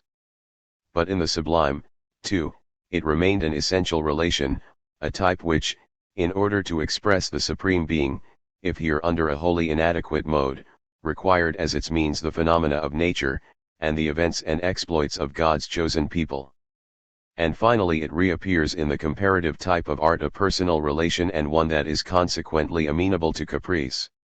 This element of caprice, however, albeit it is an entirely present fact and particularly so in the case of the metaphor, image, and simile, is notwithstanding still hidden away behind the affinity between the significance and the image utilized to express it, in so far as it selects the comparison simply out of a regard for their mutual resemblance, a fundamental aspect of which is not so much the external form as just this relation set up between them by the activity of the soul and consisting in subjective emotions, points of view and ideas and their cognate modes of configuration. 118. When, however, it is not the notion of the material itself, but simply a capricious use of the judgment, which brings together the content and its artistic form, both can only be conceived as posited in an entirely external relation to one another. Their association is now a juxtaposition without essential relation, simply a dressing up, that is to say, of the one side by the other. For this reason we have here to treat these last mentioned and subordinate types of art by way of supplement. They arise from the absolute collapse of the essential phases in all true art production. They bring before us, in short, by their independence of the principle of relativity, the suicide of the symbolic type. If we view the stage generally as a whole, we find on the one hand already as wholly independent the elaborate but formless significance, for the artistic shaping of which all that we can now supply is an external ornament selected at caprice to set it off. On the other side we have the external mode, pure and simple. That is to say, instead of being mediated in its identity with that on which it is imposed by the fact that this is its own essentially cognate significance, it can now only be accepted and described in the aspect of its self-subsistence over against the centrum of significance, and consequently only as mere externality. From the above contrasted aspects we may differentiate in abstract terms didactic from descriptive poetry, a distinction which so far at least as the didactic is concerned is only to be made good under the poetic type, for the reason that this alone is able to bring before us the significance in its abstract universality. Inasmuch, however, as the notion of art does not consist in the dissociation, but the identification of significance and form, we find even at this stage not only a complete separation, but also in line with that, a relation asserted between the sides thus opposed. This relation, however, now that the partition line of symbolism has already been crossed, is no longer of a symbolic nature, and is therefore an attempt to abolish the fundamental characteristics of that type, namely, the incompatibility, and at the same time the self-subsistence of form and content, a position that all the previous types were unable to transcend. Owing, however, to the separation of the two sides, which thus make for unity, being already presupposed by this type, this attempt can only be looked upon as a mere aspiration. 119, to completely satisfy which in all that it involves is reserved for a more perfect type of art, namely, the classical. We will now briefly glance at these supplementary forms, in order to make our passage from them to the real type above mentioned more fully intelligible. 1. The didactic poem. when a significance, which as such coordinates a homogeneous complexus of relations, is apprehended exclusively as significance, yet does not receive the form strictly adequate to this content, but is merely invested with the external ornamentation of art, then we have before us the didactic poem. The didactic poem does not figure among the genuine types of art. For in it we find on the one hand a content already completely elaborated under a mode that is thereby necessarily prosaic, while on the other we have the artistic form, which is merely tacked to it in an external way, for this very reason that it had already been accepted by the mind in a form stamped with prose throughout, and is merely exhibited to our common sense or reflective faculties as instruction under this prosaic aspect, that is to say, with an exclusive reference to the significance embodied in its abstract and general terms. Consequently art, in this its external relation to a content so essentially foreign to its real informing process, can only recognize in the didactic poem its external aspects, such as meter, exalted language, episodic matter, images, similes, ebullitions of sentiment, points of acceleration and transition in the march of ideas, aspects in short which do not give us the heart of the content as such, but rather surround it as an incidental accretion, with the object of alleviating and making more enjoyable the serious and dry tone of the didactic material by means of their more inspiriting atmosphere. That which is intrinsically, in the fundamental conception of it, relegated to prose, cannot receive the poet's mintage, though it may be the peg on which he may hang his mantle. 120. Just as we find, for example, that the art of gardening is in great measure a purely external rearrangement of what is already presented us by nature, but not necessarily of that which is itself a truly lovely locality, or as the art of building ameliorates by its ornament and external decoration a locality which has been expressly devoted to prosaic purposes and affairs. In this way Greek philosophy made a start under the mode of the didactic poem.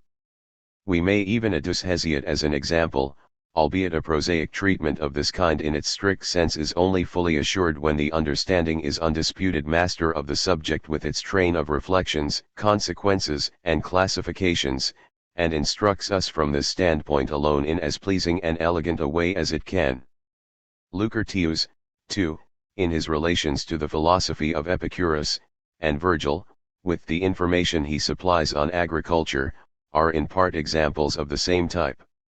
Despite all their artistic adroitness they are unable to give their versification the genuine spontaneity of the artistic form.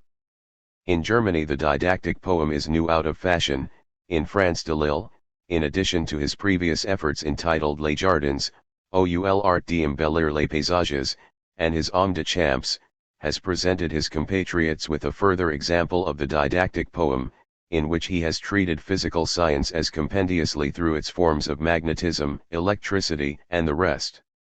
2. Descriptive poetry. The second type which we have to examine stands out in direct contrast to the previous one.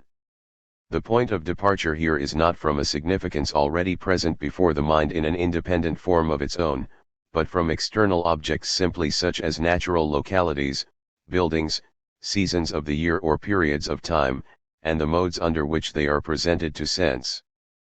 But as we found in the didactic poem the content persisted in formless generality so far as its essential character was concerned, so here, if in a converse manner, the external material is independently set forth in the singularity which pertains to it simply as phenomenon without being drawn within the circle of the significances apparent to mind, and it is this particularity which is depicted and described in its external aspect precisely as it appears to the matter-of-fact consciousness. Such a sensuous content has no relation to true art whatever, except under the one feature, namely, that of its external existence, and this can only claim art's recognition in so far as it represents the natural basis of spiritual life and individuality, its actions and events, the facts, that is to say, which constitute an environing world, as merely external form separated by itself from all that pertains to such life it has no such claim. 3. Relation of both aspects. On grounds deducible from the above, neither the instructive nor the descriptive type is secured in the exclusive one-sidedness which would obliterate every vestige of art, and we find in the one case that the external reality is brought into appreciable relation with that which is seized by mind as significance, just as conversely in the other the abstract universal is related to its concrete mode of appearance. We have already explained how this is so in the case of the didactic poem. Without depicting external conditions and particular phenomena, without the episodical narration of mythological and other illustrations, we shall rarely find a genuine example of it. By means, however, of a parallel series of this character in which the universal for mind is thus laid alongside of the particular object of sense, we have merely a quite collateral relation set up instead of a union carried out in every detail, a parallelogism, moreover, which does not affect the entire content and its all-embracing artistic form, but merely isolated aspects and traits. b. Such a modicum of true relation is particularly conspicuous in the case of descriptive poetry, in so far as its delineations are accompanied with such emotions as the sight of natural landscape, the course of the days and seasons, a wooded hill, a lake, a babbling brook, a church, a picturesquely situated village, and the poor man's peaceful cottage are likely to arouse. We find consequently in descriptive poetry, much as we do in the didactic poem, episodes which, although merely accessory, animate us, in particular through the reflection of affecting emotions, such as a tender melancholy or little touches of occasional experience taken from the more homely levels of life. Such an association of spiritual feeling with the external facts of nature can still only too easily in this type of poetry remain wholly external in its presentation. For the natural or local condition is here assumed to be something which quite independently confronts us. Man no doubt draws near to it, under its influence he entertains this or that feeling, but there is nothing which essentially unites moonlight, forests, valleys, landscape, and so on, with the emotions of the soul they excite. I am not here either the interpreter or the animating focus of nature, but feel, as each happens to confront me, a wholly indefinite kind of harmonious reciprocity establish itself between the objects I face and the emotional life which they stimulate. Most of all are we Germans devoted to this type of picturesque description, and along with it to every variety of exquisite feeling and heart effervescence such natural scenery can possibly evoke. It is a public high road over which all may march in line. Even some of the odes of Klopstock are tuned to its key. c. But thirdly, if we inquire whether there is not a profounder relation between these opposed aspects of the internal feeling and external object, we shall find our nearest approach to an answer in the ancient epigram. Alpha, the very name of the epigram already expresses the original gist of it. It is an inscription.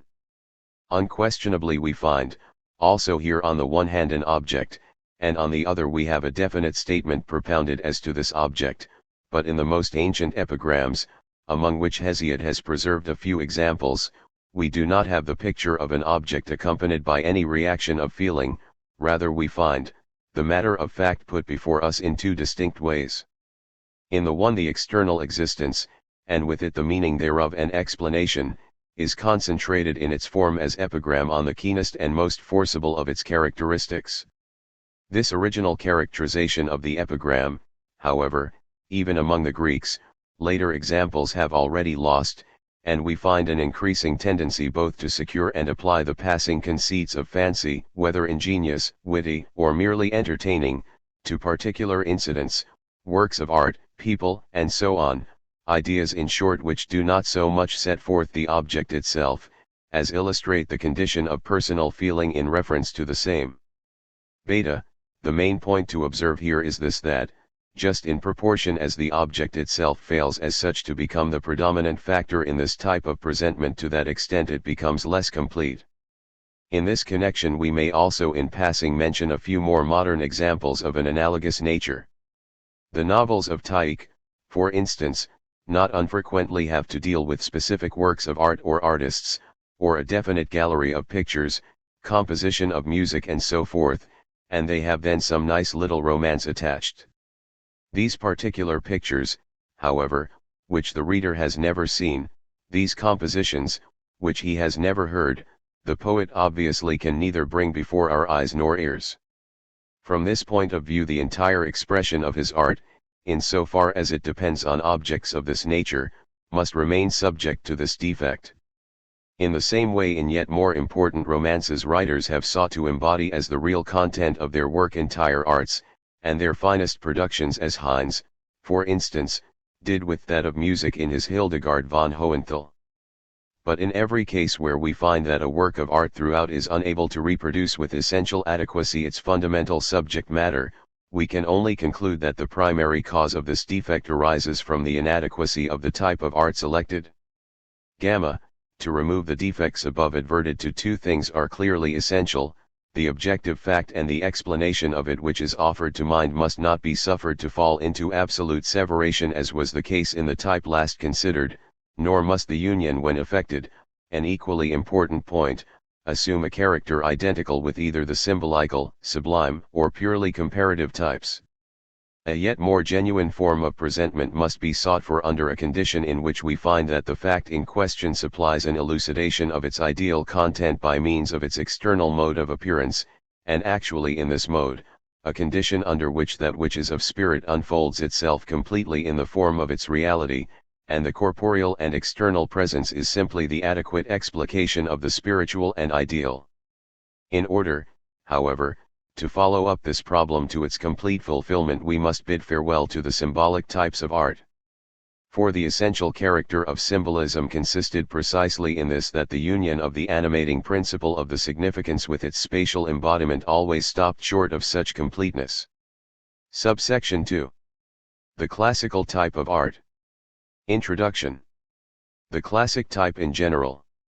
Thr central point 121 of art's evolution is the union, in a self-integrated totality, carried to the point of its freest expression, of content and form wholly adequate thereto. This realization, coinciding as it does with the entire notional concept of the beautiful, towards which the symbolic form of art strove in vain, first becomes apparent in classical art. We have already, in our previous consideration of the idea of the beautiful and of art, outlined the general character of classic art. The ideal supplies a content and form to classical art, which in this adequate mode in which it is embodied reveals that which true art is according to its notion. To perfect this result, however, all the various phases of art, whose evolution is the subject matter of our previous investigations, are contributive. For classical beauty has for its ideal substance 122 free and independent significance, that is to say, not the significance of any particular thing, but a significance which declares itself, and thereby points to its substance. This is the spiritual substance, which in general terms is that which makes of itself an object. In this objectification of itself it possesses the form of externality, which, as identical with its ideal character, is consequently also on its own part the significance of itself, and is made conscious of itself by the self-knowledge. It is true that in our consideration of the symbolical our point of departure was that of the unity of the significance and its mode of envisagement in the art product, but this unity was purely immediate, and for this reason inadequate. For the real content either remained essentially the natural according to its substance and abstract universality, and consequently the isolated thing in the objective world of nature 123, although it was regarded as the real determination of that universality, was not able to present the same in a mode adequate to it, or that which is purely ideal, and only to be apprehended by spirit, in so far as it was received in the artistic content, carried with it in that which was foreign to its essential nature, namely the immediate individual and sensuous thing, the mode of its appearance that was in fact incongruent with it. And generally here significance and form only stood in the relation of mere affinity and suggestion, and however much in certain respects they could be brought together homogeneously, they as clearly fell apart again in other directions. This original unity was therefore torn asunder, this simple and abstract inwardness or ideality was imaged for the Hindu conception of the world on the one side in the manifold reality of nature, and on the other in finite human existence, and the imagination, in the unrest of its impetuous motion, was carried from the one to the other by turns, without being either able to deliver the ideal in its essentially pure and absolute self-subsistency, or to thoroughly infuse it with the phenomenal matter as it was presented and informed, and so reproduce it throughout that material in undisturbed union. The disorder and grotesque appearance, which arose in the commingling of elements opposed to one another, no doubt again vanished, but only to make way for an enigmatical condition equally unsatisfying, which, instead of solving the problem, was only able to prevent the problem's solution. For here, too, still was lacking the freedom and self-subsistency of content, which only thereby is rendered explicit in that the inward is presented to consciousness as in itself a whole, and by this means as that which overlaps the externality which in the first instance is other than itself and foreign to itself. This essential self-subsistency, cognized as free and absolute significance, is self-consciousness, which has for its content the absolute, and for its form the subjectivity of spirit. In contradistinction to this self-determining, thinking, willing power, everything else is self-subsistent in merely a relative and momentary sense.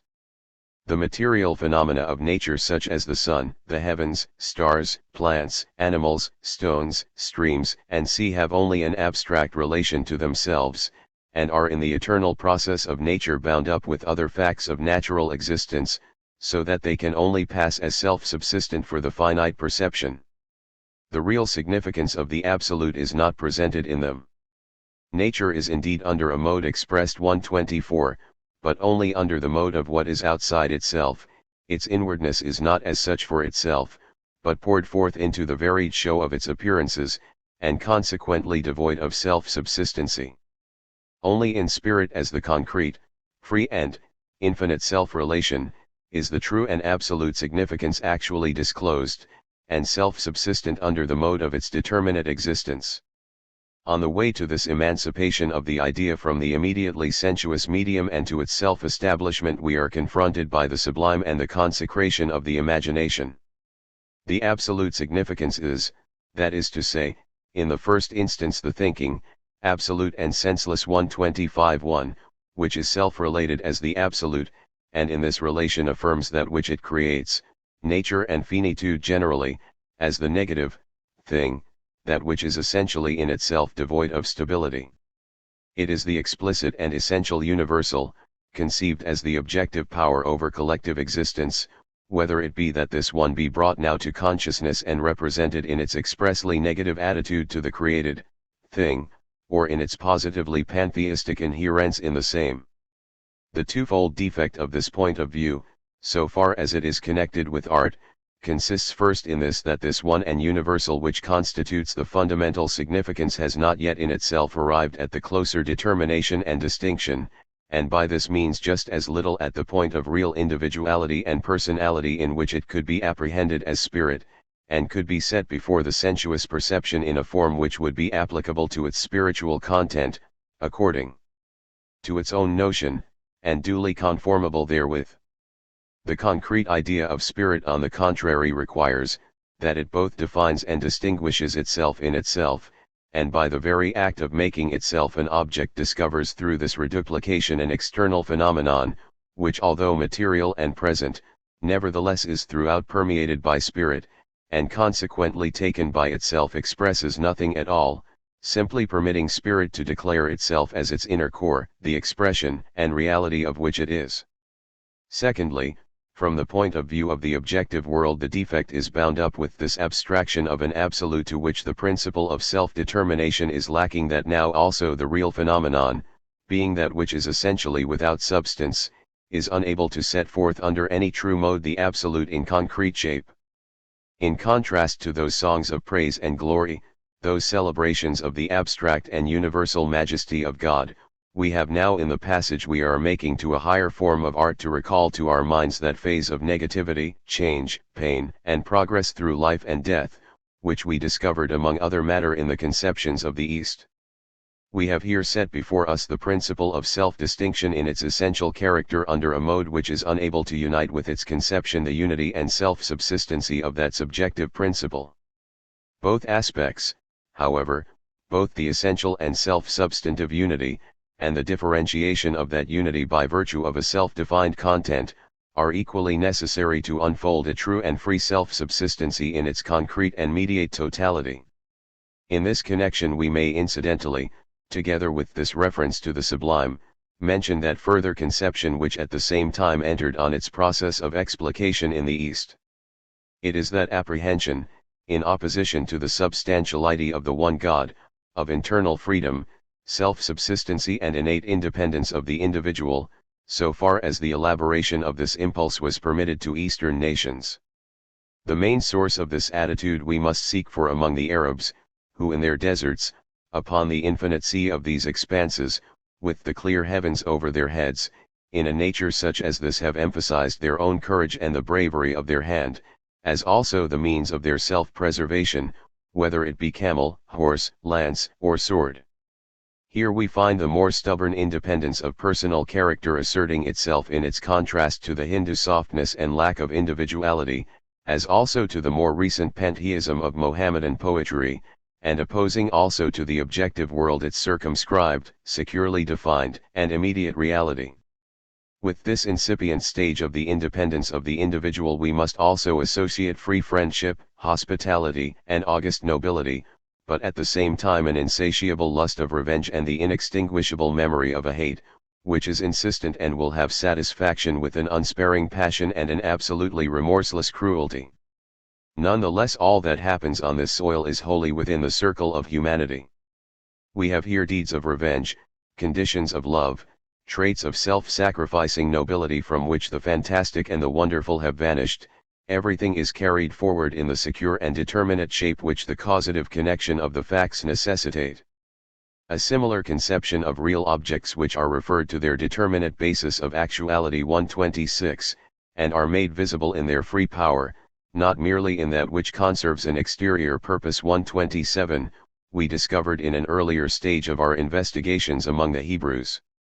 The more assured independence of character, the savagery of revenge and hate lie, too, at the root of the original Jewish nationality. But the difference is at once pronounced, that in this case even the most powerful images of nature are depicted less for their own sake than for that of the glory of God, as related to which they at once again lose their self-subsistency, and furthermore even hate and persecution are not merely a personal matter affecting persons, but are embraced in the service of God as national vengeance against whole peoples.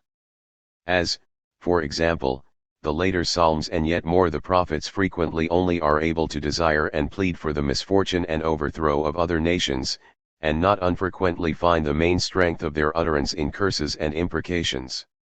No doubt the elements of true beauty and art are presented to each of these points of view above noticed, but they are in the first instance brought together in haphazard and confused fashion, and are set in a false relation to each other, instead of being referred to a genuine principle of identity. For this reason the purely ideal and abstract unity of the divine is unable to bring forth any entirely adequate art product in the form that is characterized by real individuality, and at the same time nature and human individuality either are manifestly not, whether we consider their inward principle, or their external mode of appearance, permeated by the absolute, or at least not positively pervaded by it. This externality of significance, which is thus made the essential content, and the determinate mode of appearance under which it is generally reproduced is finally and in the third place exemplified in the comparative activity of Art 128. In this type both sides have become wholly independent, and the unity that binds them together is merely the invisible subjectivity which compares. For this very reason that which is defective in such an external presentment returned in ever more emphatic degree and betrayed itself as that which was for the genuine art representation merely negative or, rather, entirely subversive. And when this dissolution is really effected the significance can no longer remain the inherently abstract ideal, but the inherently determinate and self-defined ideal principle, which in this its concrete totality possesses quite as essentially the other aspect thereof, that is, the form of an inherently exclusive and determinate appearance, and consequently in its external existence, as that which is its very own, merely expresses and signifies itself. This essentially free totality which remains constant to itself throughout each successive self-determination in something other than itself, this ideal principle, which in its objectivity is self-related is the essentially true, free, and self-subsistent, which in its determinate existence unfolds nothing other than itself. In the realm of art, however, this form is not present in its form of infinitude, is not, that is, the thinking of itself, as the essential, absolute, which is made an object for itself in the form of ideal universality, and makes itself, wholly explicit, but is still in immediate natural and sensuous existence. In so far, however, as significance is self-substantive, it must in art borrow its form from its own resources and inherently possess the principle of its externality. It must consequently, it is true, repair to nature, but as predominant over that which is external, which, in so far as it is itself an aspect of the totality of this ideal realm, no longer exists as purely natural objectivity, but being without its own self-subsistence, simply serves as the expression of spirit. In this interpenetration consequently the natural form and externality, which is modified by spirit contains out and out on its part, as immediately given, its significance in itself, and no longer points to this as to something separate and different from the corporeal appearance.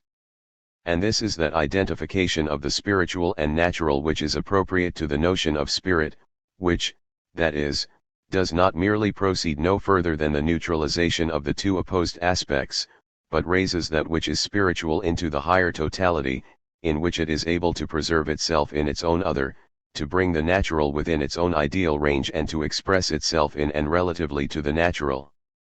It is on this type of unity that the notion of classical art is based. This identity of significance and bodily form may be approached yet more closely under the view of it that no separation of these opposed aspects 129 takes place within their consummated union, and consequently the ideal principle does not, as purely inward spirituality, return upon itself from out of the corporeal and concrete reality, under a process which would give us once more the distinction of these aspects in opposition. And inasmuch as the objective and external, in which spirit is made visible as an object of sense, according to the very notion of it, is at once throughout defined and separate, mind which is free, and which it is the function of art to elaborate in the form of reality truly commensurate with it, can only be that spiritual individuality which is not merely defined but essentially self-consistent in its natural form. For this reason it is the human which constitutes the center and content of true beauty and art, but as content of art we have already developed the subject in discussing the notion of the ideal. It is brought under the essential determination of concrete individuality and the external appearance adequate thereto, which in its objectivization has been thus purified from the imperfection of the finite condition.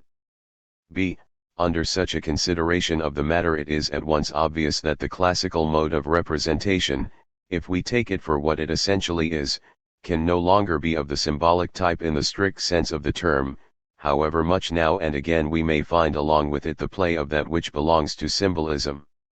Greek mythology, for example, which, in so far as art asserts its mastery over it, belongs to the classical ideal, is, if we grasp it in its fundamental character, not of a beauty which is symbolical, but unfolded under the genuine character of the art ideal, albeit there may be certain remnants of symbolism which adhere to it, as we shall shortly see. If we now proceed to ask ourselves what, then, is the nature of the determinate form, which can thus enter into this unity with spirit without offering merely the suggestion of its content, we shall find it determined for us in the conception that in classical art both content and form must be adequate, must, that is, in the aspect of form meet the demands of totality and essential self-subsistency. For it is a prime condition of the free self-subsistence 130 of the whole, which constitutes the fundamental determination of classical art, that either of these aspects, the ideal form no less than its external embodiment, should be essentially a totality which goes to make the notion of the whole. Only by this means is either side essentially identical with the other, and consequently their difference reduced to the purely formal differences of one and the same, through which also the totality appears now as free, the adequacy of both of its aspects being now fully displayed, inasmuch as it declares itself in either of them and is one and the same in both. The lack of this free reduplication of itself within the same unity carried with it in the symbolic type precisely this absence of freedom in the content and with it also in the form. Spirit was here not clear to itself, and for this reason declared its external reality not as that which belonged to itself, set forth in its explicit significance through and in it. Conversely, the form had no doubt to be significant, but its significance only lay partly and on one side in it.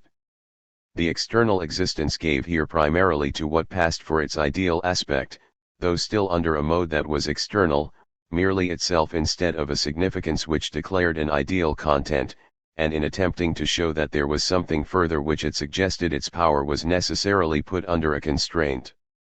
In this distortion it neither remained true to itself, nor was it the other, that is significance, but declared nothing save that which was a problematical connection and confusion between incompatible things, or tended to be the purely coadjutant attire and external adornment of what was simply the glorification of the one absolute significance of all things whatever, until it was finally obliged to surrender itself to the purely subjective caprice of comparison with a significance which was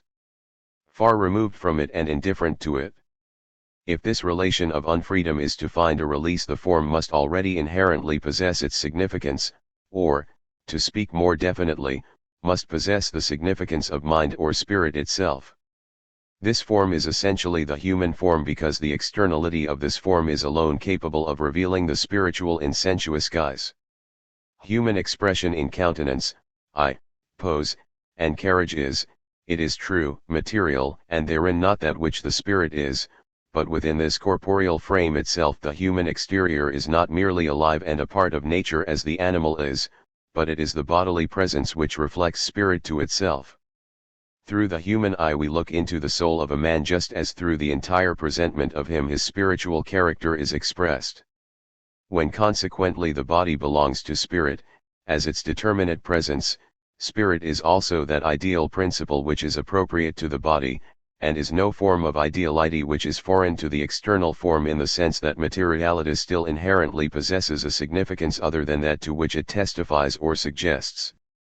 It is quite true that the human form still carries within it much of the universal animal type, but the fundamental distinction between the human and the animal body consists simply in this, that the human is obviously, by virtue of its entire conformation, declared as the dwelling, nay, we may add the only possible dwelling place of spirit.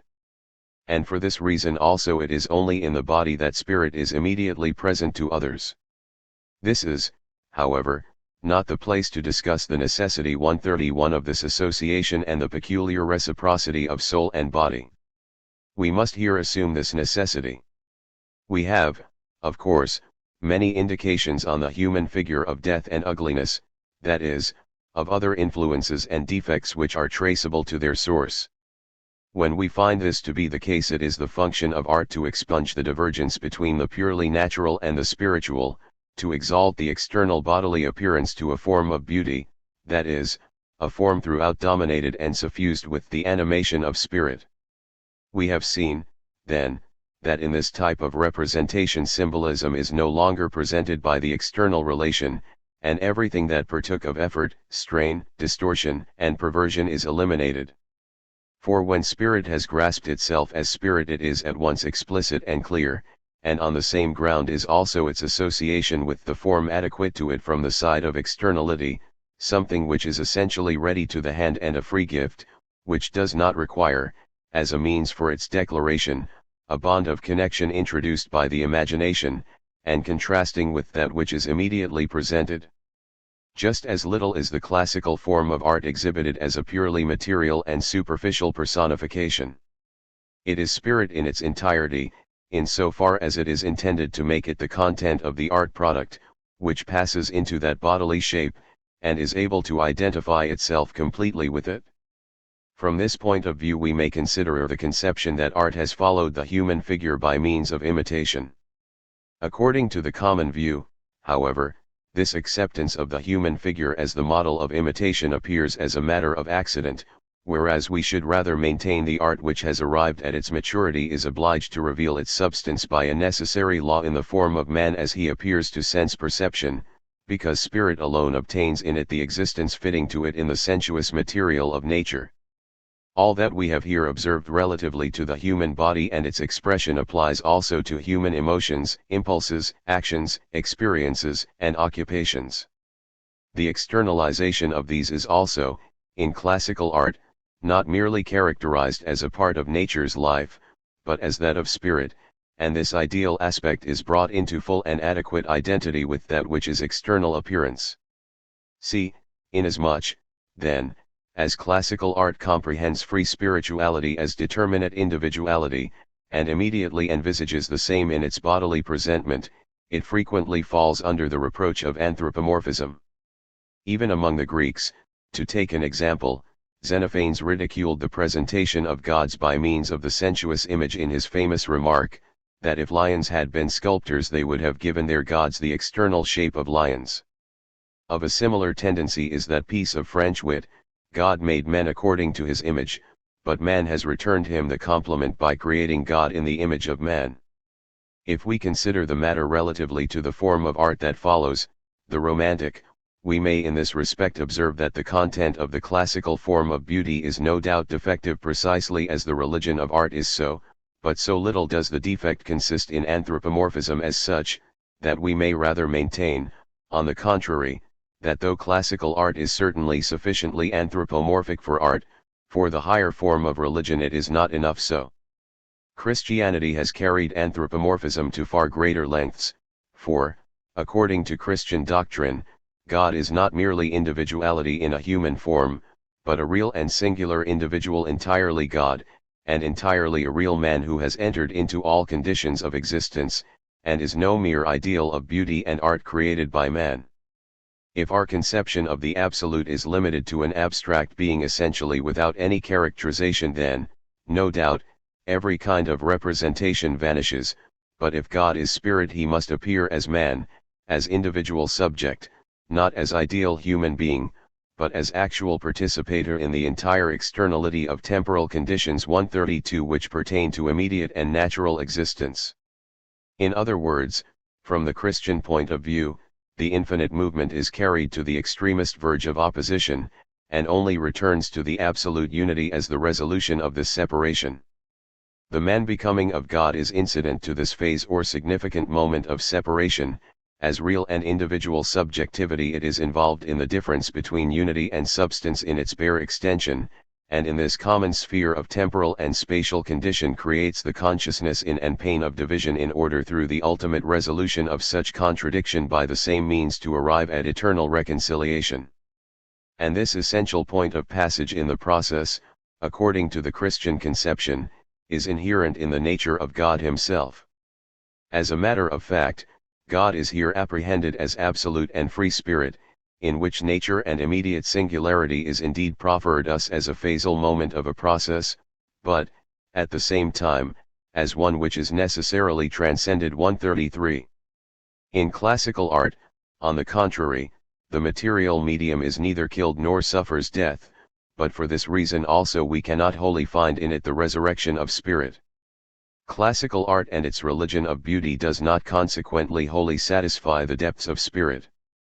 However essentially concrete it may be, it still remains abstract for humanity because, instead of movement and reconciliation obtained by the contradiction we have adverted to of that infinite subjective process, it merely possesses as its life that undisturbed harmony of the free individuality determined in its adequate existence, this repose in its reality, this happiness, this content and greatness in itself, this eternal blitheness and bliss which even in unhappiness and pain does not lose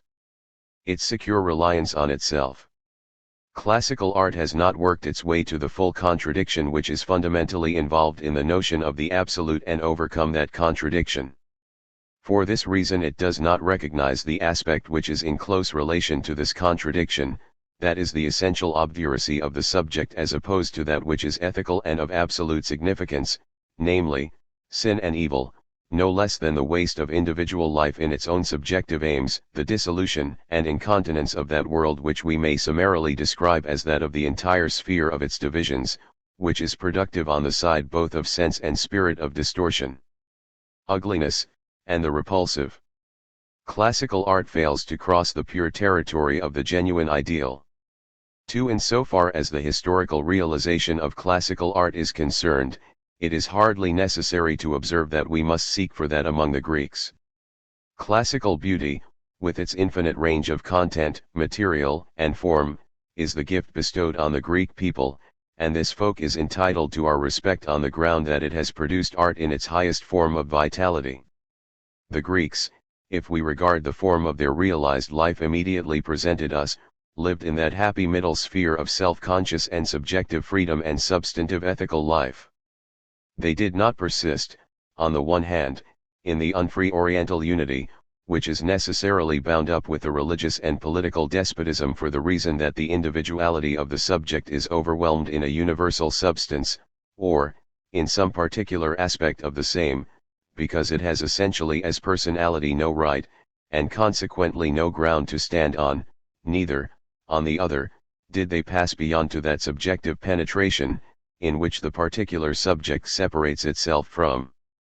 the whole and the universal, in order to make itself more explicit in its ideality, and only through a higher return to the ideal totality of a purely spiritual world, succeeds in its final purification of the substantive and essential. On the contrary, in the ethical life of Greece, the individual was self-substantive and essentially free, without disengaging himself from the general interests of the realized state immediately visible to him and the positive immanence of spiritual freedom in the temporal condition. The universal of morality and the abstract freedom of personality, both in its ideal and external aspect, remains in accordance with the principle of Greek life in undisturbed harmony, and during the time in which, even in real existence, this principle asserted itself in still unimpaired purity, the self-substantiality of the citizen did not stand forth in relief in contrast to a morality which was to be distinguished from it. The substance of political life was so far merged in the individual, as he on his part sought his own liberty absolutely in the universal ends of the entire civic life. The feeling for beauty, the significance and spirit of this joyous harmony interpenetrates all productions, in which the freedom of Greece is self-conscious, and in which she has made visible to herself her being. Consequently her view of the world is just the midway ground on which beauty commences its true life and breaks open its serene dominion, the intermediate realm, that is, of free vitality, which is not merely a fact at once immediate and natural, but one which is the creation of a spiritual point of view revealed by art, the realm, that is, of a culture of reflection, and at the same time of an absence of reflection, which neither isolates the individual nor on the other hand is competent to bring back again its negativity, pain, and unhappiness to a positive unity and reconciliation, a realm, however, which, just as in the case of life itself, is at the same time only a point of passage, however true it be that it scales at this point the summit of beauty, and in the form of its plastic individuality is so spiritually concrete and rich, that all tones have their interplay within it, and also, too, that which is for its own standpoint what lies behind it. Albeit it is no longer present as an absolute and unqualified principle, is nevertheless felt as that which accompanies it, a kind of background to it. In this sense the Greek nation has also, in the representation of its gods, made its spirit visible to the perceptions and the imaginative consciousness, and bestowed on them, by means of art, a determinate existence, which is entirely conformable with their true content. By virtue of this homogeneous form, which is alike consistent with the fundamental notion of Greek art and Greek mythology, art became in Greece the highest expression for the absolute, and Greek religion is the religion of art itself, whereas Romantic art, which appeared later, although it is undoubtedly art, suggests a more exalted form of consciousness than art is in a position to supply. 3. In establishing the position, as we have just done, on the one hand, that essentially free individuality is the content of classical art, and, on the other, that alike freedom is the equally requisite determinant of the form, we have already assumed that the entire blending of both together, however much it may be presented in the immediate form, is nevertheless no original unity such as nature's, but is necessarily an artificial association made possible by the subjective spirit. Classical art, in so far as its content and its form is spontaneity 134, originates in the freedom of the spirit that is clear to itself. And for this reason also we may say that in the third place the artist occupies a position different from that of his predecessors. That is to say, his production declares itself as the spontaneous product of a man in the full possession of his senses 135, who as truly knows what he wills as he is able to accomplish such a purpose, who is consequently obscure to himself neither in respect to the significance and substantive content of that which he has resolved to make visible in the form of art, nor finds himself hindered by any defects of technique from executing the result aimed after. If we look more closely at this change in the position of the artist, we shall in the first place find this freedom announced to us relatively to the content in this way, that he does not feel compelled to seek for it with the restless process of symbolical fermentation. Symbolic art remains the captive of its travail to bring to birth and make clear its form to its own vision, and this embodiment is itself only the original form 136, that is, on the one side being in the immediate guise of nature, and on the other the ideal abstraction of the universal, unity, conversion, change, becoming, origination, and passing away.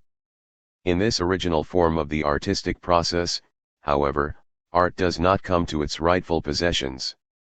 Consequently, these representations of symbolic art, which should be expositions of content, remain still themselves riddles and problems, and merely testify to the struggle after clarity and the effort of spirit, which on and on seeks to discover without obtaining the rest and repose of discovery.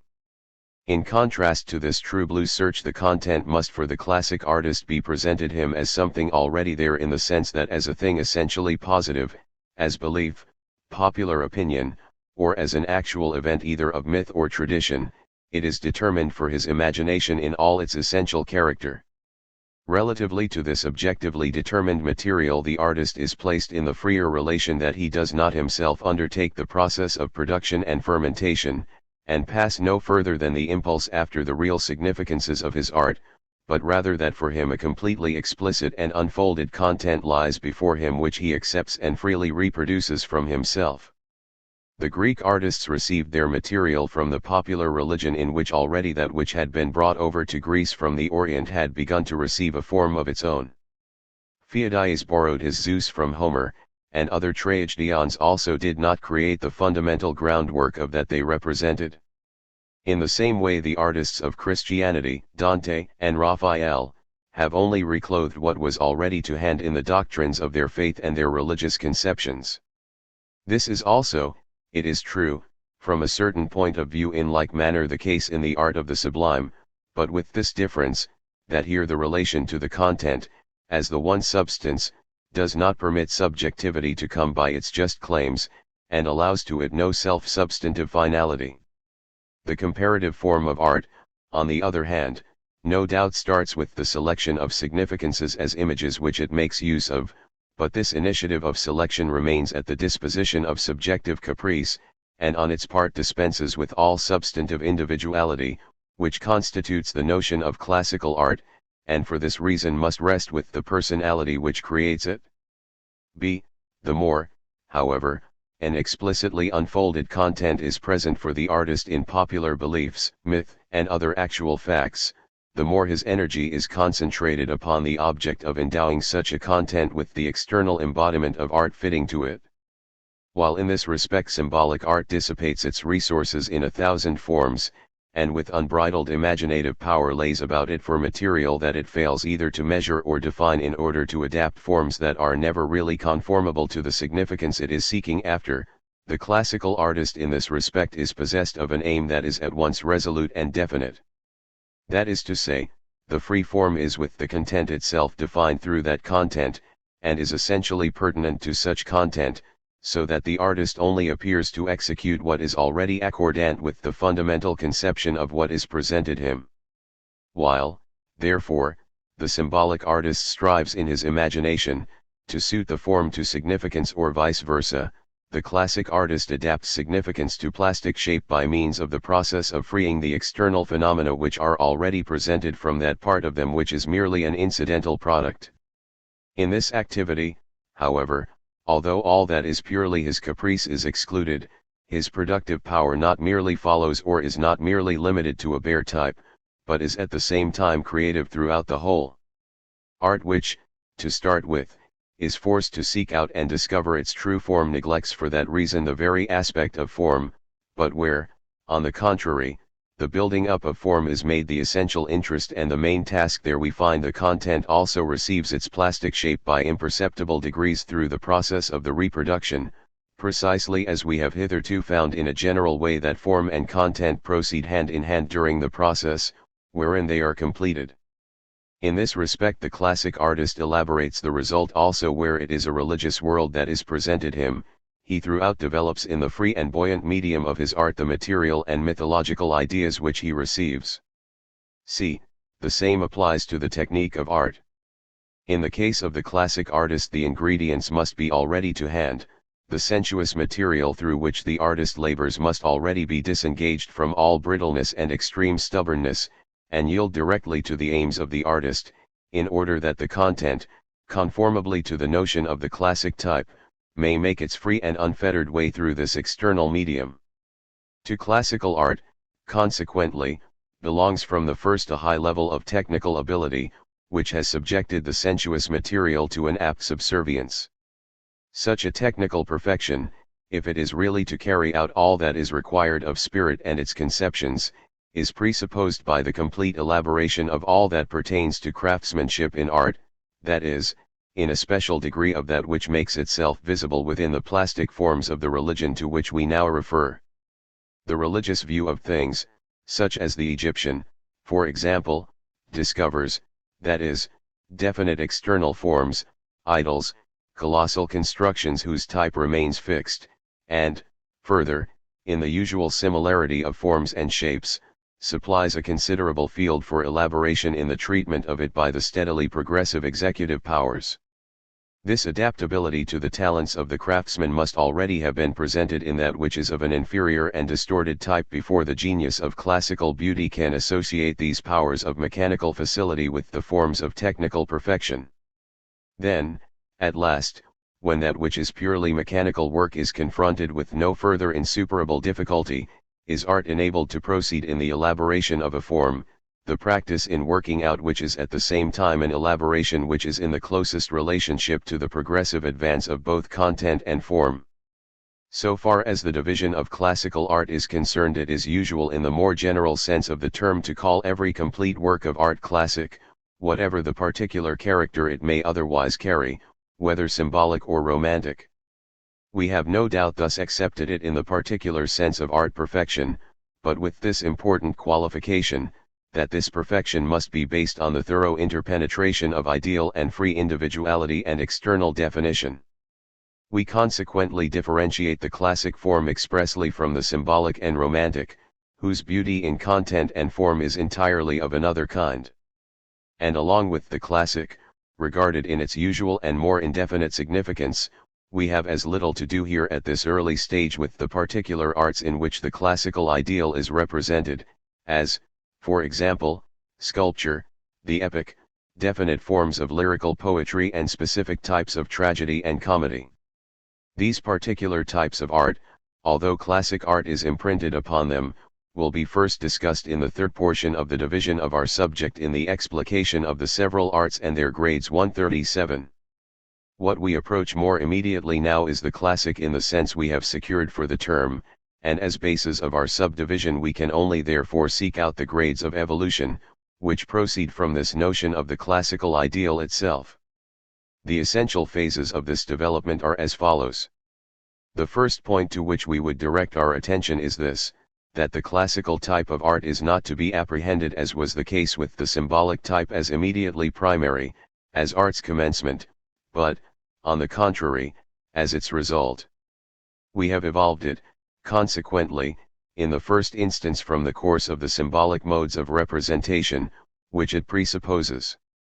The essential feature on which this process turned was the concentration of content in the elucidation of an essentially self-conscious individuality, which can neither employ for its expression the mere natural form, whether it be that of the elements or animals, nor the defective and confused personification of the human figure with it, but receives its expression in the animation of the human body permeated throughout with the breath of spirit. Inasmuch, then, as the essence of freedom consists in this, to be that which it is through its own resources, that which in the first place appeared purely as the presupposition and condition of its origin outside the sphere of classical art must take its place within the circle peculiar to the same in order to make really visible the true content and the genuine form by means of the subjection of what is unconformable to and the negation of the ideal.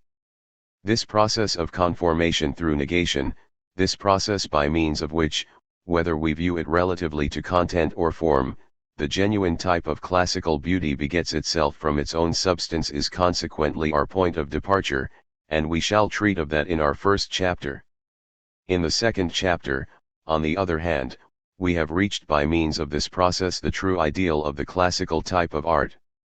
We find here as the central fact the fair and novel world of the gods of Greece, which it will be incumbent on us to develop exhaustively from within, both in its aspects of spiritual individualization, and those which are related to the bodily form with which such individuality is immediately associated. In the third place, however, the notion of classical art implies conversely, along with this becoming of the beauty which springs from itself, also the dissolution of that creation, which will carry us into a further sphere, namely, that of the romantic type of art.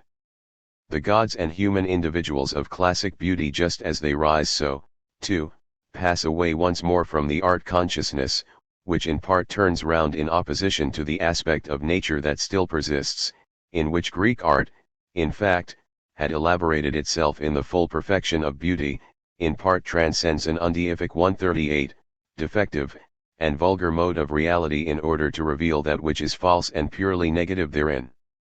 In this dissolution, whose artistic activity we shall take as the material of our third chapter, the specific phases in the process, which created the truly classical type in that harmony presented by the perfect fusion of immediate beauty, fall apart. The ideal essence is made explicit on the one side in its independence of the external mode of its existence on the other. Subjectivity withdraws into itself, for the reason that it fails now to find an adequate realization in the forms hitherto employed, and is constrained to enlarge itself with the fuller content of a new spiritual world of absolute freedom and infinity, looking about for novel means of expressing this profounder grasp of its substance. Chapter I. The coming into being of the classic ideal. In the notion of free spirit is contained immediately that aspect of the process of intelligence we may describe as self-introspection, return upon the self, of being explicit as an object existing for the self and in a determinate place, although this penetration into the realm of subjectivity, as we have already observed, does not either necessarily proceed to the length of making the subject essentially self-substantive in its negative aspect as against all that is concrete in spirit and presented us as the stability of nature, nor to that absolute reconciliation which constitutes the freedom of the infinite subjectivity in truth. With the freedom of spirit, however, in whatever form it may appear, is generally associated the elimination of that which is purely natural, regarded as that which is the other in contrast to spirit. Spirit must in the first instance essentially withdraw itself from nature, uplift itself over her boundaries and overcome them, ere it can prevail with unfettered movement within those bounds as within an element that is opposed to it, and can build itself up in a positive mode of existence truly indicative of its own freedom. If we further ask for a closer definition of the object through the transcendence of which spirit attains to its self-substantive form in classical art, we shall find this object is not nature merely as such, but rather a nature that is already throughout suffused with the significations of spirit, in other words the symbolic type of art, which made use of the immediately natural form as a means of expressing the absolute, its artistic consciousness either seeing in animals and so forth the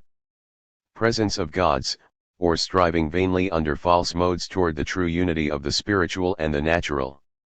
It is through the removal and reformation of this defective association that the ideal for the first time presents itself as the ideal, and is forced to develop consequently this process of transcendence within its own sphere as a phase of its own necessary evolution.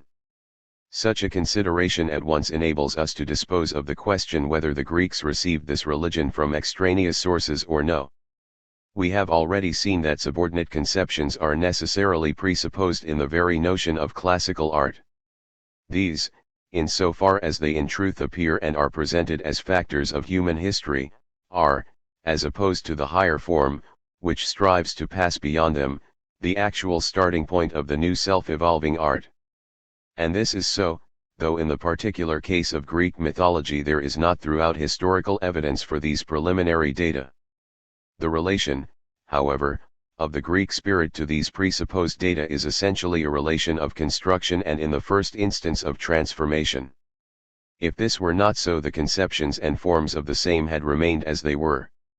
It is true that Herodotus says, in a passage already cited, of Homer and Hesiod, that they had created their gods for the Greeks, but he also speaks expressly of particular gods. How this or that one was Egyptian or some other form, the poetic activity does not therefore exclude the reception of material from other sources, but merely suggests an essential transformation. For the Greeks possessed mythological conceptions before the time in which Herodotus places those original poets. If we inquire further into the more obvious aspects of this necessary transformation of that which is undoubtedly involved with, but at first still alien from, the ideal, we find it set before us in naive form as content of mythology itself. The main fact of Greek theology is this, that it creates itself and constitutes itself from that which has gone before, which takes its place in the origins and process of its own generic history.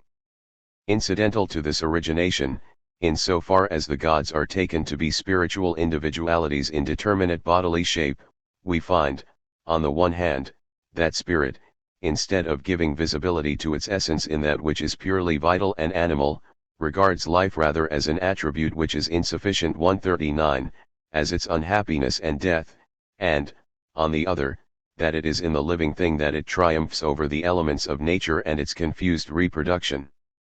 Conversely, however, it is equally necessary for the ideal of the classic gods, not merely to stand over against nature and its elemental powers as individual spirit in its finite and abstract seclusion, but to possess itself the elements of the universal natural life notion ally as a phasal moment in the vital constitution of spirit. As the essence of the gods is essentially universal, and in this very universality they are defined as individuals, it follows also that the aspect of their bodily presence must essentially include at the same time the natural as the essential and wide-reaching power of nature, and as vital activity intertwined with spirituality itself. In this respect we may differentiate the process of embodiment followed by the classical art form under the following points of view. The first concerns the degradation of that which is purely animal, and the removal of the same from the sphere of free and pure beauty. The second more important aspect is related to the elemental itself, in the first instance conceived as gods put before us as powers of nature, through whose conquest alone the genuine race of gods can attain to undisputed mastery, that is in the war between the ancient and new gods. But this negative tendency becomes, then, in the third place, after spirit has secured its free right, to the same extent once again an affirmative force, and elemental nature constitutes an aspect of Godhead permeated with individualized spirituality in order to re-establish even the animal organism, though here only of an attributive and external sign. Following the above points of view we will now, if still at no great length, endeavor to emphasize the more definite traits, which here come under consideration. 1. The degradation of animalism 140.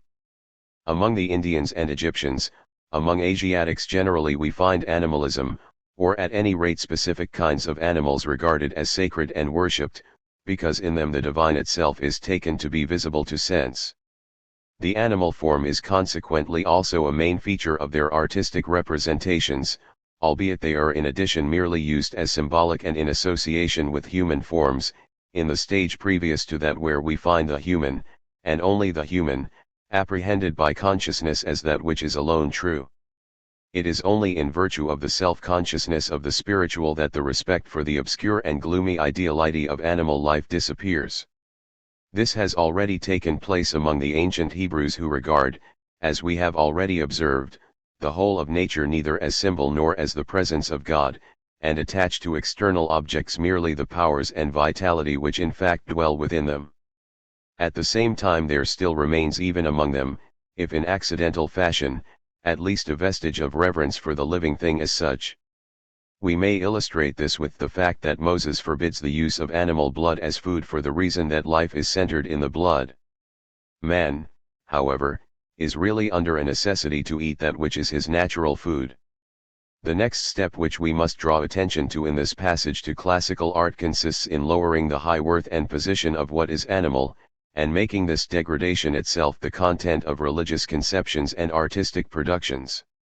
And illustrative of this we find abundant examples, from which I shall merely offer the following selections. A. We find that among the Greeks certain animals appear conspicuous among others, as the snake, for example, is presented us in the sacrifices of Homer as an exceptionally beloved genius 141, and before all others it is the species which is offered to one god, while others are appropriated to some other. We find, further, that the hare, which runs across the way, birds observed in their flight to right hand or left, and entrails are investigated as fruitful in prophetic significance. All this, it is true, indicates a real reverence for the animal type, since the gods communicate through them and speak to men by means of omens. If we look at the heart of the matter, however, we shall find these to be merely isolated revelations, suggestive of superstition no doubt, but merely momentary hints of the divine. On the other hand, it is an important fact that animals are sacrificed and the sacrificial flesh eaten. Among the Indians sacred animals are on the contrary preserved alive as such, and taken care of, and among the Egyptians they are even preserved after their death. For the Greek it is the sacrifice which is sacred. In the sacrifice man demonstrates that he is willing to give up a consecrated thing to his gods, and to deprive himself wholly of the use of the same. And in this connection we may observe a characteristic trait in the Greek rite, among which people the sacrifice was observed as at the same time a hospitable feast 142, only a part of the same being dedicated to the gods, that is, the portion which it was assumed they alone could enjoy, while the Greek himself retained and feasted upon the flesh. Out of this circumstance originated a mythical tale in Greece. The ancient Greeks, it is said, sacrificed with the greatest solemnity to the gods, and suffered the entirety of the sacrificial animal to be consumed in the flames. Not even the poorer suppliants dared contest this great waste. So Prometheus endeavored to obtain by request from Zeus, that they were merely under an obligation to sacrifice a portion, and could devote the remainder to their own uses. He slew 2 oxen, burnt the liver of both, converted, however, all the bones into one, the flesh into the remaining hide of the animals, and presented Zeus the choice. Zeus, deceived by appearances, selected the bones because they were a larger portion and left the flesh in this way for human consumption. For this reason, when the flesh of sacrificial animals was consumed, the remaining portions, which were devoted to the gods, were burnt up in the same fire. Zeus, however, took away fire from men because by so doing he made it impossible for them to celebrate their feast. Little help the ruse gave him. Prometheus robbed him of the fire and in the excess of his joy flew back faster than he sped thither, for which cause, so the tale goes, the bringer of good news invariably brings speed with him. In this way the Greeks have directed attention to this progress in human culture and preserved and reclothed the same in myth for the mind. B. We may connect with the above as a similar example of a yet further degradation of animalism the traditions of famous huntings, such as we find ascribed to heroes, and handed down as sacred to grateful memory. In these the slaying of animals which appear as injurious foes, such as the strangling of the Numidian lion by Heracles, the slaying of the Lernaean hydra, the hunting of the Caledonian boar are set forth as something famous, by means of which the heroes contended for godlike rank, whereas the Hindus punished with death as a crime the slaughter of certain animals. Unquestionably there is a further interplay of symbolism in deeds of this kind, or they lie at the base of them. In the case of Hercules there is the fact of the sun and its course, so that such heroic actions supply an essential aspect of symbolical interpretation. These myths are, however, at the same time accepted in their express significance as beneficial hunts and were consciously recognized as such by the Greeks. We must here again in a similar relation recall certain fables of Aesop, especially those already referred to of the dung beetle. The dung beetle, that primitive Egyptian symbol, in whose balls of dung the Egyptians or the interpreters of their religious conceptions saw the world balls, comes in Aesop again before Jupiter, and with the important change that the eagle does not respect his protector the hare. Aristophanes, on the other hand, has wholly made fun of him. See, thirdly, the degradation of the animal is directly indicated in many of the tales of metamorphosis as Ovid has delineated them for us in detail with grace and talent and fine traits of feeling and intuition, but also composed in a rambling way without their great and commanding ideal significance, treating them merely as the sport of mythos and external fact and failing to recognize a deeper significance. Such a deeper significance is, however, there, and we will consequently, now we mention the subject, make further allusion to it. For the most part the particular narratives are, if we look at this material, quaint and primitive, not so much on account of the depraved condition of the culture, but rather, as in the Nibelungenlied, on account of the condition of a still raw nature. As far as the 13th book, according to their content, they are older than the Homeric tales. Add to this they are a medley of cosmogony and heterogeneous elements of Phoenician, Phrygian, Egyptian symbolism, treated no doubt in a human way, but in such wise that the uncouth stock still remains, whereas the metamorphoses which enumerate tales of a later period subsequent to the Trojan War, although their material is also borrowed from fabulous times, clash awkwardly with the names of Ajax and Aeneas. Alpha, generally speaking, we may regard the metamorphoses as a contrast to the conception and worship implied in animalism. Looked at from the ethical side of spirit, they include essentially the negative attitude toward nature, making the animal and other inorganic forms a phase of human degradation. Consequently, if among the Egyptians the gods of nature's elements are exalted and made vital in animals, here conversely, as we have already intimated, the natural form appears before us as an easier or difficult lapse and a monstrous crime, as the existence of an ungodlike, unfortunate thing, and as the embodiment of pain, in which the human is no longer able to remain self-contained. For this reason they have not the significance of the migration of souls in the Egyptian sense of that expression. This is a migration which does not imply guilt, but rather is on the contrary, if we take the case of the passage of the human soul into the animal, regarded as an exaltation. As a whole, however, this is no severely exclusive circle of myths, however different the objects of nature may be, into which that which is spiritual is banished. A few examples will sufficiently elucidate the point.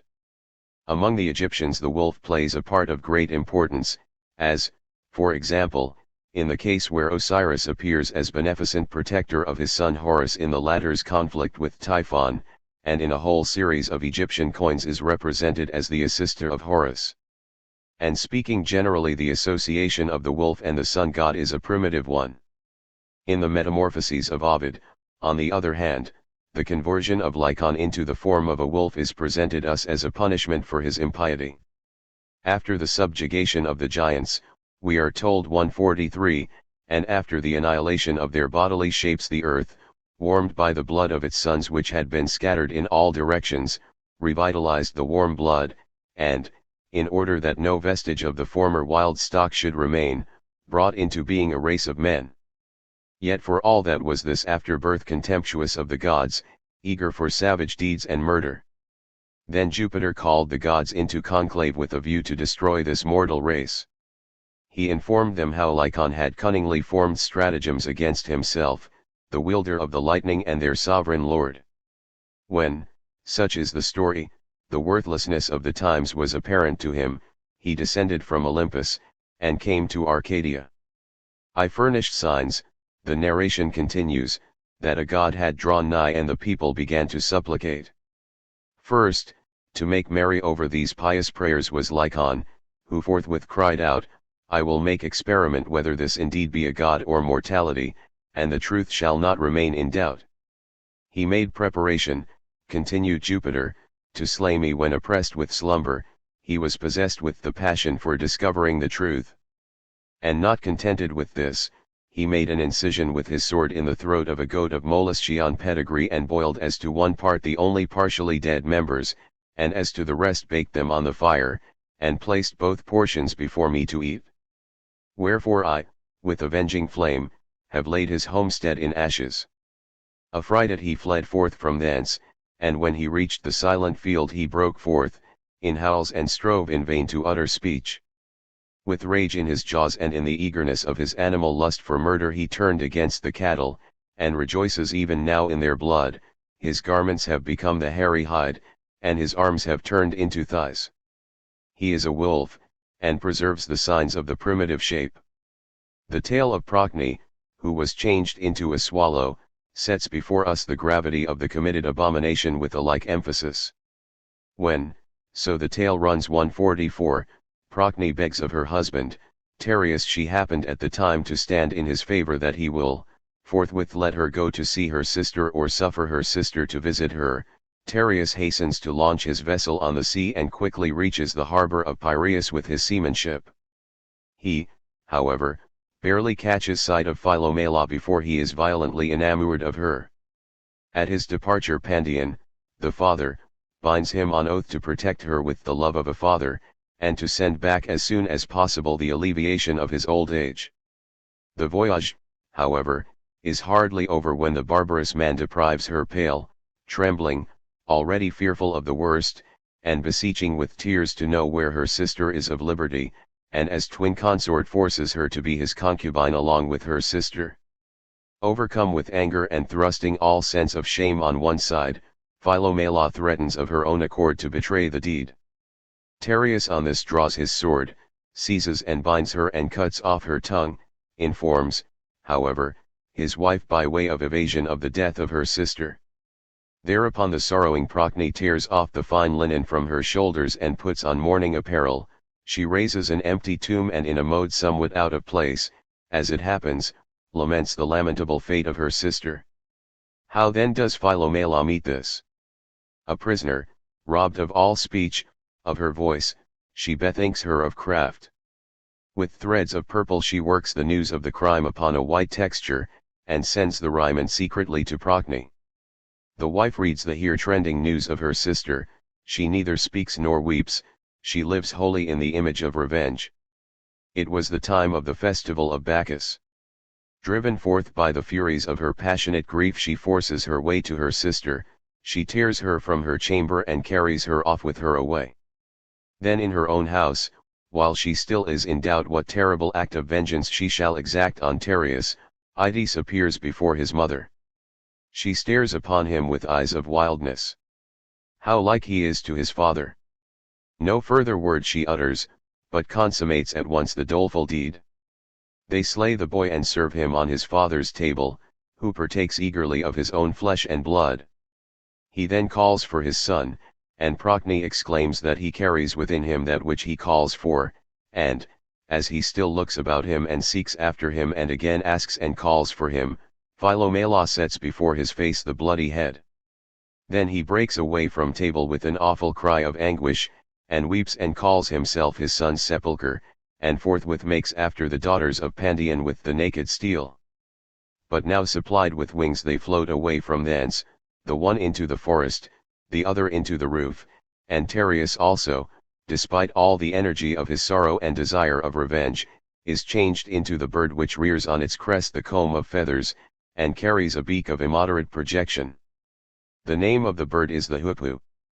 On the other hand, we have changes which proceed from a guild of less significance.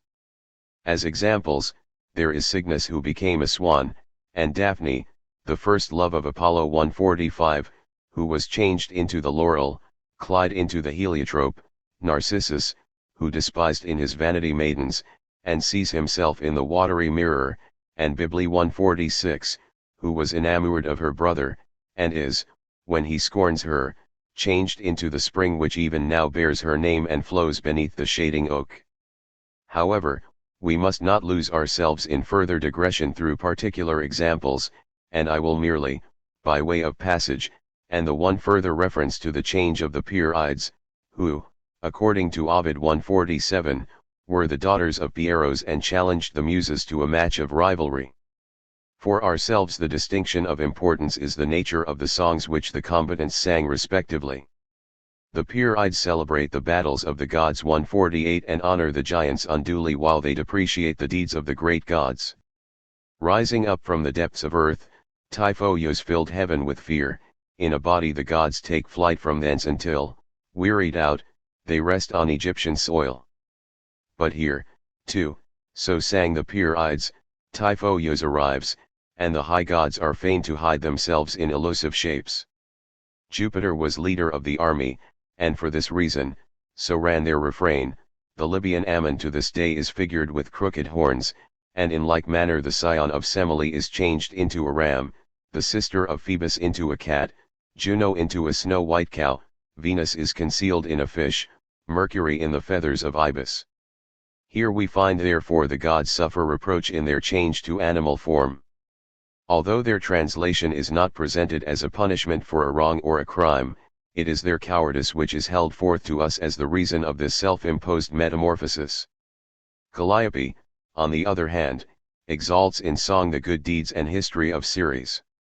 Ceres was the first, so ran the strain, to scour through the fields with the crook-backed plowshare. First was she to give fruits and fruitful means of nourishment to the plowed fields. First was she to lay down laws for our guidance, we are collectively but a gift of her wisdom. Ah, she exclaims, my task is to celebrate her, and yet how shall I tune my strain worthy of such a goddess? Assuredly the goddess is worthy of the singer's best. When she has finished, the Pyrrhids adjudge themselves victors in the contest, but even as they endeavor to speak, and with loud cries, so Ovid informs us, v. 670, are flourishing about with their hands, they perceive their nails passing away into feathers, their arms become covered with down, while each is aware that the mouth of the other is closing up into the stiff bill of a bird, and while they are all for deploring their lot, they are carried up on the waves of their wings, they float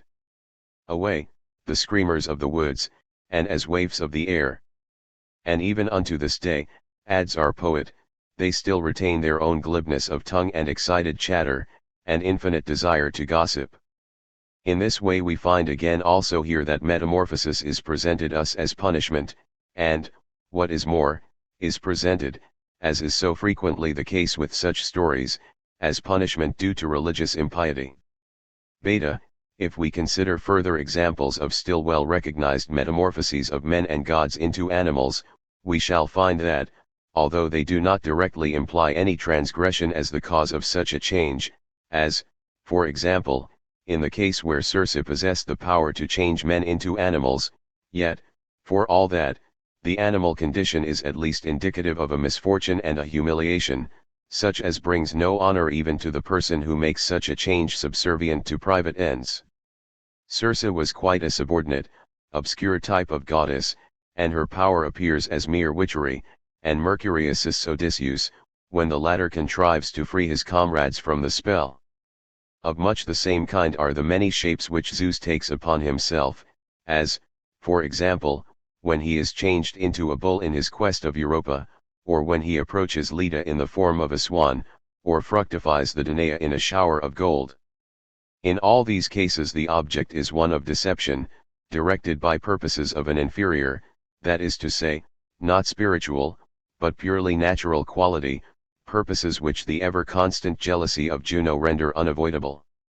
The conception of a universal procreative life of nature, which in many of the more ancient mythologies constituted the leading motive, is imaginatively reproduced in separate poetical tales about the easily enamored disposition of the Father of gods and men, exploits, however, which he does not carry through in his own or, for the most part, in human shape, but expressly either in the shape of animals, or some other embodiment of nature. Gamma, and, lastly, we may add to our list those hybrid forms, combining both humanity and animalism, which are also not excluded from Greek art, though the animality is here accepted as something that degrades, is unspiritual. Among the Egyptians, for example, the he-goat, Mendes, was revered 149, and, according to the opinion of Jablonski 150, in the sense of the procreative power of nature, generally speaking, as that of the sun, and to such an outrageous excess that, according to Pindar, even women sacrificed themselves to these creatures. Among the Greeks, Pan, on the contrary, personifies the mysterious sense of the divine presence, and later in the shape of fauns, satyrs, and Pan-like figures, the goat shape only appeared in a subordinate way, such as in the feet, and in the most beautiful representations was perhaps limited to the pointed ears and little horns. The rest of the figure is shaped in human guise, and the animal suggestion thrust back upon the barest detail. Yet, for all that, fauns were not recognized among the Greeks as gods of any important rank or spiritual forces. Their fundamental characteristic remained that of a sensuous, uncontrolled joviality. It is true that they are also artistically represented with an expression of profounder significance, as, for instance, that fine example of one in Munich, which holds the youthful Bacchus in his arms, and gazes down on him with a smile which is brimming over with love and tenderness. He is not to be taken as the father of Bacchus, but merely the foster parent, and we find given him here the beautiful feeling of joy in the innocence of the child, such as that which, in the maternal devotion of Mary for the Christ babe, is exalted in romantic art to so lofty a level of contemplation. Among the Greeks, however, this most charming love still belongs to the subordinate sphere of fauns in order to indicate that its origin is traceable from animal, that is natural, life, and consequently is entitled to rank with such a sphere. 151. Mediate shapes of a similar kind are the centaurs, in which we may also observe that the nature aspect of sensuality and desire is also supremely prominent to the suppression of the spiritual side. Chiron, no doubt, is of a more noble type, a clever physician, and the tutor of Achilles, but this instructive role, as the teacher of a child, is not appropriate to Godhead strictly, but is to be related with human ability and cleverness.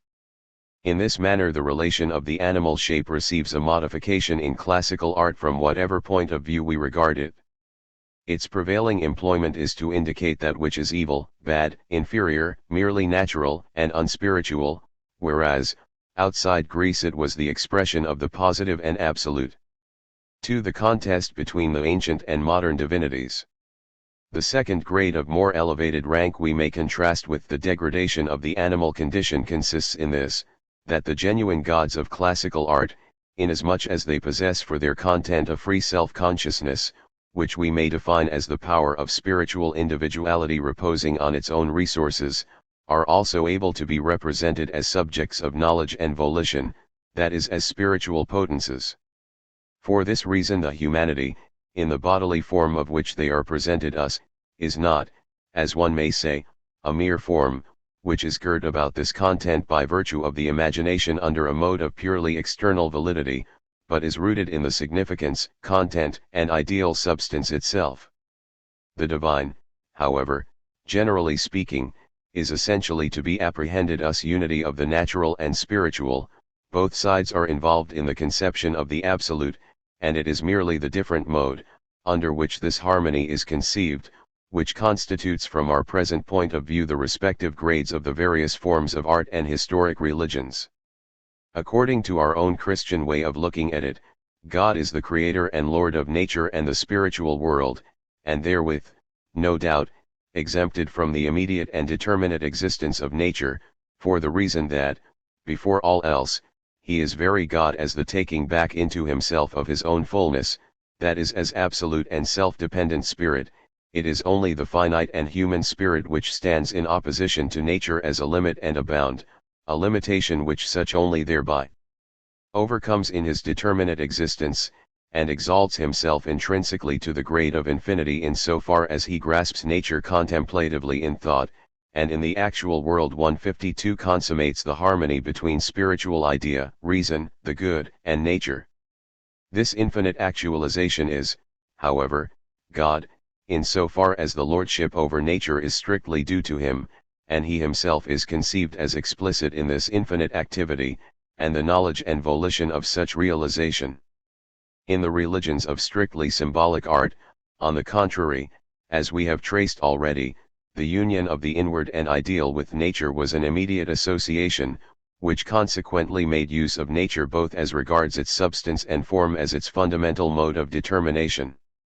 In this sense the sun, the Nile, the sea, the earth, the natural processes of birth, death, procreation, and reproduction, in short, all the varied changes of the universal life of nature were revered as divine existence and life. These nature forces, however, were even in symbolic art personified, and consequently set up in contrast to the spiritual. If, however, and nothing less than this is the requirement of classical art, the gods are to be spiritual individualities in harmony with nature, mere personification is a conception insufficient for this result. For personification, in the case that its content is a purely universal force and activity of nature, persists as a mere form, unable to penetrate to the constituting substance, and can neither give existence to the spiritual content in the same, nor its individuality.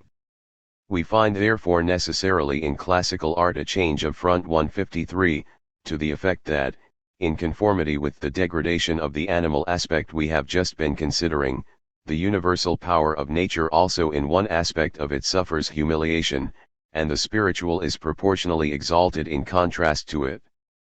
And by this means we find that it is the principle of subjectivity, rather than mere personification, which becomes the main mode of definition.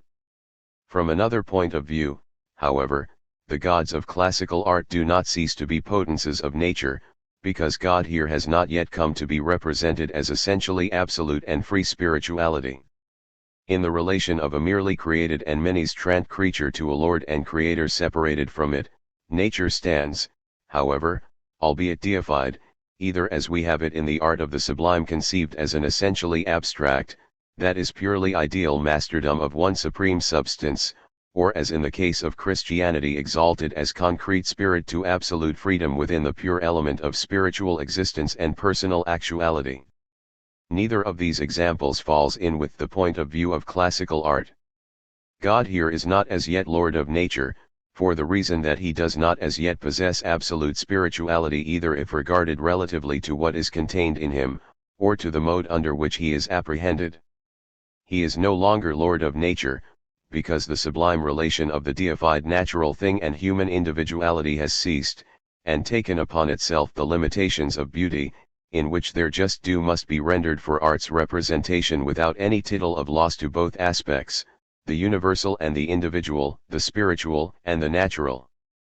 Consequently in the God of classical art the nature potency is preserved, but is conceived as such not in the sense of the universal and all-embracing nature, but as the definable, and consequently limited activity of the sun, sea, and so on, generally speaking, as a particular natural potency, which is made visible as spiritual individuality, and possesses this spiritual individuality as its essential being.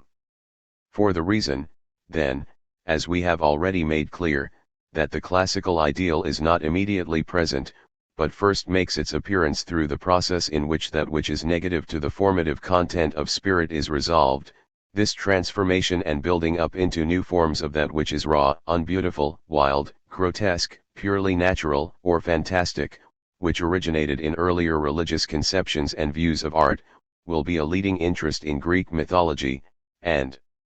consequently will necessarily reproduce a readily defined sphere 154 of particular significances. In proceeding further to examine this fundamental aspect of our present subject I must at once give utterance to the preliminary caution that the historic investigation of the varied and multifold conceptions of Greek mythology lies outside our present task.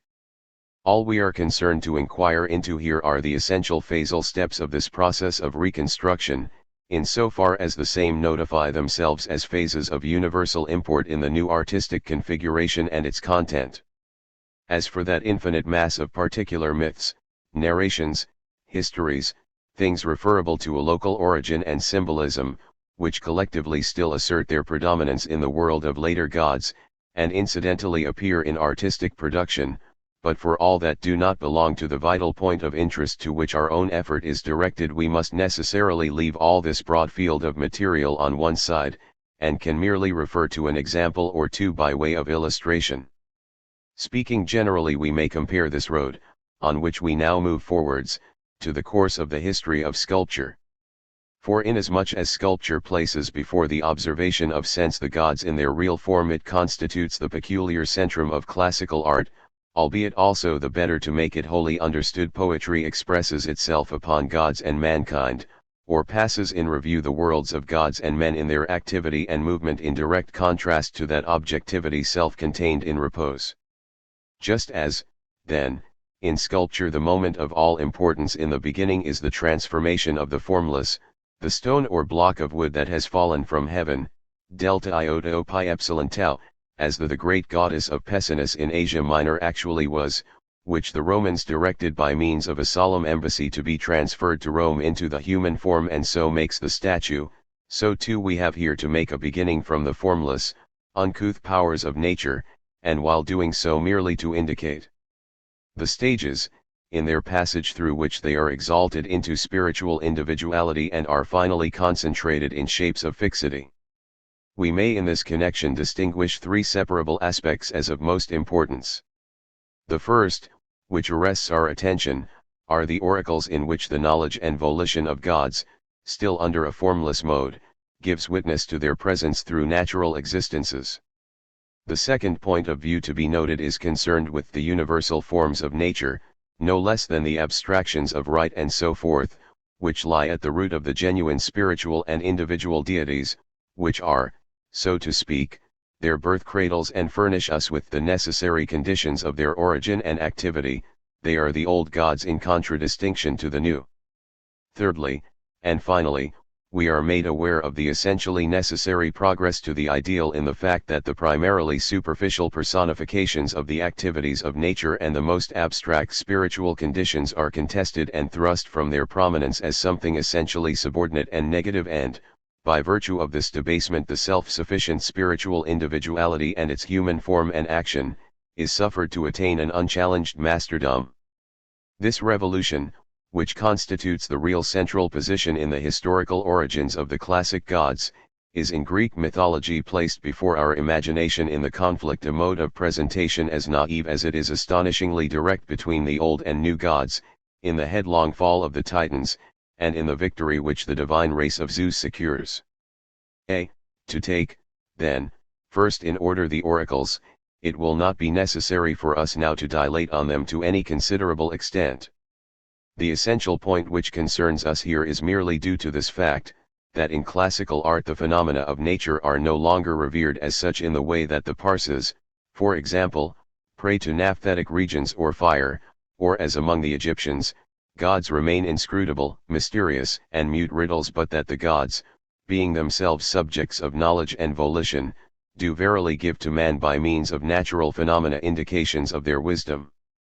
In this sense the ancient Hellenes made inquiry at the oracle of Dodona 155, whether they should accept the names of gods, which have come to them from barbarians, and the oracle replied, use them. Alpha, the signs by means of which the gods thus made their revelations are for the most part of the simplest description. At Dodona such were the rustle and whisper of the sacred oak, the murmur of the spring, the tones of the brazen vessel, which the wind made thus to reverberate. In like manner at Delos it was the laurel which rustled, and at Delphi, too, the sound of the wind on the brazen tripod was full of significance. 156. Over and above, however, such immediately natural sounds, man is also the voice piece of the oracle in so far as he is rendered deaf to and whirled away from the alert common sense of his ordinary mind to a natural condition of enthusiasm, as, for example, the Pythia at Delphi was wont, stupefied by exhalations, to deliver the oracular words, or in the cave of Trophonius the inquirer of the oracle met with faces, from the interpretation of which an answer was delivered him. Beta, there is, however, another aspect which we should set alongside of the purely external sign. For in the oracles God is, it is true, accepted as he who knows, and the oracle of most famed repute is dedicate to Apollo, the god of wisdom. The form, however, in which he reveals his will, remains the wholly indefinite voice of nature, either a natural sound, that is, or the unconnected tones of words. In this obscurity of form the spiritual content is itself equally obscure and requires interpretation and explanation. Gamma, this explanation, albeit it brings under a mode of spiritual life the deliverance of the God which in the first instance is presented purely in the form of nature's own voice, remains despite this fact obscure and equivocal. For the God is in his knowledge and volition concrete universality. And of the same type also must the advice or command unavoidably be which the oracle declares. The universal, however, is not one-sided and abstract, but as concrete universal contains the one side no less than the other. Inasmuch, then, as man stands over against the knowing God as one unknowing, he accepts the oracular word itself in ignorance.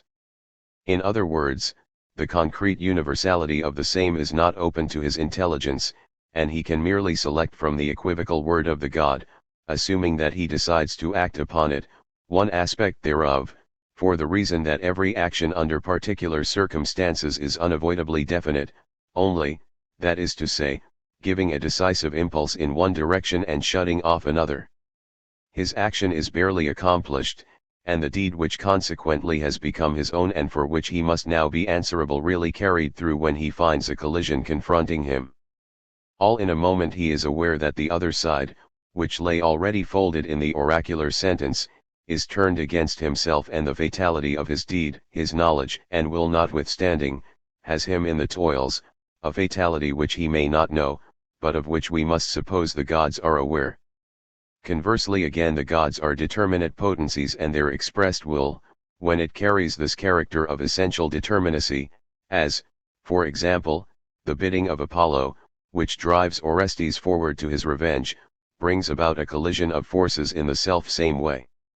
For the reason, then, that in one aspect of it the form, which the spiritual knowledge of the God assumes in the oracle, is the wholly undefined external expression or the abstract ideality of the word, and the form itself through the equivocal sense it contains includes the possibility of discord, we find that in classical art it is not sculpture but poetry, and preeminently dramatic poetry, in which oracles contribute their share of the content and are of importance. In classical art, however, they do essentially maintain a place, because in it human individuality has not forced its way to the full height of spiritual attainment, where the subject draws the determination of his actions without infringement from his own resources. What we in our modern sense of the term call conscience, has not as here secured its rightful place. The Greek acts often, it is true, at the beck of his passion, bad no less than good. The genuine pathos, however, which is here held to quicken him, and does in fact so quicken him, proceeds from the gods, whose content and might is the universal of such a pathos, and the heroes are either immediately instinct with the same, or they interrogate oracles for advice, when the gods do not present themselves openly to their vision, by way of quickening the deed to be done.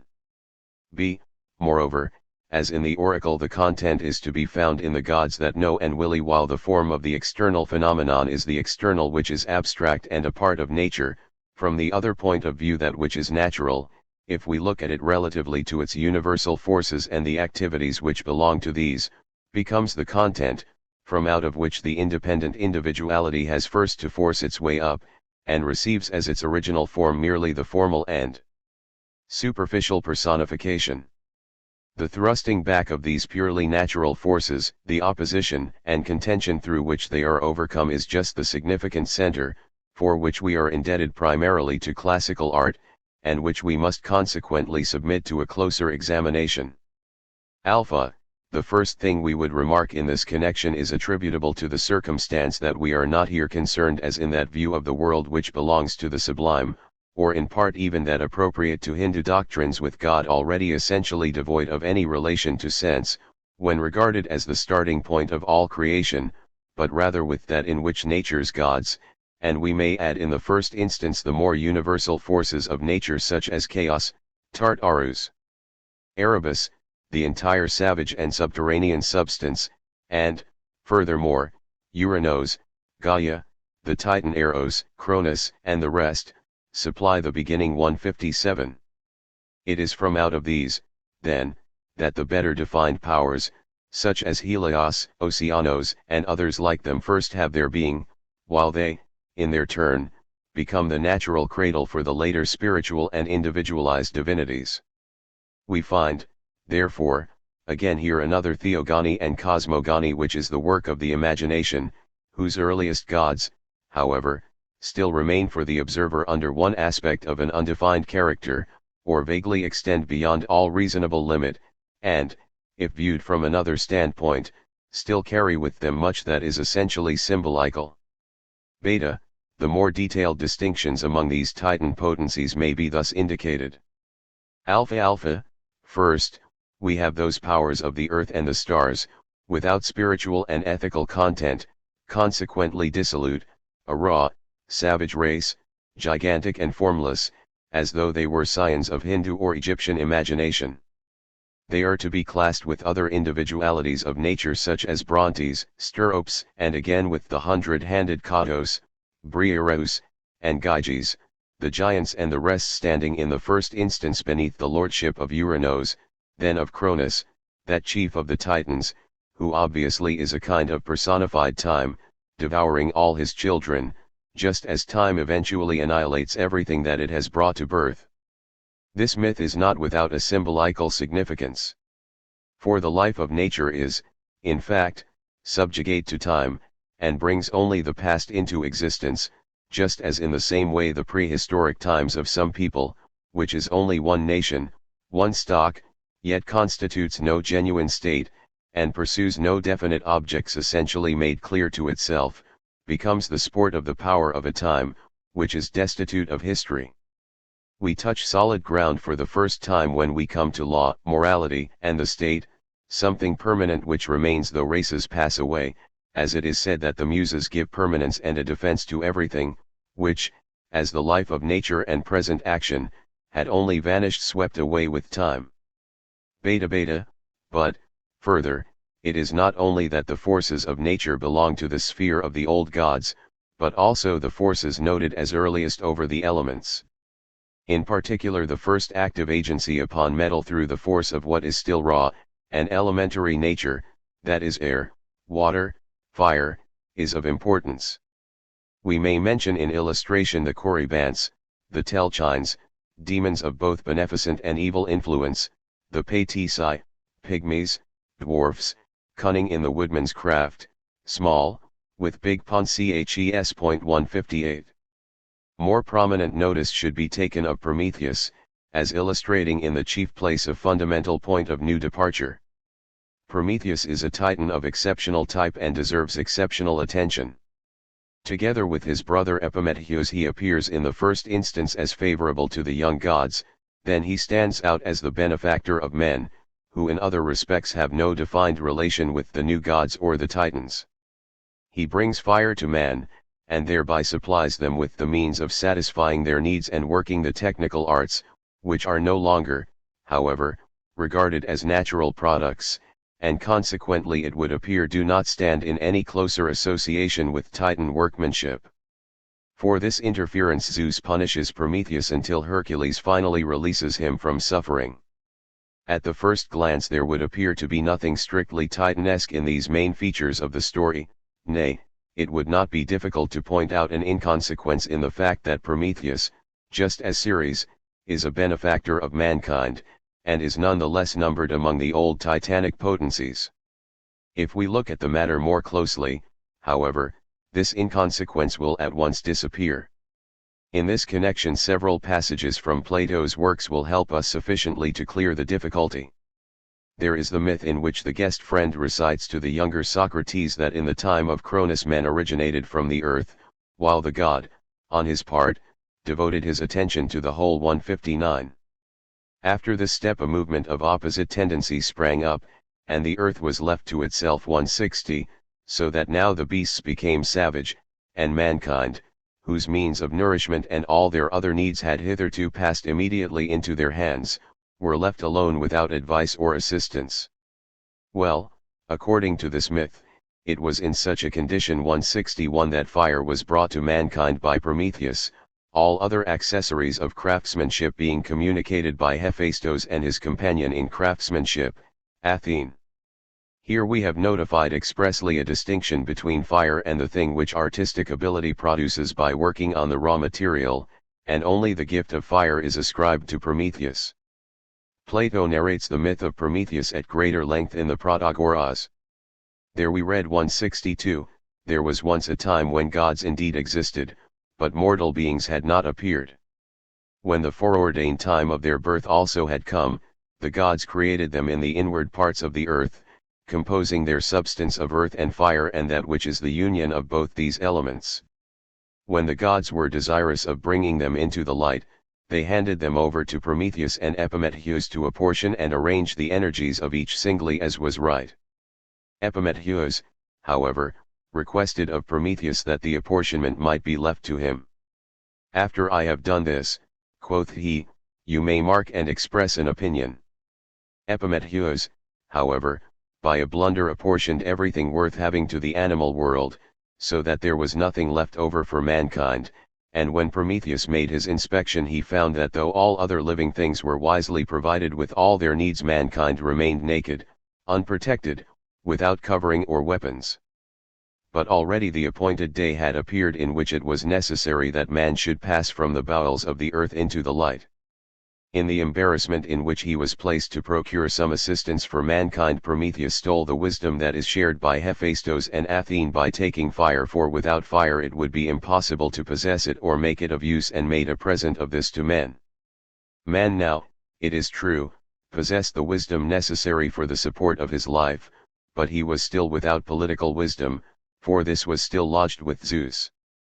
Entry, however, to the stronghold of Zeus was no longer permitted Prometheus, and apart from this the awful watchers of Zeus barred the way.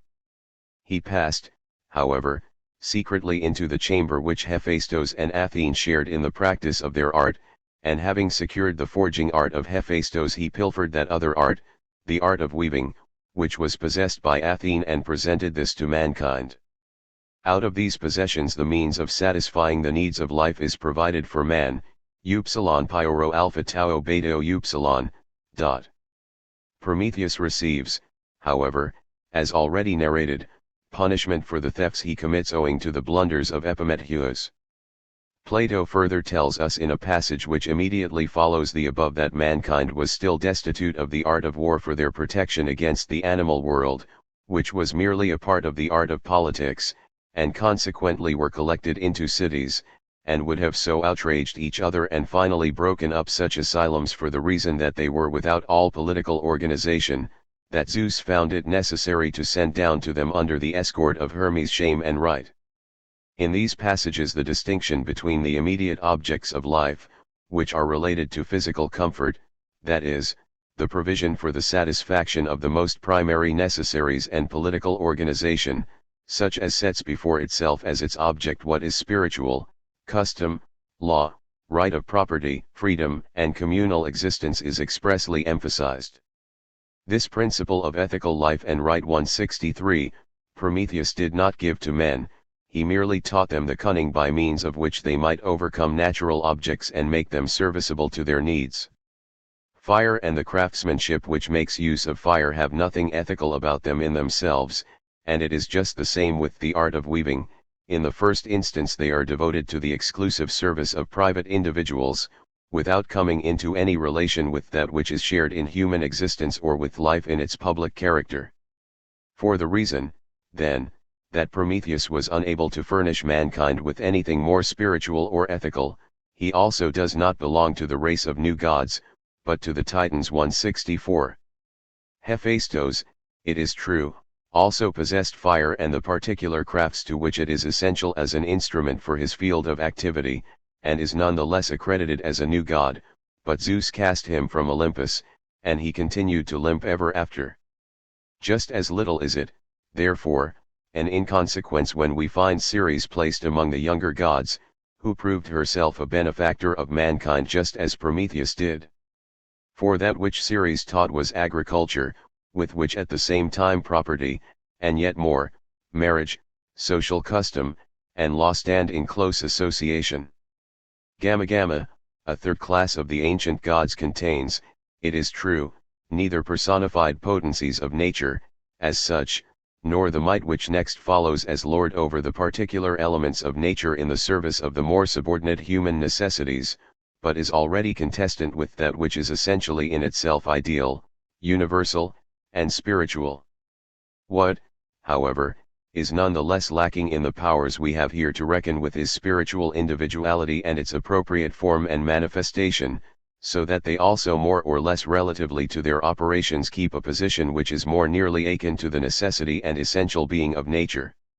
In illustration of this type we may recall the conception of Nemesis, Dike, the Aranyas, Eumenides, and Moirai. No doubt we find associated with these figures the determinate notions of right and justice, but this inevitable right, instead of being conceived and clothed in the essentially spiritual and substantive medium of social morality 165, remains either persistent in the universal abstract notion, or is related to the obscure right of that which is natural within the circle of spiritual connections, the love of kindred, for example, and its paramount claim, which does not appertain to spirit in the open freedom of itself self-recognized, and consequently also does not appear as lawful right, but in opposition to this as the irreconcilable right of revenge. To bring the view of the above nearer I will merely draw attention to one or two ideas bound up with it. Nemesis, for example, is the might to humiliate the exalted, and to cast down the man all too fortunate from his lofty seat, and consequently to restore equilibrium. The claim or right of equilibrium is the purely abstract and external right, which, it is true, certifies itself as operative in the range of spiritual circumstances and conditions, without, however, making the ethical organization of the same the content of justice. Another aspect of importance attaches to this circumstance, that the right of the family condition is apportioned by the ancient gods, in so far as these repose on a condition of nature, and thereby are in antagonism with the public right and law of the community. We may adduce the Eumenides of Aeschylus as the clearest illustration of this point. The direful maidens pursue Orestes on account of the murder of his mother, a murder which Apollo, the younger god, had directed, in order that Agamemnon, the slaughtered spouse and king, should not remain unavenged. The entire drama consequently is concentrated in a conflict between these divine powers, which confront each other in person. On the one side we have the goddesses of revenge, the Eumenides, but they are called here the beneficent, and our ordinary conception of the Furies, into which we convert them, is set before us as rude and uncouth. For they possess an essential right thus to persecute, and are therefore not merely hateful, wild, and ferocious in the torments which they impose. The right, however, which they enforce as against Orestes is only the family right in so far as this is rooted in the blood relation. The profoundest association of son and mother is the substantive fact which they represent. Apollo opposes to this natural ethical relation, rooted as it is already both on the physical side and in feeling, the right of the spouse and the chieftain who has been violated in respect to the highest right he can claim. This distinction is in the first instance brought to our notice in an external way, since both parties are champions for morality within one and the same sphere, namely the family. The sterling 166 imagination of Aeschylus has, however, here, and we cannot sufficiently value it on this score, discovered for us a contradiction, which is not by any means a superficial one, but of fundamental significance. That is to say, the relation of children to parents reposes on the unity of the natural nexus. The association of man and wife on the contrary must be accepted as marriage, which does not merely proceed from purely natural love, that is from the blood or natural affinity, but originates out of a conscious inclination, and for this reason belongs to the free ethical sphere of the self-conscious will. However much, therefore, marriage is bound up with love and feeling, it is none the less to be distinguished from the purely natural emotion of love, because it also freely recognizes definite obligations quite independent of the same, which persist when that feeling of love may have ceased. The notion, in short, and the knowledge of the substantiality of marital life is something later and more profound than the purely natural connection between mother and son, and constitutes the beginning of the state as the realization of the free and rational will. In like manner we shall find resident in the relation of prince to citizen the association of a similar political right, law, and the self-conscious freedom and spirituality of similar social aims. This is the reason why the Eumenides, the ancient goddesses, pursue Orestes with punishment, whereas Apollo the clear, knowing, and self-consciously knowing ethical sense defends the right of the spouse and the chief, justly opposing the Eumenides. If the crime of Clytemnestra were not scented out, I should be in verity without honor and despised as not by the consummator here and the counsels of Zeus. 167. Of still greater interest, albeit wholly involved in human feeling and action, is the contradiction which we have set before us in the Antigone, one of the most sublime, and in every respect most consummate work of art human effort ever produced. Not a detail in this tragedy but is of consequence. The public law of the state and the instinctive family love and duty towards a brother are here set in conflict. Antigone, the woman, is pathetically possessed by the interest of family, Creon, the man, by the welfare of the community. Polynices, in war with his own father city, had fallen before the gates of Thebes, and Creon, the lord thereof, had by means of a public proclamation threatened everyone with death who should give this enemy of the city the right of burial. Antigone, however, refused to accept this command, which merely concerned the public weal, and, constrained by her pious devotion for her brother, carried out as sister the sacred duty of interment. In doing this she relied on the law of the gods. The gods, however, whom she thus revered, are the dei inferi of Hades. 168, the instinctive powers of feeling, love, and kinship, not the daylight gods of free and self-conscious, social, and political life. Gamma, the third point, which we would advert to in connection with the theogony of the outlook of artists in the classic period, has reference to the difference between individuals of the older gods relatively to their powers and the duration of their authority. Alpha Alpha, in the first place, the origin of these gods is a succession. From chaos, according to Hesiod, proceeds Gaia, Uranos, and others, after that Cronus and his race, finally Zeus and his subjects. This succession appears in one aspect of it as a rise from the more abstract and formless to the more concrete and already fairly defined powers of nature, in another as the beginnings of the superiority of the spiritual over the natural. Thus in his Eumenides Aeschylus makes the Pythia in the temple of Delphi begin with the words, "First of all I revere in my prayer her who first gave us oracles, Gaia, and after her Themis, who as second after her mother had her prophetic seat in this place." Pausanias, on the other hand, who also names the earth first as giver of oracles, says that Daphne was ordained by her afterwards in the prophetic office. In another series again Pindar places Night in the first place, after her he makes Themis follow, then comes Phoebe, and finally he closes the succession with Phoebus. It would be of interest to analyze more closely these particular differences. Such an inquiry, however, lies outside our present purpose. Beta Beta, this succession further, in addition to its aspect of being an extension into essentially profounder conceptions of Godhead, possessing, that is, a fuller content, also appears as the degradation of the earlier and more abstract type within the range of the older race of gods itself. The primary and most ancient powers are robbed of their masterdom, just as we find Cronus dethroned Uranos, and the later representatives are set up in their place. Gamma Gamma, in this way the negative relation of the Reformation 169, which we settled at once to be the essence of this first stage of the classic type of art, becomes the proper center of the same.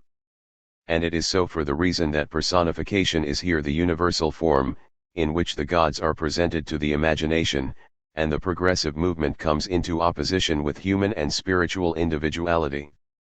And although this appears in the first instance still in a form indeterminate and formless, we necessarily find that the imagination presents this negative attitude of the younger gods against the more ancient under the image of conflict and war. The essential advances, however, from nature to spirit, implying by the latter the true content and the real form appropriate to classical art. This progress and the conflicts by means of which we perceive that it is carried forward, belong no longer exclusively to the sphere of the old gods, but center in the war through which the new gods lay the foundation of their enduring mastery over the ancient. See, the opposition between nature and spirit is in the nature of the case inevitable. For the notion of spirit, as in very truth totality, is, as we have already seen, essentially simply this, to split itself in twain, that is into its intrinsic constituents as objectivity and as subject, in order that by means of this opposition it may emerge from nature and confront the same forthwith free and jubilant as vanquisher and superior might. This fundamental phase, rooted in the very essence of spirit, is consequently a material aspect in the conception which it supplies to itself of that nature. Regarded historically, that is on the plane of ordinary reality, this passage asserts itself as the reconstruction through progressive steps of the natural man into the condition where right, property, laws, constitution, and political life are paramount. Regarded under a mode which relates this process to gods and subspecie eternitatis, it becomes the conception of the victory over the natural powers by means of the spiritual and individual divinities. Alpha, this contest exposes an absolute catastrophe, and is the essential deed of the gods, by virtue of which the fundamental distinction between the old and new gods is first made visible. Consequently, we ought not to point to the war, which exposes this distinction as a mythical story in the same way we should point to any other myth, rather we should regard it as the mythos, which in fact punctuates a great moment of transition, and expresses the creation of the later theogony. Beta, the result of this violent strife among the gods is the ruin of the Titans, the unique victory of the new gods, who forthwith receive in their assured dominion a plenitude of gifts in every direction from the imagination. The Titans, on the other hand, are banished and compelled to huddle in the hollows of the earth, or, like Oceanos, dally on the dark skirts of the clear, joyful world, or still endure many grievous punishments. Prometheus, for example, is fettered on the Scythian mountains, where an eagle insatiable devours the liver that ever renews itself.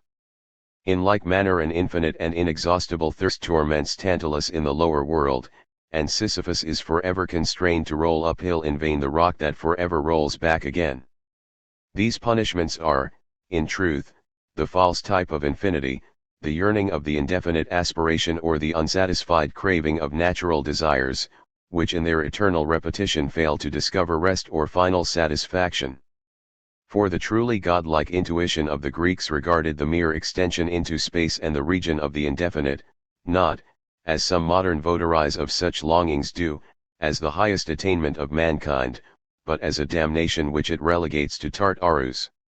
Gamma, if we ask ourselves in a general way, what from this point must for classical art fall into the background, failing, that is, to have any right to figure as its final form and adequate content, we shall find at the earliest point of departure the elements of nature.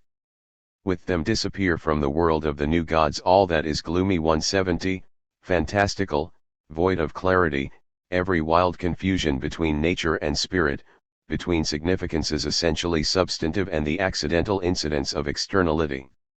In a world such as this the creations of an unrestricted imagination, which has not yet for its principle the measure of spiritual proportion, have no place, and are compelled and justly so to vanish before the clear light of day. We may furbish up the monstrous Cavalery 171, the Corybants, these representatives of procreative force as much as we choose, yet for all that such presentations in every trait of them, to say nothing of the ancient Babo, whom Goethe sets careering over the Blocksberg on an old sow, belong to a greater or less degree to the twilight of consciousness. Only that which is spiritual imperatively demands the light, and that which does not reveal itself and in itself expound its own interpretation is the unspiritual, which fades again once more into night and obscurity. That which is of spirit on the contrary reveals itself, and purifies itself, by itself defining its external form, from the caprice of the imagination, the flood of obstructing shapes, and the otherwise perturbed accessories of symbolical sense. For the same reasons we now find that human activity, in so far as it is limited merely to nature's wants and their satisfaction, falls into the background.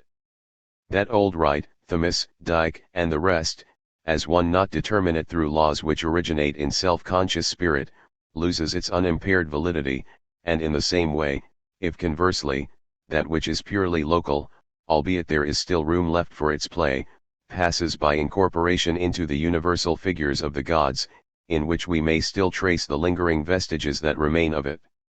For as in the Trojan War the Greeks fought and conquered as one people, so, too, the Homeric gods, who already have their conflict with the Titans behind them in the past, are one essentially secure and defined God world, a world which is yet further with ever-increasing fullness made definite and unassailable by later poetry and the plastic arts.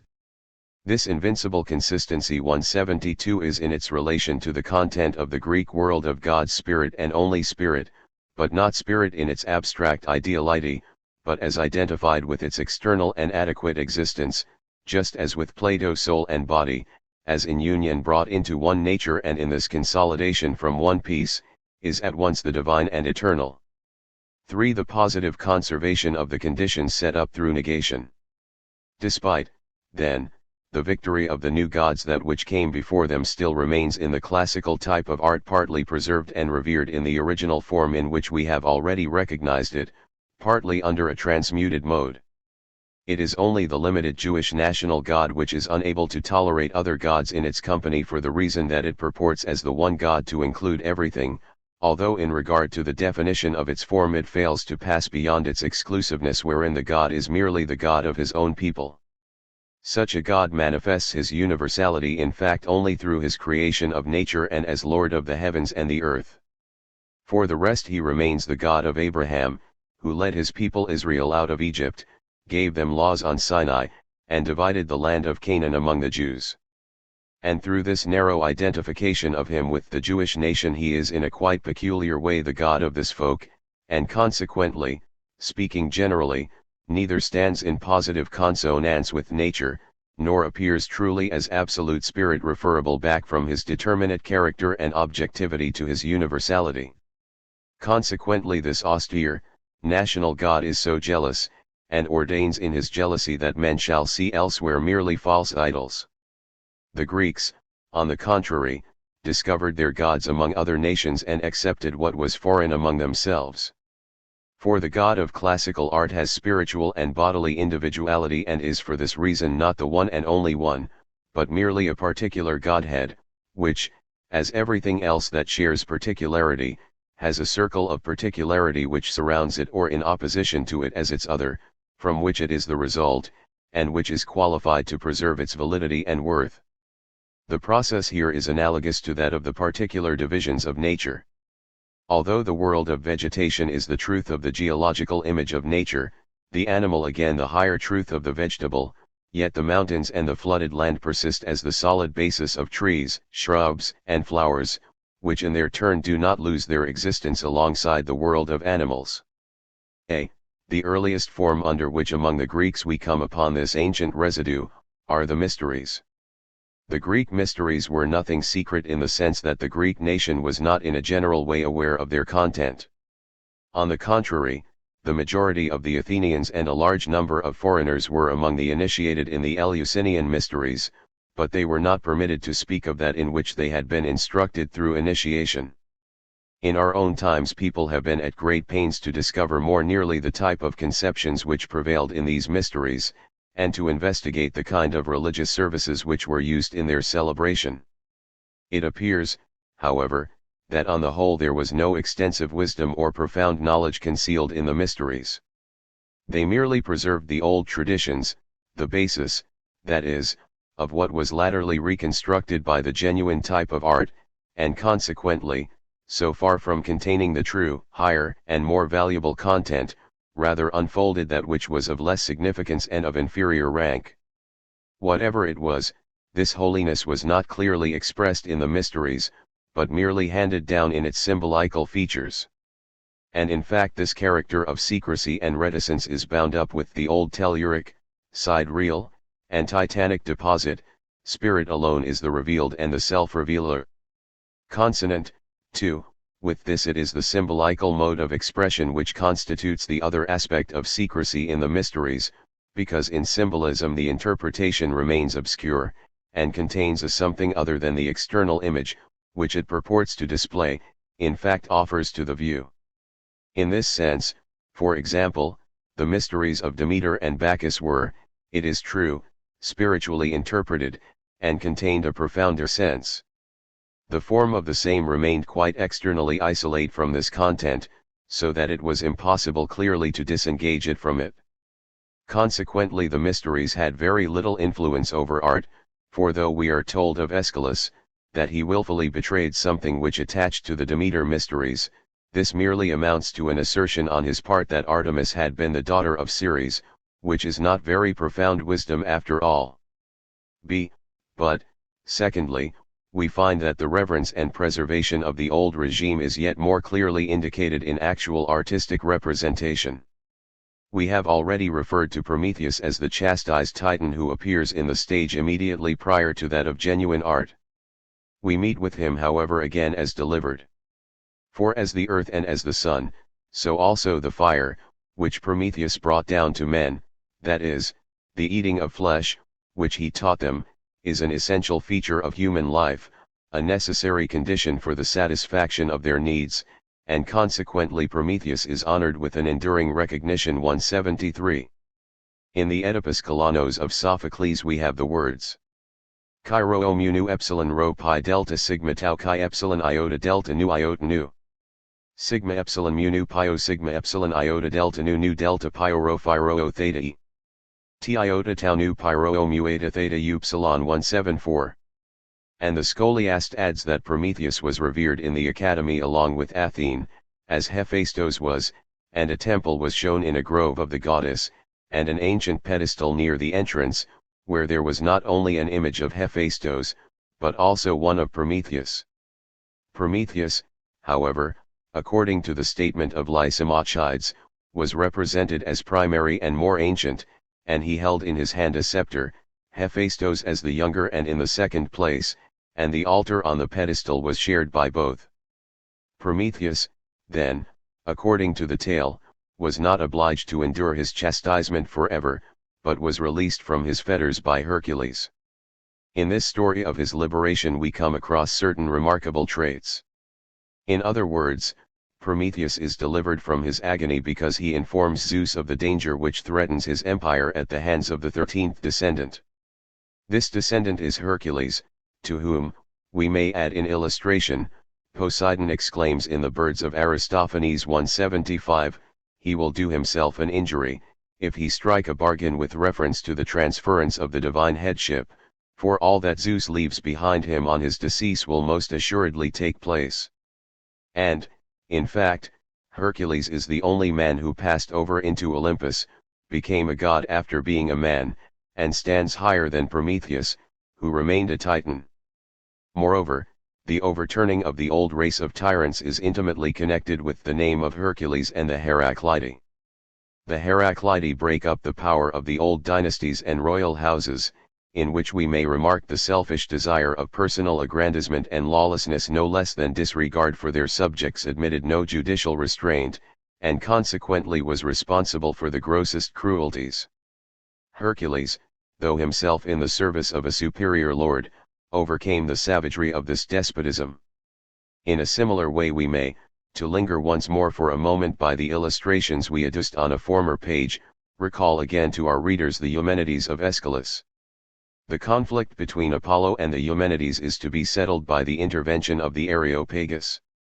In other words, a human tribunal, as a whole, at whose head stands Athene, stands forth as the concrete spirit of the folk, and is as such to terminate the collision.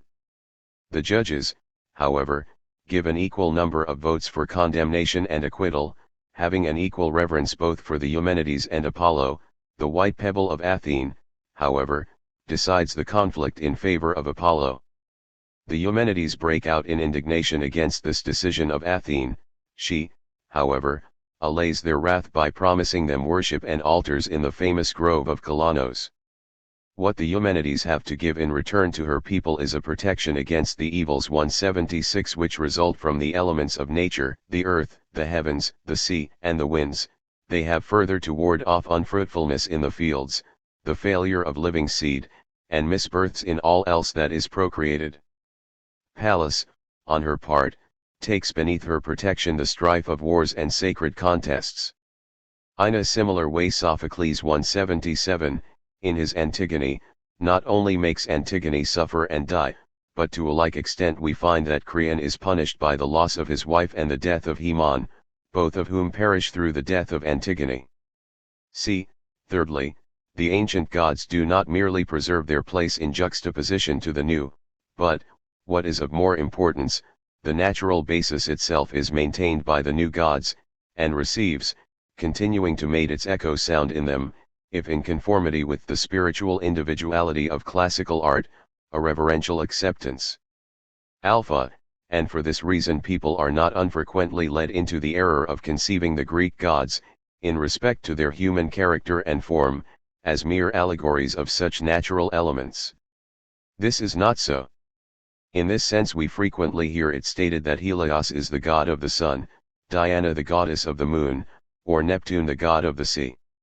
Such a separation, however, between the natural element as content and the humanly shaped personification, as form, no less than the external association of both, regarded merely as the masterdom of the god over the natural fact, as we are accustomed to it in the Old Testament, is quite inapplicable to Greek conceptions. We never find among the Greeks such an expression as theta epsilon tau o lambda o upsilon, tau theta alpha lambda sigma sigma eta, and so forth, though it is quite certain they would have used with others such an expression for the relation in question, had it been compatible with their point of view. Helios is the sun as God. Beta, we must, however, at once insist on the further fact that the Greeks never regarded mere nature as itself divine. On the contrary, they retained the definite conception that what was purely natural was not divine. This is partly contained, if unexpressed, in what their gods actually are, in part also it is expressly stated so by themselves. Plutarch, for example, in his essay upon Isis and Osiris, refers incidentally to the modes of interpretation current of myths and divinities. Osiris and Isis belong to the Egyptian theogony, and had yet more of the natural element for their content than the Greek gods, who correspond to them. They merely express the longing and conflict to escape out of the circle of nature to that of spirit. In later times they were very highly honored in Rome, and the mysteries allied with them were of great importance. Yet for all that it is Plutarch's view that it would be an interpretation beneath the level of the subject to think of explaining them as sun, earth, or water. Only that which in the sun, earth, and so forth, is without measure or coordination, defective or superfluous, can strictly be referred to the natural elements, and all that is good and conformable to order is as exclusively a work of Isis, and the rational principle, the lambda gamma, a work of Osiris. It is not, therefore, the natural as such which is adduced as the substantive content of these gods, but the spiritual principle, the universal, lambda gamma, reason, conformity to law. By virtue of this insight into the spiritual nature of the gods, the more definite elements of nature, then, had also among the Greeks been differentiated from the later gods. We have, it is true, grown accustomed to associate Helios and Selene, to take two examples, with Apollo and Diana. In Homer, however, they are presented as distinct. The same remark applies to Oceanos and others.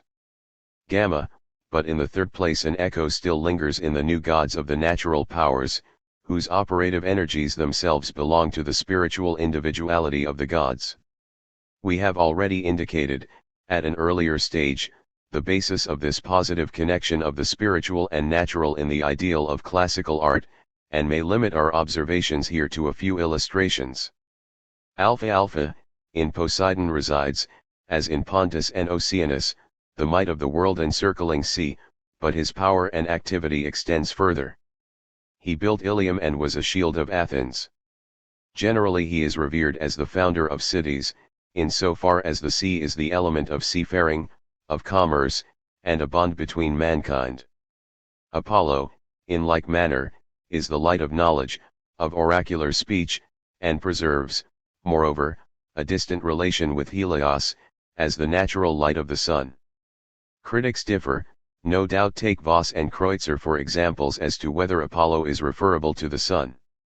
One may, however, in fact, assert that he both is and is not the sun, since he is not limited to its natural content, but is raised thereby to the significance of a spiritual import. It is impossible to escape the inevitable connection in which knowledge and light, the light of nature and that of spirit, if we regard their fundamental characteristics, stand relatively to one another. Light regarded as an element of nature is that which manifests.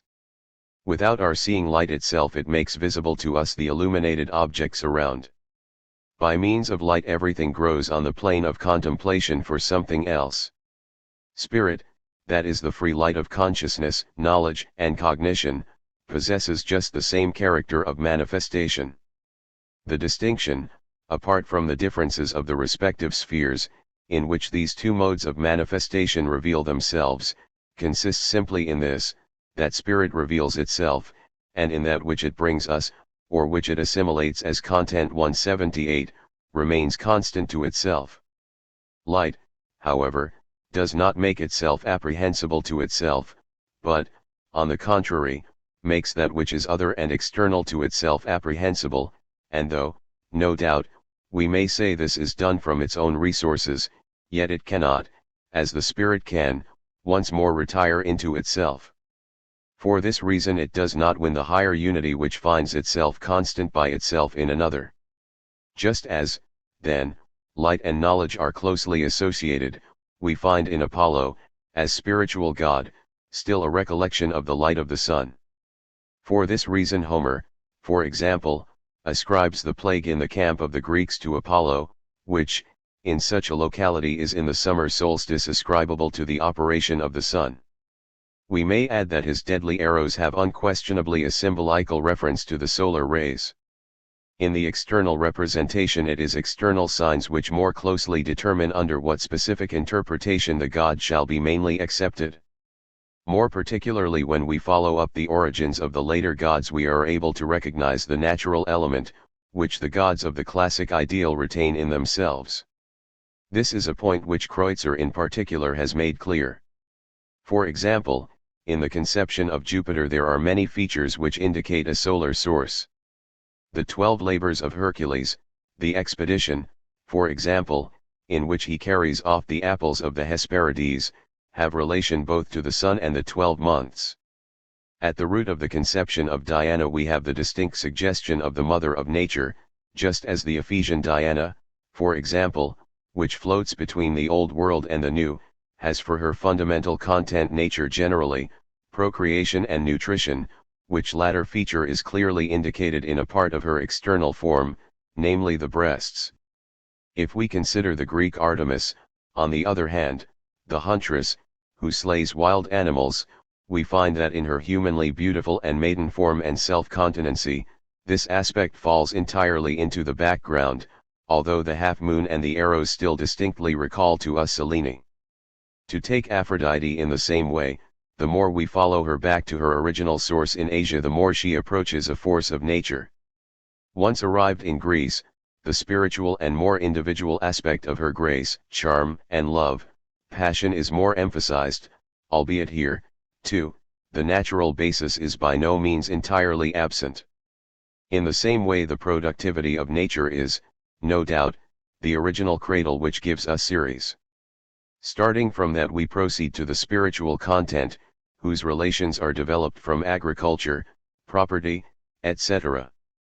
The source in nature of the Muses is the murmur of the spring water, and Zeus himself may be accepted under one aspect as the universal power of nature, and is revered as the thunderer, as with Homer already thunder is the sign of misfortune or assistance, is, in short, an omen, and as such is relative to that which is human and spiritual. Juno, too, implies a natural association with the firmament of cloud and the heavenly sphere in which the gods move to and fro. So we are told, for example, that Zeus laid Hercules on the breast of Juno, and from the milk which spouted thereout flashed into being the Milky Way. Beta, just as, then, in the later gods, from one point of view the universal elements of nature are dethroned, while from another they are maintained, we have the same process repeated in that which is, more strictly speaking, animal, which we merely regarded in a former passage on the side of its degradation. We are now able to point out a more positive aspect under which such may be considered. Since, however, in the classic gods the symbolic mode of configuration is abolished, and they secure as their content the spirit that is self-luminous, the symbolical significance of animals must tend to pass away precisely in proportion as the animal form has taken to itself the right to mingle with the human under a mode naturally alien to it. It will therefore appear merely as a significant attribute, and is established in juxtaposition to the human form of the gods.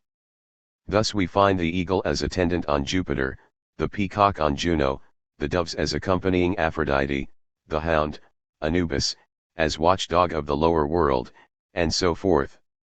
If, therefore, there is still a symbolical aspect which attaches to the ideals of the spiritual gods, yet, if contrasted with the original significance, it will appear of little importance, and the natural significance, if strictly regarded, which previously constituted the essential content, will merely persist as a residue, and mere particular mode of externality, which, on account of its accidental character, more often than not has a grotesque appearance, for the reason that the former significance is no longer there. Inasmuch as the ideal content of these gods is that which partakes of spirit and humanity, the externality pertinent to them approximates to a human contingency and weakness. In this connection we may once more recall to memory the numerous love affairs of Zeus. According to their original symbolic significance, they are related, as we already have seen, to the universal activity of generation, that is, the vitality of nature. As the love affairs of Zeus, however, which, in so far as his marriage with Hera is to be regarded as the permanent and substantive sexual relation, appear in the light of an infidelity towards his spouse, they have the complexion of accidental adventures, and exchange their symbolical sense for unconnected tales which possess the character of purely capricious invention. With this degradation of the powers which are purely natural and of the animal aspect no less than of the abstract universality of spiritual relations, and with the reacceptance of the same within the spiritual individuality, permeated and suffused as it is with nature, we leave behind us the origins of classical art which are stamped with necessity and are presupposed by its essence, inasmuch as it is on this path that the ideal evolves itself by its own agency with that which it is according to its notion. This reality of the spiritual gods adequate to its notion carries us on to the genuine ideals of the classical type of art, which, in contrast to the old regime which has been vanquished, represent immortality. 179, for mortality generally resides in the incompatibility of the notion to its determinate existence. Chapter 2. The ideal of the classical type of art. We have already seen what the essence of the ideal is in our general consideration of the beauty of art. Here we are to take it merely in the special sense appropriate to the classic ideal, whose notion has already presented itself in its general features in its association with the notion of the classical art type. For the ideal, of which we have now to speak, consists simply in this, that classical art in very truth attains to and sets before us that which exposes its most intimate notion. As content it grasps on this particular plane the spiritual, in so far as the spirit attracts nature and her powers to its own appropriate realm, and sets